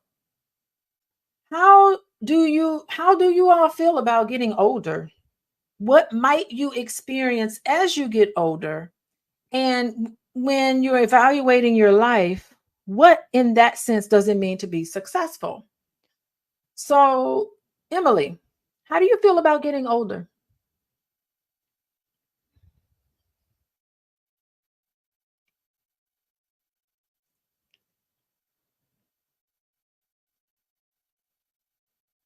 So while Emily is coming back to us, Tony Love is saying society. Oh, that's so great. She's saying society. Hold on, let's put her comment up. Society keeps us stressed out about aging. Live, pray, respect, and love, and life is good. That's profound. Hello, Dr. Vibe. Welcome to my class. Okay, Emily. How do you feel about getting older? How does your dog feel about getting? It's okay. How do you feel about getting older? Your dog can weigh in on it too. My dog wants the cat food. I am not excited about the physical side of getting older. like I thought I'd be much better about aging until I started doing it. You're like, yeah, I'll go gray, I'll get wrinkles, it'll be fine. It's a sign of my life. And then you're like, but I can't go back. And it's weird. But I'm looking forward to the stuff I can do as like a parent of grown children and with my friends, and like we know what to do and what is fun, and there's so much less drama with friends and social life that I'm excited for that part, and that part's fun. Yeah. We always talk about what retirement home we're gonna go in so we can all hang out and, you know, do our morning walks and play pickleball and all that. It's like a new chance to start fresh, I guess. Yeah, because at that age, when you're older, and just think about being retired, you don't have to get up and go to work in the morning. You can just be like a teenager all over again, do what you want to do. And then you got more money, theoretically. You have more money than you had when you were a teenager, and you could do more stuff. So that's interesting. Getting older can be exciting. Huh. How about you, Journey? How do you feel about getting older? I'm stressed. I'm turning 25 next month, and I'm like stressed. Wait, hold on. How old are you turning next month? 25, and I feel very stressed. 25. Yeah, because then that means I'm almost gonna be 30, and then life gets real at 25. So I'm like real nervous. Who told you that? What do you think you're going to experience? What are you going to experience once you're 30? What do you think is going to be different? Too much. By that point, I'll be moved out of my parents. I'll be paying even more bills, and I'll be working a real adult job. So I mean, I work an adult job now, but like I'll be really in my career at that point. So sad to say bye this time of my life, I guess. So you're wanting that independence, and I know we talked about that before, but there's such benefit to living at home. So you just want to face life. When you get older and experienced, you think it's being independent, paying your own bills. That's something that you're looking forward to, making your own decisions. Okay. I'm also looking forward to like having my own dog. Like we still have a family dog, so I'm like, that's one experience that I'm really looking forward to, is to be like my own pet parent. Okay, you want to pick out the pet, you want a puppy, and you want to raise it. You got this nurturing thing. That's a sign of adulthood. Okay, so that's how you feel about getting. Mary, how about you? How do you feel about getting older, and what do you think you might experience? I feel like getting older can be stressful because you don't know what to expect. But I do value what Emily said. Like it could be like a new transition, a new story for you. So just trying to be positive about it. You know, you start thinking about the conditions that your family may have, and you start worrying that you might get that. So you're trying to do everything that you can to like make sure you're healthy. So my grandfather died from dementia and Alzheimer's. So it's kind of like I would literally pray to God that I do not get that. But like just being prepared for that and trying to start earlier on things, preventatives that my granddad probably didn't even know about. So just being like positive and stuff like that. So I don't want to be afraid of it. So I don't really want to speak negative about it, but it's just something that I have to learn to embrace. Because like Journey said, like I'm almost close to 30, and then you see people having kids, and I don't have any biological kids myself. But it's just like, man, okay, if I want to have kids, I need to start thinking about it now because I want to be super old and stuff like that. So you just play these thoughts in your head. So I think society and things like that really play a part in how we feel about getting old and the experience in it as well. Okay. All right. That's smart. Very smart response there. I like what the three of you all are saying. So then what then does it mean to be successful? What does it mean to be successful? I'm putting Richard's comment up here. Any one of you all can go, but what does it mean then to be successful? So Richard Knox is saying, I feel like I'm finally getting it all together as he gets older, but I also know my time is limited. Time is limited. That's always in my mind. I've been investing everything I can to set my family up for when I transition. Ooh, so Richard is coming. He knows, almost like Mary said, it's gonna happen. You can't stop it. You can't stop the earth from spinning around and going around the sun. So you can't, it's nothing you can stop doing. And so you just have to embrace it, like Mary said. Okay, very good. Thank you, Richard. So what does it then mean to be successful? What do you all think? In terms of, in your mind, this is what it means to be successful. When you're evaluating your life, what would that mean to you guys?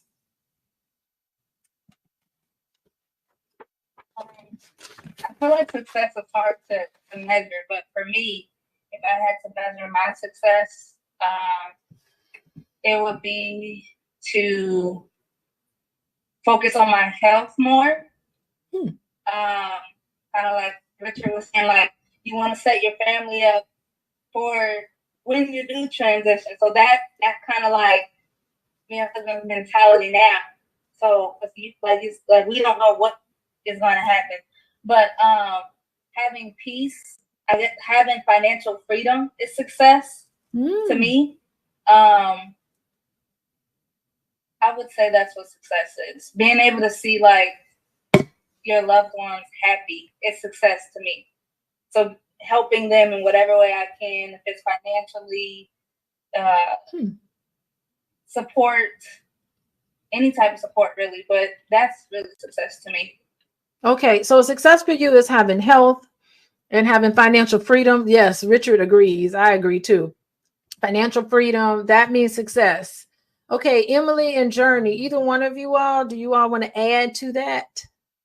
Money to me is, I mean, there's a curvilinear relationship between money and happiness. You know, I mean, you get to you make a certain amount and then you can make more money, but it doesn't mean that you're going to be more happy. It levels off. But for you guys, Journey and Emily, you want to add anything to what it means?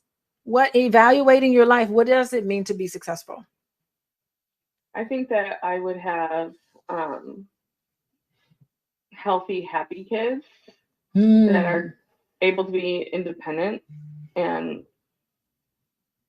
doing all right, that they've gotten the life that they want, and that I'm surrounded by good friends, and that I'm in a healthy relationship and happy myself. And I think that would be what is successful to me.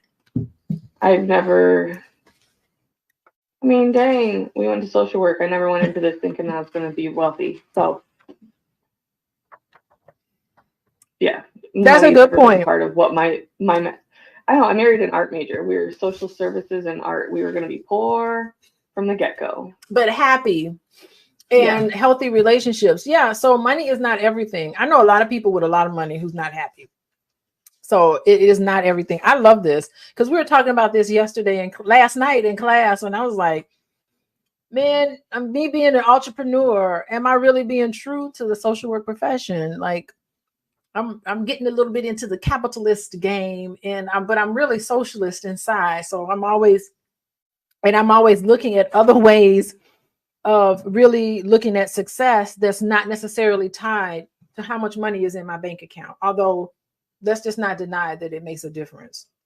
So that's interesting, Emily. You're looking at children. And so you're right. Every year the kids ask me, what do you want for Mother's Day? And I'm like, I want 3 happy, sound children doing really wonderful things. I don't want anything from my kids. I don't want them paying for me. I don't want them buying me anything. I really don't want anything from them. Just their success to me is the best gift. And I measure success differently. Just as long as they're doing what they need to do and live their life, that's the best gift any of my kids can give me. So, Emily, I agree with that. Journey, what does successful mean? success means to you? I would say success means to me, like, at the end of the day, just like how happy you are. Like, if you're like satisfied with your life, like that's success. Is like at the end of the day, like, are you stressing out about what's to come tomorrow, or are you like fine with what's to come tomorrow? Okay. Now I haven't stressed, living stress free. Okay. Very good. Let's see what's next here. Okay. At what age are we really old? Well, it changes because today we're going to talk about late adulthood, which is kind of 65 to 74. And then there's this middle old adulthood, which is 75 to 84. And then next week, we're going to talk about very late adulthood, which is the oldest of the old, 85 plus. And we're seeing a whole lot more centenarians, people who are 100 years old and more and older. We're starting to see that grow in our world, 100 years old. And they're living pretty good, actually, living pretty healthy. So I watched this documentary on Netflix called The Blue Zones. And the guy, he went out and said there's certain pockets of America called the Blue Zones where it has a lot of centenarians. I can't say that word, centenarians. I have a whole people who are living to be 195 and 100 and above. And he went to those areas and explored what was it that made them so vibrant at that age. And they all kind of grouped together. Anyway, so that's the oldest of the old. And yeah, I think a lot of you all kind of alluded to the fact that social age, social age means something. It's like society has these roles and expectations that you need to fulfill at a certain age. And, I think society does a lot in terms of looking at what it means to be older. And we're going to talk a little bit more about that. But let's get into the demographics because we're in uncharted territory, you guys. Uncharted territory because the U.S. Census is saying that 85 and older population is the fastest growing segment in the aging population. What's happening is that there's a significant demographic shift happening right now. And I don't know if you all know, but I have a contract with the hospice company and I'm working with older adults. And that is like the most job secure place. Centenarian.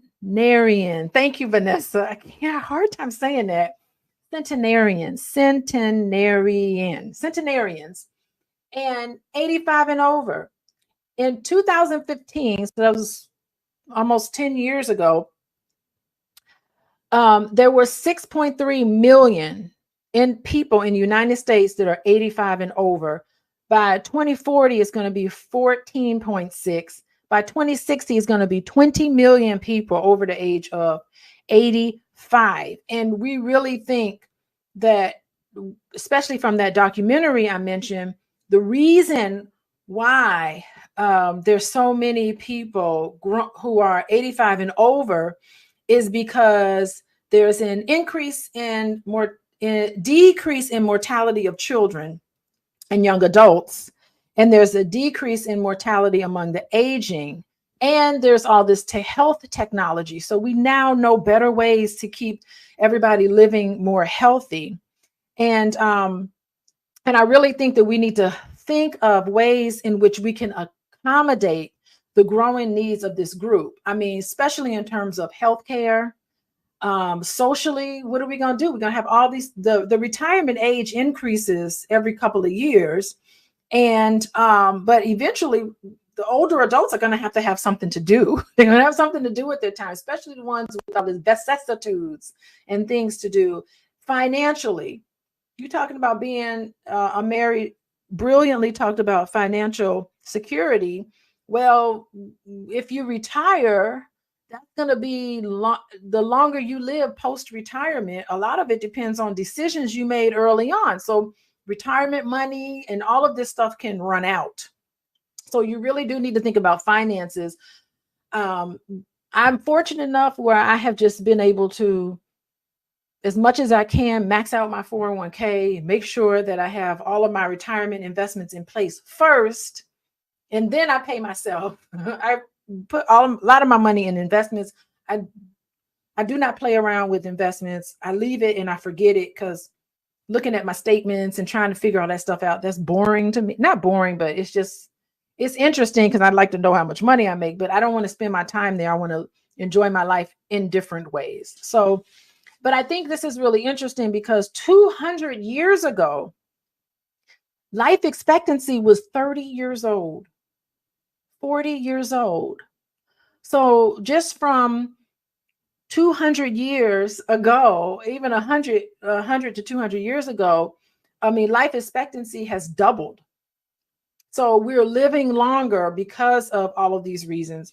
So we really need to know that. And I know in terms of the social work profession, if anybody's interested in doing an internship and they want to work with older adults, you can basically go to school almost for free, because there's just a lot of money encouraging social workers to get into working with older adults. So that's just money for school. So there's a lot of programs popping up because they see what we're seeing today, that people are just getting older. And so as social workers, we need to pay attention to this, because this is like, this chances are your clients are going to be in this group. Okay. We're talking about race, gender, ethnicity, social class. How does that relate? Believe it or not, in terms of race, in 2015, only 9% of the population over the age of 65 was African American. 9%.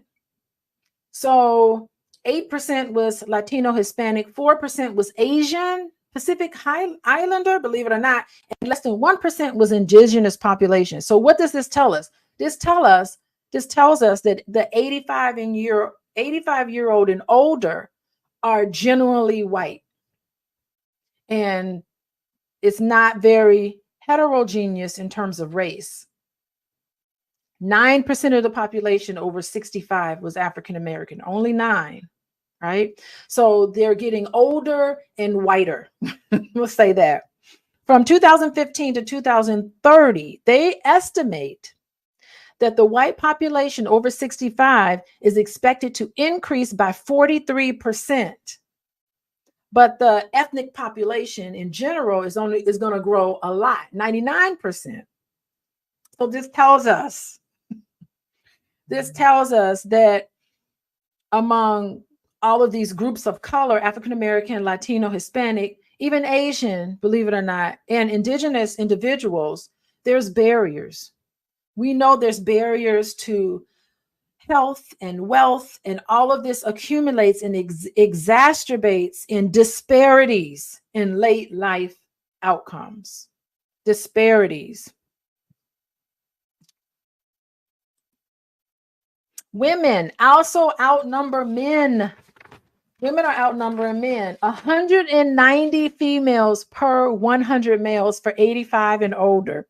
And it's crazy because my mom, she's a African-American lady, and she's in her 80s, and someone put her in a dating app. Someone put her in this dating app. A friend of hers added her to a dating app for seniors, and her inbox was full of white men. And she was like, I don't know if I could date a white man. I don't know. That'd be kind of weird. I mean, think about it. She's 80 something years old, and she grew up in, Jim Crow, civil rights. So in her mind, she's like, I don't know if I could date a white man. I don't know. But she's like, you know what? I guess I got to warm up to it, because a lot of the black men her age are dead. She's like, there ain't nobody else left. So a lot of these men, they're reaching out to her. And I think this is really interesting. She's just outnumbered, right? So she talks about that a lot. Older women are more likely to live alone, 35% compared to 20% of men who live alone. Interesting.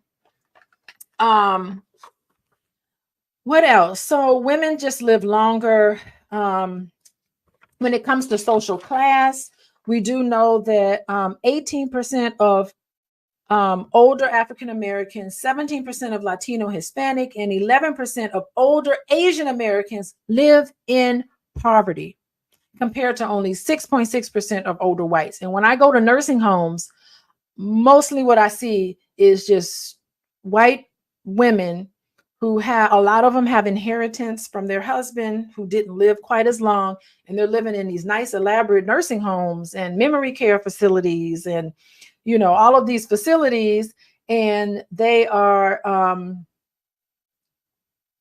that stuff is expensive. It's like $12,000 a month, $12,000 a month just to live in these facilities. So it's expensive. And if you don't have a lot of money, you don't have enough money to pay for good care when you're older. And so this makes this disparity here in terms of income and living in poverty makes a big difference, because I go to public, there's some nursing homes that are public aid. They accept a lot of public aid individuals, and it's not as nice. It's not as good. I hate to say it. Yeah, Miss Parker, $12,000 a month for the nice ones, for the really nice ones. And I live in Illinois, so that's where it is here. So yes, it's expensive. Like, I'm putting money away into my health savings account because I'm like, I need somebody to come into my home, and you're going to have people come into your home and give you a sponge bath every once in a while, because you'll be older and you won't be able to take care of yourself as much. So it's something to really think about in terms of income. What do you think about this? Geographically, people are living in one of the 10 states. 51% of the elderly population live in California, Florida, New York, Texas, Pennsylvania, Ohio, Illinois, right here in Illinois, Michigan, New Jersey, and North Carolina. I get North Carolina, Florida, California, Texas. I kind of understand that because the weather is nicer and I think the taxes are more friendly. But I don't understand. Can anybody explain why Ohio, Illinois, Michigan, and New Jersey? New Jersey? What is that? I don't know. What do y'all think? Why? Do y'all want to move to Florida is Florida the best place to live? What do y'all think? Journey, Emily, or Mary, what do y'all think? Where do y'all want to live when y'all retire? Not Florida. Not Florida? No, they just, they let murderers off a little bit too freely in Florida. So I think I'm okay with not moving there. Definitely don't want to be in the same state as what's her name, like Casey Anthony or whatever. I probably would want to move somewhere more like secluded, away from like most of society. Maybe like Alaska or something. That is so freaking cold. Have you been to Alaska, Journey? It is so cold there. No, but I feel like it would be fun with all the animals. Okay, Journey. Alaska. Okay, interesting. Okay, you'd be kind of by yourself because not a lot of people live in Alaska. Okay, Emily and Mary, Emily, what do you think? Where you want to live? I probably would live around here or a little further south, but I'm wondering how many of these other states are by large military bases. That's where people retired and stayed, especially with like Texas and Ohio and whatnot. Like, my grandparents are old and they're in Ohio, and they have had great health care. Is that and what I think part of that has to be part of why they're living longer, is that they had decent health care their whole lives.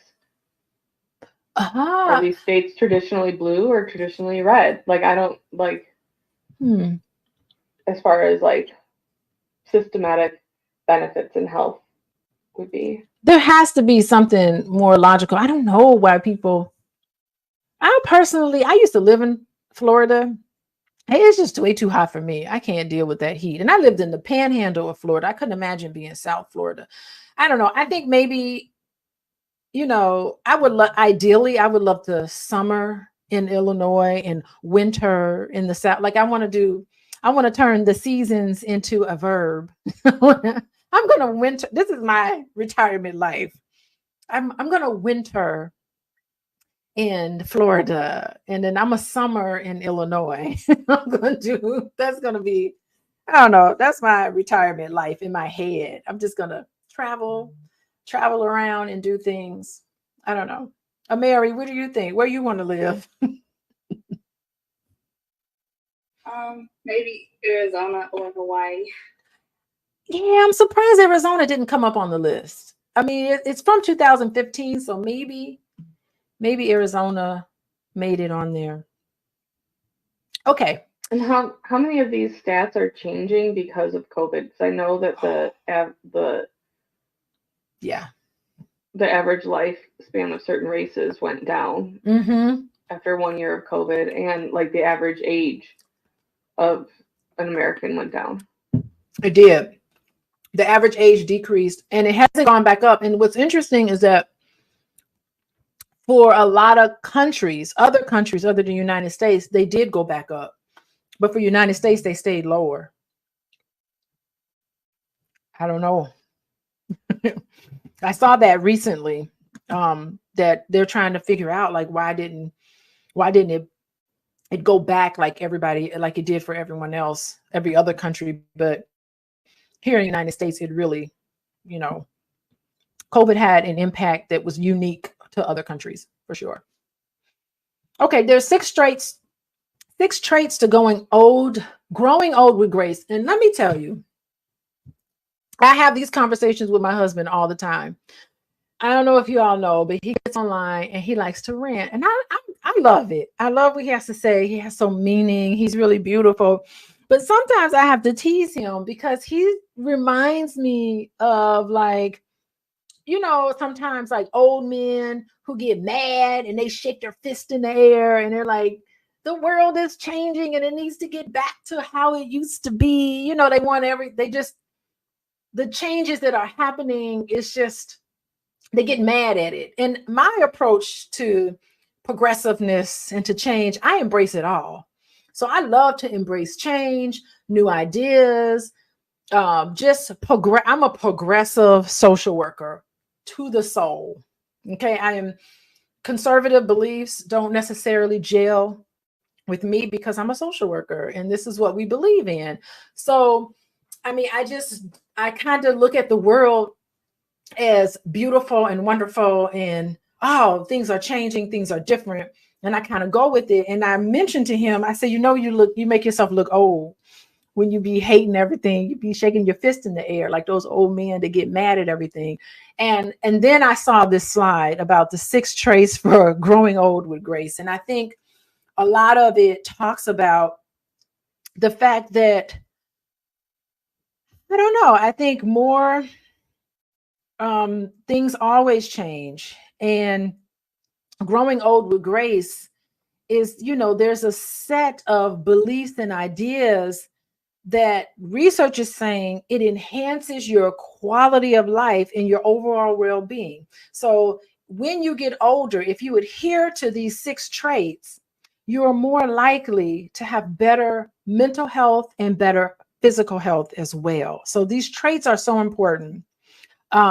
So growing old with grace, yes, there's a passage of time, but it's how you view it and how you see it. So the first one is about caring about others, remaining open to new ideas. And I know I'm always trying to embrace technology as much as I can, although it took me forever to figure out how to. It's a big deal for me to get on StreamYard and to post my slides and to figure it out. Y'all as a class were very patient with me, but part of it is like, okay, I'm learning something new. I need to try to get more comfortable with trying to figure out social media. And I don't know if Dr. Vibe is still in the chat, but Dr. Vibe, he'd be feeling sorry for me and be offering his services to me so that I can get the technology down. And Dr. Tashi, I don't know if she's still here, but hey girl, how you doing? She's also a professor too at a university. So, but anyway, all of these things is how open you are about things, how open you are and embracing the change. Yes, Miss Parker. So you also have to show cheerful tolerance to the indignities of old age. And I think, it's like your body is changing, it's this willingness to adjust to your body as it changes in new situations. Definitely having a sense of humor, playing around, just you look at life differently.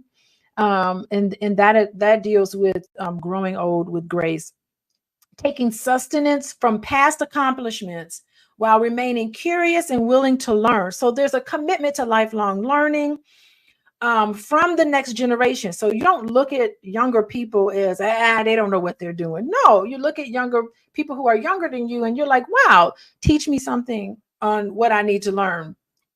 And I think just engaging with new people, engaging in new hobbies.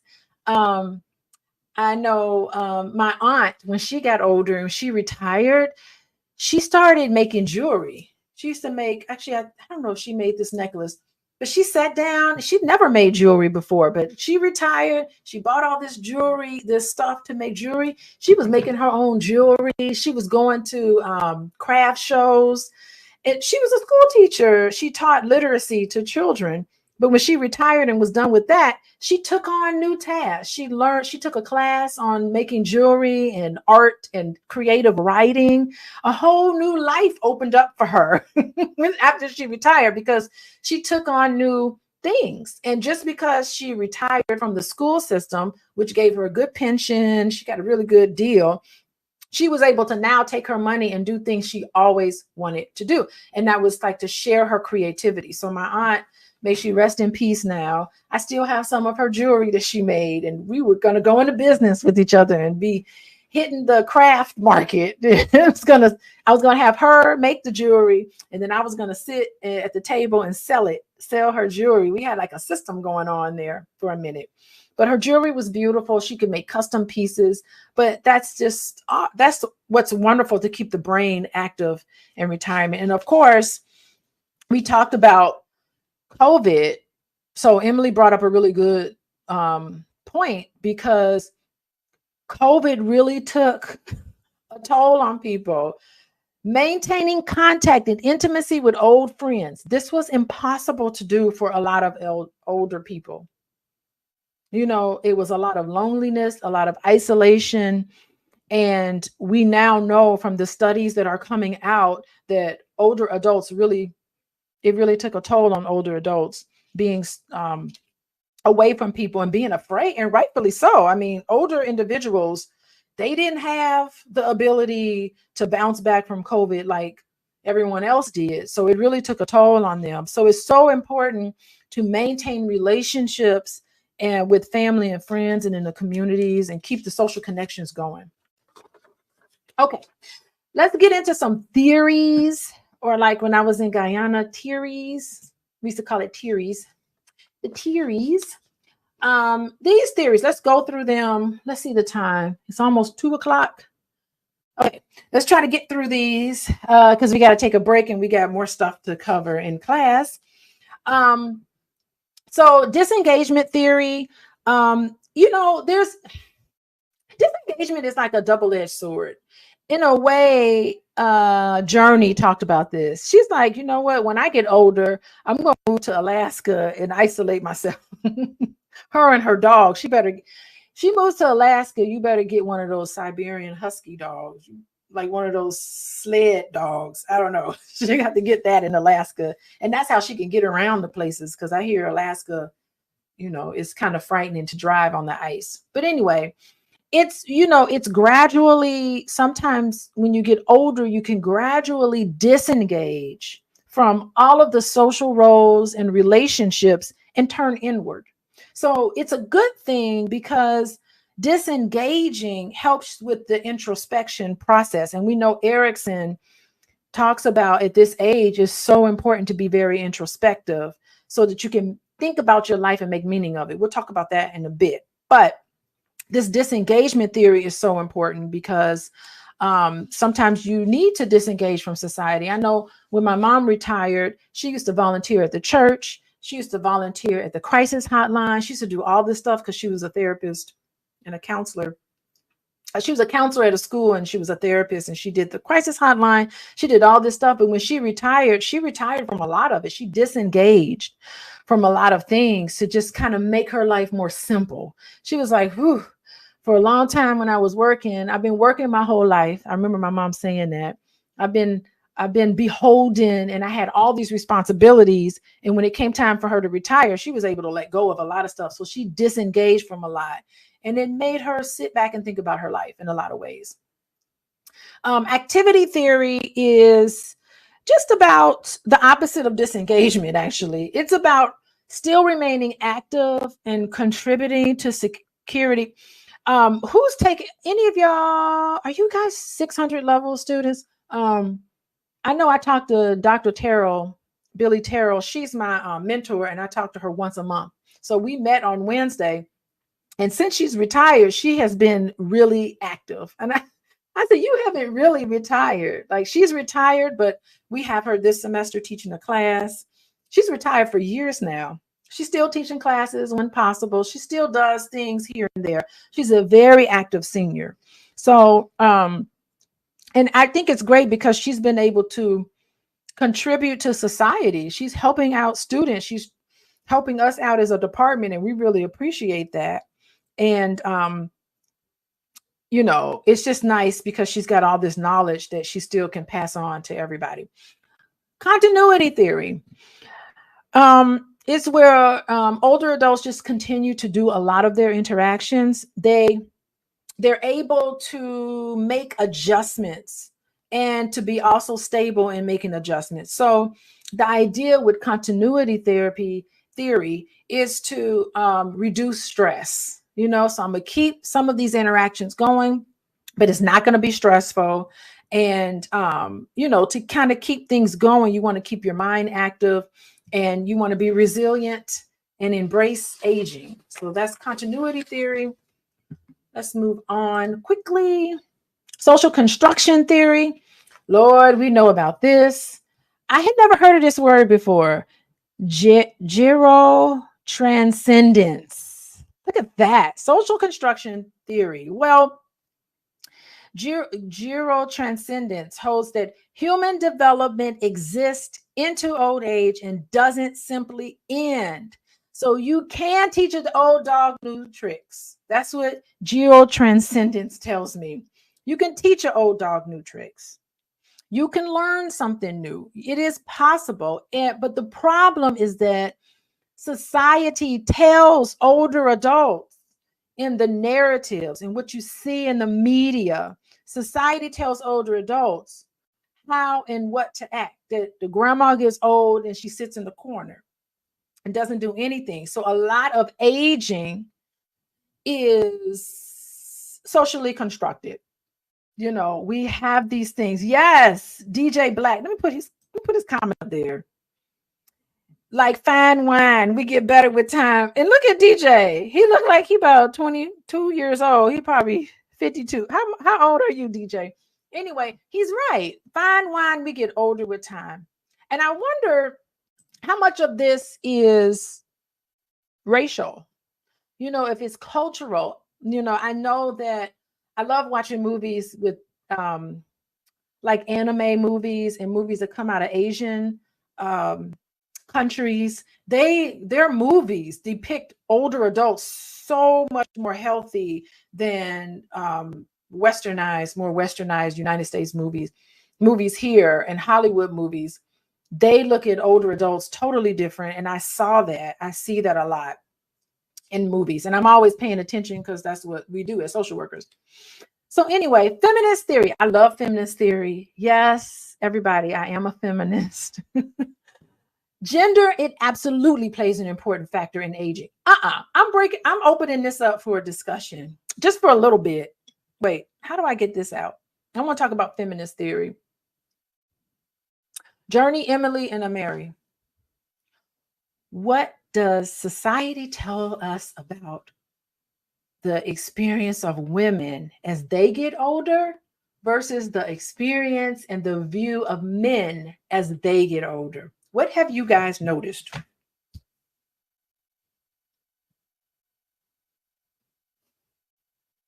in the chat. What have you guys noticed? How has society viewed women when they get older versus how society views men when they get older? Okay, Emily, go.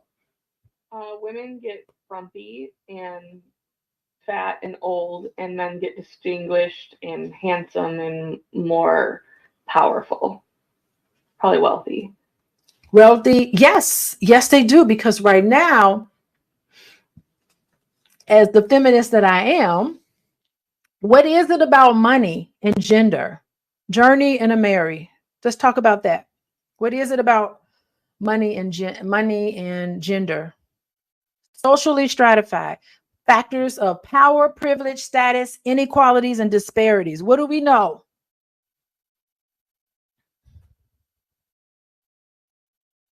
Journey. I think socially we like still adapt the kind of like toxic gender roles that like the man should be the head of the household and that he should be the one making most of the money, and that the female should be the one staying at home having the children and taking care of the children. I feel like we're still at that stage. Sometimes you see couples and relationships that are moving past that stage, but we're very much still stuck at that. Think about a lifetime of taking care of people. Women, we're socialized. I'm not saying it's a bad thing, but that's what we're socialized into, is to be caregivers, be responsible for caring for our old. We know that if parents are ill, it's usually the oldest female is the one that's going to be taking care of the parents. It's going to be the woman in the family that's going to be taking care, and that removes you from certain parts of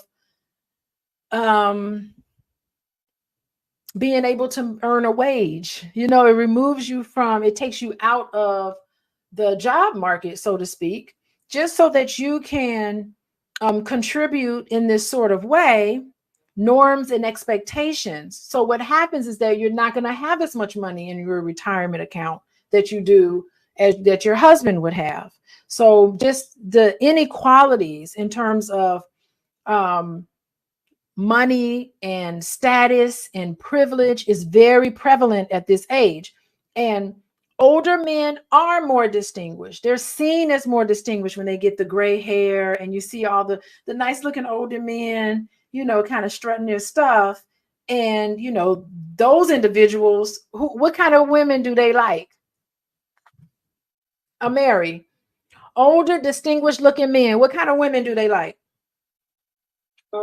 Based on society, media, all that stuff. Yes. They like younger girls. Yep. Be dating. It's so crazy that you bring that up, because like you see now, I see now, like younger girls are more attracted to older men, and I think it could be because of finances. So it's like that stigma of sugar daddy. So I'm like that. But I do know younger girls are men because of that stability that they assume that they have.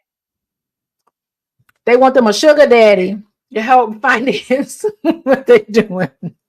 So younger men and older women, younger women and older men, they get together and it's like they got them a sugar daddy, and older men like hanging out with younger women because it makes them feel not as old. They don't have to come to terms with their own age. And so there we go. Yes. Very good. I have a friend who's newly single at 37, and she actually doesn't want to date anyone younger than 35 because she's like, I've got kids. I don't need any more. Like, I think there's a maturity level that she's unwilling to date younger men because of that. Well, that's a good point, but we got a lot of cougars out there too. And that's something that they call the women cougars. That's kind of like, that's really kind of degrading. We got the cougars here. So anyway, we'll move on. I can talk about that longer, but I won't. I got more thoughts about that one, but social exchange theory, I think this is really helpful. I never really thought social exchange theory would be appropriate for this population, but it does, because I think, you know, older adults, they do have value and they don't want to feel like a burden on everybody. So it's good for them to be able to contribute. and to have interdependence, and they want to have an environment. Sometimes the environment is too, sometimes it can be too fast for them, but they want to foster where they can engage in the environment. Sometimes I've heard a lot of older adults say that when you get a certain age, there's not a lot happening to you. So you're kind of put off into the little corner because you're not the center of attention anymore when you get older. So you kind of feel useless a lot of time. So, social exchange theory. Yes. There's something that older adults can contribute in terms of wisdom and knowledge. And then, of course, the younger generation can contribute to the older generation in terms of helping with technology. Okay, life course perspective. Aging is not static, right? It's a dynamic system. And so just because you're older doesn't mean that you're stuck. You're stuck into this isolated phase in life. And so life just keeps unfolding. It's a life course perspective. It doesn't stop at all. And the effects, this is where the effects and the decisions, like Mary talked about in terms of financial, and she's talking about making sure she's eating healthy, she's doing healthy behaviors, because she knows that that's going to make not only her life longer, but it will give her a quality of life. So believe it or not, the decisions that you make today is going to pay off later on in life. So when you get into this older adult stage, the effects of earlier life decisions and opportunities and challenges significantly impact you. And that's the life course perspective. Okay, age stratification. Society is just inherently stratified by age, right?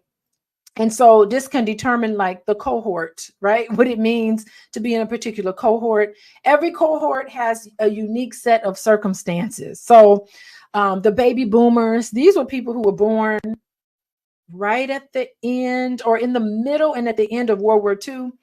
And this was a time of economic prosperity. After World War II, United States really came out on top. We were booming. So those are the baby boomers, and they're doing quite well economically. And a lot of them are retiring now.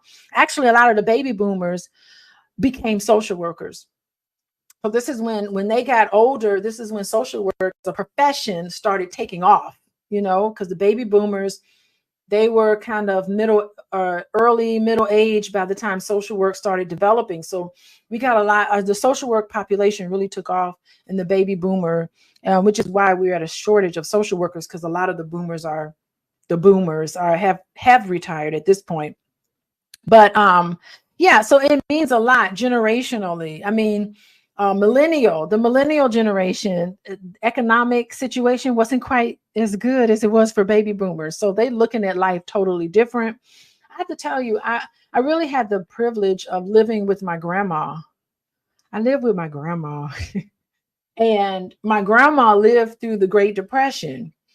So it was really fascinating when I was when I was in y'all shoes, getting my master's degree in social work at University of Chicago.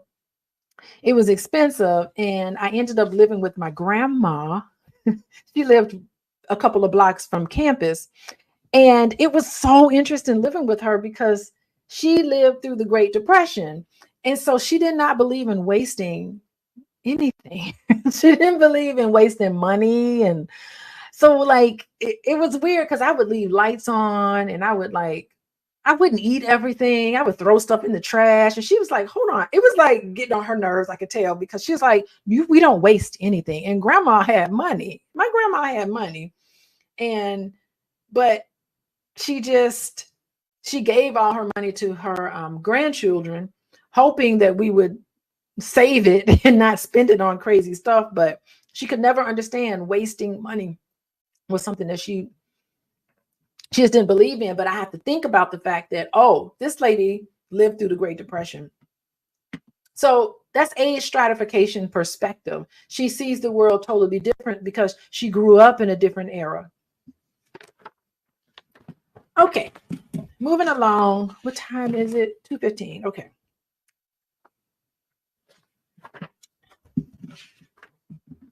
let's see, where are we?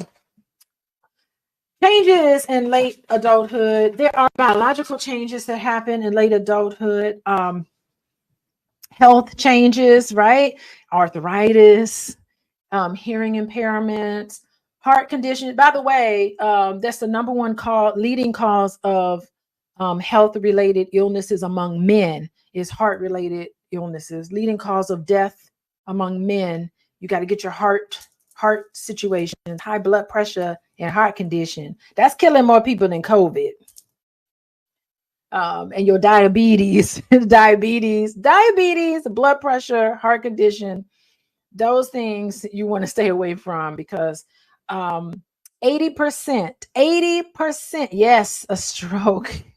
That's it. 80% of people 65 and over have at least one chronic condition. So that's something to keep in mind. And that has an impact on your longevity. There's a gradual decline in bodily symptoms. Psychological, over time. Think about this. Time, energy, and money. Time, energy, and money.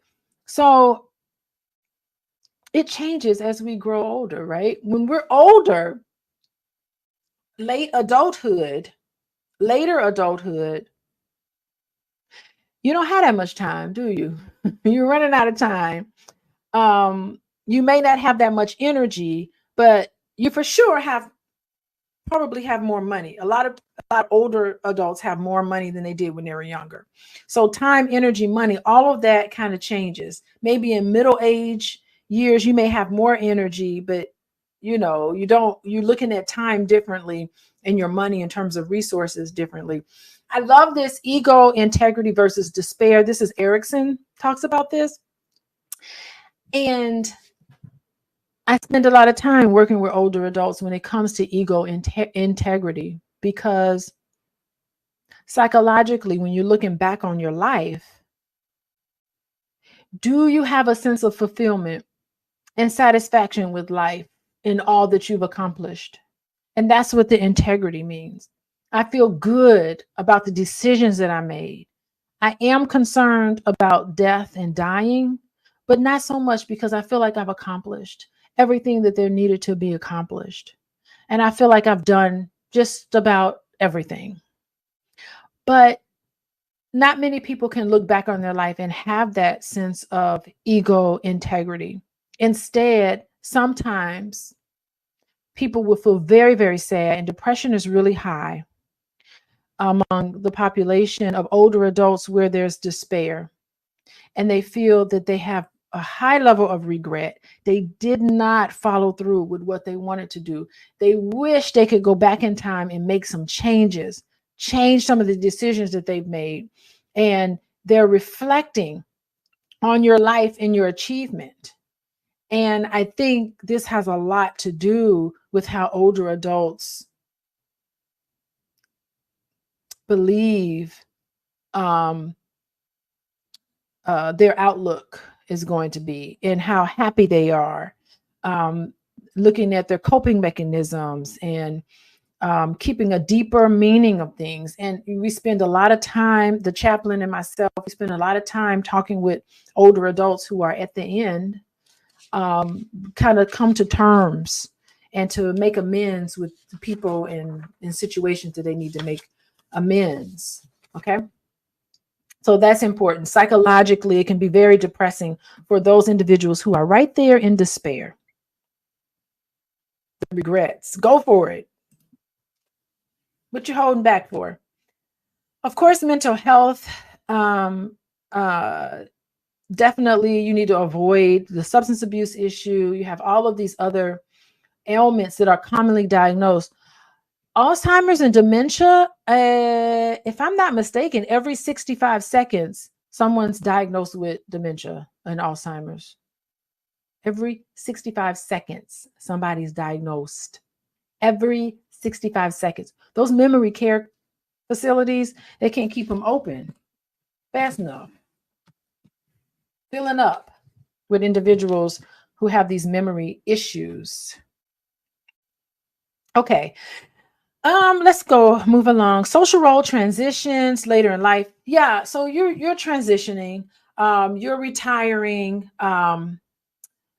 you are stepping into grandparenthood. I love the whole thing about grandparents. There's a bunch of different types of grandparents. I'll just go over it real quick. There are some grandparents that are very formal grandparents. So they're interested in their grandchildren. And a lot of this, remember, the type of grandparent you end up becoming has a lot to do with your early life experiences, what you adhere to when you were growing up in terms of grandparents, what was modeled for you and what you felt you wanted to do. So a lot of it is modeled for you, but formal. Some grandparents are very formal. They don't want to become over involved in their children and grandchildren's lives. It's very formal. They're interested in what their grandchildren are doing, but it's formal. Another type of grandparent is the fun seeker.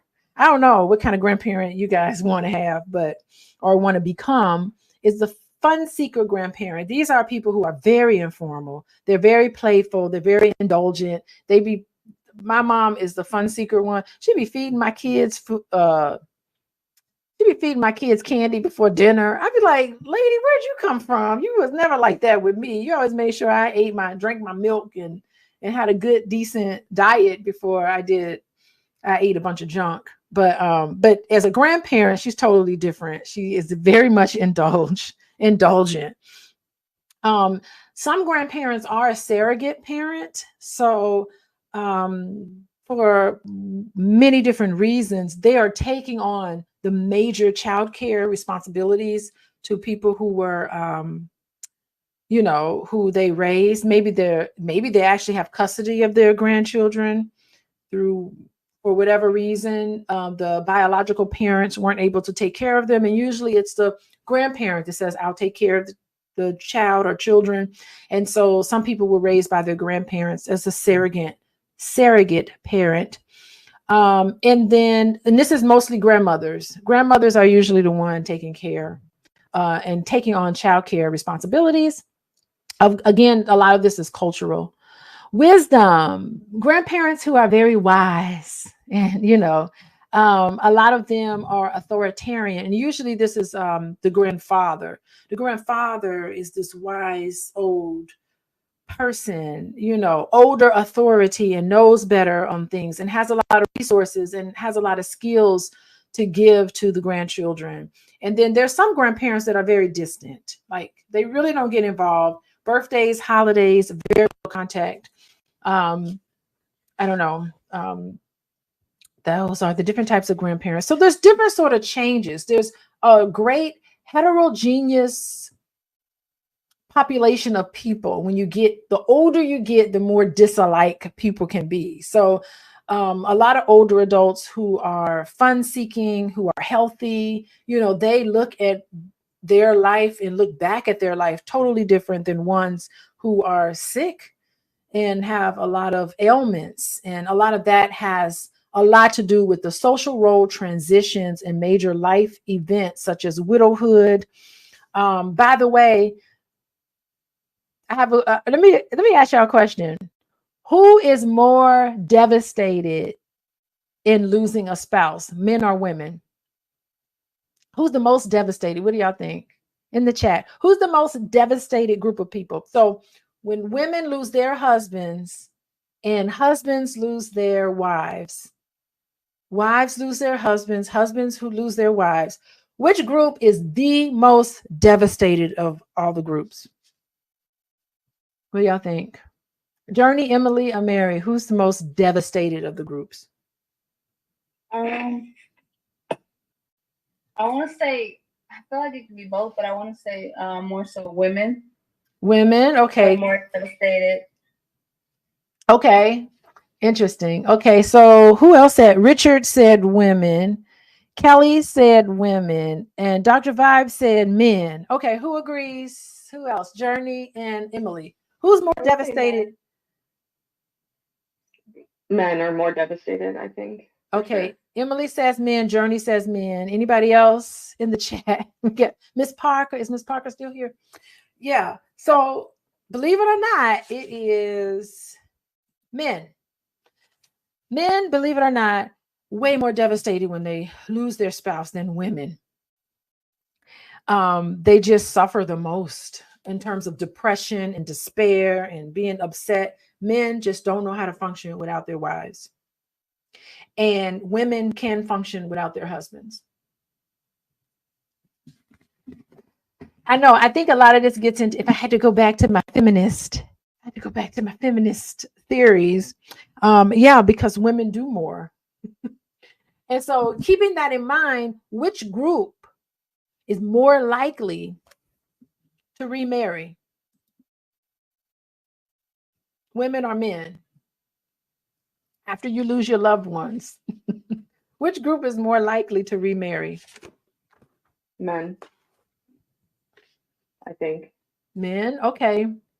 Journey, which group is more likely to remarry? Dr. Vive says men are more likely to remarry. A Mary, who's more likely to remarry? I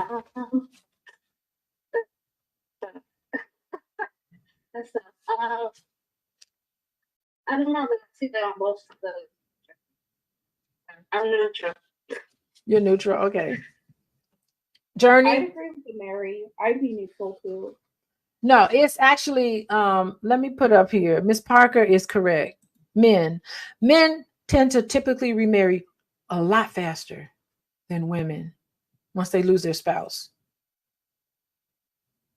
Somebody got to make that sandwich.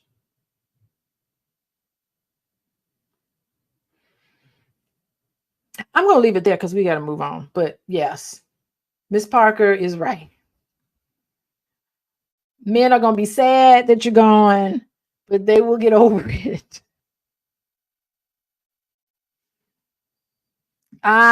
Okay. Good point here. We got comments here.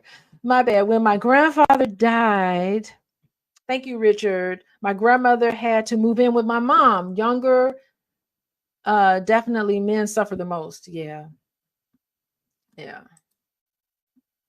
Men don't know how to, they don't know how to do. Thank you. Tice Jim 7. Most men in this case don't know how to be. Oh no, they don't know how to be on it. They don't know how to do it. Okay. Let's move on. Let's see how many more slides. 1, 2, 3, 4, 5. Okay, 5 more slides, and we will move on. 5 more. Okay. Searching for personal meaning. Yeah. Do you know, this is what social workers do when you work with this population. And doing a life review with older adults. I love this whole thing with Ira Glass on NPR. I think it's Ira Glass, where they get older adults into this booth. I don't know what it's called. StoryCorps. Have y'all seen that? Where you bring your grandparent into the booth and you do like a story of their life. It's really beautiful. It's a life review. And usually when I was teaching this class in person, I would play snips of StoryCorps so that people can reflect on it. But yeah, understanding the aging process in order to help older adults as social workers understand the aging process, you can help them by going through a life review, helping them understand their life and the decisions that they make and coming to terms with it, saying it's okay. These things happened and it's okay.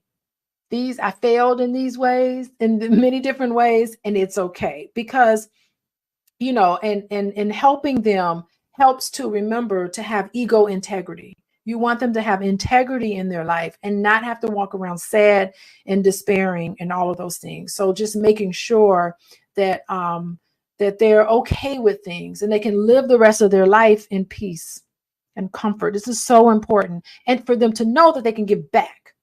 You can tell stories. Storytelling.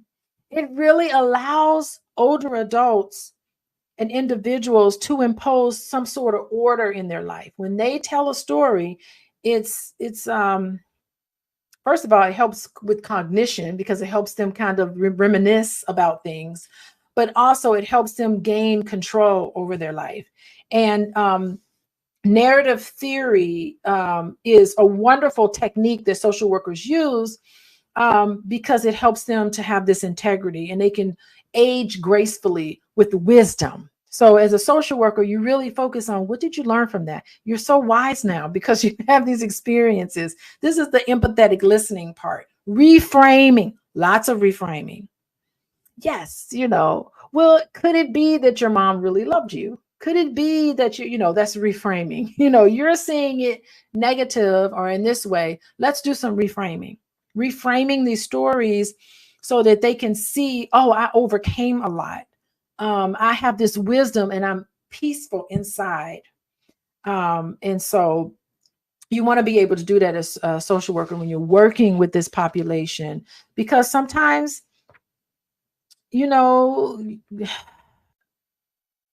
people need to engage in process to help them just think about these past experiences and come to grips with them, the reality of some of these experiences. So that's the thing with social workers. Let's move on. Reminiscence theory. This is again another pretty much a technique of having older adults tell stories. I don't know why I get into storytelling too sometimes, because sometimes I'll be like, a song will come on or a movie would come on or a situation would happen, and I'll be like, oh, let me tell you, I remember when this happened. So reminiscence is kind of like you start to feel nostalgic. The other day, there was somebody in the office playing like songs from the 80s. And I was like, wow, I'm in the second grade right now. And let me tell you what I'm doing right now. I could go right back to the moment that song started playing. And I was like, this reminds me of that Christmas when such and such. And I really start to feel nostalgic because there were certain parts of my youth that I really enjoyed. So this remembering allows a lot of older adults to recapture some of the memorable events in their life story. A lot of times it's linked to positive things that, older adults engaged in. And it helps to serve the function of adjusting in later life and especially living healthy. So I do think, but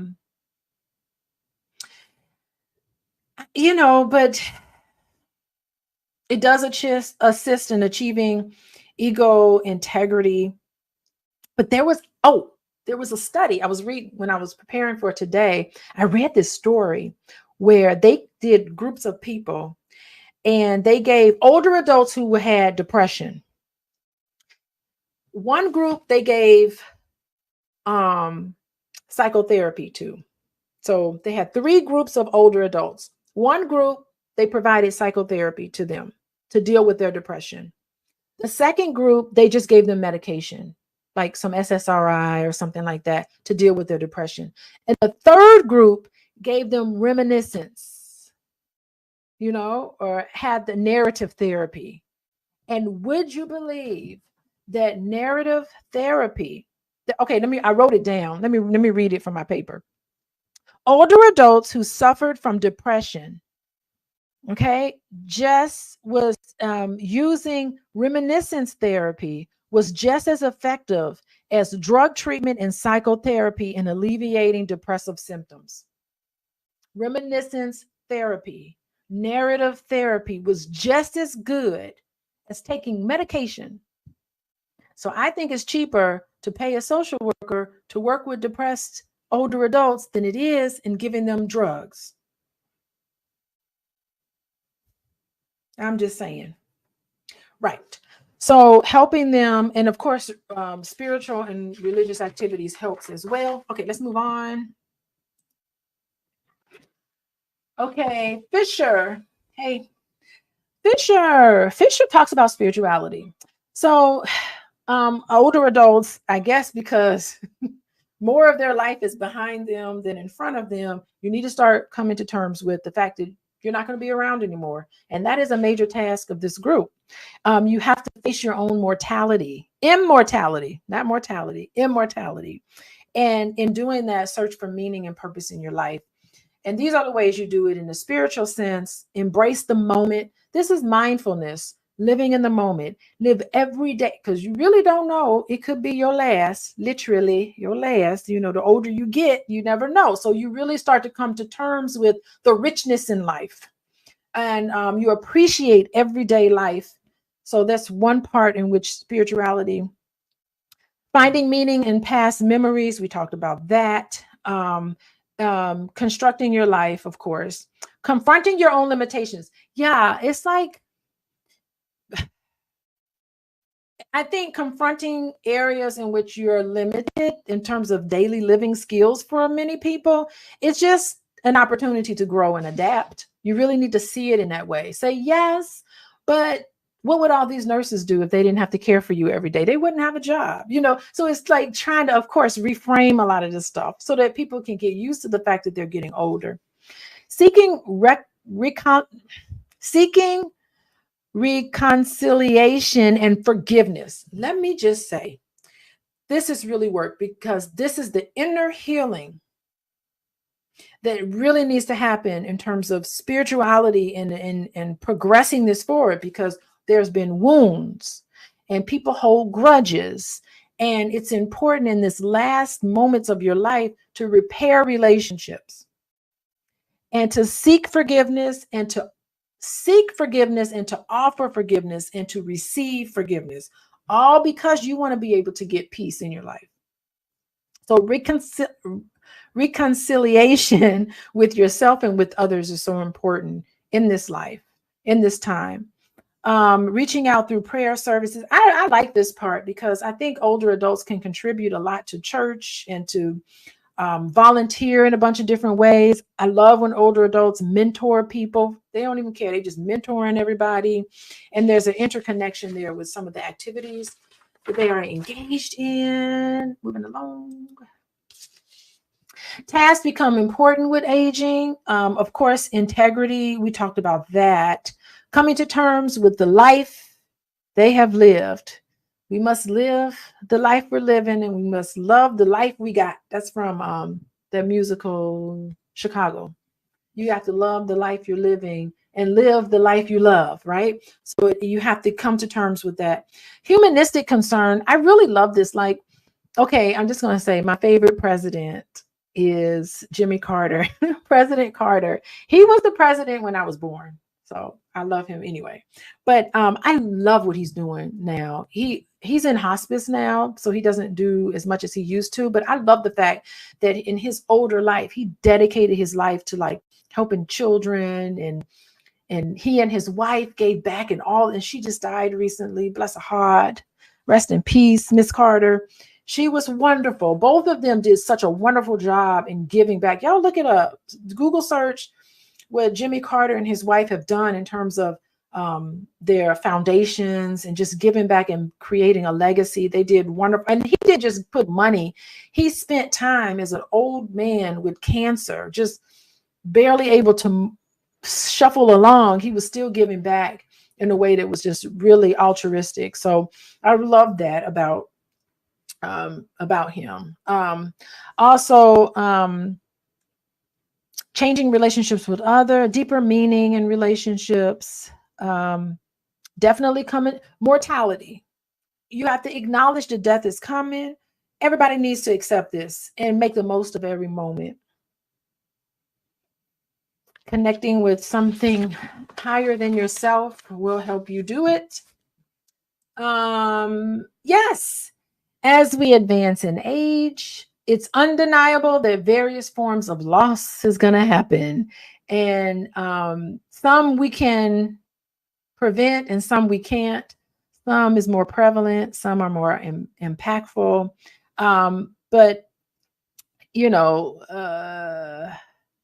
a lot of it centers on relationships. You know, sometimes you do lose your spouse, your partners, your friends. My mom, she's the only sibling left. There was 5 of them, and she's the only one standing. A lot of her friends, she's in her 80s, and a lot of her friends are passed on. They're dead.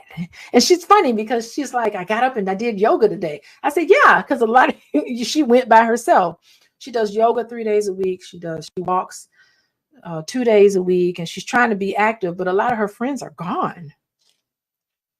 A lot of her family members and everybody's gone. So she has to deal with these sense of loss. Definitely retiring. You need to be retiring. Your health, you lose certain parts of your health. Just all of these things that you just can't control, right? And older adults want to be independent. They want their driver's license. they want to live in their own home. They want to make all of the decisions in their life that they need to make. And you got to look for ways to mitigate some of these things, but it is going to happen. You're not going to be able to do this. So definitely a lot of resources for meeting all of the needs of older adults. All of these resources: old age, survivors insurance, Social Security, home health care services, hospice, senior housing, adult homes. There's all sorts of services, Meals on Wheels. A lot of the patients that we see, they do get Meals on Wheels. Some of them are a lot of veterans. I talk about a lot of veterans who get a lot of services from the government, and, for seniors who served in our military. These are all of the resources that social workers need to know about. Medicare Part A and B. I think B is hospitals or something. Part A is the insurance part. So, we just have to be familiar with meeting the needs of older adults. And I don't know, I think that might be it. I made it through. I got through, and we have some time still. So anyway, I'm going to shut down YouTube. So goodbye, everybody on YouTube. Thank you for joining. Goodbye. And goodbye to everyone. I'm going to come off of here, and then we'll end the rest of the class. Okay, let me see. The Black Financial Channel. My name is Dr. Boyce Watkins, and I hope you guys are having a wonderful day. Today on the Black Financial Channel, what I want to do very quickly is I want to go through 5 rules of investing, 5 things that you want to follow if you want to be financially successful, if you want to be okay economically, if you want to find yourself in a good position, then these are some things that you can do that will put you ahead of the economic curve. Now, as I come in, do me a favor, let me know if you can hear me. Hey, Yoshika, how are you? I see you, Yoshika. Good to see you, girl. You know what? I can tell you this. A lot of you may have not seen me on Facebook for a while, and that's because I've had some issues with Facebook and Instagram. But and I don't know why. I don't think I'm a dangerous guy or anything. But then again, when you're very pro-Black, that can be seen as dangerous, which I don't understand that. However, I am here, and I'm really happy to see you, Yoshika, because you were a person that I saw quite often. I didn't see you as much on YouTube. So if you want to stay in touch with me, these one thing I can tell you is these social media platforms are not always as reliable as we want them to be. And so we actually have backup methods to stay connected. So if you want to receive, stock tips and stuff like that, and meet with me every morning, we do financial consciousness training every day. Text the word morning to 87948. Pull out your phone, text the word morning to 87948. I can't promise I'll be on Facebook forever. I had an Instagram page, had 600,000 followers on Instagram, and then one day the page just disappeared. And fortunately, we're prepared for these things. I have probably 100 different platforms that I can go live on at any moment. So we were always prepared because we always talk about diversification as an important rule of investing. But if you want to stay connected, text the word morning to 87948, and I'll invite you to my free class, basically called Financial Consciousness Training. We do this every single morning at 10 a.m. Eastern, 7 days a week, and it's free to you, free to your family. It will change your life. Like, for example, just today, I laid out the Black Wealth Master Plan, which will ensure that your children will never, ever, ever have a financial problem. I'm a financial scientist. In case you don't know my background, I got my PhD at The Ohio State University in finance. I also taught at Syracuse University, Indiana University, The Ohio State University, etc. Give me a quick yes if you can hear me. Let me know if you can hear me okay. And let me just hop into this so you guys can go on about your busy day. So I'm going to give you 5 quick rules of investing to kind of keep in mind as you become an investor. Investing is tough. A lot of people think that it's an ATM machine that you're just going to make money all the time. And it's not like that. You have a lot of people that will tell you not to invest because they invested and they lost money. And a lot of times the reason they lost money is because they did it wrong. They lost money because they broke one of these rules. So I'm going to give you some rules that I believe in that will protect you in terms of understanding what you're getting into. The first rule, the number one rule, the biggest rule of investing of all time is diversify, diversify, diversify. You have to spread your money out. You can't put all your eggs in one basket. There was a guy named Quentin Portis who played for the Washington Redskins. Let me know if you remember the story of Quentin Portis, or if you remember him if you're a sports fan. Quentin Portis had the highest contract, the highest pay. He was the highest paid player in the entire NFL. He was the highest paid running back in NFL history, if I'm not mistaken, at the time. And Clinton Portis, literally, what he did was he gave all his money to an investment advisor who lost it all. And so Clinton was literally like thinking about going to kill this man. Like he literally was outside this man's office with a gun, basically saying like, I'm gonna go in here and take this dude out because he stole my money. And I don't doubt that he stole his money. I'm not going to say that Clinton didn't have a point. Shoot, some folks, you almost feel like they need a little killing, you know, whatever. I'm not advocating for that at all, but that's, you know, I understand the sentiment. But when I heard that he lost all his money, the first thing I thought about was I said, okay, he probably didn't diversify, because it is impossible, people, mark my words, write this down. It is not possible to lose all your money if you're properly diversified. Do you understand? If you lose all your money, that means your money wasn't spread out enough. You had too much hinging on one business or one investment, and that's just not a healthy way to invest. So I can tell you right now, if that advisor came back and say, I lost all your money, I bet you anything that he wasn't properly diversified, or he was invested in some of what statisticians will refer to as these long tail investments that are these crazy long shots, like my cousin Willie's bowling alley, and my uncle Rerun's liquor store and stuff like that. And if you ever want to see an example of that, watch Raising in the Sun. Remember Raising the Sun? When the daddy had worked his whole life for the life insurance money, and then the son took all the money and put it into Willie's liquor store. And so at the end, he's crying. He's like, Willie, how you go doing like this? Willie, why you go? Willie, where's Willie? Hey, well, you shouldn't have gave all your money to Willie. Don't give all your money to Willie's liquor store. You know, that's not a sound investment. A diversified portfolio of S&P 500 companies is a great way to start. If you're not sure what to do, if you're stuck a little bit, if you go to blackwealthmasterplan.com, that's where I have the $5 a day investing plan. And also, in fact, this morning on Financial Consciousness Training, I actually strengthened the Black Wealth Master Plan and explained the 3 things I believe every Black child should have is, number 1, they should all learn how to start a business by the age of 12, just in case they can't get a job. You can't just depend on other people to employ you. You got to depend on yourself. Number 2, every Black child should own stock by the age of 5. 5 years old is actually too late. I believe they should own stock before they're born. Number 3, every Black child should be in a position to put a down payment on a property when they're 21 years old. It doesn't mean they have to buy property at 21. It just means that if you do things like the $5 a day investing plan, which is at blackwealthmasterplan.com, then you will have enough money to be able to do that. They'll have $100,000 or more in liquid assets, which will give them a lot of options that other young people don't have. So if you follow this plan, and remember, I'm speaking as a financial scientist. I am not a YouTube influencer. I am not some guy on the internet running his mouth. I am a guy who was teaching college students finance in 1993. That's how old I am. I don't think I look this old. I stay in good shape, but I'm 52. I'm not 22. And so you have a lot of 20-something-year-olds teaching investing, and I can teach you how to buy stock and all that. And I hate to say it, but a lot of them don't know what they're talking about. I do know what I'm talking about. I know the science. If you follow those 3 rules, your kids will never have a financial problem. Your grandkids will be good for life, and they're going to thank you. You know, the ultimate way to show love to your child, give me a yes if you agree, is to prepare them. You know, give me a yes if you agree that the best way for me to really show love to you isn't just to feed you food and tell you I love you. I got to show you. People always talking about I love you, but how you really gonna love me if you throw me out here in a racist society with no assets? How can I think that you really love me when you didn't prepare me, when I'm going through all this pain and all this trauma and all this destructive environment and everything, and you never got me ready for none of this? That's horrible. That's absolutely horrible. And I'm not saying that your parents didn't love you. And I see Charlene, I see your comment. I'm not saying your parents didn't love you, but I'm saying that, you know, we got to really understand what love is. Love is not just a word. Love is a verb. Love is not just a feeling. Love is actually an action.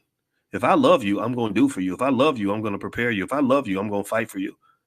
If I love you, I'm going to fight myself. If that means saving you, I'm going to fight myself. I'm going to fight my generational curses. I'm going to fight my liabilities. I'm going to fight my trauma that may cause me to not show up for you properly. I'm going to fight myself in order to love you, to show love to my kids. You know, I fight myself. I say, okay, Boyce, I know you want to give a trauma response. I know that you're mad and you want to cuss somebody out and you want to act like an immature idiot, but no, you're not going to do that because this little girl's looking up to you, and how you treat her is going to affect how she deals with men for the rest of her life.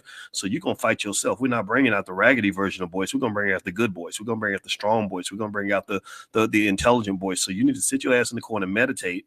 Think about what kind of man you need to be, and you go in there and you be that man. So somebody who loves you will fight the world for you. They will fight themselves for you, and they will fight all this racism for you. That's what I believe love is. Love is an action. Give me a yes if you agree. All right, so let me keep going. Hit the thumbs up button. Thumbs up, share, subscribe. I promise I'd make this quick, so let me make it quick. All right. No, so number one, first rule is to invest, diversify. That's very important. Number two, you got to think long term. You got to think. Warren Buffett has a saying that says, if you're not prepared to own a stock for at least 10 years, you shouldn't own it for 10 minutes. So my belief is that you should prepare to invest for at least, say, 5 years. You can't judge a stock by the first 2 or 3 months. A lot of people will buy stock in February, and then if it ain't making money by June, they'll say, oh, that was a bad investment. That's not true. Some things take time to manifest. So give yourself some time. Number three, know your risk tolerance. You got to know what you're ready for and what you're not ready for. There are different kinds of investments. All of them can be good depending on what kind of investor you are. There are super risky investments, and then there are low risk investments. So ultimately, you got to make sure that you're not signing up for something that's going to really stress you out. There are some investments that are not liquid, like, for example, investing in somebody's business or whatever. That's not going to get you your money right out. So I like liquid investments. I have a preference for liquidity. I like investments where I can get my money out real fast if I need to. I don't really like the investments where they're like, oh, we're going to hold your money for 5 years and then you'll get a return.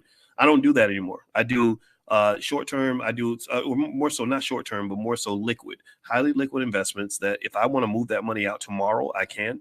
I think that makes things more fun. And actually, the way I make my money, actually, most of my money is I sell stock options. A lot of people don't explore this, but this is a great way to make money if you know how to manage your portfolio.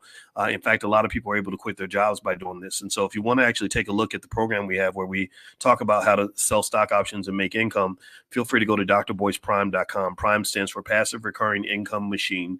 And that is literally where we're changing lives by helping people to liquidate their stocks in a way that allows them to maintain ownership and still increase their income. And if you're a person that has been saving properly or investing properly, maybe you got money in your 401k or you've got access to capital through a HELOC or a family investment club, it's a great way to make money. In fact, if you have $50,000 to $100,000, a lot of people can make enough income to quit their jobs. So this is not hocus pocus. Again, I'm not a financial influencer. I'm a finance professor. And so this is real stuff. So feel free to go to drboyceprime.com if you'd like to take a look. All right. So what else? With your investments, you want to, number three, the third rule would be to educate yourself. Make sure that, that's the fourth rule. My apologies. Fourth rule is to always use investing as an educational opportunity. I believe in the constant consumption of financial information. If you are constantly taking in information and constantly learning as you're investing, then you're going to be a better investor. Give me a yes if you agree. If you are constantly learning, if you're constantly growing, if you're constantly evolving, then you're going to be better, because you're not just going to be better at investing and making money. You're actually going to start getting to the point where you just understand life better. I really believe that investing is life. Like, you're investing by listening to me right now. You could be twerking, you could be watching TV, you could be, hanging out at the club, you could be doing a million things, but you're listening to me. So you're investing, but you're just not investing money. You're investing time. So I encourage you to do that. Keep making investments. People who invest are the people who win.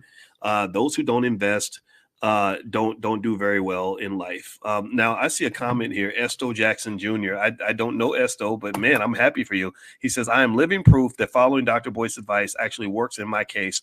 My portfolio has gone from 1.16 to 1.3 million since January 2024. Woo! Good for you, brother. Good for you, man.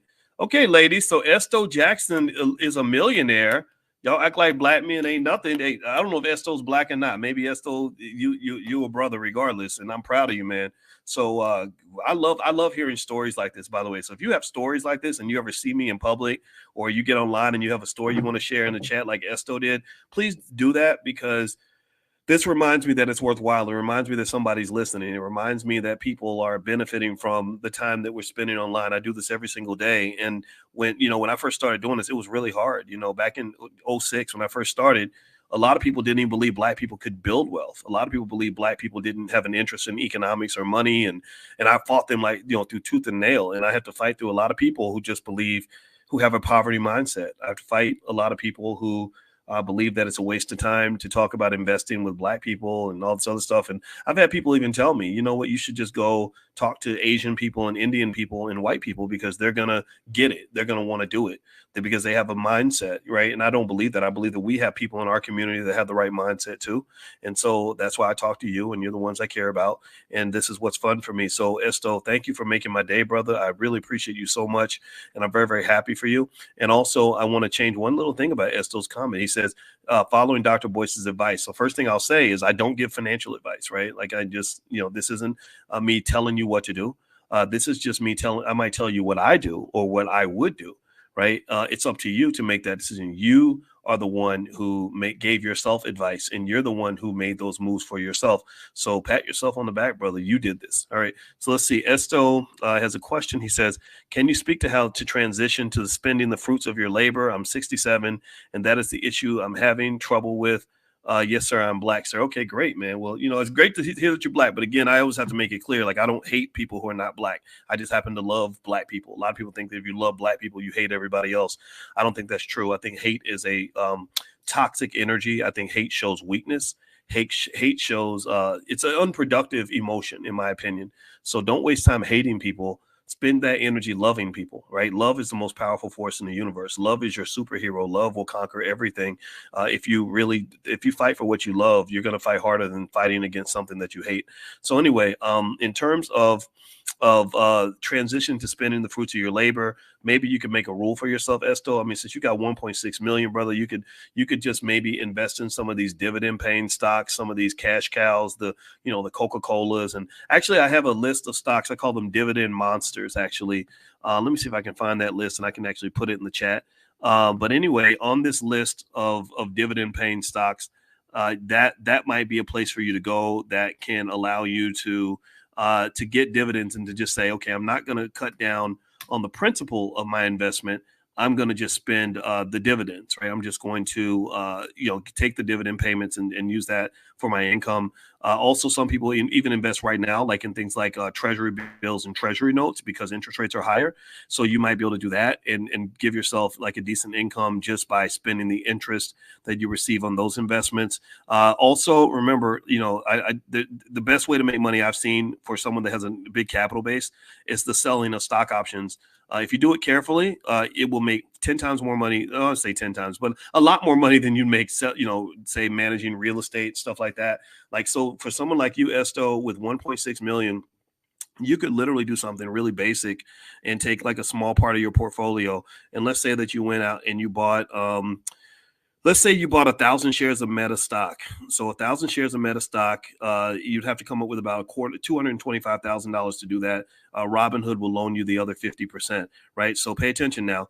If Esto has 1,000 shares of Meta stock, he can sell options on that Meta stock. Today is the 11th, so he could literally right now, these are real numbers. This is not me making numbers up. You could sell a call option on that stock with a strike price. The current price is $474. You could pick a strike price of $490. You could literally make $10,000 a month just by selling options every month on your Meta stock. Did you follow that? So literally that's $120,000 a year Esto could make by simply taking some of his capital, not all of it, like just a little piece of it, that little $225,000, buying 1,000 shares of Facebook stock, selling call options every month with a really nice stock price to let the stock breathe. So that he still gets some of the upside and literally make 10 grand a month. And if he wanted to increase his income to 15 grand, that's easy to do.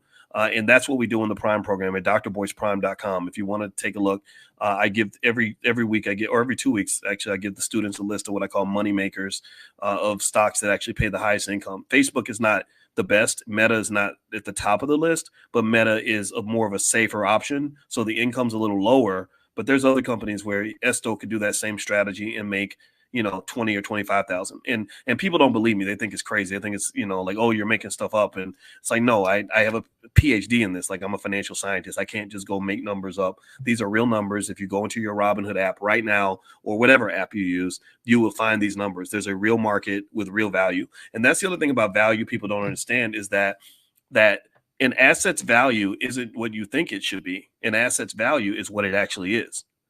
An asset's value isn't what you think it's worth. It's what it actually is worth, what someone's willing to pay for it. That's where stock prices come from. When they say that the price dropped, it's not because some people sat in a room and said, I think this stock is only worth $50 and they just announced that it's a $50 stock. No, the market tells you that. You understand? So when I gave Esto those numbers, when I said, yeah, Esto, you can make about $10,000 a month doing this simple strategy with Facebook or Meta stock, whatever you want to call it. I wasn't making numbers up. I was looking at numbers that are actually on the app that tell you what you could sell this for. Just like if somebody says, well, how much would these shoes go for? And someone says, oh yeah, they're worth $200 or whatever. Right. So long story short, Esto, you're in a sweet spot, brother. You are in such good shape. Your income could be whatever you want, and you could take a strategy like that without depleting your capital base. So you are the dream. You're the Black American dream. When people talk about, what they're, like Martin Luther King's dream or the dream of, or what freedom and liberation looks like for Black people. To me, freedom comes in the form of money. If you ain't got no money, it's hard to have freedom in America. That's my 2 cents. I don't know. Give me a yes if you agree with that. All right. So let me give you the fifth rule of investing. The fifth rule would be to keep your emotions in check. When you invest, a lot of people allow their emotions to cause them to make bad decisions. The two biggest emotions that harm you the most in investing are fear and greed. Fear and greed are the two emotions that destroy people's wealth. If you invest out of greed, then you're going to take unnecessary risks. I'm a pretty conservative investor. You're gonna end up putting yourself in bad positions, and a lot of the greed tends to kick in during times like now when the market's doing really well. Everyone's excited. Everyone thinks that they're gonna make $1 trillion, and so they're throwing money at the market like crazy and buying into any crappy crypto out there, and that's gonna burn them. And then fear causes people to run away. As soon as the market starts dropping, they start getting scared and get shaky knees. And next thing you know, you're selling your stock cheap when you should have held on to the damn thing. And because if you'd held on to that $50 stock, it would, in many cases, it might grow into a $100 stock, but you won't know because you quit before the stock had a chance to show you what its potential looked like. So this isn't true for every stock, but this has definitely been true through most crashes. During the pandemic crash, a lot of people sold their stock when it was cheap because they were scared. A lot of people made money from that. During the crash in 07, 08, that was a massive opportunity to buy and make a ton of money. A lot of people missed out on that because they walked away. So don't let your emotions drive your investing. Think about the long-term goal. Look at the big picture. That's extremely important. Now, one of the things that we do extensively is to help with this is we do free financial consciousness training every morning at 10 a.m. Eastern in the Black Business School. It's really, really good. You're going to love it. The live sessions are free. Now the recordings do have a fee that you can pay a small fee and get access to the recordings. So if you'd like to join us, just text the word morning to 87948, or you can also go to drboyceelevate.com. drboyceelevate.com is another place you can go if you want to sign up for Money in the Morning with Dr. Boyce. I guarantee you it's going to make a difference in your life. I wouldn't recommend it if I didn't feel confident that I can give you something that's going to really affect you in a positive way. All right, so let's see here. Before I go, let me look at a couple more questions. Hit the thumbs up button, please. Charlene says, Dr. Boyce, I need help with understanding stocks and portfolio. I have an account with Robinhood, but small stocks. My money's not that long to invest. Okay. Well, one thing, again, you can join the free morning financial consciousness training. Now, if you want to do something specific in terms of stocks or understanding money, we do have something called Black Money 101.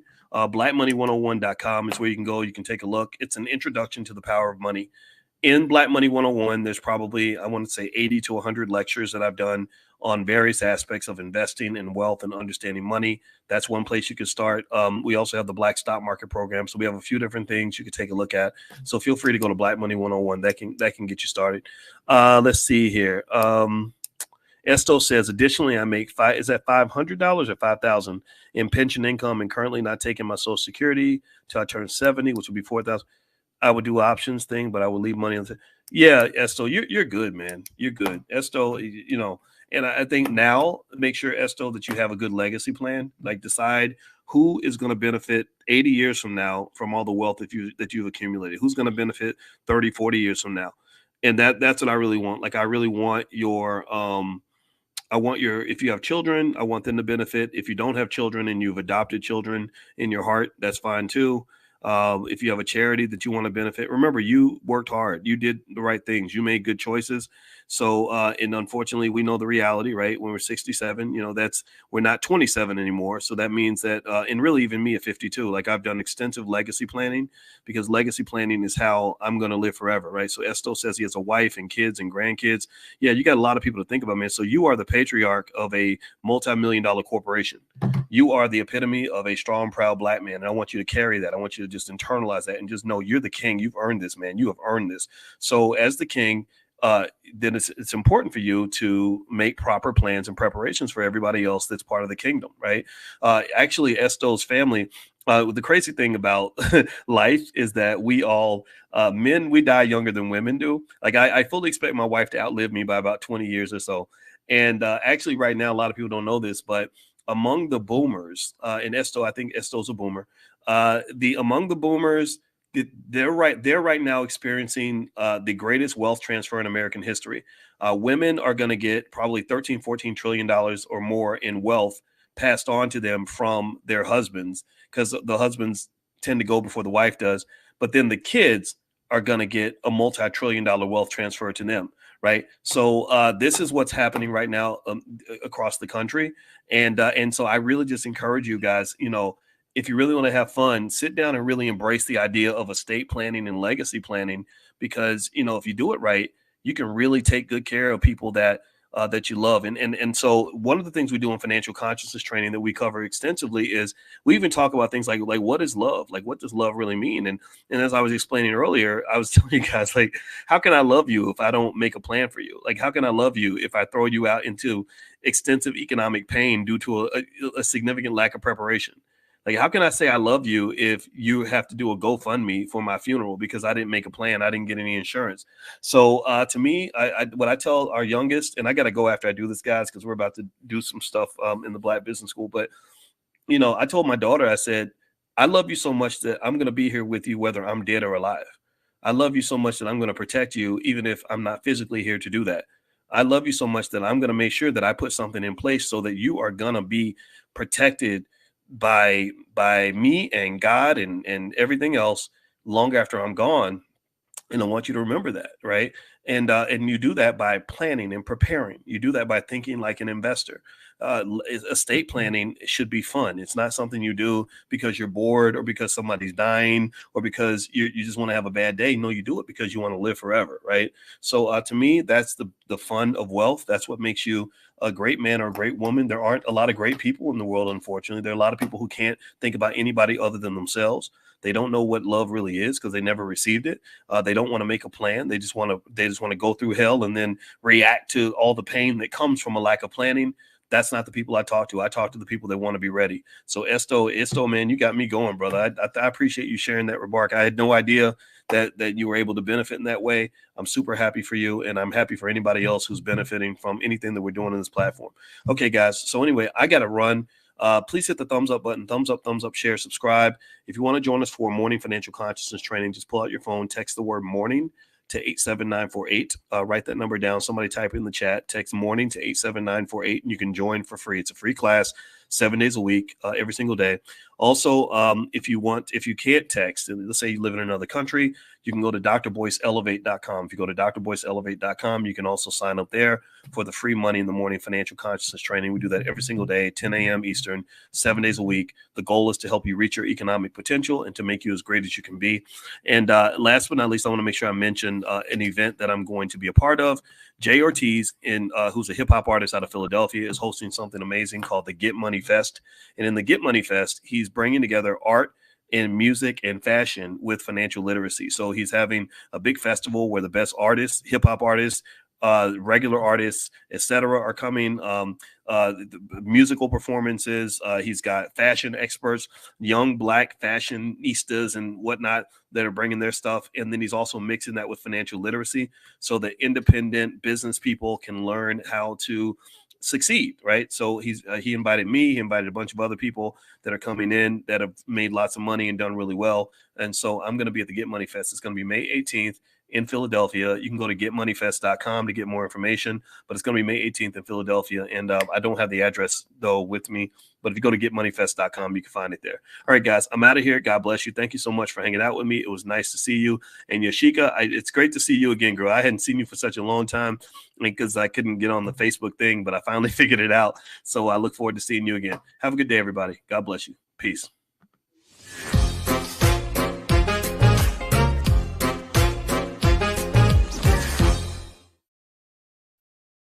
Everybody, what's going on? Happy Easter. It is so good to see all of you. And we are going to get started in a minute. I wanted to talk to you guys about something that I saw in the media, and it's really funny. I'm actually under the weather just a little bit, and so I hope it's okay if every now and then I clear my throat. I don't want this to sound bad, but, you know, I talk to you guys constantly, and I just want to make sure that we remain connected.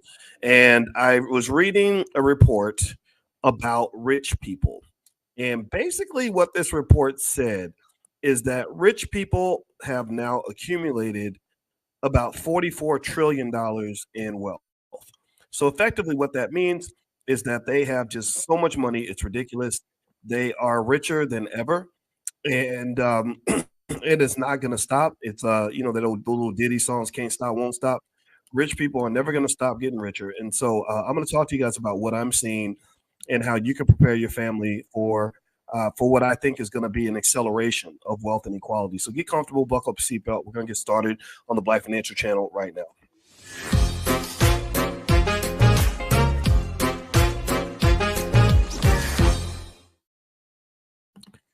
Hey, what's going on, guys? Welcome to the Black Financial Channel. That's theblackfinancialchannel.com. My name is Dr. Boyce Watkins. I'm your friendly neighborhood finance professor. On the Black Financial Channel, we talk about the Black wealth and Black economics every day. Sometimes we do it 10 times a day under the B1 condition. B1 means we are Black first. Black first means that we don't hate white people. It just means that we love ourselves.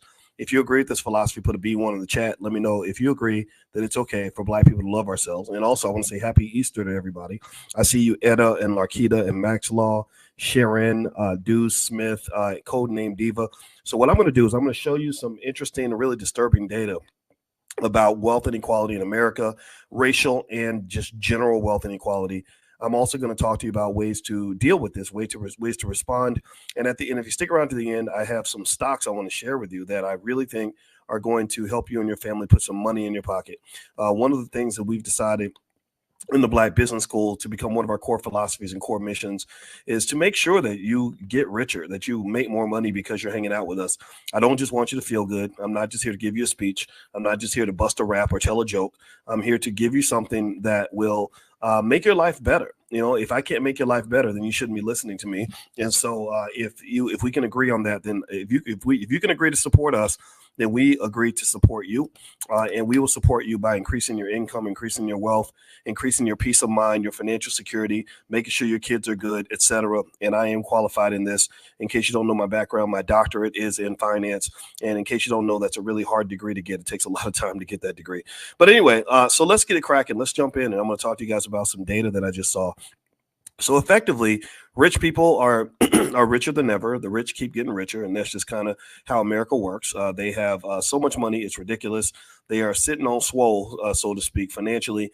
And a recent study showed that they've now the wealthiest in America have now hit a record of approximately $44 trillion. So they're sitting on $44 trillion worth of wealth. And this is very disturbing. This is not a healthy balance in our society. This is not a good thing. Just to kind of give you some context into this, Basically, rich people in America, they've always had more money than everybody else. We've always known that. We've always had the wealthiest. And in the early 20th century, you had the robber baron era, where you had a bunch of rich people sitting on insane amounts of money and a lot of poor workers who were struggling. Well, we've now reasserted ourselves into the robber baron era. The robber baron era of the early 20th century has repeated itself in the United States. If you look at some of the graphical representations here, if you look at, let's go back here. Let me go back and grab this a stat that I actually like. Here we go. If you look here on this chart, can y'all see this chart? Give me a yes if you can see this. If you can't see it, if you're listening on Spotify, then I'll describe it to you. And this podcast is on Spotify. Just look up my name.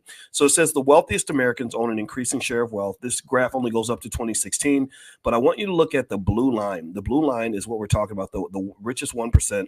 And then I want you to look at the purple line on the bottom 90%. Don't worry so much about the orange line. The orange line matters, but I don't want this to be confusing.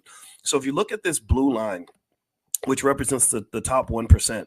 Here's what you notice. If you go back to the beginning, if you go back to 1989, you saw where the levels were. They dipped a little bit in the 90s. But the blue has kind of remained strong for the most part for the last 30 years. That top 1%, their percentage of American wealth has pretty much remained constant, or it's actually grown. If you see, there's a gap that starts to emerge around 2010. And it accelerates and it maxes out here at 2016. But just to tell you how the story ends, you got another 8 years after that. The gap continues to grow. Wealthy people, the top 1%, now have a record amount of wealth that they didn't have before. And if you look at the bottom 90%, The bottom 90%, their wealth has gone down. The bottom 90%, where their wealth has gone down, that represents people who basically are not in the financial system, who don't have economic vehicles, who are getting up and going to work every day, who are trying to save their way to wealth, who are getting a paycheck, spending the paycheck, and then living paycheck to paycheck. That bottom 90% is dropping. And so what I want you to just really understand is that based on my best guess and my best assessment, this isn't going to change. This is not going to change. By the time your kids get to the point where they are ready for economic warfare, when they start competing in this society, you're going to find that it's actually going to be worse for them than it is for you. I don't see any reason to believe that this is actually going to decline, because the government and the politicians get more and more dysfunctional every generation. Society gets more and more capitalist centered, where those who control capital have more advantages, and that's just not going to evolve. Now, before I move on, if you could hit the thumbs up button if you can. And I see We Are Farrakhan's asking, what's the link for the 25% off tomorrow class? Actually, we are going to do an event tomorrow. It's basically called Stormproof, and how to stormproof your portfolio to get ready for what I believe is a declining market that's going to happen in the very near future. What I'll do is I'll put this link in the chat. You guys, because you're here, I gave it to our students in Money in the Morning, our financial consciousness training in the morning, but I'll give it to you guys since you guys are here and listening. If you're listening live, you'll see that link pop up in the chat. Let me know if you see that link in there, and you can click on that and you can join for 25% off. It's a one-day event, but you get the materials for life. One membership, you can feed your entire family off of that. And then also you get the slides, the study guide, everything, the recording, all the materials is yours for life. So the fee is $89, but you can have 25% off by clicking this link. And also the recording for tomorrow, if you're talking about Money in the Morning, you can get those recordings at drboycedaily.com. Dr. Boyce Daily. The live sessions are free. We do that every single morning, financial consciousness training, 7 days a week. We even do it on holidays and weekends. Every single morning, 10 a.m., we do financial lessons and financial conversations. That's free. If you come live, it's free. If you want the recordings in the archives, there is a fee. That's how we raise money for the Black Business School, because we want to be an independent Black wealth institution. We need institutions in our community. We need think tanks in our community. We need the best and the baddest and the brightest sitting around thinking about how to solve economic problems in the Black community. We just signed Dr. Lene Javette, who is an absolute beast when it comes to, she's a beautiful beast, but she's an intelligent, beautiful beast. Shout out to all the smart Black women out here. And Dr. Javette is going to be our Dean of Entrepreneurship. Julian Gordon was our Dean of Real Estate for many years. And then also we've got Ace Chapman, who just came in, who showed our students how to make millions of dollars acquiring businesses. Also, Michael Edwards helped us to launch the B1 Forex Academy. So we got a lot of stuff going on. Now, if you want to see the recording, Terrell. If you sign up for the membership with that link I just shared, that will give you access to the recording. So you can just, go back in, log in anytime for the next 10 years and it'll be there waiting for you. And you can share it with your cousin and them and everybody else. All right. So here, let's get back to the topic at hand. So we were talking about how the richest 1% have pretty much dominated the American economy. My theory is that this plan for domination started about 40 years ago. I believe it started in the 1970s. See, remember I was telling you all that the way to control the present is you have to control the present when it's the past. Sun Tzu in The Art of War, he said that battles are won before they begin, that those who prepare are the ones who succeed. And so things like gentrification or the control that the Republicans have taken over the U.S. government in terms of making all of our politicians centered on the money, all this started a long time ago. They started this plan in the 1970s. Now, the Democrats are not much better. So don't think I'm sitting here doing that Democrat-Republican nonsense. I just don't believe that voting for a Democrat or voting for a Republican is going to make a significant difference in the wealth levels of Black people. We've done those experiments. We've done those things. We've had these votes, and these votes have not led to anything when it comes to your economics. I say this as a finance PhD. So you're welcome to prove me wrong. You're welcome to show me where Black wealth has gone up because we voted for a Democrat or because we voted for a Republican. You're welcome to prove me wrong. In fact, I hope you prove me wrong because I'm getting sick and tired of all the nonsense where we are led to believe in false solutions to our problem. We're led to believe in solutions that don't work, but they're convenient for people that want to control us, manipulate us, and make money from us. So if you want to know where I stand, I am a big believer in Dr. Claude Anderson and Powernomics. I believe that if we think about economic power in the right way, we can get where we want to get to. Now, what is this that I put on my screen? Here is a chart on racial wealth inequality. And I want you to look at this chart here. Let's take a minute to dissect this and break this down. Okay. So here it says in 2019, the typical white family had a wealth of $184,000 in wealth, and the typical Black family had $23,000.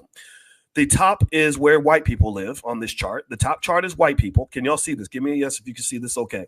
The top chart, the black is white people. The bottom, the purple is Black people. Do y'all see that? And if you look here, you can see that white people are just way at the top of everything when it comes to the economics. In fact, white wealth, it was going up, and then it looks like around 2007, that was when the stock market crashed, and you saw their wealth kind of dipped a little bit, but it kept on going up because being white has always been profitable in America. If you look at Black wealth, start from the very beginning. Go all the way to the left-hand side. Can y'all see this? Are y'all following me? Okay, let me know if you're following me. I want to make sure I don't talk. I get excited. I talk a little bit fast sometimes, and I don't want to do that. And again, forgive me because I'm a little bit under the weather, so that's why I don't sound like myself. But I don't care. I'm gonna keep going. So you see here. Look at the beginning. Look at 1989. The median white family. The typical white family. I believe this is the median. Yeah, it's the median, not the mean. The median white family has $143,000 in wealth. The median Black family has $9,000 in wealth. Then you go out 30 years from 1989. 1989 is when I finished high school. That's how old I am. And you think all this progress has been made. You're told in school that all this racial equality has been achieved. You're told that Black people are just doing so much better than they were before. Well, I want you to go up 30 years. And I want you to look at 2019. Look at 2019. White people are at 184. Black people are at 23. We went up by 14,000. They went up by 41,000. So not only are you behind, I need you to pay attention to understand this. I'm a mathematician, so I see this in very complex ways, but I can explain it to you. So don't get intimidated by that. It's not just that they're ahead of you. It's not just that they stayed ahead of you. It is that they got further ahead of you. Are you following this? So if you consider Black wealth to be a car, if we're in a car and white people are in a car, not only is their car miles ahead of your car, but the gap ain't shrinking. The gap between the cars is actually growing. The gap is accelerating as fast as white people's wealth is accelerating. So this ain't progress, y'all. This is not progress, Black people. This is not a win. This is not a win. Let me ask y'all a question. Let's do I do financial consciousness exercises. In the morning, we do our financial consciousness training. Let me ask y'all a simple question. If I was to ask you, what were the top 3 stressors for Black people? The top 3 things that cause Black people the most anxiety, the most stress, the most family drama. Would you agree with me? Give me a yes if you'd agree that money will be in the top 3. If I was asked, what are the top 3 things to stress a black man out? Would money be in the top 3? If I say, what are the 3 things that a single mother worries about the most? Would money be in the top 3? If I said, what are the top 3 things that break up families? Would y'all agree with me that money, a lack of wealth, a lack of financial security, that word is very important, security, very important, because that's emotional. Money's very emotional. If you ever want to be stressed out, just let somebody take money out of your bank account. Let your credit card start bouncing. Let lose a job. Go through what it's like to lose a job. So here's what I want you to understand. I want you to understand, like, I'm a simple guy in the sense that I know a lot of complex ideas. My PhD is very real. It took me a decade to go through all the classes and everything, but I don't need to be complicated to explain these complex ideas. I can explain the complex ideas in a very simple way. So here's what I'm saying to you. When you tell me, when you get up on a podium, whether you're a politician or a Negro naysayer or somebody who just hates Boyce's guts because you don't like what I say on this platform, I'm going to simply say to you, okay, we've made all this progress, but are black people better off? Are we feeling better when we wake up in the morning? Are our lives more secure? And if you say, yeah, we're doing much better. I mean, things are so much, my gosh, back in the 80s, things were so much harder for black. Okay, I hear you. But I just showed you, we just agreed that having enough money is one of the dominant factors in whether or not your quality of life is good or bad. So, and the data clearly shows that you don't have much more money than you had back in the 1980s. I mean, that $14,000 increase, that's barely, I mean, that probably keeps up with the rate of inflation. That's it. The racial wealth gap has not closed. So if wealth is one of the top 3 factors that drives quality of life for black people, happiness and stress and everything else, then you can't tell me that our lives have gotten better if the money ain't showing up. That's when I become Joe Pesci in the reparations conversation. Y'all know what that is. Y'all know Joe Pesci's most famous line in Goodfellas. What was it? F you pay me. F you pay me. F you pay me. And if you can't pay me, then I'm going to go pay myself. So I want y'all to look at this chart. There's a lot of data here. There's a lot here, and I'm going to try to condense it so that we understand the conversation. But if you look at this chart, here's what I want you to understand. When I'm in a car that's either going slow or going backward or not taking me to the right destination, I'm going to get out of that car.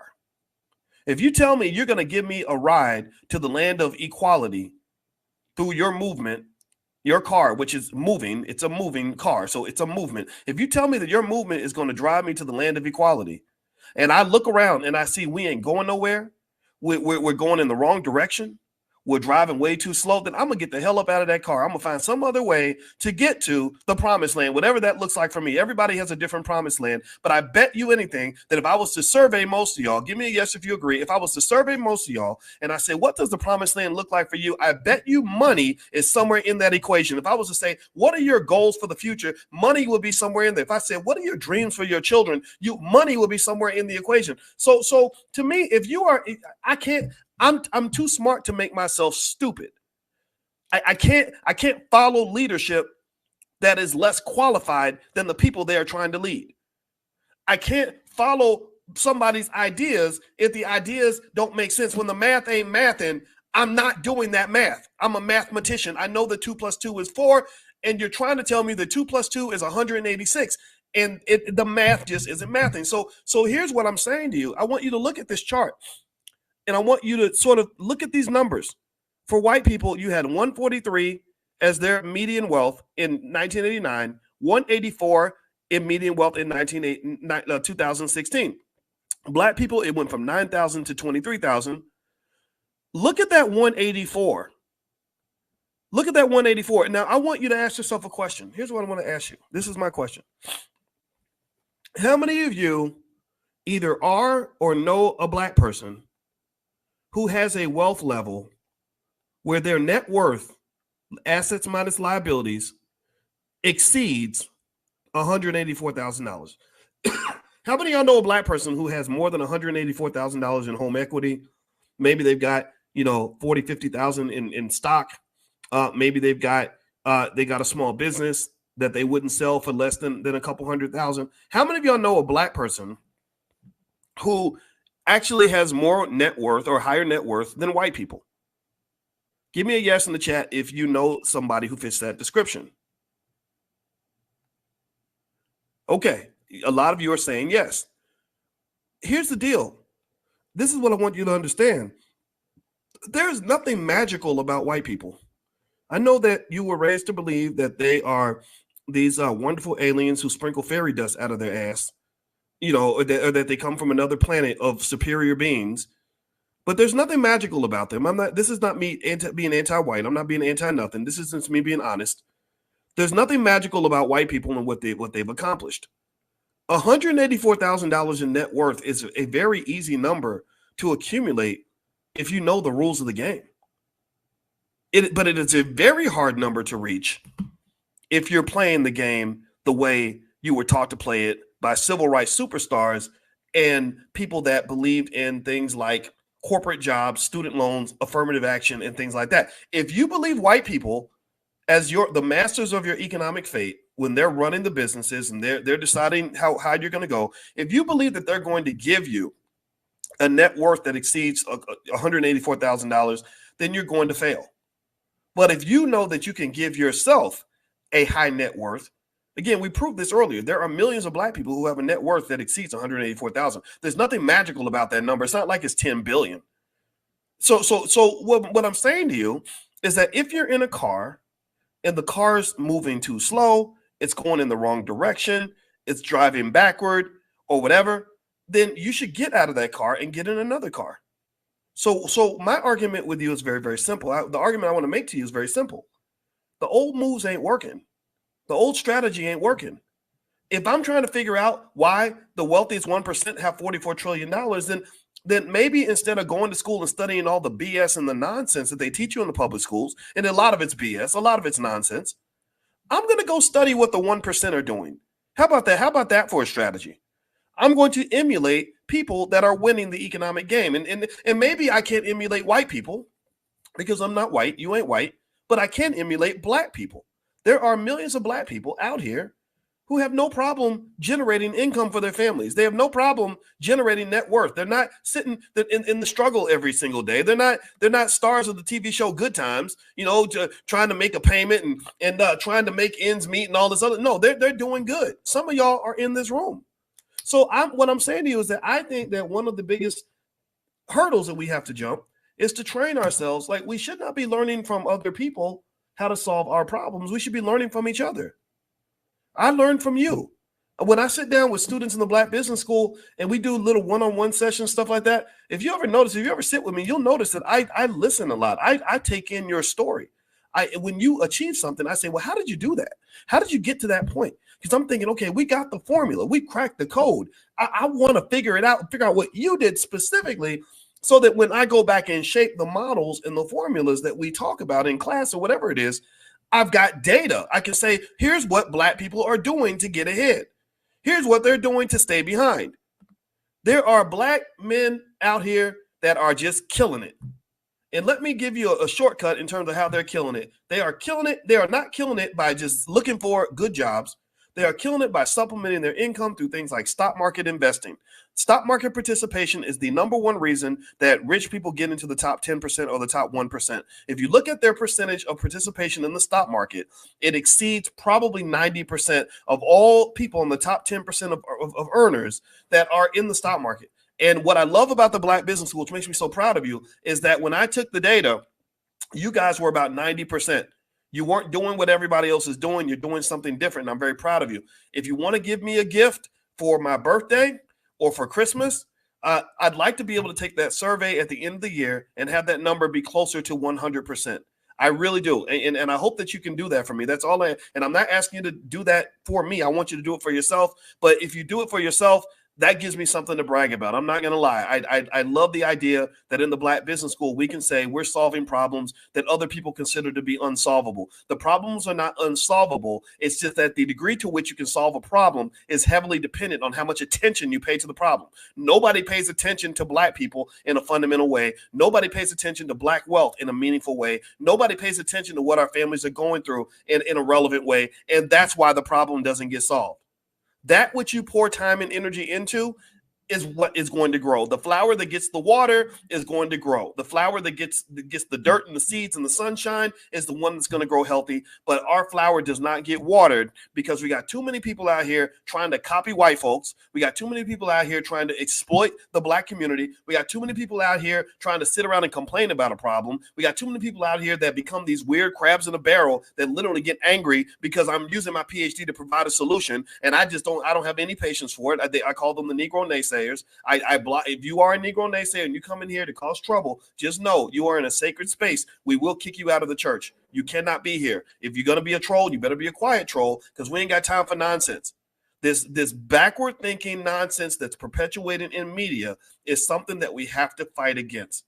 Just today, I was fighting with some guys about rappers and the immaturity of rappers and how they take the most degenerate drug addicts who hate their mothers, who want to kill black people, and then they give them the biggest platform. And then your little black boy says, I want to be like him. I want to be like Lil Wayne. Why would you want to be like Lil Wayne? Lil Wayne is a guy who is incredibly unhealthy because he's been on drugs his whole life. He hasn't healed from the trauma he's gone through. He's got tattoos all over his face. He's got 2 or 3 women pregnant at the same time. What in the world about him makes you want to emulate any of that? Oh, I get it. Oh, that's right. I forgot. It's because he got money. Well, where did he get the money? He got the money from white people. Well, why did he get the money from white people? Well, because they will pay you to represent whatever stereotype or destructive imagery that they believe that black people should carry around. That's what happens. And so what I'm saying to you is that we have the heroes in the community. We have the solutions. We've got the people in the community that can get it done. We've got the people that know the answer. I want to listen to the people that know the answer. That's my 2 cents. So anyway, guys, do me a favor, hit the thumbs up button, thumbs up, share, subscribe.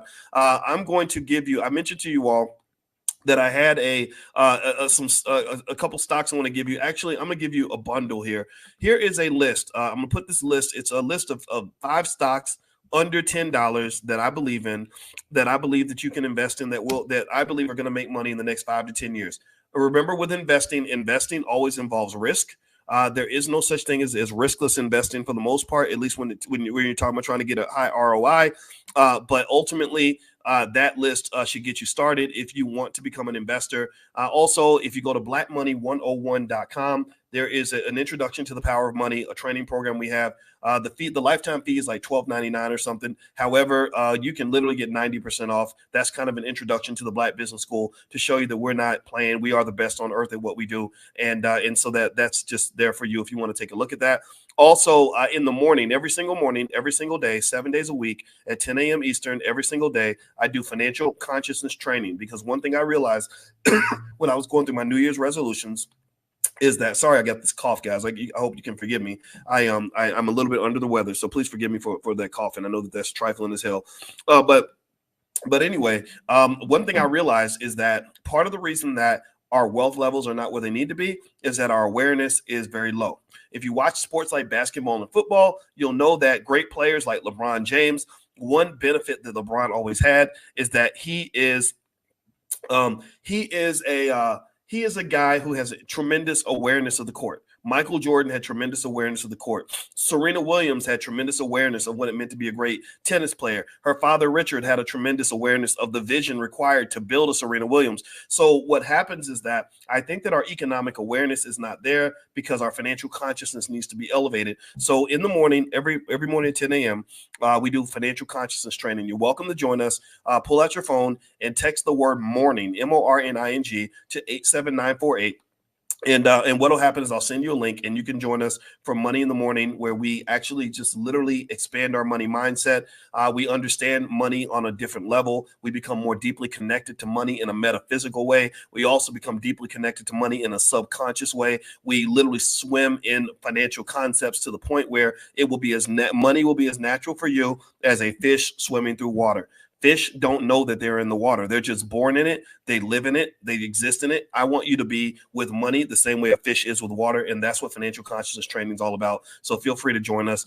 And also, of course, you can go to drboycebooks.com if you want to take a look at our financial Black Wealth Mastery curriculums, things like that. All right. So let me just sort of hit the last couple of points here. I actually, believe it or not, I actually had a couple more slides that I wanted to share in terms of data about the richest 1% and what's been going on with them. So here is the chart. So I showed you guys what's been going on with Black wealth.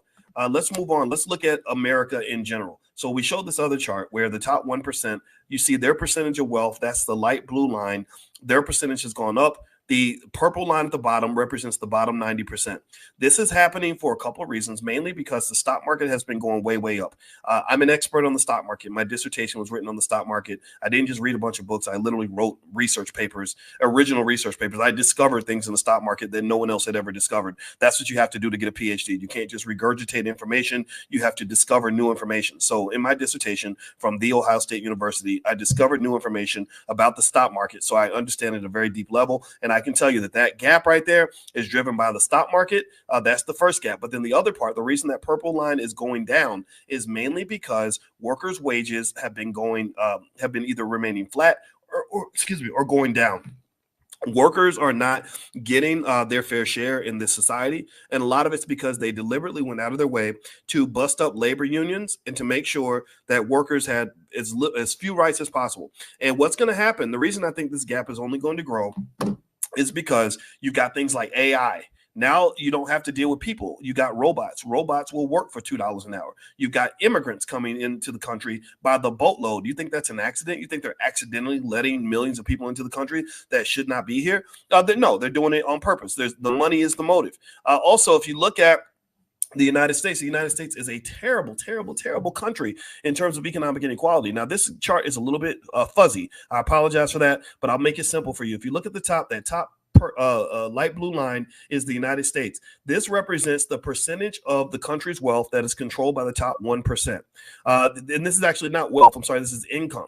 So the percentage of income controlled by the top 1%. You see the United States dominates all the other major countries. It dominates Canada, Italy, Germany, France, Japan, and the United Kingdom. And this is largely because your politicians are a bunch of worthless SOBs who don't really care much about the American people, and they've been bought out by major corporations. How do you think that we got to the point? Think about this. How many of you have student loans?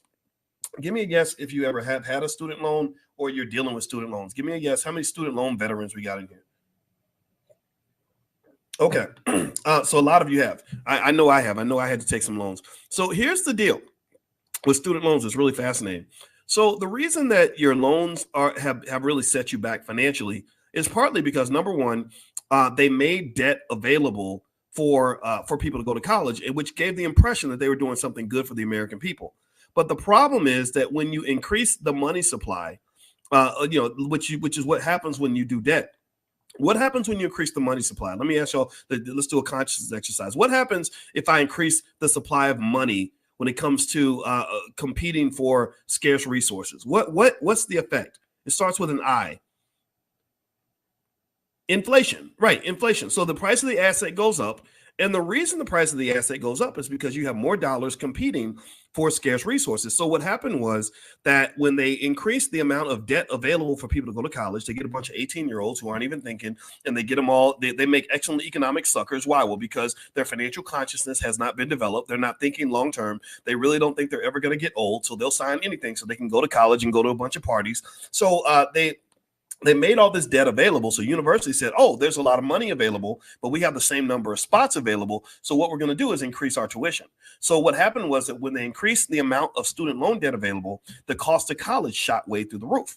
That's what they did. So it's like you think that they're helping you to go to school, but really what they're doing is they're saying, we'll loan you the money to buy a candy bar, but we're going to raise the price of the candy bar to $25. That's what they did. Are you hungry? You want a candy bar? You say, yeah, I'm really hungry. Okay, well, how much money you got? You say, well, I got $2. And they say, well, candy bars are $3. So what we're going to do is we're going to loan you money to get a candy bar, but we're going to increase the price of the candy bar from $3 to $25. But don't you worry about that, because all you got to do is sign the dotted line and you can have this candy bar right now. Well, because you have a society that's built around instant gratification, people don't think about delayed gratification, then you're pretty much signing yourself up for financial slavery. Capitalism is built around slavery. When you are in debt, you are a slave. Why does that mean you're a slave? Well, because if you're in debt and you don't know other ways to make money, then you got to make money. You got to pay the landlord. So what's the solution? Oh, I got to go to work. Well, what do most people say every day? Oh, I got to go to work. I don't like this job. Well, why don't you quit? Well, because I can't quit.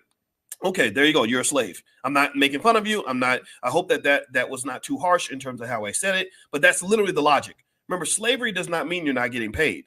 There are plenty of slaves around the earth that get compensated. In fact, you could even argue that the original slaves in America were being compensated, just poorly compensated. They were given a place to live, a bed to sleep in, food to eat, so they could keep working. They gave them just enough to make sure they could keep showing up to work and remain healthy enough to keep doing their job. Well, in America, they kind of do the same thing. They don't pay you enough money for you to get rich. They don't pay you enough money to get free. They don't pay you enough money to quit your job. They pay you enough money so you can keep going back to work. Tell me if I'm telling the truth. Am I right or am I right? They literally are not trying to. They're like, oh yeah, we gotta really make sure our employees are empowered enough to quit the job. Well, that would not make them very good capitalists, now would it? You can't be a good pimp if you train your hoes to be independent enough to leave the street corner. You got to give them just enough that they looking good, looking sexy, but you got to make sure that your hoes stay in check. And so a lot of us are hoes to the capitalist system. They give you just enough to get by, not enough to get free. So if you want to get free, getting free is going to have to be your job. Getting free is going to have to be an aspect of economic maturity. Economic maturity, I write about that in my book, The 10 Commandments of Black Economic Power. Economic maturity is bent on the idea that you are mature enough to understand that your fate belongs to you. Economic maturity means, and again, this is not in any other book anywhere. This is, again, with a PhD, I'm qualified to come up with new concepts and new theories. So economic maturity means that you get to the point where you say, okay, this is my responsibility, that my fate is contingent upon what I choose to do. It's not contingent on what the white man does. It's not contingent on what other people do. I can't go through my life and believe that my outcomes are based on everybody else. Economic maturity, it might be reflected from the fact that maybe you didn't go through an economic rite of passage. In my book, again, you can go to drboycebooks.com if you want to get a copy. I highly recommend it. It's a bestseller on Amazon. I think you guys are going to like it. I know you're going to like it. And the thing about economic maturity is a lot of us never went through an economic rites of passage. And I believe that is critical for Black people. An economic rites of passage might look like this. It might be something where you graduate from being a renter to being an owner of property. You're no longer economically immature enough to think that you can rent your residence for the rest of your life and somehow find a way to be financially free. Economic maturity might be where you go through a rite of passage where you graduate from being a consumer to being a producer. Because what has happened? You have learned that you cannot get ahead in a capitalist society if all you do is consume. So I believe America's goal is to keep Black people as economically immature as possible. They do not want you and I in the halls of power. They don't. They really don't. And it's economic immaturity might be reflected in working for other people and just believing that is a permanent stop. That's a permanent place you're supposed to be for your whole life. Well, again, if you like your job, there's nothing wrong with that. I'm not saying that you have to go and run a business or start a business, but I do believe you need to own a piece of a business. You need to own a piece of a business. So you can either do that as an entrepreneur or you can do that as a shareholder in a corporation. You can become a shareholder in 5 minutes. Open up that app, buy you some stock, you become a shareholder. You can go to blackmoney101.com. That'll get you started. There's other places in the Black Business School. We do that all the time. So the point of the matter is to say this. I will make the clear point that when we're talking about this delicate issue called freedom and equality and all this other stuff, I'm of the belief that the answer is very, very simple, but the implementation of the answer is very, very hard. The answer is simple. It's like losing weight. The answer might be go to the gym, stop eating Cheetos. But the implementation is hard because you're addicted to Cheetos and you're lazy. You don't want to get up and go to the gym. That was my problem. That was my problem. We're all affected by this. But if you really want to look at where the money is in America and how the richest 1% became the richest 1%, just look at the stock market. You can see here on this chart, you've got, some down periods in the market. You had some stuff with World War II, and you can see here you have stuff with Black Monday in the 1980s. You had the lost decade, which was the year 2000 to 2010, and then you had these rises. But I want you to look at this chart, and I want you to notice that this chart consistently goes up. This chart is deeply connected to the wealth of the 1%. So if you want to know how they got all their money, yes, some of it came from inheritance, sure. Some of it came from running their own businesses, sure. Some of it comes from the fact that many of them are executives with major corporations and making good money, sure. But a big chunk of it came from stock market participation and ownership of real estate. If you are an investor consistently in real estate and stocks, your wealth level is going to be higher than somebody who does not do those things. Okay, so as far as simple implementable solutions, I want to invite you guys to go and take a look at blackwealthmasterplan.com. This is a free platform that basically shows you how to do the $5 a day investing plan. We're asking everybody in the community to take a look at the $5 a day plan. So blackwealthmasterplan.com. Also, if you text the word money, you can to 87948. I'll send you some information on how to make money without working. A lot of you know about this. A lot of you are participants. This is part of the Prime program where we literally talk about selling stock options and things like that. That's how I make my money at this point. That's what I do to send money to my wife to pay down the credit card bills or to go on trips or to pay down the houses or whatever it is that we're trying to do. So literally, if you text the word money to 87948, you'll get a link to the training called How to Make Money Without Working. It's totally free. And that will introduce you to something that will probably blow your mind. And it's not hocus pocus. It's not fake. I can't be one of these internet scammers that's just trying to get your attention. It's based on real science and it's really straightforward. It's not risk free, but you can manage that risk. And risk management was one of my expertise areas when I got my doctorate. Okay, so anyway, guys, that's pretty much it. Just a quick reminder, don't forget the Stock Options Summit is going to be April 19th in LA. It's basically a big event where we all get together and we study stock options for the whole weekend, and we do it in a way that's family oriented, and we have a ton of fun. So if you want to come to the Stock Options Summit in Los Angeles on April 19th, go to stockoptionssummit.com. And then last but not least, don't forget that the All Black National Convention is where we get together with the smartest Black people on the planet in all different areas, and we solve our problems. My wife, who is a therapist, she has a bunch of really cute therapist friends like her. She's the cutest of all in every place she goes, in my opinion. And she's actually deep into Black financial psychology. She's actually done some really great workbooks on the topic on dealing with financial trauma and things like that. So she participates in the convention. And then also at the same time, we just have lots of other experts in all different kinds of areas. We even invite, rappers and whether or scientists or engineers and business owners and investors and anybody that really has an idea that can benefit the community. That's who's invited to the ABNC. So feel free to join us. Go to allblacknationalconvention.com. We're going to be in Chicago this year. And when I say we invite rappers, I mention that specifically because I know some people think that I don't like rappers because I call out the immaturity of certain rappers, or if they're talking bad about their child's mother, or they're promoting drug use amongst young people. I get very offended by that. I don't like that at all. But there are rappers who are using their power for good. Guys like D1. D1 has come to the convention many times. Killer Mike came to the first convention. David Banner. There's lots of great artists out here that really do get it, and they are part of the movement too. So I want to make sure that they feel welcome as well. So anyway, guys, have a wonderful day.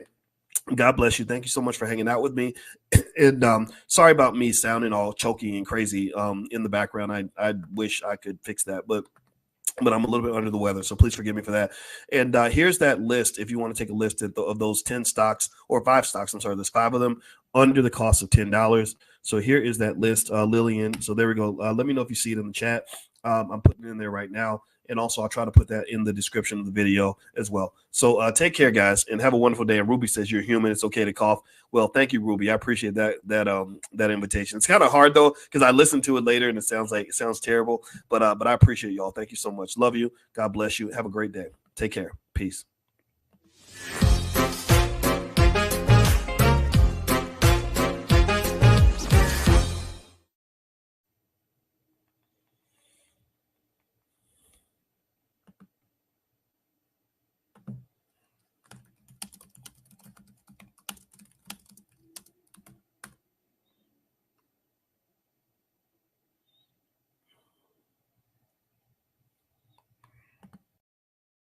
Different states, and then I started going to sporting events and watching sports on TV, and I would see gambling commercials like encouraging the people watching the event to go and place bets on the games. I said, this is going to be such a disaster.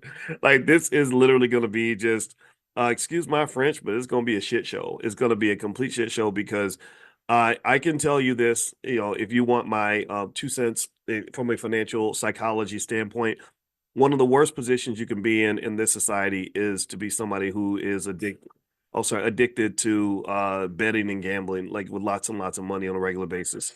That is one of the worst. I wrote about that in my book, Financial Lovemaking, actually, when I was on the faculty at Syracuse. And that's what I refer to as a financial STD. And the reason I call it a financial STD is because it's hard to get rid of. And if you marry somebody that has this financial STD, you're going to be infected. And I hope I'm not hurting anybody's feelings. If you are a big gambler or something like that, I don't mean to offend you, but I have to be honest with you and tell you that I would encourage you to get help if you find yourself in situations that are bad. And the worst part about it, though, is that it's kind of like people don't get help until the situation is so bad that they can't get out of the hole. Right? People don't realize that they're in a bad situation until they're really in a bad situation, or they don't realize they're headed toward a bad situation until they actually get there. And then once you're in the bad situation, it's almost like showing up at the doctor's office after you've had cancer for 2 years. The doctor can only do so much. The doctor can't really fix. He can't go back and reverse your cancer. He can't go back and change 20 or 30 years of bad eating habits and poor choices. All he can do is maybe help you cope with just an unspeakably painful situation. So this is one of the reasons why I would say to you, please be extremely thoughtful and careful in terms of how you sort of address things like this. And now the other thing about sports gambling is that they tend to not market to everybody. Like they're not marketing to old ladies and in their 60s and 70s. Most of the people affected by this are people young men between like 22 and 35. So if you have a son or a husband, brother, father, friend, whatever, who is in that age range, just give them that consciousness. Remember, every morning this is what we do, right? We do economic consciousness, financial awareness, so that you can experience economic elevation, because that's what consciousness is. It's when you elevate and you rise up and you kind of can see things down the road, and you can look around and you can see things around you, and you can understand it, but you're not in it, right? So this was my first thought today that I wanted to share. And one day we can go into the weeds and the nuts and bolts of just why gambling is so horrible. But today I hope you'll just take my word for it that you don't want to mess with those addictions. I'll tell you a quick story, and then this affected me. Like I heard this, and this really got me thinking. When I was 31, when I was in that target age group for this kind of thing, when I just joined the faculty at Syracuse University, and I got my first job making like decent money. And I was making six figures for the first time. Before that, I was a grad student making $12,000 a year. So the benefit of having a low income is that you don't have it minimizes the amount of economic damage that you can actually do to yourself, right? So basically, through grad school and undergrad, I did make financial mistakes. I did. I even bet on some games in college and stuff, and I can tell you about that experience. In fact, I'll back up and tell that experience. I'll tell on myself in terms of mistakes I made, and then I'll move forward to the story that I heard that really transformed me. All right, um, here's what it was. Okay, so when I was in college, I had a friend. I went to University of Kentucky, and in case you don't know anything about Kentucky, it's not as backward as they portray it in the movies, but it is kind of country. You got a lot of country folks in Kentucky, but most of them were really nice people. So I mean, yeah, when I wrote articles about race and racism, I would get death threats and stuff, but most of the people weren't giving me death threats. Most of the people were nice. They'd invite you to your house and want to cook for you and stuff. And so anyway, I knew this guy named Russ. And Russ had another friend named Russ. And that's only going to happen in Kentucky. That's not going to happen in California, that you have two friends named Russ. So Russ was a cool guy. We'd almost won a flag football tournament. It was the craziest thing. I was the one black guy on this team full of like slow beer drinking hillbillies that really just knew football. And Russ would just throw the ball and he would pound it into my chest, and I would catch the ball, and I had some speed, so I'd grab the ball and I'd sprint down the field, and we almost won the championship. It was the coolest thing ever, and we didn't do anything complicated. It was just like simple, like, okay, boys, you cut across the middle, I'm gonna throw you the ball, I catch the ball, I'm the black guy, I sprint past all the white boys, and we would score touchdowns, and we only lost. I was so mad because Russ threw the ball so hard that I caught it and it bounced off my chest and landed in the hands of the other guy. And I'll never forget like all those frat boys that we were playing against, because the fraternities would form flag football teams. So the frat boys were like, yeah, it was like 100 of them, and there was like 7 of us, but they had like literally like 60 guys on the sidelines, and I was so mad. But anyway, that's just me expressing untreated trauma over a significant loss in my life, right? That's how pathetic my life was. So anyway, so I had a friend named Russ, and Russ had a buddy named Russ. and I went with Russ to Russ's house. And Russ basically would bet on these football games, and I love football. I love all the sport. Well, mainly basketball and football. Baseball kind of put me to sleep. Golf and tennis. Golf I got into when Tiger Woods started to play. So I was at Russ's house with Russ, and we bet on the Cowboys game or something. And or he was betting on these games, and I was like, yeah, I'll bet. And I bet some money, and I won. And then another game came on. I was like, oh, I'll bet on that game, and then I won again. And so here's what happened in my head, in my little 20-year-old brain. The dopamine hits, right? It's actually gambling and money. It affects the same region of your brain as cocaine. So what I did not realize was that I was being drugged, but not against my will. This is not something where I'm going to go file a lawsuit against Russ 30 years later and say you drugged me. No, I voluntarily participated. And I remember this feeling, and maybe you can tell me if you can identify with this feeling, because a lot of you go through this, maybe if you have some sort of economic come up, or maybe you become an entrepreneur or something like that. I said, whoa, this is crazy. I made more money just watching football on a Sunday afternoon than I make working my job for 2 weeks. And I remember just thinking how great that was. Like, wow. So I know football. Every young kid thinks they know everything. That's why you can't hardly talk to some of them, because they think they know everything. And then life humbles you, right? So I thought that I just kind of understood everything. But then I experienced the dark side of losing, and I remember how sick I felt when, because what happens is that this is leverage in action, and so what leverage did was leverage gave me the high of saying, "Whoa, I can make more money in 3 hours than I could in 2 weeks on my job." But the downside of that is I can also lose more money in 3 hours than I make in 2 weeks on my job. So if my job becomes the primary method through which I'm repaying this debt that I owe, tell me if you're following what I'm saying. Give me a yes if this is making sense. Forgive me for my ridiculous story about playing flag football. I know that was a tangent, but that's what I do. So so the problem though is that I was putting myself in an unstable situation. Why? Well, because now I'm in a scenario where my economic swings are so massive that, yeah, if everything goes great, then leverage can shoot you through the roof. I could have got rich, but I didn't. I ended up being $1,000 in the hole, and I'm making $200 every 2 weeks. That's very, very stressful. I mean, the financial anxiety that I experienced was at an epic level, and I was like, oh my God, what am I gonna do? And what happens is that and this is why gambling becomes so dangerous. This is why you have to be very careful, is that when people get to that point where they're desperate and they realize, okay, I can't get out of this hole. Like I can't, the way I know how to make money is go to my job and work 2 weeks to get $200. So in order for me to get out of $1,000 hole, I would have to take $1,000 risks. I would have to do something bigger in order to fix it. And that's what gamblers do. They say, okay, well, I'm gonna get out of this. And so what do? They place bigger and bigger bets, because that's all you got. All you got, the only way to overcome a bad bet is to make a bigger bet. And what happens is that you have this string at some point where all your bets go bad, and you end up in a hole that you can never get out of, and then you're in debt for life. And some of them end up, in situations where if they have, you have bookies, you have people that get killed.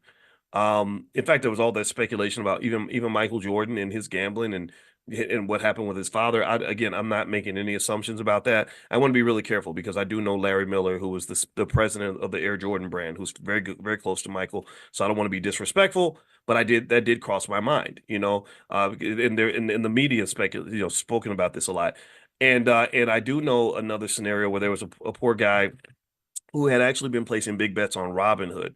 These people understand Robinhood, the app, when it's abused inappropriately by like a young 24-year-old, they think that they're investing, but they're not investing. They're actually gambling.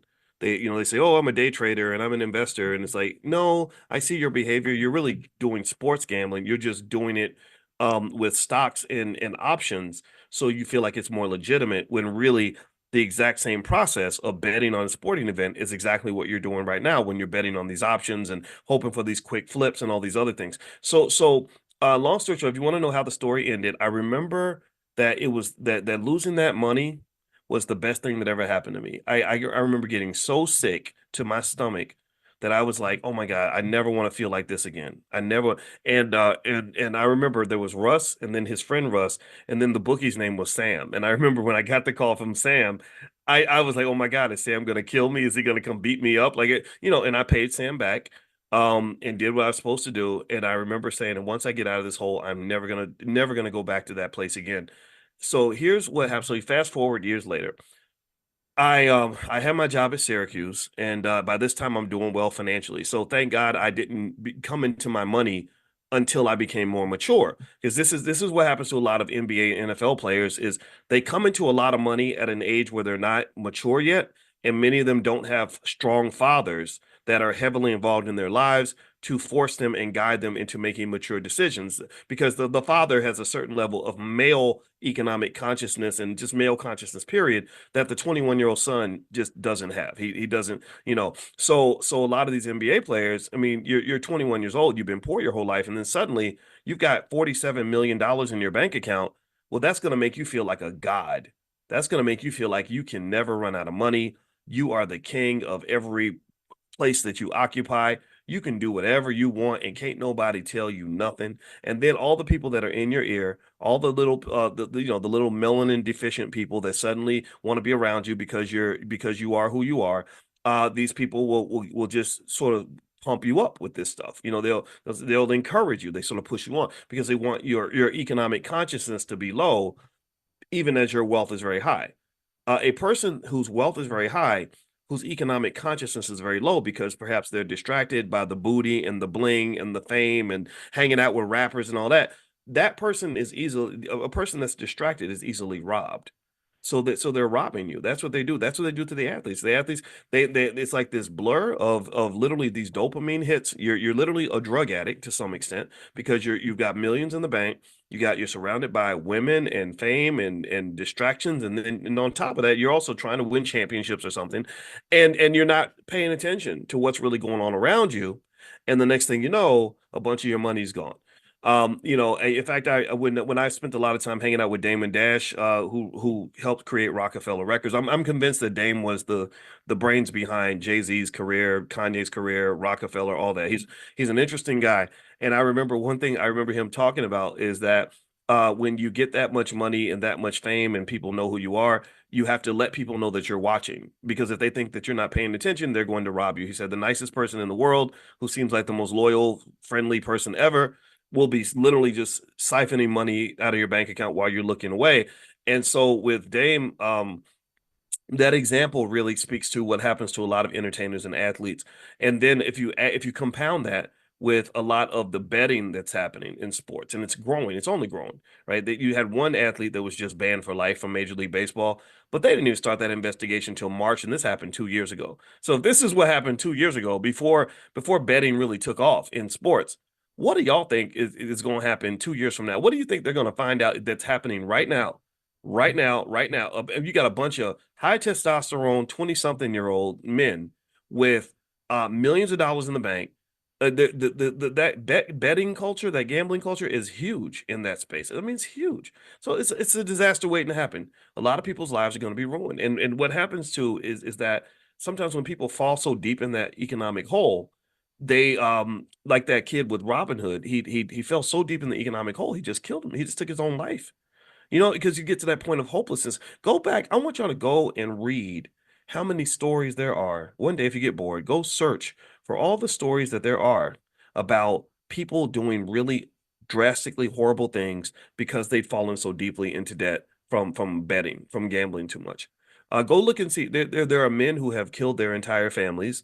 There are, and it's usually men, unfortunately. Women have their own vices. We know these things, right? But most of these stories involve men. Maybe they took their own life because they're thinking, oh, if I'm not here, then everyone will be better off, and they can get the insurance money. Just whatever. And so the point of the matter is basically to say, just be really careful about this stuff. Make sure your sons are just conscious about these things. And then let me just finish off this this part of the discussion with the story that really got me thinking hard about this. So when I was in Syracuse, I got that first job making good money. I went to a car dealer and I was looking for a car, and there was a guy who was driving the car around with me. Um, who was just kind of explaining to me, the car and everything else. And we got to talking, and he was older. He was like maybe 78 years old, and I was 31 at the time. And I remember I just asked him. I said, "Oh, so you're gonna retire at some point? Like, do you like working? Like, why do you work so much?" And he said, "Well, I had $500,000 in my retirement account."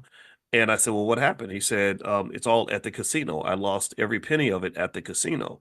And I remember thinking, this is so sad because this old man has to work until he dies because because he blew all his money at the casino. And I remember at that moment thinking, I never want to be in that situation. I never want to be in a situation that is so bad that I can't fix it, or where I'm just so old that it's too hard to start over.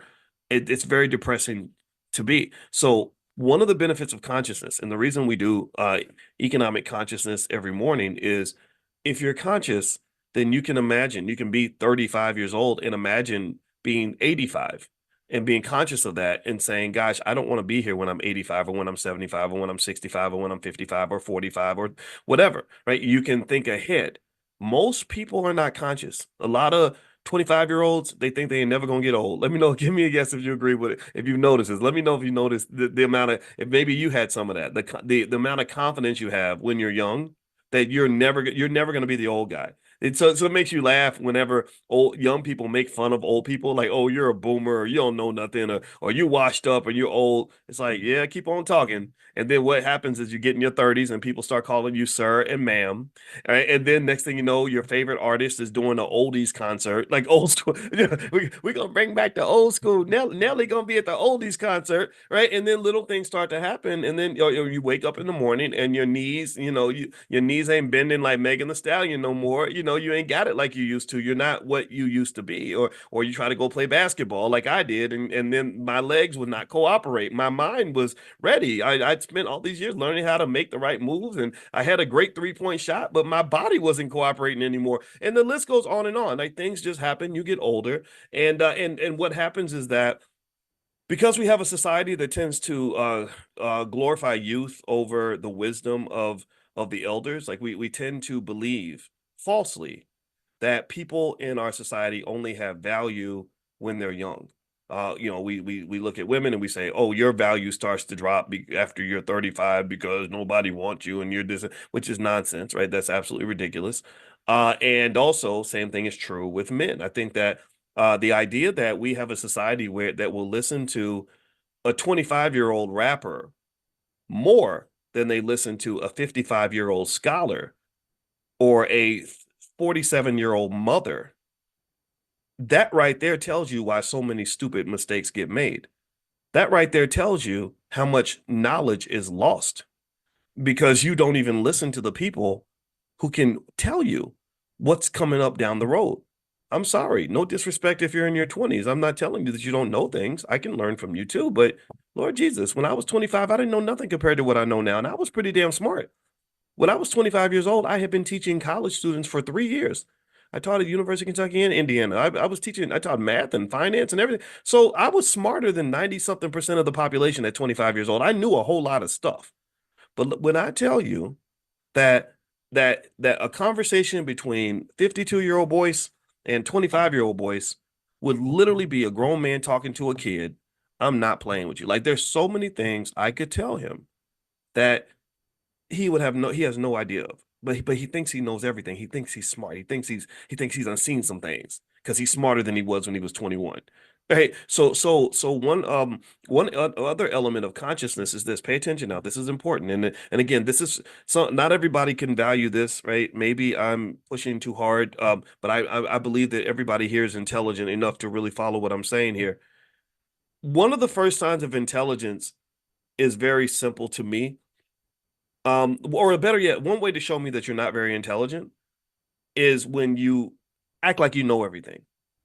When you are the person who knows all the answers, interrupts everybody because you already got it figured out, thinks you know everything, wants to lead every conversation, you do the most talking instead of and not very much listening. That right there tells me that you're not very intelligent and you're not very conscious. That, just to be honest with you, the person who thinks they know the most is usually the person who knows the least, but they don't even know enough to know how little they actually know. A sign of intelligence and consciousness to me, and this is why I always say that this is a platform for intelligent Black people, not because you have to be intelligent, but because I believe that intelligence matters. I believe consciousness matters. I think if you're not woke, and when, to me, woke means aware, looking around, head on a swivel, understanding things, diagnosing it, figuring things out. That's what I'm talking about when I say woke. I ain't talking about, whether you want to use the girls' bathroom. I don't care about gender and all that and who you're sleeping with. I know, to me, woke is like, are you awake? Did you take your no dose, and are you looking around, or are you paying attention? Because a lot of people ain't paying attention. A lot of people are asleep. So that is, so the lack, so a sign of a lack of intelligence and consciousness is when you think you know everything, and unfortunately, a lot of young people get hit with that. The sign of intelligence to me, or one measure, in my opinion, of intelligence and consciousness is when you learn that just how little you actually know. When you have a full understanding that the universe of all the things you don't know is 1,000 times, 1,000,000 times bigger than the universe of what you know. What you know is about this big. And I say this again as a person who went to school from the age of 18 to the age of 30. I'm talking about studying 7, 8 hours a day. I wasn't just in school. I was in the books, studying constantly nonstop. And then I learned 10 times more since I finished my PhD over 22 years ago. So even as a person who's had all this education, I've been to get a billion classes, I know that my universe of knowledge is still like this. And the universe of knowledge of things I don't know is like this.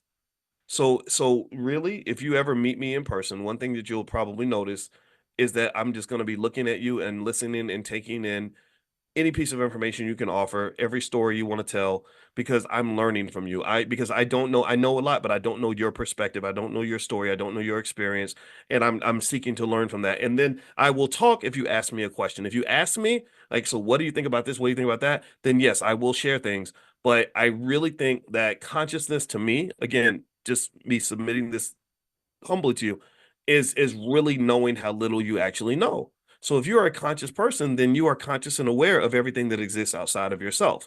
And so if you are a conscious, intelligent young person, I encourage you, just sit back and listen. When grandma starts talking and telling her story about how things were in 1952, listen, because there's gems. There's so many gems that your elders can give you that you're missing because you live in a dumbass society with people that don't respect anything that happened before, like, 1999 or 2010. And what you find, and when you go back, for example, if you study and listen to Black folks that lived before integration, before the civil rights movement, and back when white people were really treacherous and terrible, not all of them, but many of them they were blatantly racist. They actually have skills and value systems and survival mechanisms that you can't even relate to. You're not even at that level. And they could accomplish more with greater opposition than you can accomplish in a society that's supposed to be fair and open and integrated. So I love to listen to I get on the phone with Dr. Claude Anderson, and it's really just him talking and telling me stories about his childhood and the military and things that he's seen. I don't have, what can I really, what can I teach this man? I mean, sure, if he asks me a question, I can share a perspective, but I'm not trying to teach that man. That man's teaching me. So long story short, I think that this is important because there are these landmines, right? So something like sports betting is one of those massive economic landmines that a lot of people are going to miss because nobody's really talking about it. The only time people are going to start talking about it is when it hits a crisis stage. It's like everything else. It's just like, even in the pandemic, everybody knew. Anybody who was worth their weight in fried chicken just knew that during the pandemic we were going to have a problem with inflation. They were like, you're pumping all this money into the economy and we don't even need it. Yeah, of course we're going to have an inflation problem. And they just kept doing it. And so a lot of things that are happening now are things where people were predicting these things. They knew it was going to happen. So really, truth be told, I don't know. I think that what probably happens for sure is also the lack of awareness shows itself in the fact that people don't always have the ability to see down the road. And once you gain that ability to really see down the road and see outside of yourself, you start to see opportunities that didn't exist before. So for example, this is why when we do our economic elevation, financial consciousness exercises, I encourage you to just sit back and meditate and imagine living in the year 2030. It's right around the corner. It's going to happen very, very soon. 2030 is to 2024 what 2018 is to us now. Right? That's what 2030 is to 2024 what 2024 was to 2018. I guarantee you that if I was to go back in time to 2018, nobody in 2018 was thinking about 2024. In the minds of most people, 2024 was this far off, distant land. It was almost like, anybody remember when Prince used to say, I'm gonna party like it's 1999? And you thought about 1999 like it was like way off in the future, like it was never going to arrive. Some of y'all don't know. If some of y'all were born after 1999, but those y'all who are like over the age of say 45, it freaks you out a little bit. It's like, wait a minute, hold on, wait, 1999 was that was the future. That was futuristic. Angela Bassett. Does anybody know this? Remember that movie? Anybody remember that movie Strange Days with Angela Bassett? And she was in the car driving the car. She's like, baby, this is what I do. And it was this futuristic movie. And it literally, the movie took place in the year 1999, and it was futuristic. And it's funny because I think the movie got made in like 1995. And so it's like, that's so weird that they could make a movie in 1995 and talk about the future with all this technology that still don't even exist. And it's only 1999. That's weird to me. That tells me how little how short and shrunk our perspective can be. That can be impressive to us. And then it's really weird when you see stuff from like the movie Back to the Future and they talk about stuff that would exist in the year 2020 and they compare all that. And so time goes by fast, and I think time consciousness is another form of consciousness, period. If you have time consciousness, then you are aware. You don't waste time. People who are conscious of time don't waste time. People who are conscious of money don't waste money. People who are conscious of their health, they don't ruin their health. People who are conscious of their children, don't their children aren't out in the streets getting kidnapped and beaten up and locked up, right? So consciousness is everything. Consciousness matters. So consciousness, in my view, is something you have to practice because I think there's a lot of people who prey on those who are not conscious. They do deliberate things to keep your consciousness low. Entertainment, for example, is designed to minimize your consciousness. You've heard all those stories about the Roman emperors who would entertain people with circuses and circuses and sports and stuff and give them bread. And I forgot what the quote was, but basically they were like, just give them a bunch of sporting events and all kinds of stuff to distract them, and they're not going to be conscious of the other things that are going to happen because part of that means that if your attention is taken over here, then that's where your consciousness lives. It doesn't live in the places where it needs to be. So that's I'm not going to keep going today. That was my thought for today that I wanted to share with you. If you want to join us every morning for economic consciousness training, make sure you're on the text list. Text the word morning to the number 87948. Text morning to 87948. And also, I'm going to be back tonight. We're going to do our Powernomics training. We are reading Dr. Claude Anderson books word for word. And we've been doing this for about 4 or 5 years every Wednesday night. And it's going to be 8:30 p.m. Eastern time tonight. So if you'd like to join us, it's totally free for anybody that wants to join. I just ask that you tell your friends, bring your family if you're happy, if you're getting something of value. And if you want to get a notification when I start tonight, you can get on that text list. Just text the word greatness to 87948. I call this Black Keys to Greatness, which is the name of a life class that we have in the Black Business School that you can have for free as well. So text greatness to 87948. And then last but not least, if you like these consciousness trainings that we do every morning and you want to get all the recordings and everything else in one place and share them with your family, feel free to go to drboycedaily.com. That's drboycedaily.com, and you can take a look at that. And actually, because I just like to do stuff daily because I think that that's how we can form new habits, I also did, I set up a new podcast on Spotify called Dr. Boyce Daily Stock Market. So I know some of you want to go deeper into other areas like what's happening in the stock market, stuff like that. So Dr. Boyce Daily Stock Market is also on Spotify, and you can feel free to look that up, and I'll give you daily updates on that kind of stuff. So we're doing a lot of cool stuff over here in the Black Business School because our goal is to elevate, in economic elevation. That's the goal. I believe that we can do this. I believe that we have everything we need. I don't go around looking for white people to help me do anything. No disrespect to white people. I don't hate them at all. But I just don't. I don't need y'all. I don't need nobody except all we need is each other. That's what we need, and that's what you need. You need yourself. You need your family. You need God, maybe if that's part of your repertoire, and you get those things going on. You ain't got to worry about what Massa thinking. Massa ain't got no power over you unless you give it to him. So y'all have a good day. God bless you, and I look forward to seeing you all tonight at 8:30. And if you can't make tonight, then I'll see you tomorrow morning. So.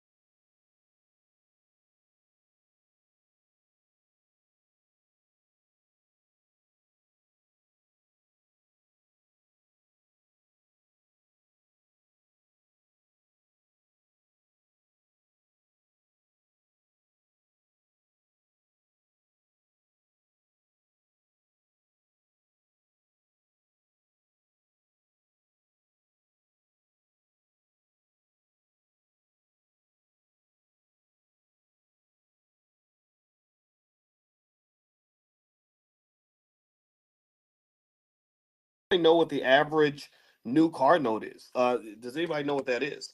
The average new car note is $730, $730, right? So, and by the way, some of you are saying you can't hear me. Give me a yes if you can hear me. Give me a quick yes. Let me know you can hear me okay, because I'm kind of worried now. Somebody said they can't hear me. I want to make sure I'm coming through all right. Give me a quick yes if you can hear me all right, because I want to make sure my audio's good. I don't know what's going on with that. All right, so okay, so I see some yeses. Okay, great. Thank you. All right, awesome. That's perfect. I was really worried. I kept seeing people say I can't hear and stuff like that. So I was just checking to make sure it was okay. All right. So here's where let's start here with this. Um so what I'm gonna do is I'm gonna kind of give you the end of the story before I give you the middle and the beginning. The end of the story is that the economy is shifting in ways that I would define to be fundamentally unhealthy.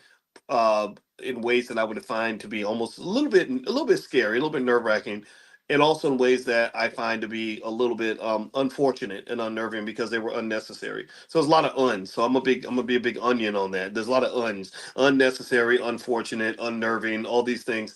And the thing is that it's critically important. Financial consciousness and financial awareness is very important in this environment because because what awareness does, what consciousness gives you an opportunity to do, is it gives you an opportunity to shift your habits.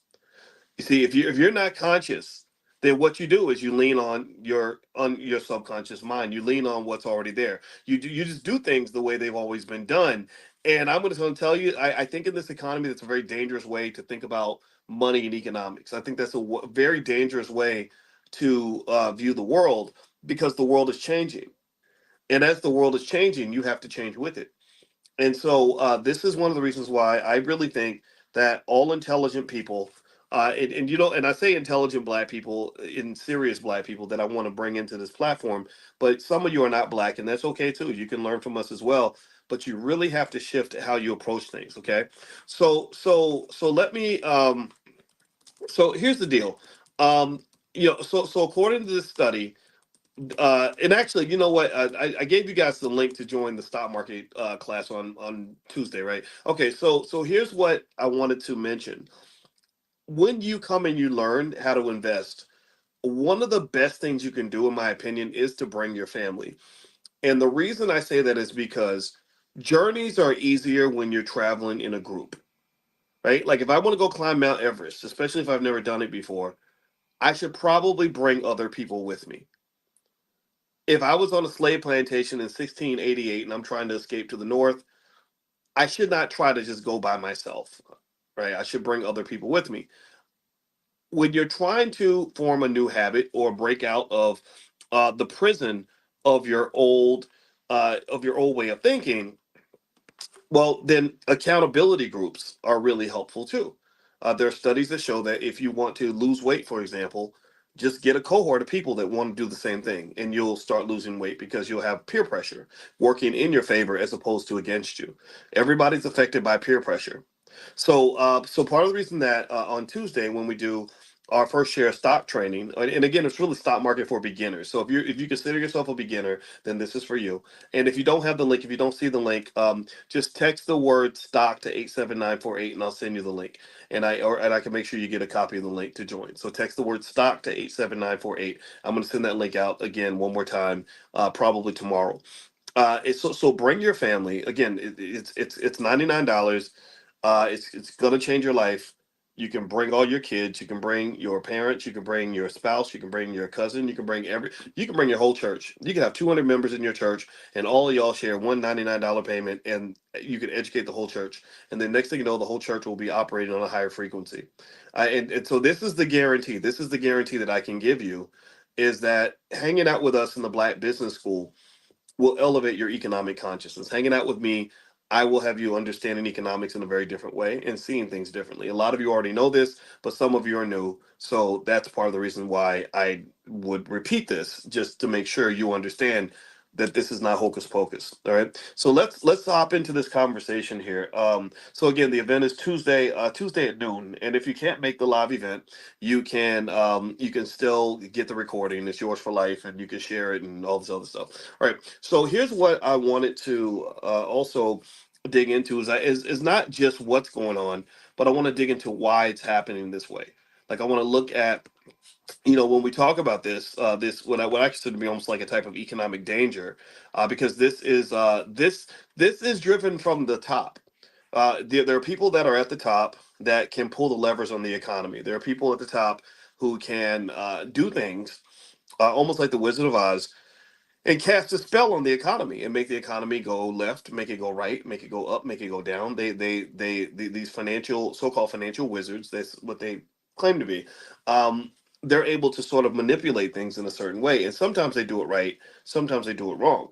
And the number one Wizard of Oz in this economy is the Federal Reserve. The Federal Reserve Chairman Jay Powell has an enormous amount of power.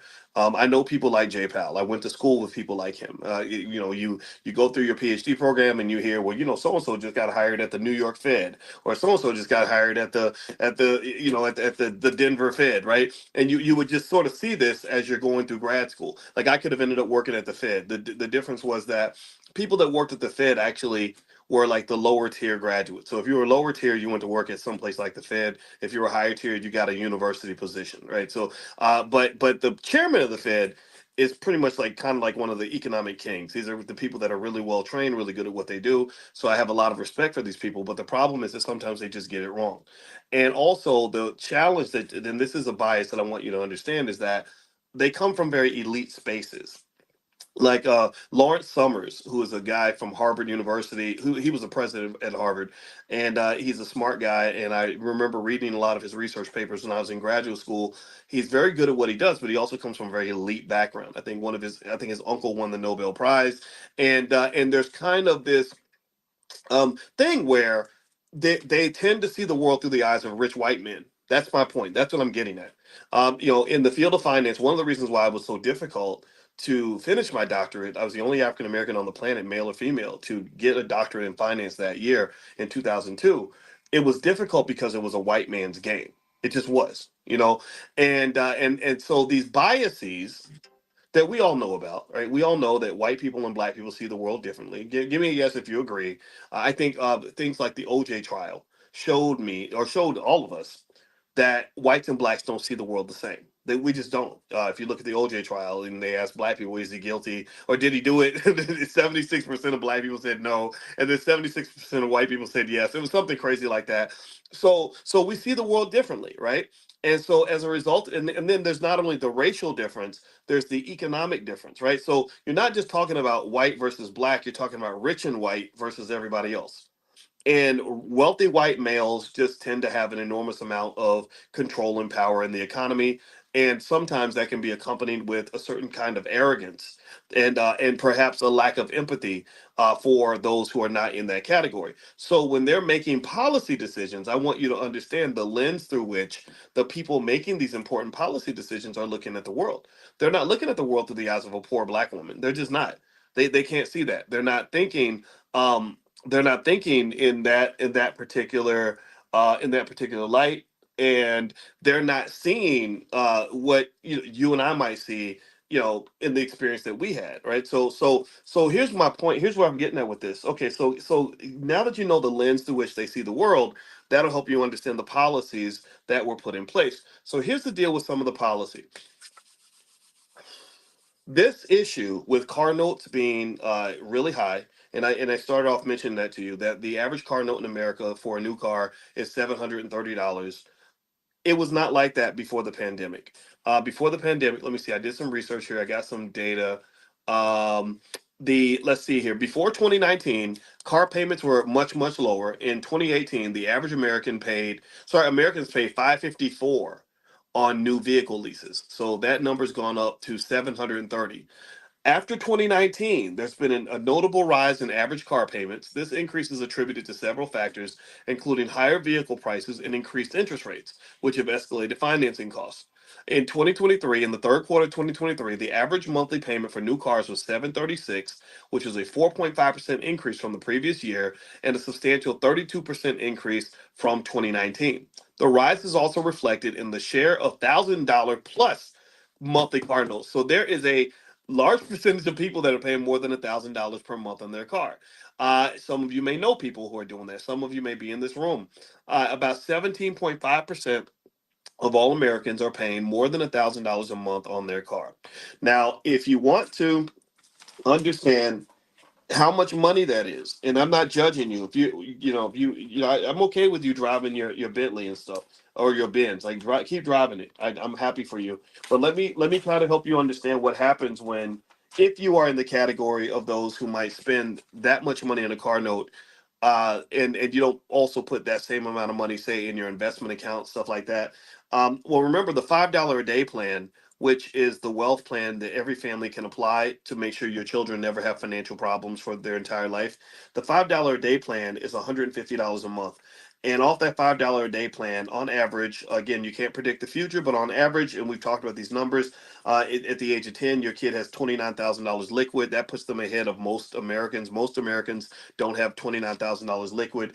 At the age of 20, they've got about 102K liquid, which puts them into elite status. Most white people don't have that much money, at least most white 20-year-olds. And then by age 30, they're about 245 or $250,000 liquid. And then by the age of 40, you're talking about $750,000 liquid, right? So this is a simple, straightforward process. Again, blackwealthmasterplan.com is where you can find the $5 a day plan. This is what we offer in the Black Business School, so that you can join for free, or you can get access to that for free. All right.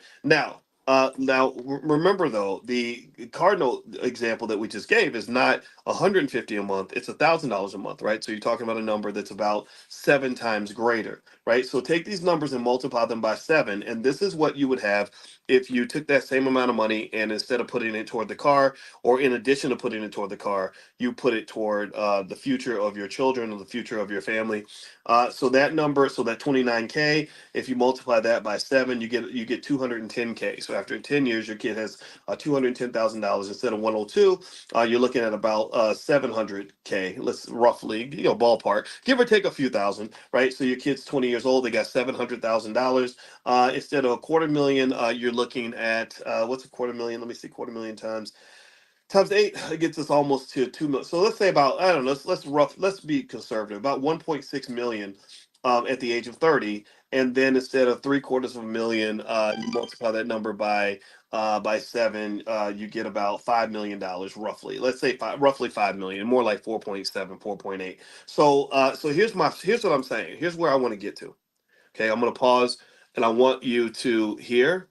Um, so here's what I want you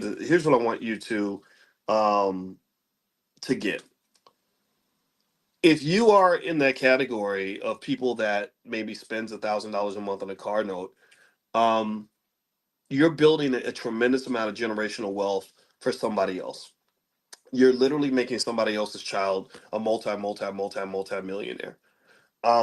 If you're so again, it's not the $1,000 car note that is the issue. It is the fact that the $1,000 car note sometimes is acquired without an equivalent investment in yourself, right? Do you follow what I'm saying? Give me a yes if you're following what I'm saying. Okay, it's not to say that there's anything wrong with spending. You could have a $2,000 car note if you want to, but it's like eating your ice cream before you eat your vegetables. It's doing the unfortunate things or the unnecessary things before you do the necessary things. Do you understand?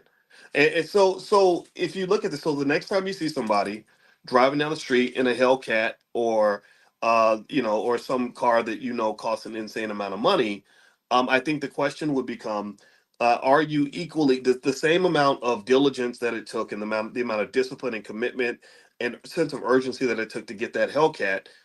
Did you have that same amount of discipline and urgency when it came to investing for your future and the future of your kids?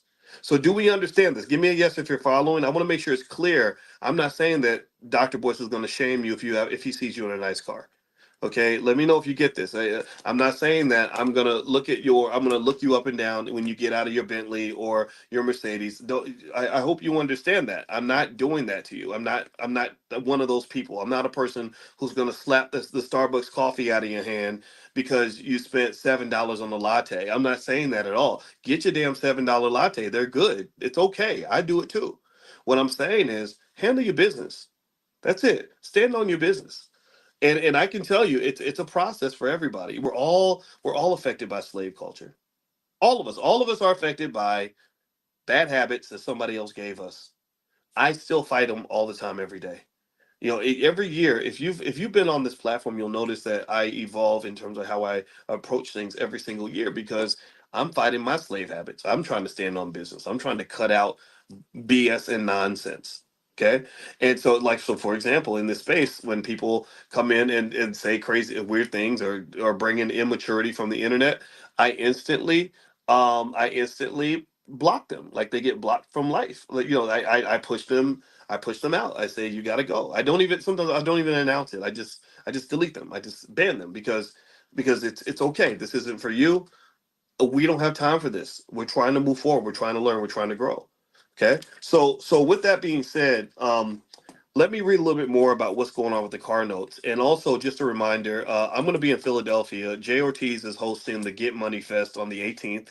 And it's really great for independent business people that want to figure out how to generate income from what they're doing or how to build wealth from the work that they're doing. And so if you are in that category, then feel free to come. It's kind of a fun event. They're going to do music and art and everything else, but also they're having financial panels. So that's going to be May 18th. The URL is getmoneyfest.com. I think he's giving away some free tickets. So if you want to, just go to the site, getmoneyfest.com, and join us in Philadelphia on the 18th. Feel free. I'll be there. All right. So let me read more about this issue with car notes. Okay, so it says here that there's basically an affordability crisis when it comes to cars. They said that effectively a car of say $25,000 is considered to be kind of a unicorn. It's extremely rare. That most cars cost much more. The Chinese are coming in actually and really stomping the electric vehicle market because they're actually offering cars that are as low as $10,000 or something. And in fact, Treasury Secretary Janet Yellen went to China to basically tell them like stop dumping your cars on our market because you're going to drive our companies out of business. And that's interesting in terms of protecting your economy. This is something that the black community doesn't do very often. It's they don't really we don't really protect our economies, right? Like, so the way you have people that come from other communities that set up shop in black neighborhoods and end up just making all the money, from the black community there. They'll come from some other country and set up a corner store or a gas station, and we just buy from them and don't think about who we're giving our money to. The U.S. government does not do that. They protect their businesses pretty diligently. So when they saw the Chinese companies coming in and pretty much killing U.S. EV companies by dumping supply onto the market at really low cost, she just went over there and said, "Stop it, cut it out, right? Or we're going to put tariffs on your products and make them more expensive so people can't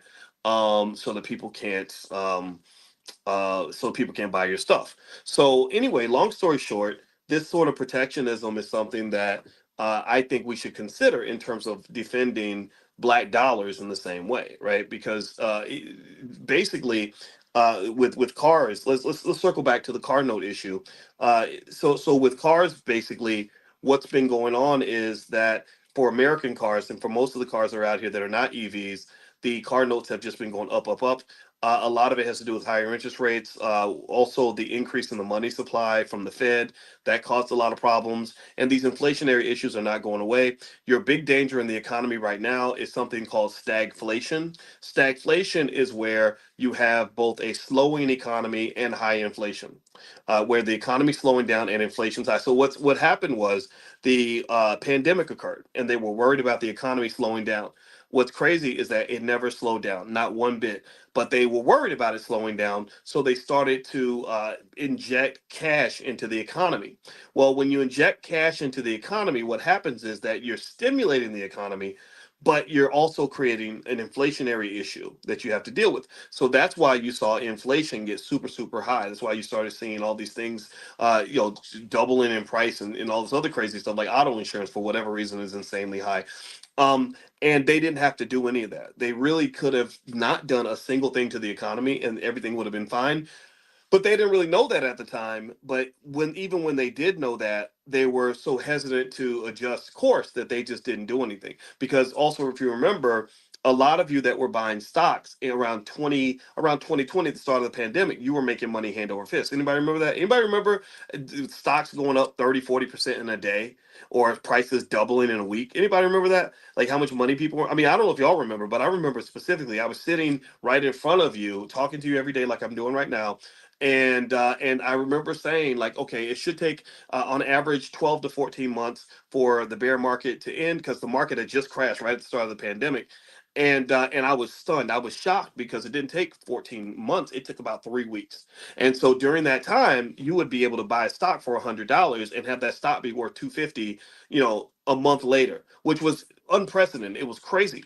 So basically, the economy wasn't doing bad. The market wasn't doing bad, but they kept pumping all this money into the economy, just pump, pump, pump, pump, pump, and they were doing it in a very sloppy way. And again, because the policymakers are a bunch of rich white guys who are not in touch with the average American, their friends were the ones who were getting really rich from this.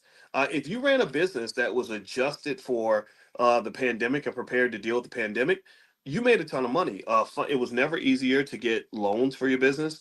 A lot of businesses were getting major grants. Harvard University said that they just randomly put a check for $15 million in their bank account, and they were like, "We didn't even ask for the money. We sent the money back." We're like, "Why are you giving us money? We don't need money. We're Harvard. We have a $50 billion endowment." But that's how they were making it rain on their friends, which really goes back to something I remember hearing Rahm Emanuel say in Chicago, where he said, "If you're a good politician, you never waste a good crisis." So they see crisis scenarios as opportunities to get paid because then government funds just get released.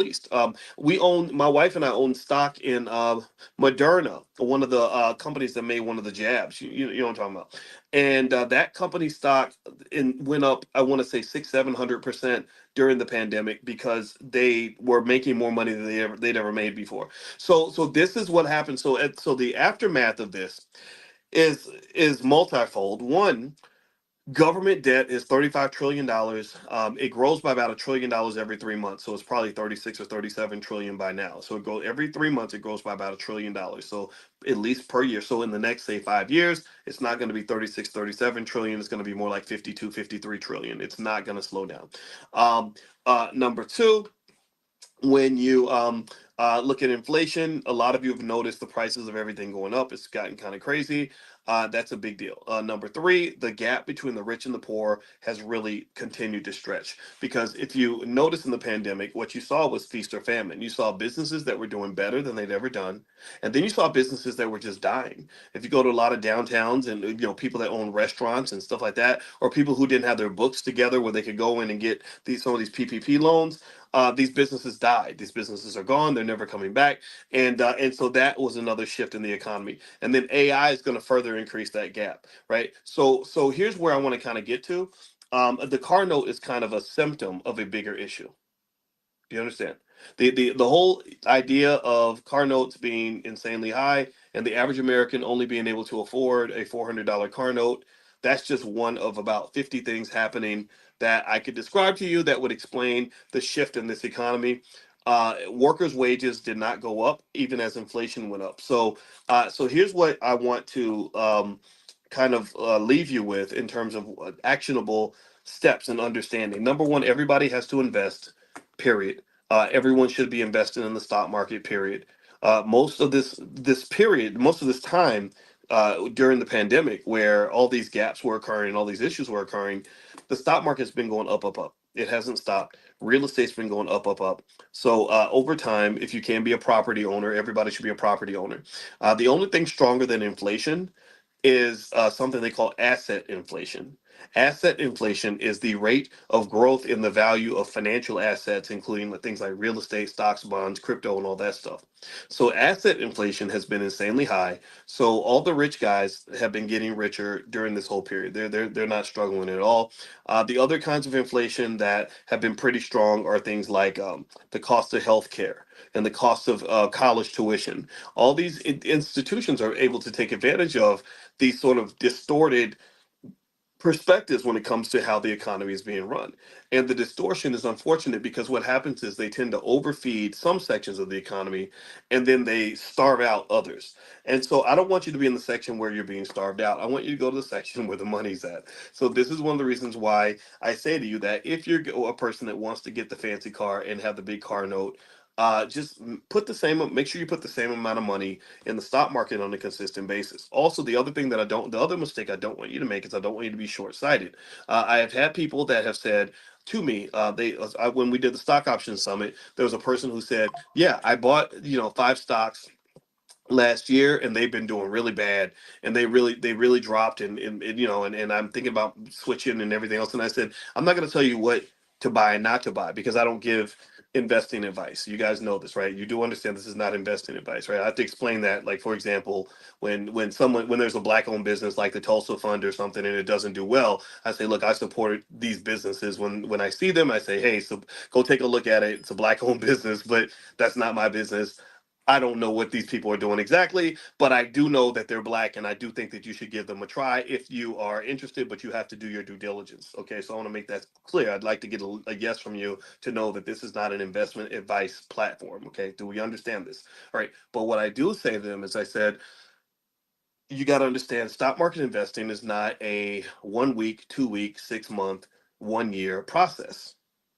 It's not you can't evaluate an investment based on what you see after 9 months. You can't do that. That's not going to give you the information that you need. You Most investments, like, so for example, when I give you profit alerts, or when we do things in the Black Business School, like in the Black Stock Market Program, I have a list of what I call what Dr. Boyce is buying. Well, these are companies that you have to hold them at least 5 to 10 years to really know what they're actually going to do. And generally speaking, when you invest, you have to have investor vision. Investor vision is a little bit different from what you see in society. In society, you have a lot of instant gratification. You have a lot of people that sort of they think that if I buy something today, I'm going to have money to next week.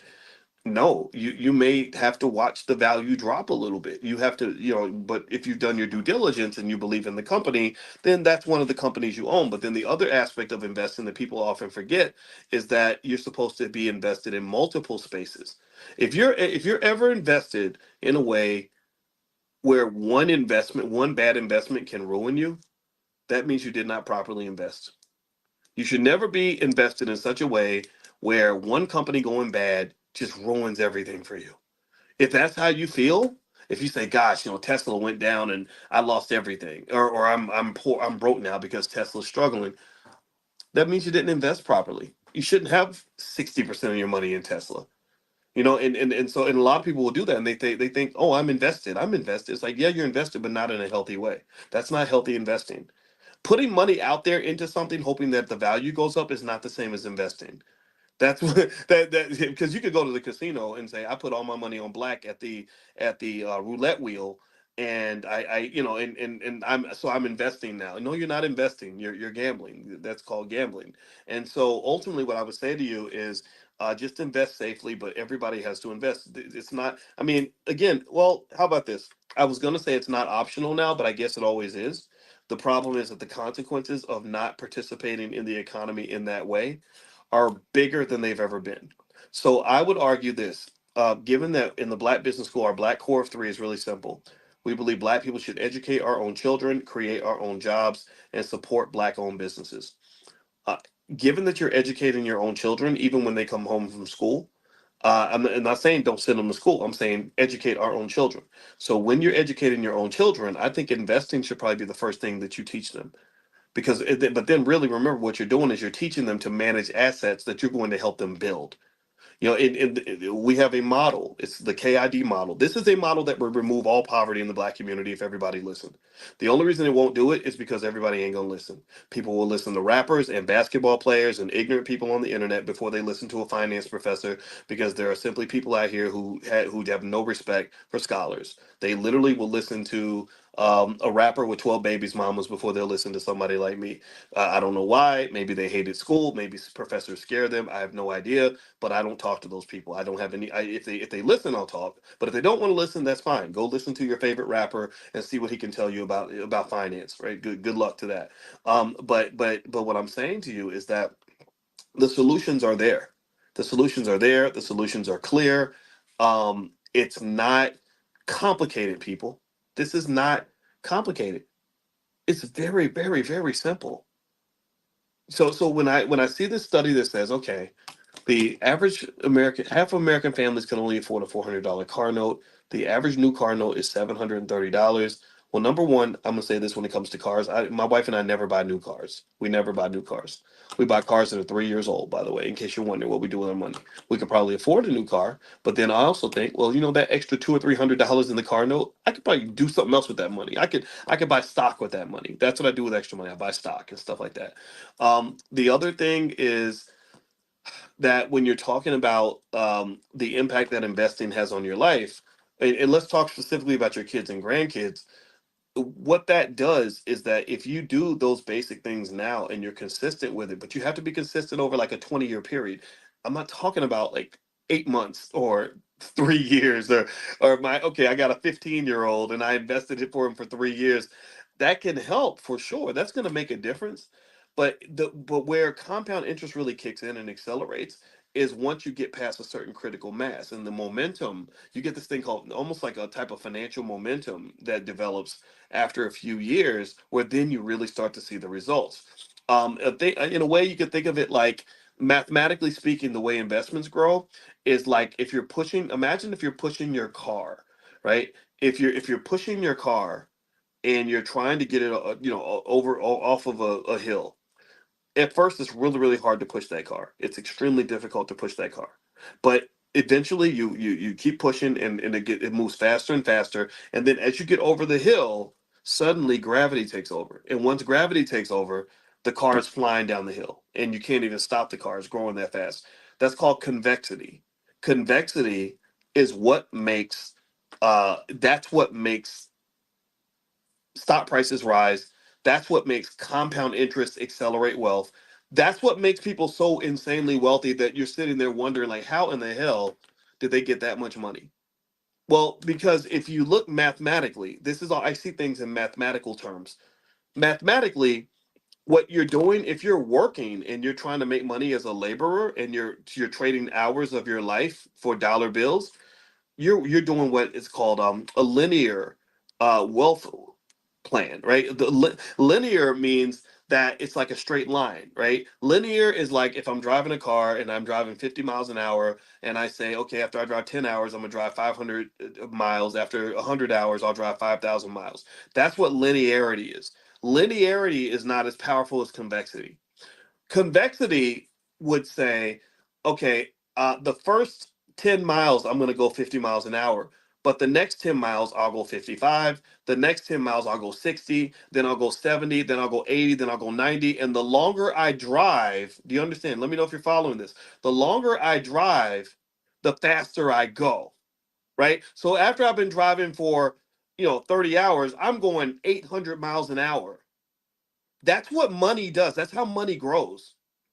So when you don't even get onto the financial highway of America, when you just sit on the sidelines, or you just, are working your way to wealth and not or trying to save your way to wealth, you're really missing out on all that convexity, because you traded in convexity for linearity. You've traded mathematical power for something that is very that really is heavily dependent on your power. It's like if compare pushing that car down the hill and how fast that car's going. Imagine if instead I was just pedaling a bike and I'm on a flat surface. If I don't pedal, that bike doesn't move. There's no point where I can just stop pedaling and the bike will take over. But whereas if I was going down a hill on that bike, then might pedal really hard in the beginning, but then I don't have to pedal anymore because the bike is flying on its own momentum. That's how money's supposed to go. There we go. Parabolic, Marcus. That's another great term. Convexity, parabolic. It's all in the same family of mathematics. It's all basically these. Remember those equations that look like that? Like that's how money goes. Money just it stays pretty flat. Then it goes right? And that's what you want. Whereas your wages is it kind of looks like that, and that linear thing is hard. It's really hard. It's not even is it hard, but it's just almost impossible actually. It's very impossible. It's quite impossible to, if you look at that example with the car, if I'm driving 50 miles an hour consistently, it's very hard for me to keep up with you if you're driving 5 miles an hour faster every 10 hours. In fact, it's impossible for me to keep up with you. And the crazy part is that even if I start before you and I leave 3 hours ahead of you, it doesn't take you that long to catch up with me, and then once you catch up with me, you'll pass me and leave me behind, right? So the wealth problem in the Black community, the racial wealth gap, it isn't just about the fact that other people have more money than us. It's the fact that their money is growing faster than our money. So the gap is getting wider. Do you understand? So the gap's not shrinking. A lot of people think that that the gap is shrinking because time has passed. Like, well, we were driving at a certain pace before, and now we're not driving at that pace anymore. Or better yet, we were driving at that pace before, and we've been driving for 12 hours. So because we've been driving for 12 hours, of course we're closer than the other person. But if you're driving a Toyota and they're driving a race car, and the race car is going faster every hour, you're not catching up with them. You're actually getting further behind. And then here's the other crazy part. Not only are we driving slower than wealth builders if we do things the old fashioned way, but some people are actually driving backward. So imagine if you're literally driving backward, and you really think that because you've been driving backward for a really long time that you're going to catch up in the race. No, there is no rule of economic physics that says you should catch up in the race just because you've been racing for a really long time. Do you understand what I'm saying? Does that make sense? Right? So I really want you to understand the nature of the gap and how to kind of process this, and simple habits that you can adjust that are going to fix this, and then also cultural adjustments that can be made in your family that will make sure that your kids don't get caught up in the mess. Right? I don't want these stories about the struggles of American people to necessarily be your child's story. Right? Some of us are going through that story now. Some of us see it. Right? So I'm not, if you're in that category, I'm not making fun of you. I applaud you for being committed to making the adjustments that you need to make. I applaud that 100%. We all start somewhere. We all do. Right? But then it's kind of like, okay, so what does this look like, 15, 20 years from now? Right? What does this look like, in the future? What does this look like um, what does this look like when my kids are 35-year-olds? I think that that's something that's very much in our control, and I want you to kind of think about that. Okay. All right. So we're going to go ahead and finish up for today. But what I want to mention really quickly is that if you want to copy my book, The 10 Commandments of Black Economic Power, you can go to drboycebooks.com. Also at drboycebooks.com, I don't know if you guys know, but we have a really cool Black Wealth apparel section where you can actually take a look at some of the cool t-shirts and stuff like that we have. If you are into the whole Black Wealth thing, I kind of think Wealth needs to be the new black. And so we've got cool shirts like Generational Wealth and Millionaire Loading and stuff like that. So feel free to go to drboycebooks.com and see if you see anything that reflects your style or something that might be of interest to you. And also we have if you want something to help you with your investing, on Tuesday we are going to do an event. I'm calling it First Share of Stock, but actually, even if it's not your first share of stock, if you are a beginner with investing, this will be for you. Now, members of the Black Stock Market Program get in free. So if you'd like to just try the Black Stock Market Program for $1, you can visit theblackstockmarketprogram.com. That's theblackstockmarketprogram.com. Also, if you text the word stock to 87948, I will send you a link to join us on Tuesday. All right. So let's see here. Someone says, how long does a charge take? I don't know. I'm sorry. I don't know what that question is. So I apologize for not understanding what you mean by that. But anyway, I hope you guys have a great day. And actually, did you guys have any questions really quick before we bounce out? If you have a couple of questions, let's do 5 questions before we go, because we don't normally do questions in our financial consciousness training. Make sure you're on the text list so you can get notified when we meet up. You can text the word morning, MORNING, to 87948, and I'll invite you in. But serious people only. Like, just don't come in here messing with people and stuff, because I don't like that type of thing. All right. So okay. So I don't see any questions for today. So maybe save some for next time. Oh, what's the name of the stock you gave on Friday? You know what? Let me put the question in the Q&A section. Oh, you did have a question. You did put a question there. All right. So let me see. Let me find a stock for you guys real quick, because someone asked for a stock. So let me see here. We have something in the Black Stock Market Program called What Dr. Boyce is Buying. And so what I'm going to do today is I'll put together a list of 5 stocks that I like. and I'll text that out to you guys when it's ready. All right, so let me see here. As I answer your question, or I'll let this open up while I answer your questions. Let's see. Sharon says, "Hey Doc, will there be a recording on how to buy your first share of stock? I can't watch it live." Yes. When you sign up and join us on Tuesday, you don't have to be there. If you're not there, the recording is yours for life. You can share that with your family, and it's yours. I mean, it's just like buying a book or something, and you can share that with anybody in your family that is interested in learning this kind of thing. Oh, there we go. That's the ticker. It was Viking Therapeutics. The ticker symbol is VKTX. VKTX. So I bought Viking Therapeutics. Again, not invested advice. This is just what I did. All right, Daryl says to bring family to the beginning of stock class. Will we need to be in the same room, or can we share the link after the purchase?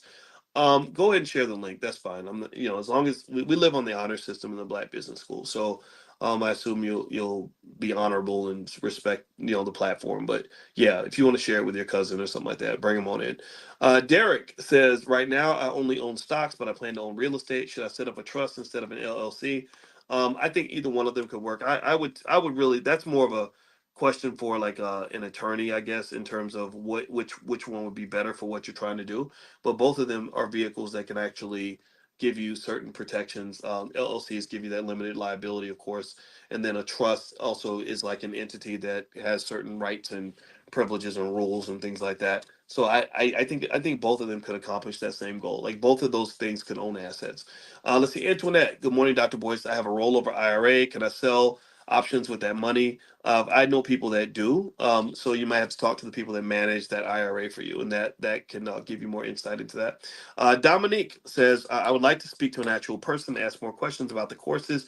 Yes. You can. I sent an email with my phone number. Could you give me a phone number? We don't have a phone number you can call with the Black Business School, Dominique, just because we're a small business, and now when we get more support from the community, we can hire people to do a lot more stuff.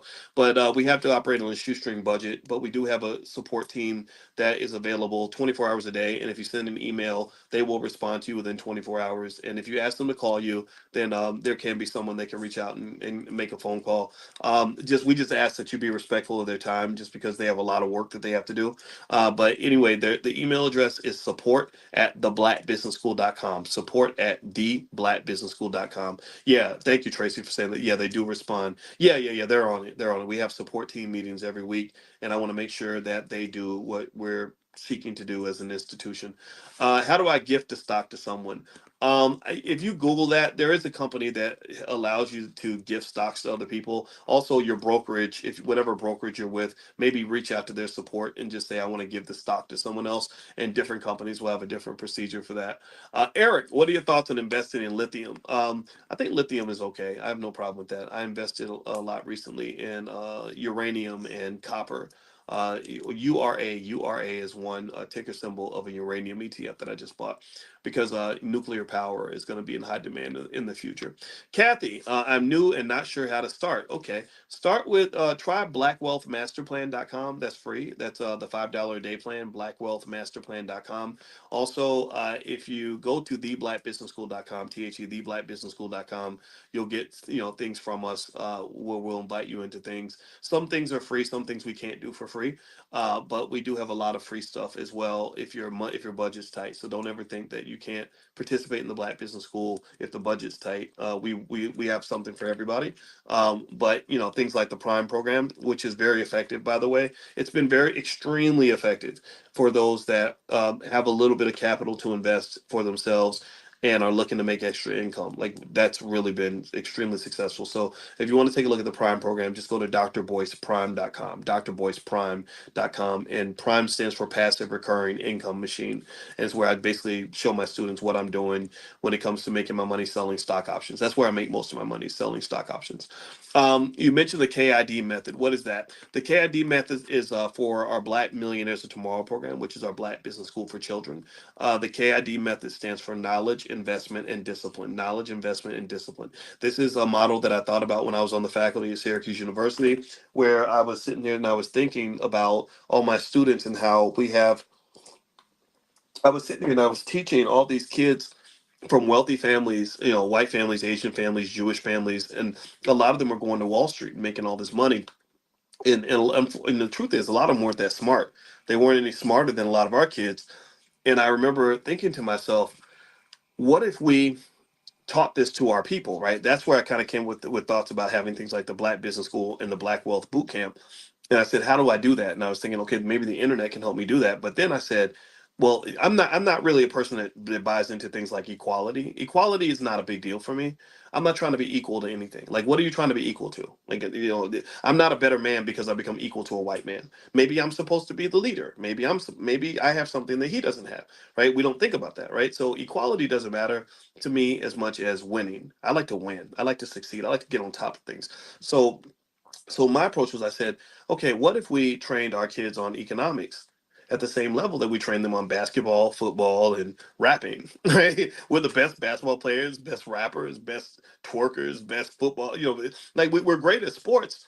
And the reason we're great at these things is because they're part of our culture. They're things that you're taught and introduced to at an early age, right? So that's what led me to say, okay, let's create something where we're going to make a 20-year plan for these kids so that they aren't out here struggling. They're ready. They're prepared to kick butt, take names, all that. So that's where the Black Millionaires of Tomorrow program came from, and that's where we train kids on real estate, stock market ownership, entrepreneurship, crypto, everything else. There are little certification exams. They can get a little degree, like almost like a little baby bachelor's degree they can put on their wall, so that it boosts their self-esteem. It also it's not hard for me to make an 8-year-old, or to train an 8-year-old to know more about finances than most college educated adults. Not most adults. Most adults in America are not that financially literate. I'm talking about most college educated adults. I'm talking about adults that have master's degrees. So the KID model is one of the proprietary models that this is trademarked. I have a trademark attorney named Takora who protects us from all this stuff. And it's a trademark model based on what it takes to make a kid ready economically to be very successful. So the K stands for knowledge. You give your child knowledge. You make sure they have training and special skills at an early age. Investment means you're giving them capital to work with, right? It doesn't. It stinks to be good at something and have nothing to work with. If you I don't know. It's like I would be a great husband, but I have nobody. No, I don't have a wife. Or I'm a great driver, but I don't have a car. That's what it feels like to be smart when it comes to economics and not have any money to practice with, right? So you give them the economics, because if you don't, what'll happen is that somebody else is going to suck them into corporate slavery and use their skill for their purposes and their benefit. They're going to say, I've got capital, I've got a business, come work for me and manage my capital and make my family wealthy with all the genius that you have. And that's what happens to our best and brightest, is they get sucked into other people's institutions and other people's agendas and other people's purposes, instead of pursuing the purpose that they should have for themselves. So investment's important, and then discipline. Discipline is extremely important, because that's when you have to confront some of the cultural norms that are anti-wealth. A lot of anti-wealth cultural values are pushed heavily in the community that are extremely destructive, extremely harmful, and it's so sad, because it's like somebody pouring spoiled milk all over the kitchen floor and then complaining that the kitchen stinks. But you just poured all this spoiled milk on the kitchen floor. You just did this. You created the problem, and now you're complaining about the problem. Well, maybe you wouldn't have a problem to complain about if you didn't create the problem in the first place. So we create the problem when we don't prepare, and then we complain about the problem. We say, "Oh, it's so hard to be black." Well, of course it is, because you make it hard. You're determined for it to be hard. It doesn't have to be hard. So discipline goes into a lot of areas, and that's part of what we do there, right? We have other models like Poise, producer, owner, investor, saver, entrepreneur. What was another one? Sturdy, building sturdy children, STERDY, systems technology, entrepreneurship, relationship management, and delegation for youth. And these are models that teach our kids to be economic superstars, like literally economic champions at the highest level, where they're built to be captains of industry. A lot of people think that being really wealthy and successful is just about luck and somebody giving you a bunch of stuff. It's mindset. It's mindset. If you come in thinking like the boss, then you will eventually be the boss of something. If you come in thinking like a subordinate, then it doesn't matter. Somebody can make you the boss, but eventually you're going to lose your position because your mindset wasn't right when you walked through the door. So anyway, if anybody wants to take a look at that program, feel free to go to blackmillionairesoftomorrow.com. That's blackmillionairesoftomorrow.com. We also have financial flashcards for kids. You can find those at drboycebooks.com. Just look up the word flashcards.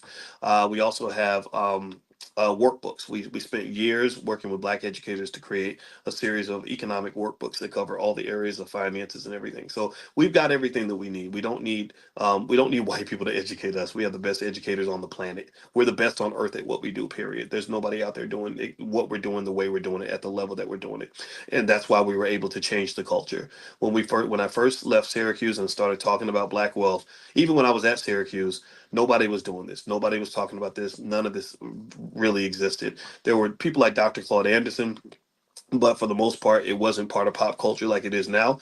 Well, we've done it. We've talked to tens of millions of people, and now economics is deeply embedded into the consciousness of the Black community. Now that it's there in the consciousness, the next step is we have to learn how to do it right.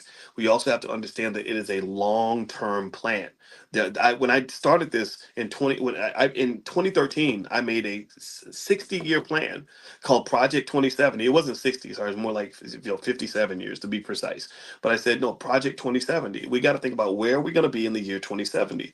And that's hard to see because you're not talking about your life or even your kids' lives. You're really talking about your grandkids. That's what it's got to be a long-term plan. But if you have a long-term plan and you execute properly, you can control the world. I want to control the world, and I believe we can control the world. The Jewish community has already done a lot of this. Their power is enormous relative to their percentage in the population. We're smarter than them. I train their kids. I know a lot of what they know. I just want us to execute. So if we execute, we will win. We will succeed. We're supposed to be the best. Anyway, let me keep going. Sorry. All right. Are we going to do another digital financial slumber party again? Great question, Sharif. I saw that on a list of things we've done before. Like one time we did a financial slumber party where we all got up at like midnight and had our pajamas on and had popcorn and like did financial stuff at like 1 o'clock in the morning. And so, yeah, that'll be fun. We'll do a financial slumber party at some point. So if y'all agree to show up, then I'll do one. All right. So next, let's see here. Travis said came in late overall. What was the topic today? Well, Travis, we started off talking about the fact that car notes are the half of all Americans can only afford a $400 car note, which is a problem because the average new car note is $730 and the average used car note is over $500. So that is kind of weird, right? And it kind of says America is becoming this country of haves and have-nots. And I think that as the world adjusts, you have to adjust with it. And we've talked about how your kids can be prepared to deal with the economy in a different way, right? To understand that group economics is better than solo economics, and I want you to kind of approach things in that way as opposed to doing what I don't know who wants us to do this, but everybody's so individualistic, and I just think that that's just a bad habit to get into because it's really really hard to succeed as an individual in this society. All right, so let's see. Felicia Criswell, you may have answered it. Is there a discount for how to buy your first share of stock for prime students? You know what, there was a 48-hour discount. I don't know if the discount's still there. I think that discount ended. um if you're a prime member, email support at theblackbusinessschool.com and see if they can hook you up. Prime members do get special treatment in a lot of areas. So we'll do our best. We'll work with you. If your money's tight, we can work with you. So email support at theblackbusinessschool.com. And if you tell them you're a prime member, they'll take care of you. All right. So Deidre, how can I find the $5 a day plan for my children? It's at blackwealthmasterplan.com. That's blackwealthmasterplan.com. What are the numbers for Mara for 5,000? What are the numbers for Mara for 5,000? I'm sorry, Kim, you got to explain that question a little bit better. I apologize. I don't quite understand it. But if you rewrite it and put it in there again, I don't know what you mean. The numbers for Mara for 5,000. I'm not sure what that means exactly. Let's see, Eric, what are your thoughts about investing in lithium? Well, I think we mentioned that earlier. I like copper and lithium. I like uranium, stuff like that. Ricky, how much would one need to start buying stock? You can start buying stock. You can buy stock with $5 in 5 minutes. So I say start where you are. There you go. Will you please provide the text links again? Yeah. Here's the link to the event coming up. The first share stock event that's in the chat, and And you guys, and also I'll text it out. If you want to be on the text list, make sure you're on the text list for Money in the Morning. Just text the word morning to 87948. If you text morning to 87948, I'll send it to you. And also you get invitations to Money in the Morning. By the way, if you want the archives for all the Money in the Morning sessions that we've done, they're available for a small fee, lifetime access at drboycedaily.com, drboycedaily.com. And we've probably done, it's April. We started January 1st. So that's January, February, March, April. So probably over 120 lectures on finance that you can find there. And again, you can share that with your family. You get lifetime access. So feel free to go to drboycedaily.com. All right, so let's see here. And if you get stuck, just email the support team. They can find it for you. All right, where do we find? Where do we buy stocks outside of Cash App? You got E-Trade. Let's see, E-Trade, Charles Schwab, Fidelity, Robinhood, was it Stash, Acorn? There's so much out there. Let's see. Mari Wilson says, how much capital base is needed to do stock options? If you're selling stock options, it's easier to do it if you have at least $5,000 to $10,000 in a capital base. If you are a person that maybe has access to a HELOC or maybe some money sitting in an investment account that isn't doing anything, and you can get a number that's like 50 or more, that really works. That, like, you can quit your job with a capital base like that. Again, not investing advice, not me telling you what to do, but I've seen it happen. I sat with a student. There's nothing more fun for me than to sit with somebody who's got access to $50,000 to $100,000 in investable capital and showing them exactly what I do with my portfolio, and then watching their face when they realize they can make an extra, $100,000 a year or 70,000 a year or whatever, literally with money that was already sitting there. This is not hocus pocus. This is very real. So feel free to go to drboyceprime.com if you want to take a look. This is really good stuff. And the key idea, though, is it's really about not just knowing where the money is, but also risk management. So in a way, I think of it like going to find money in the jungle. If you find money in the jungle and you have never been to the jungle, it's better to work with a guide that can take you to where the money's at and also help you minimize the risk and let you know, okay, these are some areas you have to avoid. These are areas that you can go to, but you have to bring your gun. And these are areas are pretty safe. And then kind of knowing how to adjust based on the conditions. So like being in the jungle when it's raining might be different from being in the jungle when it's hot, right? Or being in the jungle during mating season when the elephants are all mating with each other might be different from being there during another season when the giraffes are all, fighting or whatever, right? So it's kind of like that's the part that sort of gets a little bit interesting, right? Because remember, investing always involves risk. There's a lot of risk that is always present. It never goes away. If you invest, just know that there are going to be times where you're not making as much money as you thought you might have made. Investors do not automatically make money. But what investing does is it positions you so that if good things are happening, you'll be right there in the middle of it and be able to really benefit from it in an extraordinary way. And so I like selling stock options because it's a very conservative way to generate something that was really important for me, which was to make money without having to keep working for it. So when I really dug into it, and I literally was using stuff that I'd known since my PhD program, I dug into it and I was like, oh, well, you know what, babe, instead of us putting an extra X amount of dollars into this property when we want to buy, let's look over here. If we buy, so many shares of 1,000 shares of Meta stock, we can make $3,000 or $4,000 a week selling the options on that stock. And we don't have to do any work, right? And what that does is it's not just a matter of making the money. Making the money is only the first part of investing. Making the money is only the first part. The bigger part is making money in a way that's consistent with the other parts of your life that matter more than money, right? So if you can make money in a way that's consistent with the amount of work that you want to do, or the amount of stress you want to have, or just the things that you want to be paying attention to, so for example, I don't like to make money in areas that either feel uncomfortable, unethical, or stressful. I don't care. You can offer me another $10 million to do something stupid. If I think it's dumb or a waste of time or it gets on my nerves, I don't want to participate. You keep the money, right? But not everybody thinks that way. For some people, they'll do anything for money, right? And I just don't feel that way. It's not comfortable for me. So you have to figure out what works for you. and what stage in life you're at, right? So when you're in your 20s, you're like hustle grind mode. You're willing to just stay up all night, miss sleep and all that because you don't care about that stuff when you're 25 years old. But you get about 35, 45, 55, you're like, God, like, even if you're successful, your quality of life can still be low. I know a lot of high paid attorneys who make $500 an hour, who have an endless stream of clients, who can go on vacation anywhere in the world, anytime they want, and their lives are really miserable. And a lot of times it's miserable because America, unfortunately, in our obsession with capitalism, we create this singular focus on how much money you make. And we assume that if somebody's making a lot of money, oh, well, of course you're happy. Look at how much money you have. People who talk like that honestly have never really been in a space where you've had like enough money. They because and the reason I say that is because when you don't have it, it seems like, okay, this is the one thing that'll solve all my problems. If I just get more money, then everything will be better.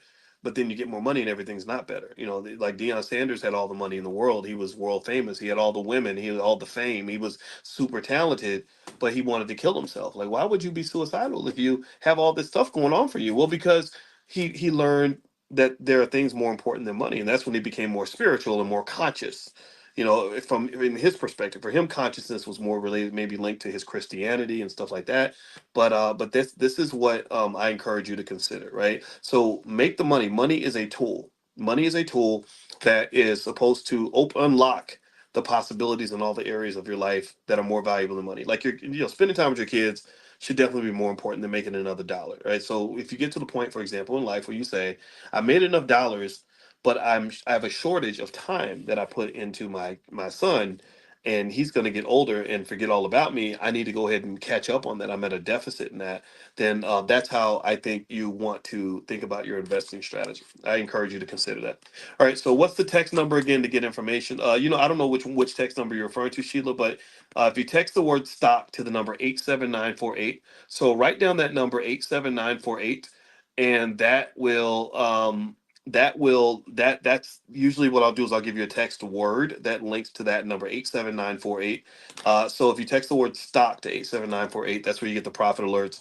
I'll also this afternoon send another link to join us on Tuesday for the event on how to buy your first share of stock or stock market investing for beginners. All right, so Agnes, is whole life insurance better than just putting money in the stock market? I don't think so, but some people do. Whole life insurance isn't terrible though. Whole life insurance to me is better than nothing. That's how I look at it. It's better than nothing. It really, I mean, almost everything's better than nothing, right? Except for really bad investing is worse than nothing, right? So a lot of people do nothing because they tried investing and they did it badly, or whoever told them what to do, they told them the wrong thing, so they got traumatized. And financial trauma is a real thing. My wife wrote a whole book about it. Her workbook on financial trauma is at drboycebooks.com if you want to take a look at that. So they get traumatized, and once they get traumatized, they just walk away and they say, I'm never doing it again. um it reminds me of like Raising in the Sun when they inherited all that life insurance money because the husband had worked his whole life, and the son thought he was an investor, and he took all the money and put it into Willie's liquor store and lost it all. And then so people go through these traumas, and then they say, that's why I don't invest, or that's why I'm not putting money in the stock market, because I don't want that to happen to me. And I understand that. What is a good book for my teenage son? Rich Dad, Poor Dad, I'd say. Elaine, when dealerships contact auto owners to purchase your vehicle, is that a sign um, to keep the vehicle or sell due to economic conditions? I think it depends on your perspective. I've had people offer to buy our cars. We didn't sell just because we didn't need. We like our cars, but we didn't need the money. But used cars were in heavy demand, and I guess if you need the money, then I guess that would be a good thing, right? Kathy, I don't know what to log into or even start a name. May I have some help? Yes. Right now, Kathy, email support@theblackbusinessschool.com, support@theblackbusinessschool.com. They will show you everything you need to see, and they're very patient and very, very helpful. We have a great support team. Angel, what encouragement can you give today to those of us who haven't even started?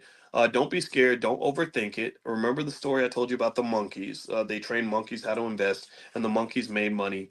So it's not hard to invest, actually, if you don't overthink it. If you overthink it, then it's going to cause you some problems. Don't overthink it. Just jump in. Go to. You can start with blackwealthmasterplan.com. That's the $5 a day plan, or you can join us on Tuesday. I will walk you step by step through the process, tell you everything you need to know, and literally it's so clear that you could literally do the class on Tuesday, the $99 class, and never do another class ever again in investing and have more money than 90% of all Americans within a decade or two.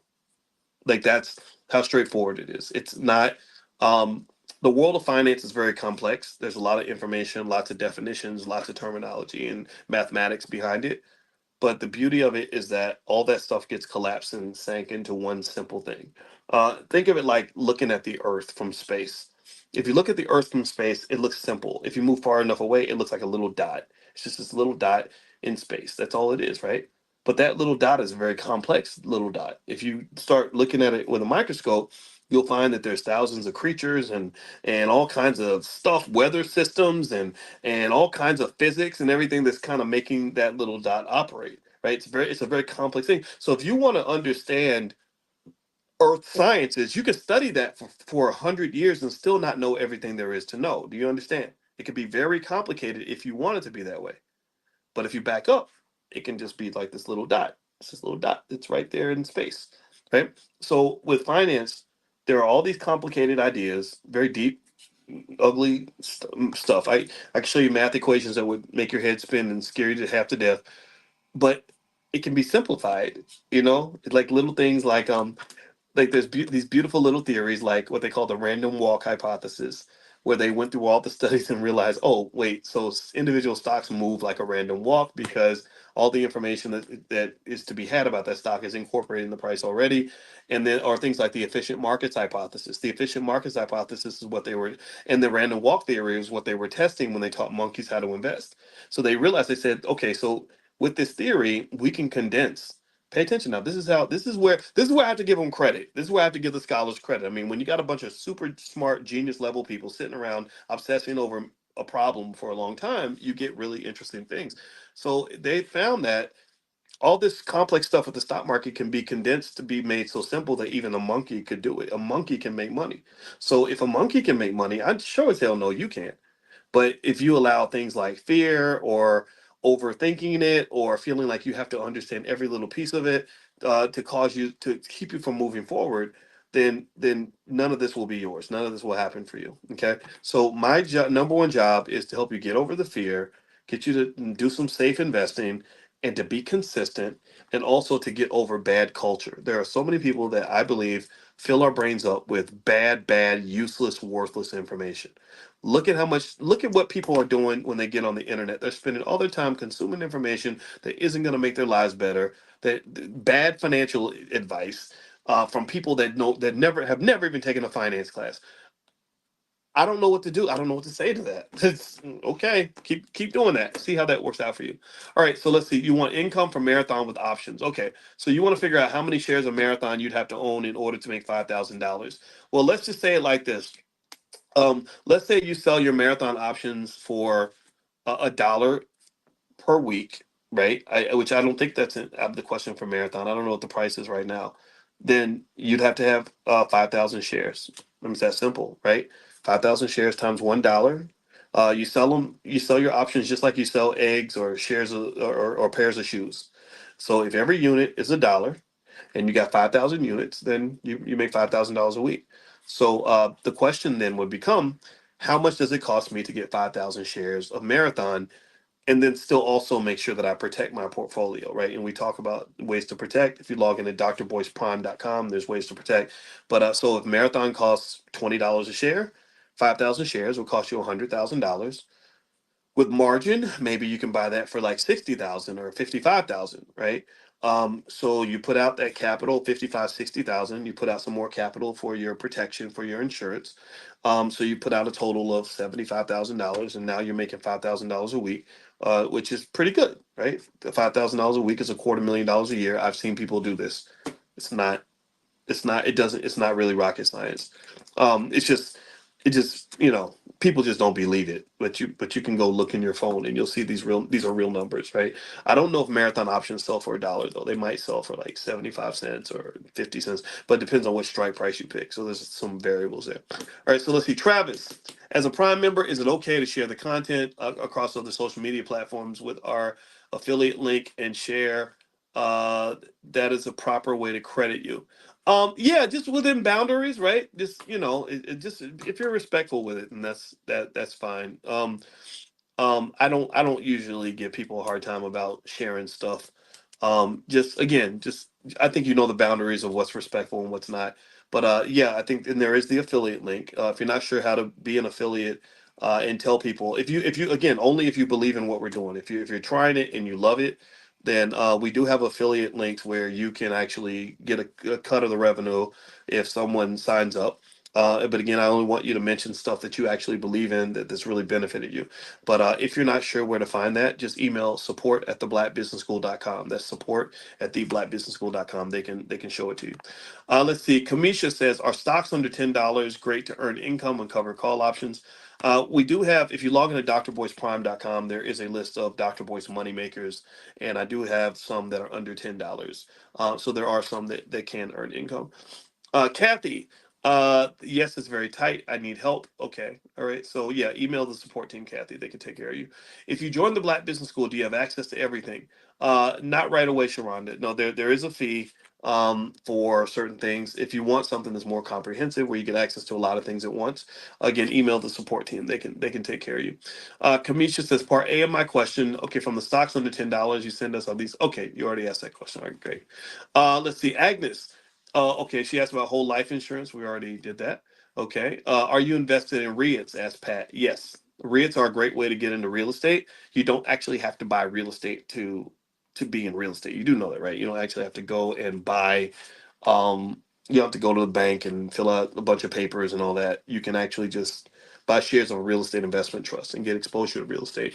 What was the text number again? It's 87948. 87948. So you can text the word stock to 87948. I'll send you the profit alerts and stuff like that. Or if you text morning to 87948, you can do both if you want to.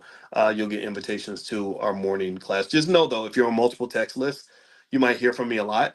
So just be prepared for that. So I'll be kind of like your bestie that's in your phone every day. I hope that's okay. I promise I'll be sending you things that add value to your life. And also know that if you don't answer the text for a while, then it takes you off the list automatically. So you may want to click on stuff periodically to make sure you remain on the list. All right, so let's see here. Alicia, I have 15, 16, 17, 18, and 19-year-olds. What should I buy for them? You can start with S&P 500 funds. If you go to blackwealthmasterplan.com, that'll get you started. Blackwealthmasterplan.com. Okay, a couple more questions, and then we're going to bounce on out. But wow, you guys have a lot of questions. Okay, so we'll do this. We'll start doing this like once a week or something. Calvin, what are your thoughts on investing in Africa? I think it's great. I actually had a list of companies you can invest in to get exposure to Africa. I don't know if I have that list. I'm gonna try to find it and I can share it with you guys. But yeah, Africa's big. Africa and India are two of the places that are just booming economically.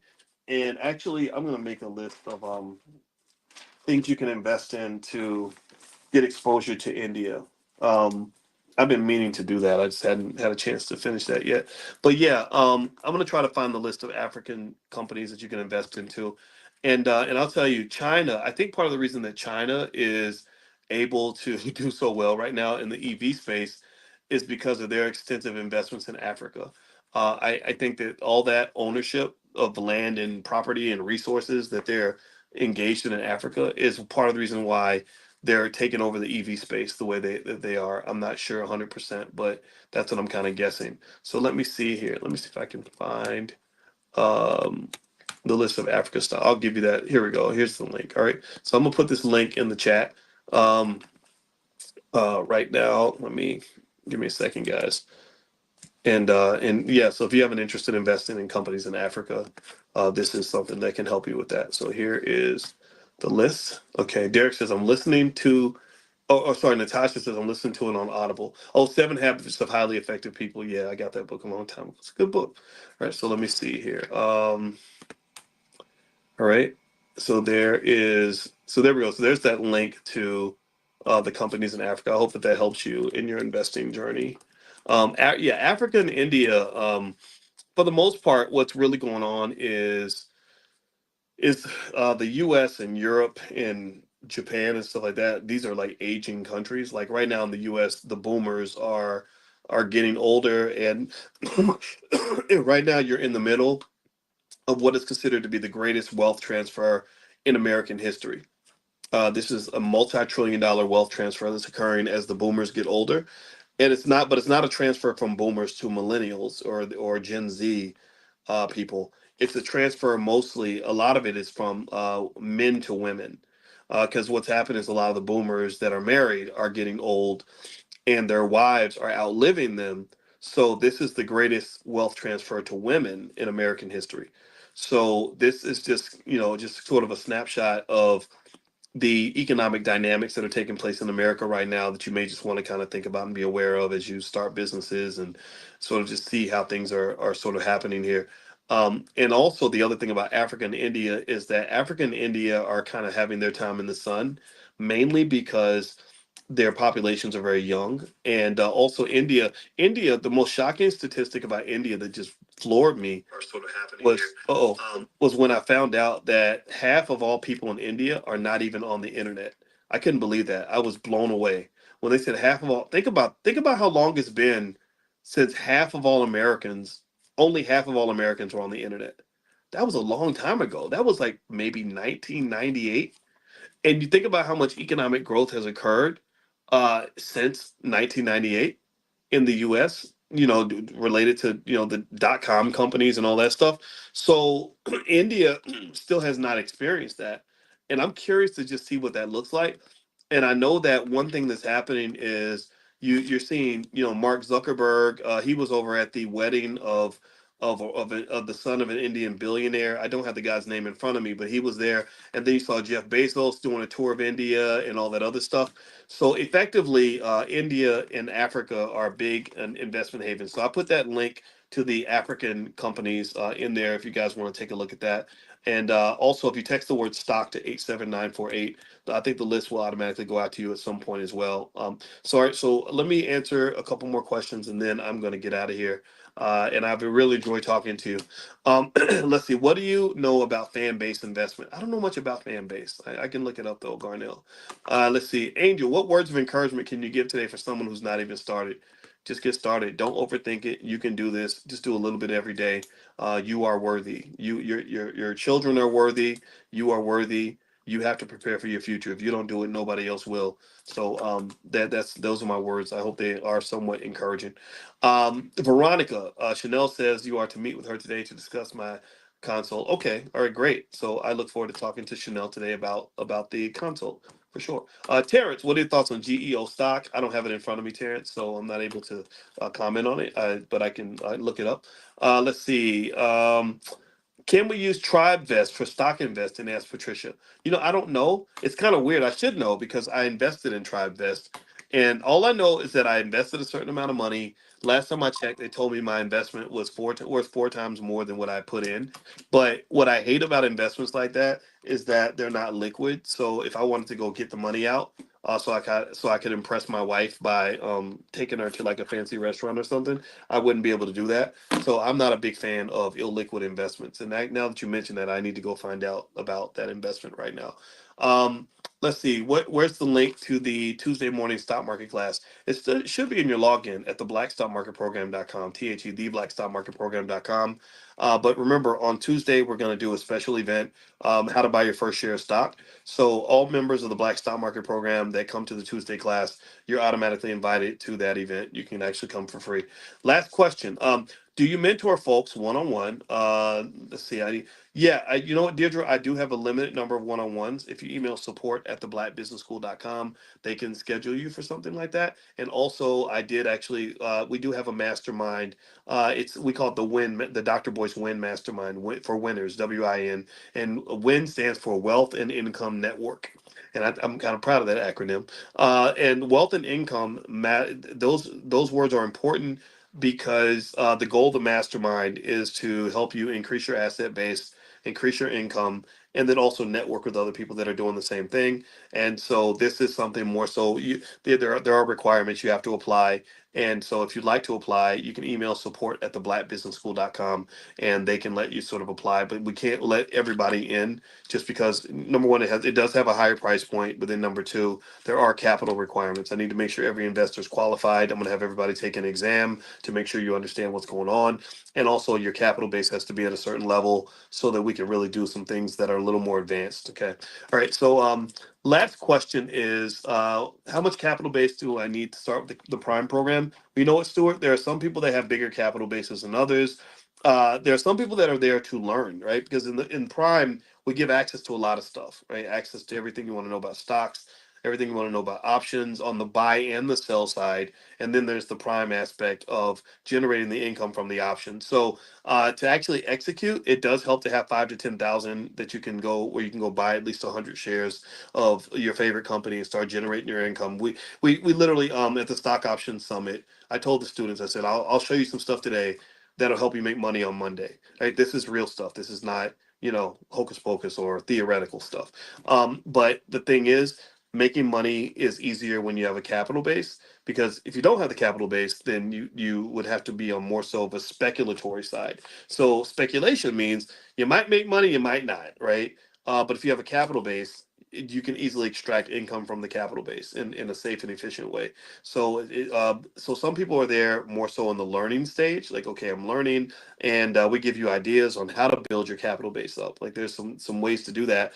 And then there's some people who say, look, I've already spent 30 years working. I've been working in this factory all this time. I've been saving and investing the whole time. I'm looking for some more efficient ways to generate income from my money so that I can quit my job or replace my income or do things with my family. So LH, yeah, you can do stuff with $13,000. That's a reasonable amount. So feel free to go take a look. See if you like it. drboyceprime.com. drboyceprime.com is the URL. All right, I'm gonna go. I've overstayed my welcome. I hope that this conversation has been beneficial to you. I hope that this has helped you. Again, if you want to get a copy of my book, The 10 Commandments of Black Economic Power, you can go to drboycebooks.com. If you want to take a look at the Prime program, you can go to drboyceprime.com. And also, if you want to get invitations to Money in the Morning, we do this every morning, 10 a.m. Eastern, every single day, 7 days a week. Just text the word morning, MORNING, morning. Pull out your phone, text the word morning to 87948. If you text morning to 87948, I will invite you for tomorrow. Have a good day, everybody. God bless you. I'll talk to you guys soon. Take care. Bye-bye.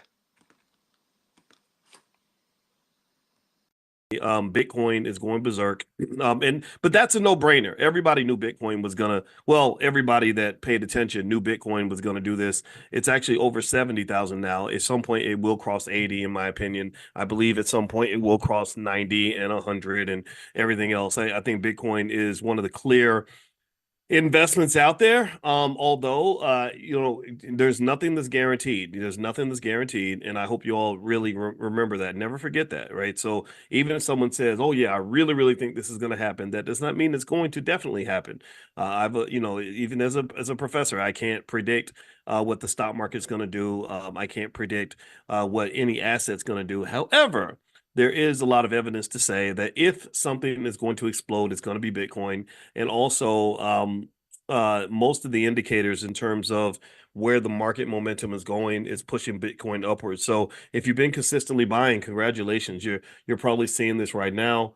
And so you're well on your way to wealth, in my opinion. And so anyway, the one thing I wanted to kind of hit on today too had to do with something that was crossing my mind.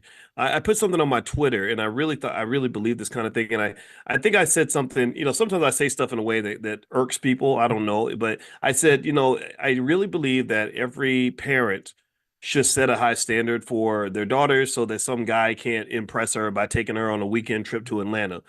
And then of course people come in and say, well, what's wrong with going to Atlanta, and why do you hate poor people? And I don't hate poor people. That's not it. That's not it. I've been on many trips to Atlanta, but I really kind of I was just thinking about standards and how what you do with your kids financially really does set a standard. What they expect from you in terms of character and integrity goes a long way in terms of what they're going to expect from men that they interact with, especially your little girls.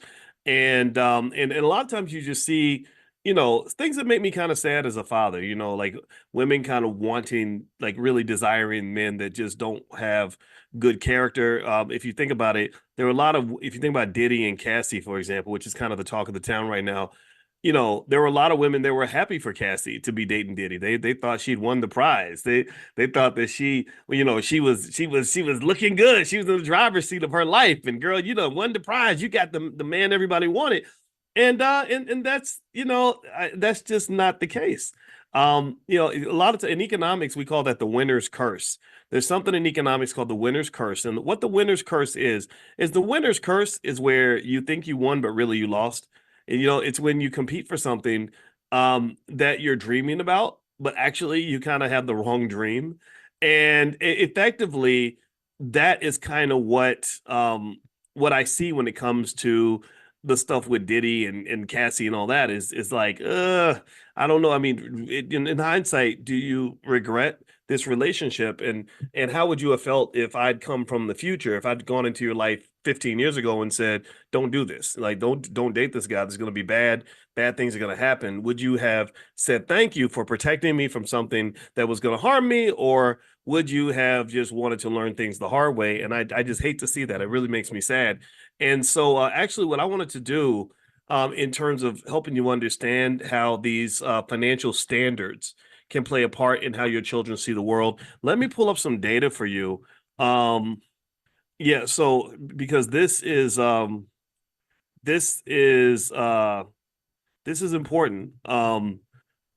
So when you're talking about setting financial standards for your daughters, let's talk about daughters in particular, right? So I know we have something similar when it comes to sons. I don't think the dynamic's the same because I don't believe boys and girls are the same. I know we have debates about, transgender and all that, but I just assume I believe that things are a little bit different. So when you talk about standards, here is some research that I found that kind of talks about what the standards actually mean and what they actually do when it comes to the quality of life, the ability of that little girl that you raised to have a healthy life. And I think about this, especially if you talk about, say, a guy like Diddy, I say, gosh, that's so interesting that this guy is known for beating up a woman and he has daughters. And I wonder how he feels. I wonder if you said, would you want your daughter to date a man like you? And I wonder if the answer would be yes or no. If the answer is yes, that would make you question, like, what kind of man are you? What you really would want some guy to, beat your daughter, kick her in the face right when she's trying to get on the elevator. And then if he says no, it says, well, why would you want to be the kind of man that you wouldn't want your daughter to date? Because now your daughter is going to grow up, pay attention now. Your daughter's going to grow up looking up to men like you. She's going to grow up thinking my daddy's a great guy and I want a guy like my dad. And so, so the question becomes, are you perpetuating these curses? And I think money's behind all of this, right? I think that money distorted hip hop. Money made rappers and these black men, mostly black men, into something other, and women too now. I mean, some of the female rappers, unfortunately, have kind of fallen into this trap. And so there are these people that have billions of dollars, and it's not us. We don't have billions of dollars to invest in things like this. They invest billions of dollars into these image distorting false realities of black people, where for many years you had a whole culture around complete disrespect, disregard, and harm and assault toward women. If you go back and you look at things I was writing 20 years ago, you'll know that back in 2002, 2003, I was saying that, if all these, liberation movements and Me Too movements and all that, when they eventually start to reckon and really study what's happening in the world of hip hop, it's going to be really bad for these guys. These guys are going to be hiding in a closet because they're going to dig up stuff that they did back in the 90s and the 2000s that was just clearly inappropriate. And I remember, because I remember one time when I was a professor at Syracuse, and I remember listening to the rapper Exhibit, and he had a song with Snoop Dogg, and in the song they deliberately talked about, you know, assaulting a woman sexually and getting away with it because they were so rich and powerful, right? And so this became the fantasy, the myth, the false reality that they were led to believe would be true, but they didn't know history. They didn't understand when Malcolm X used to say that the white man will sell you the liquor bottle and then he'll lock you up for being drunk. Shout out to Malcolm X. Yeah, his birthday was 2 days ago, and I should have said that during class, and I apologize for not bringing that up. And so really, I feel like in a way, you know, what's interesting about, you know, some of the hip hop culture is from a financial standpoint is that they kind of have this way of lulling you to sleep, you know, kind of have this way of making you think you're the boss, making you think you're in the driver's seat when really you're not the boss. You know, Clive Davis is the boss, or Universal Records or Sony Music is the boss, and but they want you to think you're the boss, you know, and then you go out and you operate like you think you're the boss, and then next thing you know, consequences come, and then you're held fully accountable for every single thing that happened under your watch. And that's what I sort of see when I see these things. So let me grab this research for you guys. So one thing that they say that happens when you don't set a good standard for your daughter. Let's talk about us in terms of us being the kinds of parents that we want our children to admire in terms of, you know, and let's start financially, right? In terms of setting those standards and why that's important. So they said that number one, when you talk specifically about the father-daughter relationship, there's a study that says that daughters who have a strong relationship with their father have an easier time with emotional health and stress management. Daughters with strong supportive relationships with their fathers tend to have better emotional health and stress management skills. These daughters typically have higher cortisol levels, which buffer against stress, leading to healthier responses to stressors in adulthood. This emotional resilience translates into more stable and satisfying romantic relationships. And I just think about just maybe about 3 or 4 days ago, and I hope she doesn't mind me mentioning this, but one of my girls called me, or she texted me. She said, I'm really having a bad day today. Do you have time to talk?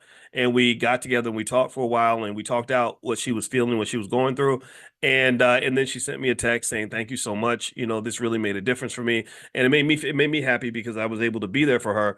But it really, I thought about that interaction when I read this study that the fathers, we kind of can bring something there. I don't know if it's our confidence, I don't know what it is, but we bring something that adds value. And that's a type of, by the way, that's a type of wealth, right? If you are emotionally unstable, if you can't, you know, if you're not disciplined, or if you're constantly self-medicating because you're constantly dealing with anxiety and depression and all these other things, it's very, very hard for you to have the discipline required for you to achieve your goals, build wealth, and do anything that you want to do.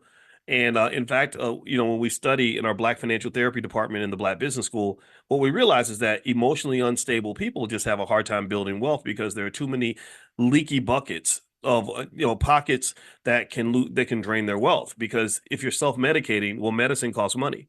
If you're self-medicating through wine bottles and you know, liquor costs money. If you're self-medicating through drugs cost money. If you're self-medicating through sex, well, bad relationships and dirty, you know, short-term, temporary, nasty, worthless relationships with people that you're just trying to have sex with, that can cost you money. I know a woman that makes $300,000 a year who got robbed by one of her guys. She called him a hobosexual, one of the hobosexuals, which is these guys that look for rich Black women to sleep with. And, you know, so they can get their bills paid. So this hobosexual took her credit card and was buying clothes for some other girl that he was messing around with, and she found out because she went through her credit card statement, right? So you can go on, right? There's so many different ways that emotional instability can be costly. For example, when you buy luxury items, there's studies to say that what you're really buying is your self-esteem, because a person who has a good, really strong self-worth doesn't really need the luxury item in order to feel better about themselves. Now, I'm not saying that everybody who buys a luxury item is bad or not smart or making a mistake or emotionally unbalanced. What I'm saying is that if you're emotionally unbalanced, it's easier to sell you the luxury item, because basically what I'm doing is I'm saying, you know, you're nobody. You're nobody now. You're a regular old nobody right now. But if I give you this Gucci purse or I sell you this Mercedes, Well, now you're somebody. Now you're important. Now you're looking fly. Now you're looking good. And people who don't care about impressing people that that don't matter, they keep their money in their pocket. They say, "Why would I spend money with you just to get whatever um, public perception you think I can earn by buying this item from you?" Do you understand? It goes back to, I kid you not, I remember when I was in college and I was invited to pledge every single fraternity, every single one of them reached out to me and asked me to join. And it wasn't because I was the coolest guy in the world. It wasn't because I was, I'm the, I'm the life of the party or anything like that. I'm not that guy. They all wanted me to be in their fraternity because I was known as the guy who had the highest grade point average of all the black students on campus. I was known as the smart guy, even though I don't think I was the smart guy. I would say I was maybe I was the hardworking guy. Maybe I was the disciplined guy. I don't know, but I wasn't. I wouldn't say I was the smart guy, but I was known for that. And so when they all invited me to join and to pledge, I thought about being an alpha for a minute, and it was an interesting experience because the guy that was an alpha, I think he was honestly hitting on me, and at that time, it didn't even hit my consciousness that another man would be trying to get with me like that. It didn't even cross my brain, And then I think about 5 years later, I look back and I said, "Oh my God, I think this guy was, I think he liked me." Whoa, what do I do with that information? That's weird. Like, no disrespect. I mean, don't get me wrong. Everybody, LGBT, everybody's welcome here, but it was weird for me because I'd never been in that situation, that space, and then it made sense. I was like, oh, that's why he was calling me all the time, and just for no reason, right? So anyway, but not to say that was why I didn't want to be an alpha. My brother's an alpha, so shout out to all the alphas. And then my friend, I remember my friend that was a Kappa who tried to get me to pledge Kappa, and I was like, they kind of pretty. They got the little canes and twirling canes. I can't twirl no cane. And then there was another one. The blue, they wear the blue. I forgot with the I can't Phi Beta Sigma. That's right. Yeah, I remember and I thought about that, because I liked the guy who invited me. His name was Daryl Van Meter. He died of a heart attack at 19 years old on the basketball court. It was crazy. I used to play basketball with Daryl, and I wasn't there that day, but one day he just died of, like, on the basketball court of a heart attack. 19 years old. It was, ooh, I remember that day. But anyway, and then I think I decided to pledge Q, and I was gonna become a Q dog. Can you imagine me as a Q dog or Mega Man, whichever one I would have been? And so I was gonna pledge because my roommate was a Q, and I remember that when I kind of looked at the guys that were already in the fraternity, I felt kind of bad. I did not feel like I did not respect the guys, the men that I saw. I did not see them. I remember I think in terms of thinking like an investor, one thing about thinking like an investor is that you apply this to everything in your life. An investor mindset, which is really why we're here. This is what economic awareness or financial consciousness looks like. An investor mindset means you don't look at where things are, you look at where they're going. And the thing that a lot of young people don't understand is that who you are doesn't matter. What matters is what you're becoming. What you're doing every day determines what you're becoming. That tells me where you're going. That tells me what direction your car is headed. So if you're a person that, lays in the bed all day, smokes weed and plays video games and watches Netflix, well, that's what you're becoming. If you're a person who gets up every day, busts their butt, you're constantly learning, you're constantly growing, you're constantly saving and investing and all this other in building, well, then we know what you're going to be in 5 or 10 years, right? Because all your life really is this accumulation of thousands of little choices that you've made along the way. So I looked at these guys and I just saw things that kind of bothered me, like they drank a lot. They drank a whole lot. And I didn't drink at all, but they would be drunk all the time. My roommate was drunk every weekend. And I just didn't feel like that was good because in the 90s, a lot of black men were going to prison. And I didn't want to get drunk and do something stupid and end up getting locked up because wasn't nobody gonna bail me out. I didn't have no plan B.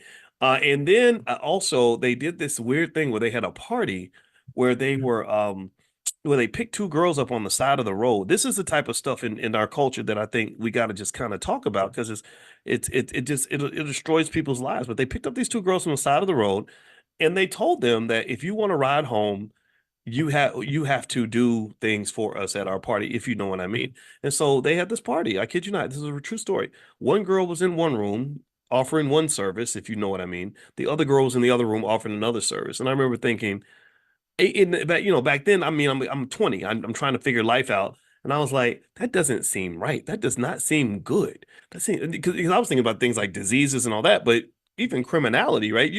Somebody can come back 10 years later and say, oh, well, you assaulted me and now you're going to prison for 30 years or now whatever, right? So long story short, I remember just thinking, I see a whole lot of drinking, a whole lot of whoring and a whole lot of partying, but I don't see a whole lot of studying.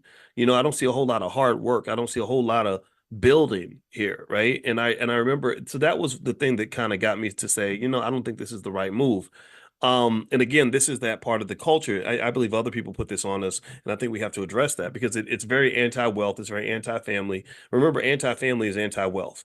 Anti-family is anti-wealth, and it's also anti-black. So if you want to destroy black wealth, just keep destroying black families. If you want to destroy black families, keep destroying black culture. If you want to destroy black culture, keep destroying the black male. And that's kind of what's been happening. They've been destroying the black male systematically in a lot of ways. Even back in the 60s, Dan Rather, I was watching a documentary about Dan Rather, the great newsman, and he talked about how Vietnam War, most of the guys in the platoon were mostly black, a lot of black males. And so I just think it just goes way back, just in terms of what people have kind of done to us. So long story short, I remember just going back to the self-esteem thing. I remember the deal was like I was supposed to pay a bunch of money.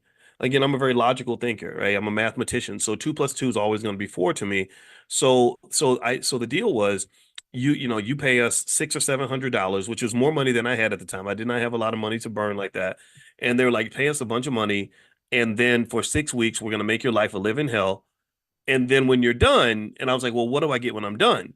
They're like, well, you get to be one of us. And I'm like, so I get accepted. So I'm paying you money and letting you torture me, letting you ruin my life and my grade point average and only God knows what. For what? For the esteem of knowing that I can be part of your group? Well, yeah. You get to be one, you get to be a Q dog or an alpha or whatever, right? No disrespect to the fraternities, but it did not compute to me. And I was like, wait, so I get to be your friend, but I'm already your friend. I already know you. I see you. I say hi to you. I don't need to wear the same colors as you for us to be cool. Like we don't have to wear the same colors. And I really don't even really want to see you much more than I already do. So where's the benefit? Where's the win? Where's the ROI? I saw no ROI. The only ROI I saw was you get to wear the jacket and be part of the group. And I saw that more as a self-esteem thing. And what I really found was interesting was I was able to save a lot of money because my self-esteem was already pretty much intact. Sure, I didn't have everything figured out. There were some things I had fears like everyone else. I had, challenges and hurdles and hills I had to climb, but I was very comfortable being by myself and very comfortable being who I was. Yeah, I know I'm not the coolest guy in the party, but I don't want to be the coolest guy in the party because the coolest guy in the party looks stupid to me sometimes. You're acting stupid so that you can be the coolest guy in the party, and that's still true. It doesn't matter. Even now, 30 years later, the internet is just a big high school where people want to be the coolest instead of being instead of actually being the person that has the most substance. People want to impress you by likes and shares and clicks and views, and they do really embarrassing things, really humiliating things, degrading things, goofball, idiotic things to get likes and shares and views. And that, to me, is not a win for you. In my opinion, a win is when, if I want to impress you, maybe I impress you with my substance. I want to impress you with what's in my brain to say, look at how well I know finance. Let me help you. Or I want to impress you by helping change your life or say something that's really profound for you that's going to benefit you. That's meaningful to me. Me getting you to pay attention to me because I did the best TikTok dance, or if I'm a woman, I'm showing lots of booty and I get lots of likes and shares for that. That to me is indicative of a deeper self-esteem problem that's very, very costly to you. So what I'm saying to you is that going back and I'll finish up on those studies in terms of how it can affect our girls, but it affects our boys as well, is that people that have their self-esteem intact don't have to engage in these horrific exchanges with the world to get these false senses of validation from other people, right? Like a little girl who's raised with full confidence, full self-esteem is not going to keep investing her body into ratchet, disgusting, disease-ridden men just so that she can feel a little bit of love. She's already got love. She's got a big stock of, she's wealthy. She's wealthy. She's emotionally wealthy already. Let me know if you follow what I'm saying. I'm talking about wealth. Do y'all understand that I'm talking about wealth here? I hope you get what I'm saying, because I know I sound like I'm not talking about wealth, but I really am. If you're wealthy with love, then you're not love starved. If you're love starved, then you go and you are giving things away that are valuable so that you can get the thing that you need. Do you understand? So the children, here's the thing. I think that the best job we can do for our parents or sorry, as parents, not for our parents, as parents, is to make sure our children are not starved of the things that they need, so they don't have to go buy these things by giving away things that are very valuable. Starting with money, people will give money away. Oh, I'll spend. I just made 300,000, and instead of using the 300,000 to build generational wealth, I want to spend 300,000 getting this dumbass European car from a bunch of white people who don't even like me, just so I can feel better about myself. Now I'm somebody because I'm driving this overpriced car that's declining, depreciating in value every single mile that I drive it. Right? Or I'm gonna go and spend my money at the club and throw it around and put it in stripper thongs so I can be the coolest guy in the room, even though I look like Bozo the Clown right now. I look stupid because I'm throwing away my kids' generational wealth. Or you can just keep going on. Going back to the civil rights movement. No disrespect, but I never understood this idea that I'm going to go and get beat upside the head sitting at a white man's lunch counter, begging him to take my money. I saw this picture of the great James Baldwin, and he was standing in front of an ice cream shop that was owned by a white guy, and the white guy was peeking out the window like, who is this Negro in front of my ice cream shop, and why is he taking a picture here? And at the top of the ice cream shop door, it said, this is the colored entrance, right? So they had an entrance for colored people, an entrance for white people. And there's some white liberal guy who's doing commentary on the picture, and he talks about the contrast in the picture. And I got to put it on my Instagram, the video up, because I got to go find it. But he's basically saying, like, look at the contrast in this picture. He says, here we have James Baldwin, one of the great literary minds of his generation, who is being dehumanized because he's standing in front of this sign where they won't let him in because of the color of his skin. Right? It was something like that. Like here's this great man, this giant of a man, James Baldwin, and he's being dehumanized by the fact that this ice cream shop has a colored only door and a whites only door. And I was like, no, he's not being dehumanized. Why does he have to go eat the white man's ice cream anyway when he's probably going to spit in it? What would make you think, how in the hell if he's so powerful, what in the world makes us think that he would hand over his humanity, the right to dehumanize him to a person who clearly is not his friend? There is nothing beneficial about him being allowed to walk through the front door of another man's ice cream shop and give him all his money. In my view, the sign didn't dehumanize him. It only dehumanizes you if something inside of you makes you feel that in order for you to be a complete human being, you have to go inside this bigot's ice cream shop. I don't want to go in his ice cream shop. I don't. He can't take nothing away from me because I don't even want what he got. In order for somebody to take something from you, you have to give it to them in the first place. In order for them to take something from you, they have to at least have something that you desire. And when you desire things, you have to understand, why do I desire these things? And let me tell you, there's a trap. It's a trap. It's a trap. When you desire things, that makes you beholden to the people or the entities that control the thing that you desire. So that's why the Buddhists are among the smartest people on the planet, because if you know anything about Buddhism, which I don't know very much, but one thing I do know is that they do have one principle that pretty much says you should desire nothing. That desiring nothing is one of the keys to freedom. So I'm not saying you shouldn't desire anything. That's your choice, but you got to be real careful about falling in this trap of hungering for something, lusting for something, wanting something, especially when the thing that you want is coming from people who are gonna extract a high rent in order for you to have that thing. So you either A, have to train yourself not to want it, or B, if you do want it, you better get your own supply. So that little girl, she either, if she feels like she needs to be loved by a thug in order to feel complete, in order for her self-esteem to be intact, I need to be one of Future's 18, the rapper Future. I need to be one of his 18 babies mamas in order for me to feel loved and complete. And the Future says, sure, just let me inject my dirty penis in your body and give you every disease I have and then abandon you and your child and traumatize the both of you. Sure, I'll give you that in exchange for your self-esteem. If she feels that way, that's a problem. That's a deficit. That's a deficiency. And that is so to me, that deficiency will be resolved by either A, having plenty of love, of stockpile of love and support from somebody that really cares about her, like her dad. Your dad is, the dads are so important. I mean, we're supposed to be that one man that loves you and will die for you and isn't asking for something from you. So you either have a stockpile of that love and support, or she's got to be in a position where she's convinced herself, no, I don't want what you got. I don't need that. I don't need that thing from you. If I need it, I don't need it from you. So if James Baldwin needs ice cream that bad, that he's got to go into a racist man's ice cream shop just to feel like a human being or just to have ice cream, that would be a psychological deficiency on his part. That's a self-esteem issue.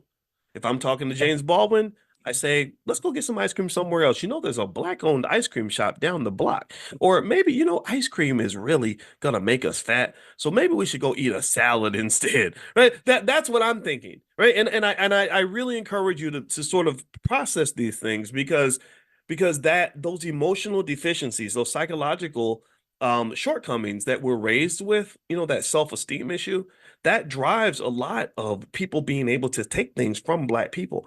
Like I can point to 1,000 examples. I'm gonna try not to point to too many because my brain will explode. I'll start talking all day. But even when I look at guys, I see guys that go on. Anybody seen Vlad TV? You know Vlad TV, right? How many of y'all know about Vlad TV? I've been on Vlad TV several times. I've talked to Vlad on the phone. I did all that, right? And I really am fascinated by how many of these poor little desperate men, who maybe were rappers from the 90s or people that that the world's kind of forgotten about.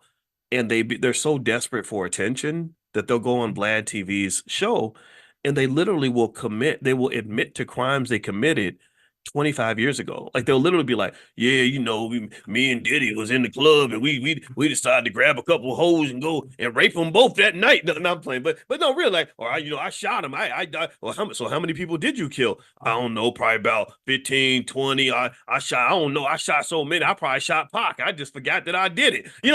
Just literally, and they incriminate themselves. And I'm like, wow. So prison, that's a pretty high price to pay for you to get your internet clout. Like that's what that is. That's an emotional deficiency that's being fed at a very high price to you. So remember, when you're paying a price, you're not just paying with money. That's what I want you to understand. Sometimes you pay a price with something that money can't buy. And really, one of the things I think I might have done right is I don't let people waste my most valuable commodities. I'm not talking about my money. My money's not the most valuable thing I have. I have 1,000 things that are more valuable than money, but just things like time. I don't, if someone important wants to talk to me and someone thinks I'm supposed to talk to this person because they're so important or they're on, they're mainstream famous or something. My question is like, well, why would I want to talk to that person? Well, because he was on the hit TV show, blah, blah. I'm like, yeah, so this person's important because white people put him on TV. No, that because what I'm doing over here is the most important work I could be doing anywhere. Like talking to my people about wealth and building our families and our communities for the future. That's really what's important. His reality show on Bravo, that just paid him a bunch of money, but that doesn't make it important. See, you got to stop believing that somebody getting paid lots of money to do a job means that they're doing an important job. Getting paid lots of money to do a job does not make the job important. It just means you got a lot of money to do it. And I'm happy for you. But your importance, your significance in the world has to come down to whether or not you're doing meaningful work for meaningful people, meaningful work for a meaningful purpose. You got a big gun and you're aiming it at the right target. If you got a big gun, you aim at the wrong target, then it's a wasted bullet. If you have a little gun and you aim it at the right target, it's wasted. You want a big gun aimed at the right target. That means you're doing meaningful work for meaningful people. You're applying your energy in a meaningful way. So that's why I tell you to go back to the basics, right? I just really don't understand who told us that the job of a mother wasn't the most important job on the planet. That's the most important job anywhere because if mothers weren't doing their jobs, society would crumble. We'd be raising a whole nation full of serial killers. So motherhood is actually a more important job than almost any job I can think of. And the second most important job would be fatherhood. But for some reason, somebody got us all twisted up and had us thinking that somehow going to that white man's factory every day was the most important use of your time. And I vehemently disagree with you. I vehemently disagree. It might be important for him. Sure, he's building family wealth. He's building generational legacy and everything off your labor. Sure, that's fine. But I don't think that's more important than the time you spend with your own kids. I really don't. And I'm not judging how you spend your time. I understand we have limitations and restrictions and things like that, but I just encourage you, to figure out what your standard needs to be and meet the damn standard. And then don't just meet the standard for yourself, meet it for your children. Because I don't think we're meeting the standard for our little girls. That's why they're chasing after some of these raggedy guys.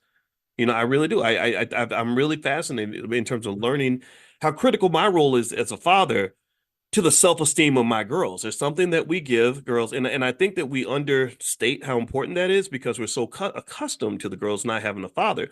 But I say, well, what if what if the majority of all the boys didn't have a mother? Are we saying that mothers wouldn't be important? Would we have a normal society if most boys did not have their mother in the house with them?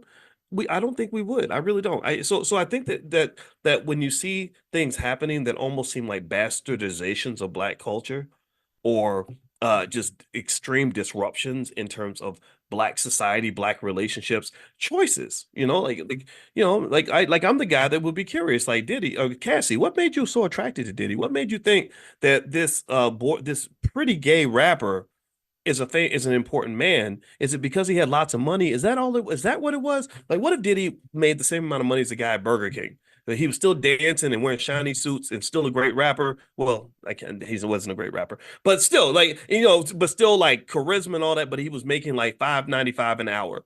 Would that have been your man? Would you have really endured, all this? I'm not judging the choice. I agree. I think it was a scary situation that she was in, but I really wonder about these things, and I wonder like what's really happening here that will make us even think that that would be a good life for you. Is it just the money? And because I can tell you as a person who thinks about money all the time, and I can tell you, when you do what I do, you end up as a professor thinking about money and on levels and layers that you can't even possibly imagine. It goes so much deeper than you think. I just want you to understand that money is not as important as you think sometimes. And money can be a massive distraction. Money really is a drug. The drug of money makes you high. And when you're high, you can end up doing things that don't make any sense. And in fact, I'm going to talk about that a little bit later in the portfolio power play, because right now you're in the middle of a booming stock market, which is going to create a lot of what they call irrational exuberance, which is a lot of greed. And so that is when the scammers come out. So people will be releasing the fake Bitcoins again and all that stuff, or the crappy cryptos. There's going to be a lot of IPOs of companies that are not worth what they're worth. During the previous boom, you had these things called SPACs, special purpose acquisition companies, which weren't worth what they were pretending to be, and people were paying money for these SPACs. So this changes the dynamics of the entire economy when everyone's sort of feeling excited, because right now everyone's getting FOMO because they're reading all the headlines about the Dow hitting record highs and Bitcoin hitting another record high and all these other things, and they don't want to miss out. So they jump in and they don't know what they're doing and they end up getting burned. So that's what we're going to talk about later on today. If you want to join us for the portfolio power play, here is a link to the private Zoom. I'll put it inside here. And if you're not invited to Money in the Morning yet, our economic awareness training, just get on the text list, text the word morning to 87948. So you can text morning to the number 87948, and I'll send you an invitation. And the portfolio power play, I'm going to put the link right here in the chat if you guys want to join me later on today at 1 p.m. Eastern. So let me see here. Let me pop this in the chat really quick.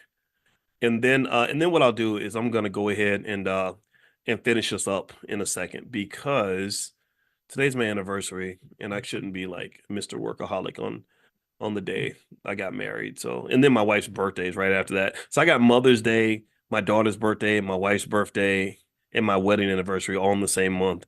So, I got 2 daughter birthdays, right? So I got so much crap that happens in the month. It's in May. It's crazy. So it's really hard. I have a hard time keeping up with names and dates, or, like anniversaries and stuff. So pray for me. All right. So anyway, let me finish reading these studies in terms of how that setting that standard can make a big difference. Okay. Yeah. Did I switch the portfolio power play to 1? Yeah, it's 1 p.m. Eastern, Natasha. I think I had to move it back to 1 because the other time, for whatever reason, didn't work. But there's the link right there. And you can click on that and you can join.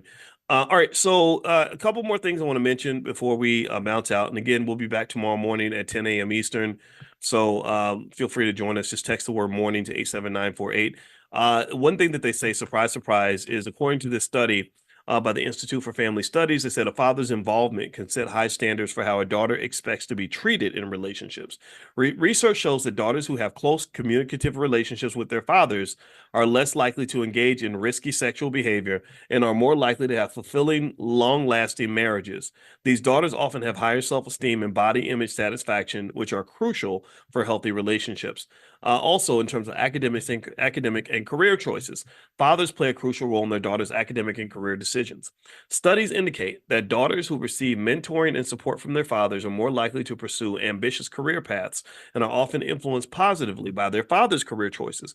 This support fosters independence and confidence, which are beneficial in all areas of life, including relationships. Also, in terms of negative outcomes, they said the absence of a father figure or a poor father-daughter relationship can lead to adverse outcomes such as depression, anxiety, and early sexual activity. Conversely, daughters with positive father figures are less likely to face these issues and more likely to develop healthy, supportive relationships with their partners. So shout out to and by the way, if you don't see that link to join the Portfolio Power Play, one other way you can get access, I'll send this out in a little bit. Text the word stock, STOCK, to 87948. If you text stock to 87948, you'll get a link from me right after this class, and I'll invite you guys in. So text stock to 87948. I'll also mention a couple stocks I'm buying later on today when we talk. All right. So what I really see here is, first off, I want to applaud fathers that are setting a standard for their kids, period, and their daughters especially. I'm proud of you. I love you so much because of the fact that you are the fabric that's holding the community together. We need our strong masculine men to do this, because unfortunately, as Malcolm X used to talk about, America tries to make the black man into a little boy. So when I see rappers behaving in very childish ways, it reminds me of the fact that there are people that use their money to convince black males, grown black men, to behave like children. I saw the rapper Cameron on CNN, pretty much acting like a kid, because there's no pressure for them to grow up. So they're very irresponsible, very sloppy, very ignorant. And he's old. I think he's old enough to be a grandfather. I want to say he's almost 50 years old. Diddy is over 50, right? And engaged in the same shenanigans that he was engaged in when he was 25 years old. A 52-year-old is not supposed to behave like a 25-year-old. That's not culturally normal, but it seems normal because we financially reward it. So sometimes when things are financially incentivized, that makes us automatically and unfairly and incorrectly believe that that is the right way to approach life, that that's the right way to exist. And it's not. So thank you to the men that understand that. And then also I want to say thanks to all the mothers that really help facilitate that child-father relationship. Because one of the things I believe is that from what I've read, I read about the science of bonding and oxytocin, which is the chemical in your brain that bonds you to other people. Mothers have a very natural bond with the children because oxytocin production in your brain during pregnancy connects you to the child. That's why when the baby comes out, the mother's already instantly bonded. With the father and the child, the bond has to be constructed, right, through having them spend time together, facilitating that, right? The mother kind of saying like, hey, spend time with your father, especially if the partnership doesn't last. You have to kind of push that and have them spend time together and do things together, and then they'll naturally become more connected. If the mother is resistant, or if the mother is has issues with the father or is disrespectful of the father, it's very hard for the father to step in and form a relationship with the child. Because I don't know about y'all, tell me if you agree, give me a yes or no. If anybody my mother didn't respect wasn't gonna get my respect. Tell me if you get that. Tell me if you agree with that. Anybody, if my mama, if I was gonna meet some man and my mother's like, he ain't nothing. He ain't nothing but a dirty liar. He a damn fool. He's an idiot. I'm not, and I'm 9 years old. I'm loyal to my mother 100%, period. So you bring this guy in front of me and you've been talking crazy about him, or even if you're subtly doing it, even if it's subconscious, right? You know, like, or somebody says his name and you go, yeah, we'll see what he does. Oh, that's a cue. That's a clue. And I want y'all to understand this. Pay attention now. My mother did not do this, but it happened. It's a true story. I met my father, my biological father, for the first time when I was 14 years old. So my uncle took me to his house. My parents did not know that I was being taken to my biological father's house. I come to the door. He's standing there, and I looked at him, and it was really shocking because I'd never seen another man who looked like me like that. He looked a lot. I said, "Wow." You know, so he gave me a hug, and it was one of those real heavy hugs, like, "Son, oh my God, good to see you, son," that kind of thing. And I didn't know how, I didn't hug him with the same intensity because I'm 14 and I didn't feel the same, I didn't feel the same way. Hadn't spent years away from my son. I was just a 14-year-old, a freshman. So I'm sitting there in the living room and I'm talking to my grandmother, which was his mother, was sitting in there. I had an uncle sitting in there who was the brother of my father, and then my father sitting there. And this was actually, and now that I think about it, I think it was like, I think he got there like a little bit later. That's what, because when I first got there, I think he wasn't there. And I remember they were talking about him and they said something real subtle. They said, yeah, well, one day his name was Boyce, like mine. They said, yeah, but Boyce will get it together one day. And when they said that, that said to me, okay, so that means my father does not have it together. It was that one little slick little sentence, right? And then we were sitting there, and then my father's sitting there, and he says, "Yeah, one day I'm gonna get me a Maserati." And I remember just looking at him, and I instantly had like almost no respect for him because I'm listening to this, and maybe I'm different. Maybe I assume I was probably a little bit different. Maybe I am a little more perceptive, a little more aware of things. I don't know, but I was like, this dude does not seem like he's not what I thought. Like I was hoping I'd have some dad who was doing amazing things that I could be proud of. I did not see that with him, right? And it was accurate. He was on drugs. He was, in the streets doing whatever. And at that point the respect was kind of gone. And so really what I would say to you is that you have to facilitate those relationships, and it's really to the benefit of the kid. It's not for your benefit. You may hate him, but that kid needs somebody that's gonna care about them without wanting something in return, because if that's not there, then she's going to look for that from a lot of other men who are going to expect her to pay a high price. Okay. And they're going to drain her of things that money should not be able to buy, if you know what I mean. So that's my 2 cents. If you want me to package it up and summarize the gist of what we've talked about today, it is basically that healing and emotional health is extremely important for wealth building, because if you are whole emotionally, you don't have to pay and give your wealth away to people that help you fill those gaps. Do you understand? Right? You don't have to pay to fill the loneliness gap. Like think about it, like a man who's lonely, maybe he pays women for sex because he doesn't know how to not be lonely, right? Or a woman whose self-esteem is low. She's giving her body away to men, right? Which is more valuable than money, right? Or maybe you're giving your time and your energy to things that are not beneficial to you. And I know white folks, I believe that with racism, if you read Dr. Claude Anderson books like Black Labor, White Wealth, which everybody should really read, it explains how during slavery that the number one goal of the slave master was to keep the slave's self-esteem really low. They wanted to make sure that you were hardworking and very loyal, but they did not want you to have a lot of confidence in yourself. Because if you have too much confidence in yourself, then you, by God, might gasp, actually try to compete with white people. And they did not want you competing with the white man, but they wanted you to serve him. Right. So ultimately, I believe you can compete with anybody. I believe you should serve your family first, and then serve your community after your family, and then serve yourself after you serve your community, serve your family, serve yourself. Take care of all three. And I think that will get you to where you are able to build wealth, because you're not giving it all away to other people who are doing things for you that you don't actually need in the first place. So anyway, all right. So couple quick things. So today we're going to do the portfolio power play at 1. I'll mention some stocks that I'm buying during that time. Also, I mentioned to you all that I wanted to, since you had asked me about other specialized topics like estate planning, stock options, real estate, stuff like that, I wanted to do it in a way where you could form healthy economic habits. That's the goal. That's the goal of economic awareness training. That's why we do it 7 days a week, is because I want you to get in the habit every day of thinking about your economics. So, what I wanted to create, in addition to money in the morning, was something called Money in a Minute, and that's literally where it's if you want to learn, for example, estate planning. I would send you out via text message like some sort of short lesson that you can learn in less than 2 minutes on estate planning. And then you would get one of those every single day for maybe 30, 45 days. And then by the time you're done, you would have a basic understanding of estate planning. And then there would be options for you to do more if that's what you want to do. Same thing with stock options, stock market investing, real estate. We can go on and on and on and pretty much, sort of create whatever you want. So that's almost done. And I'll reach out to you guys about that. There will be a fee, but we'll discount it substantially for those of you that are in our economic awareness training.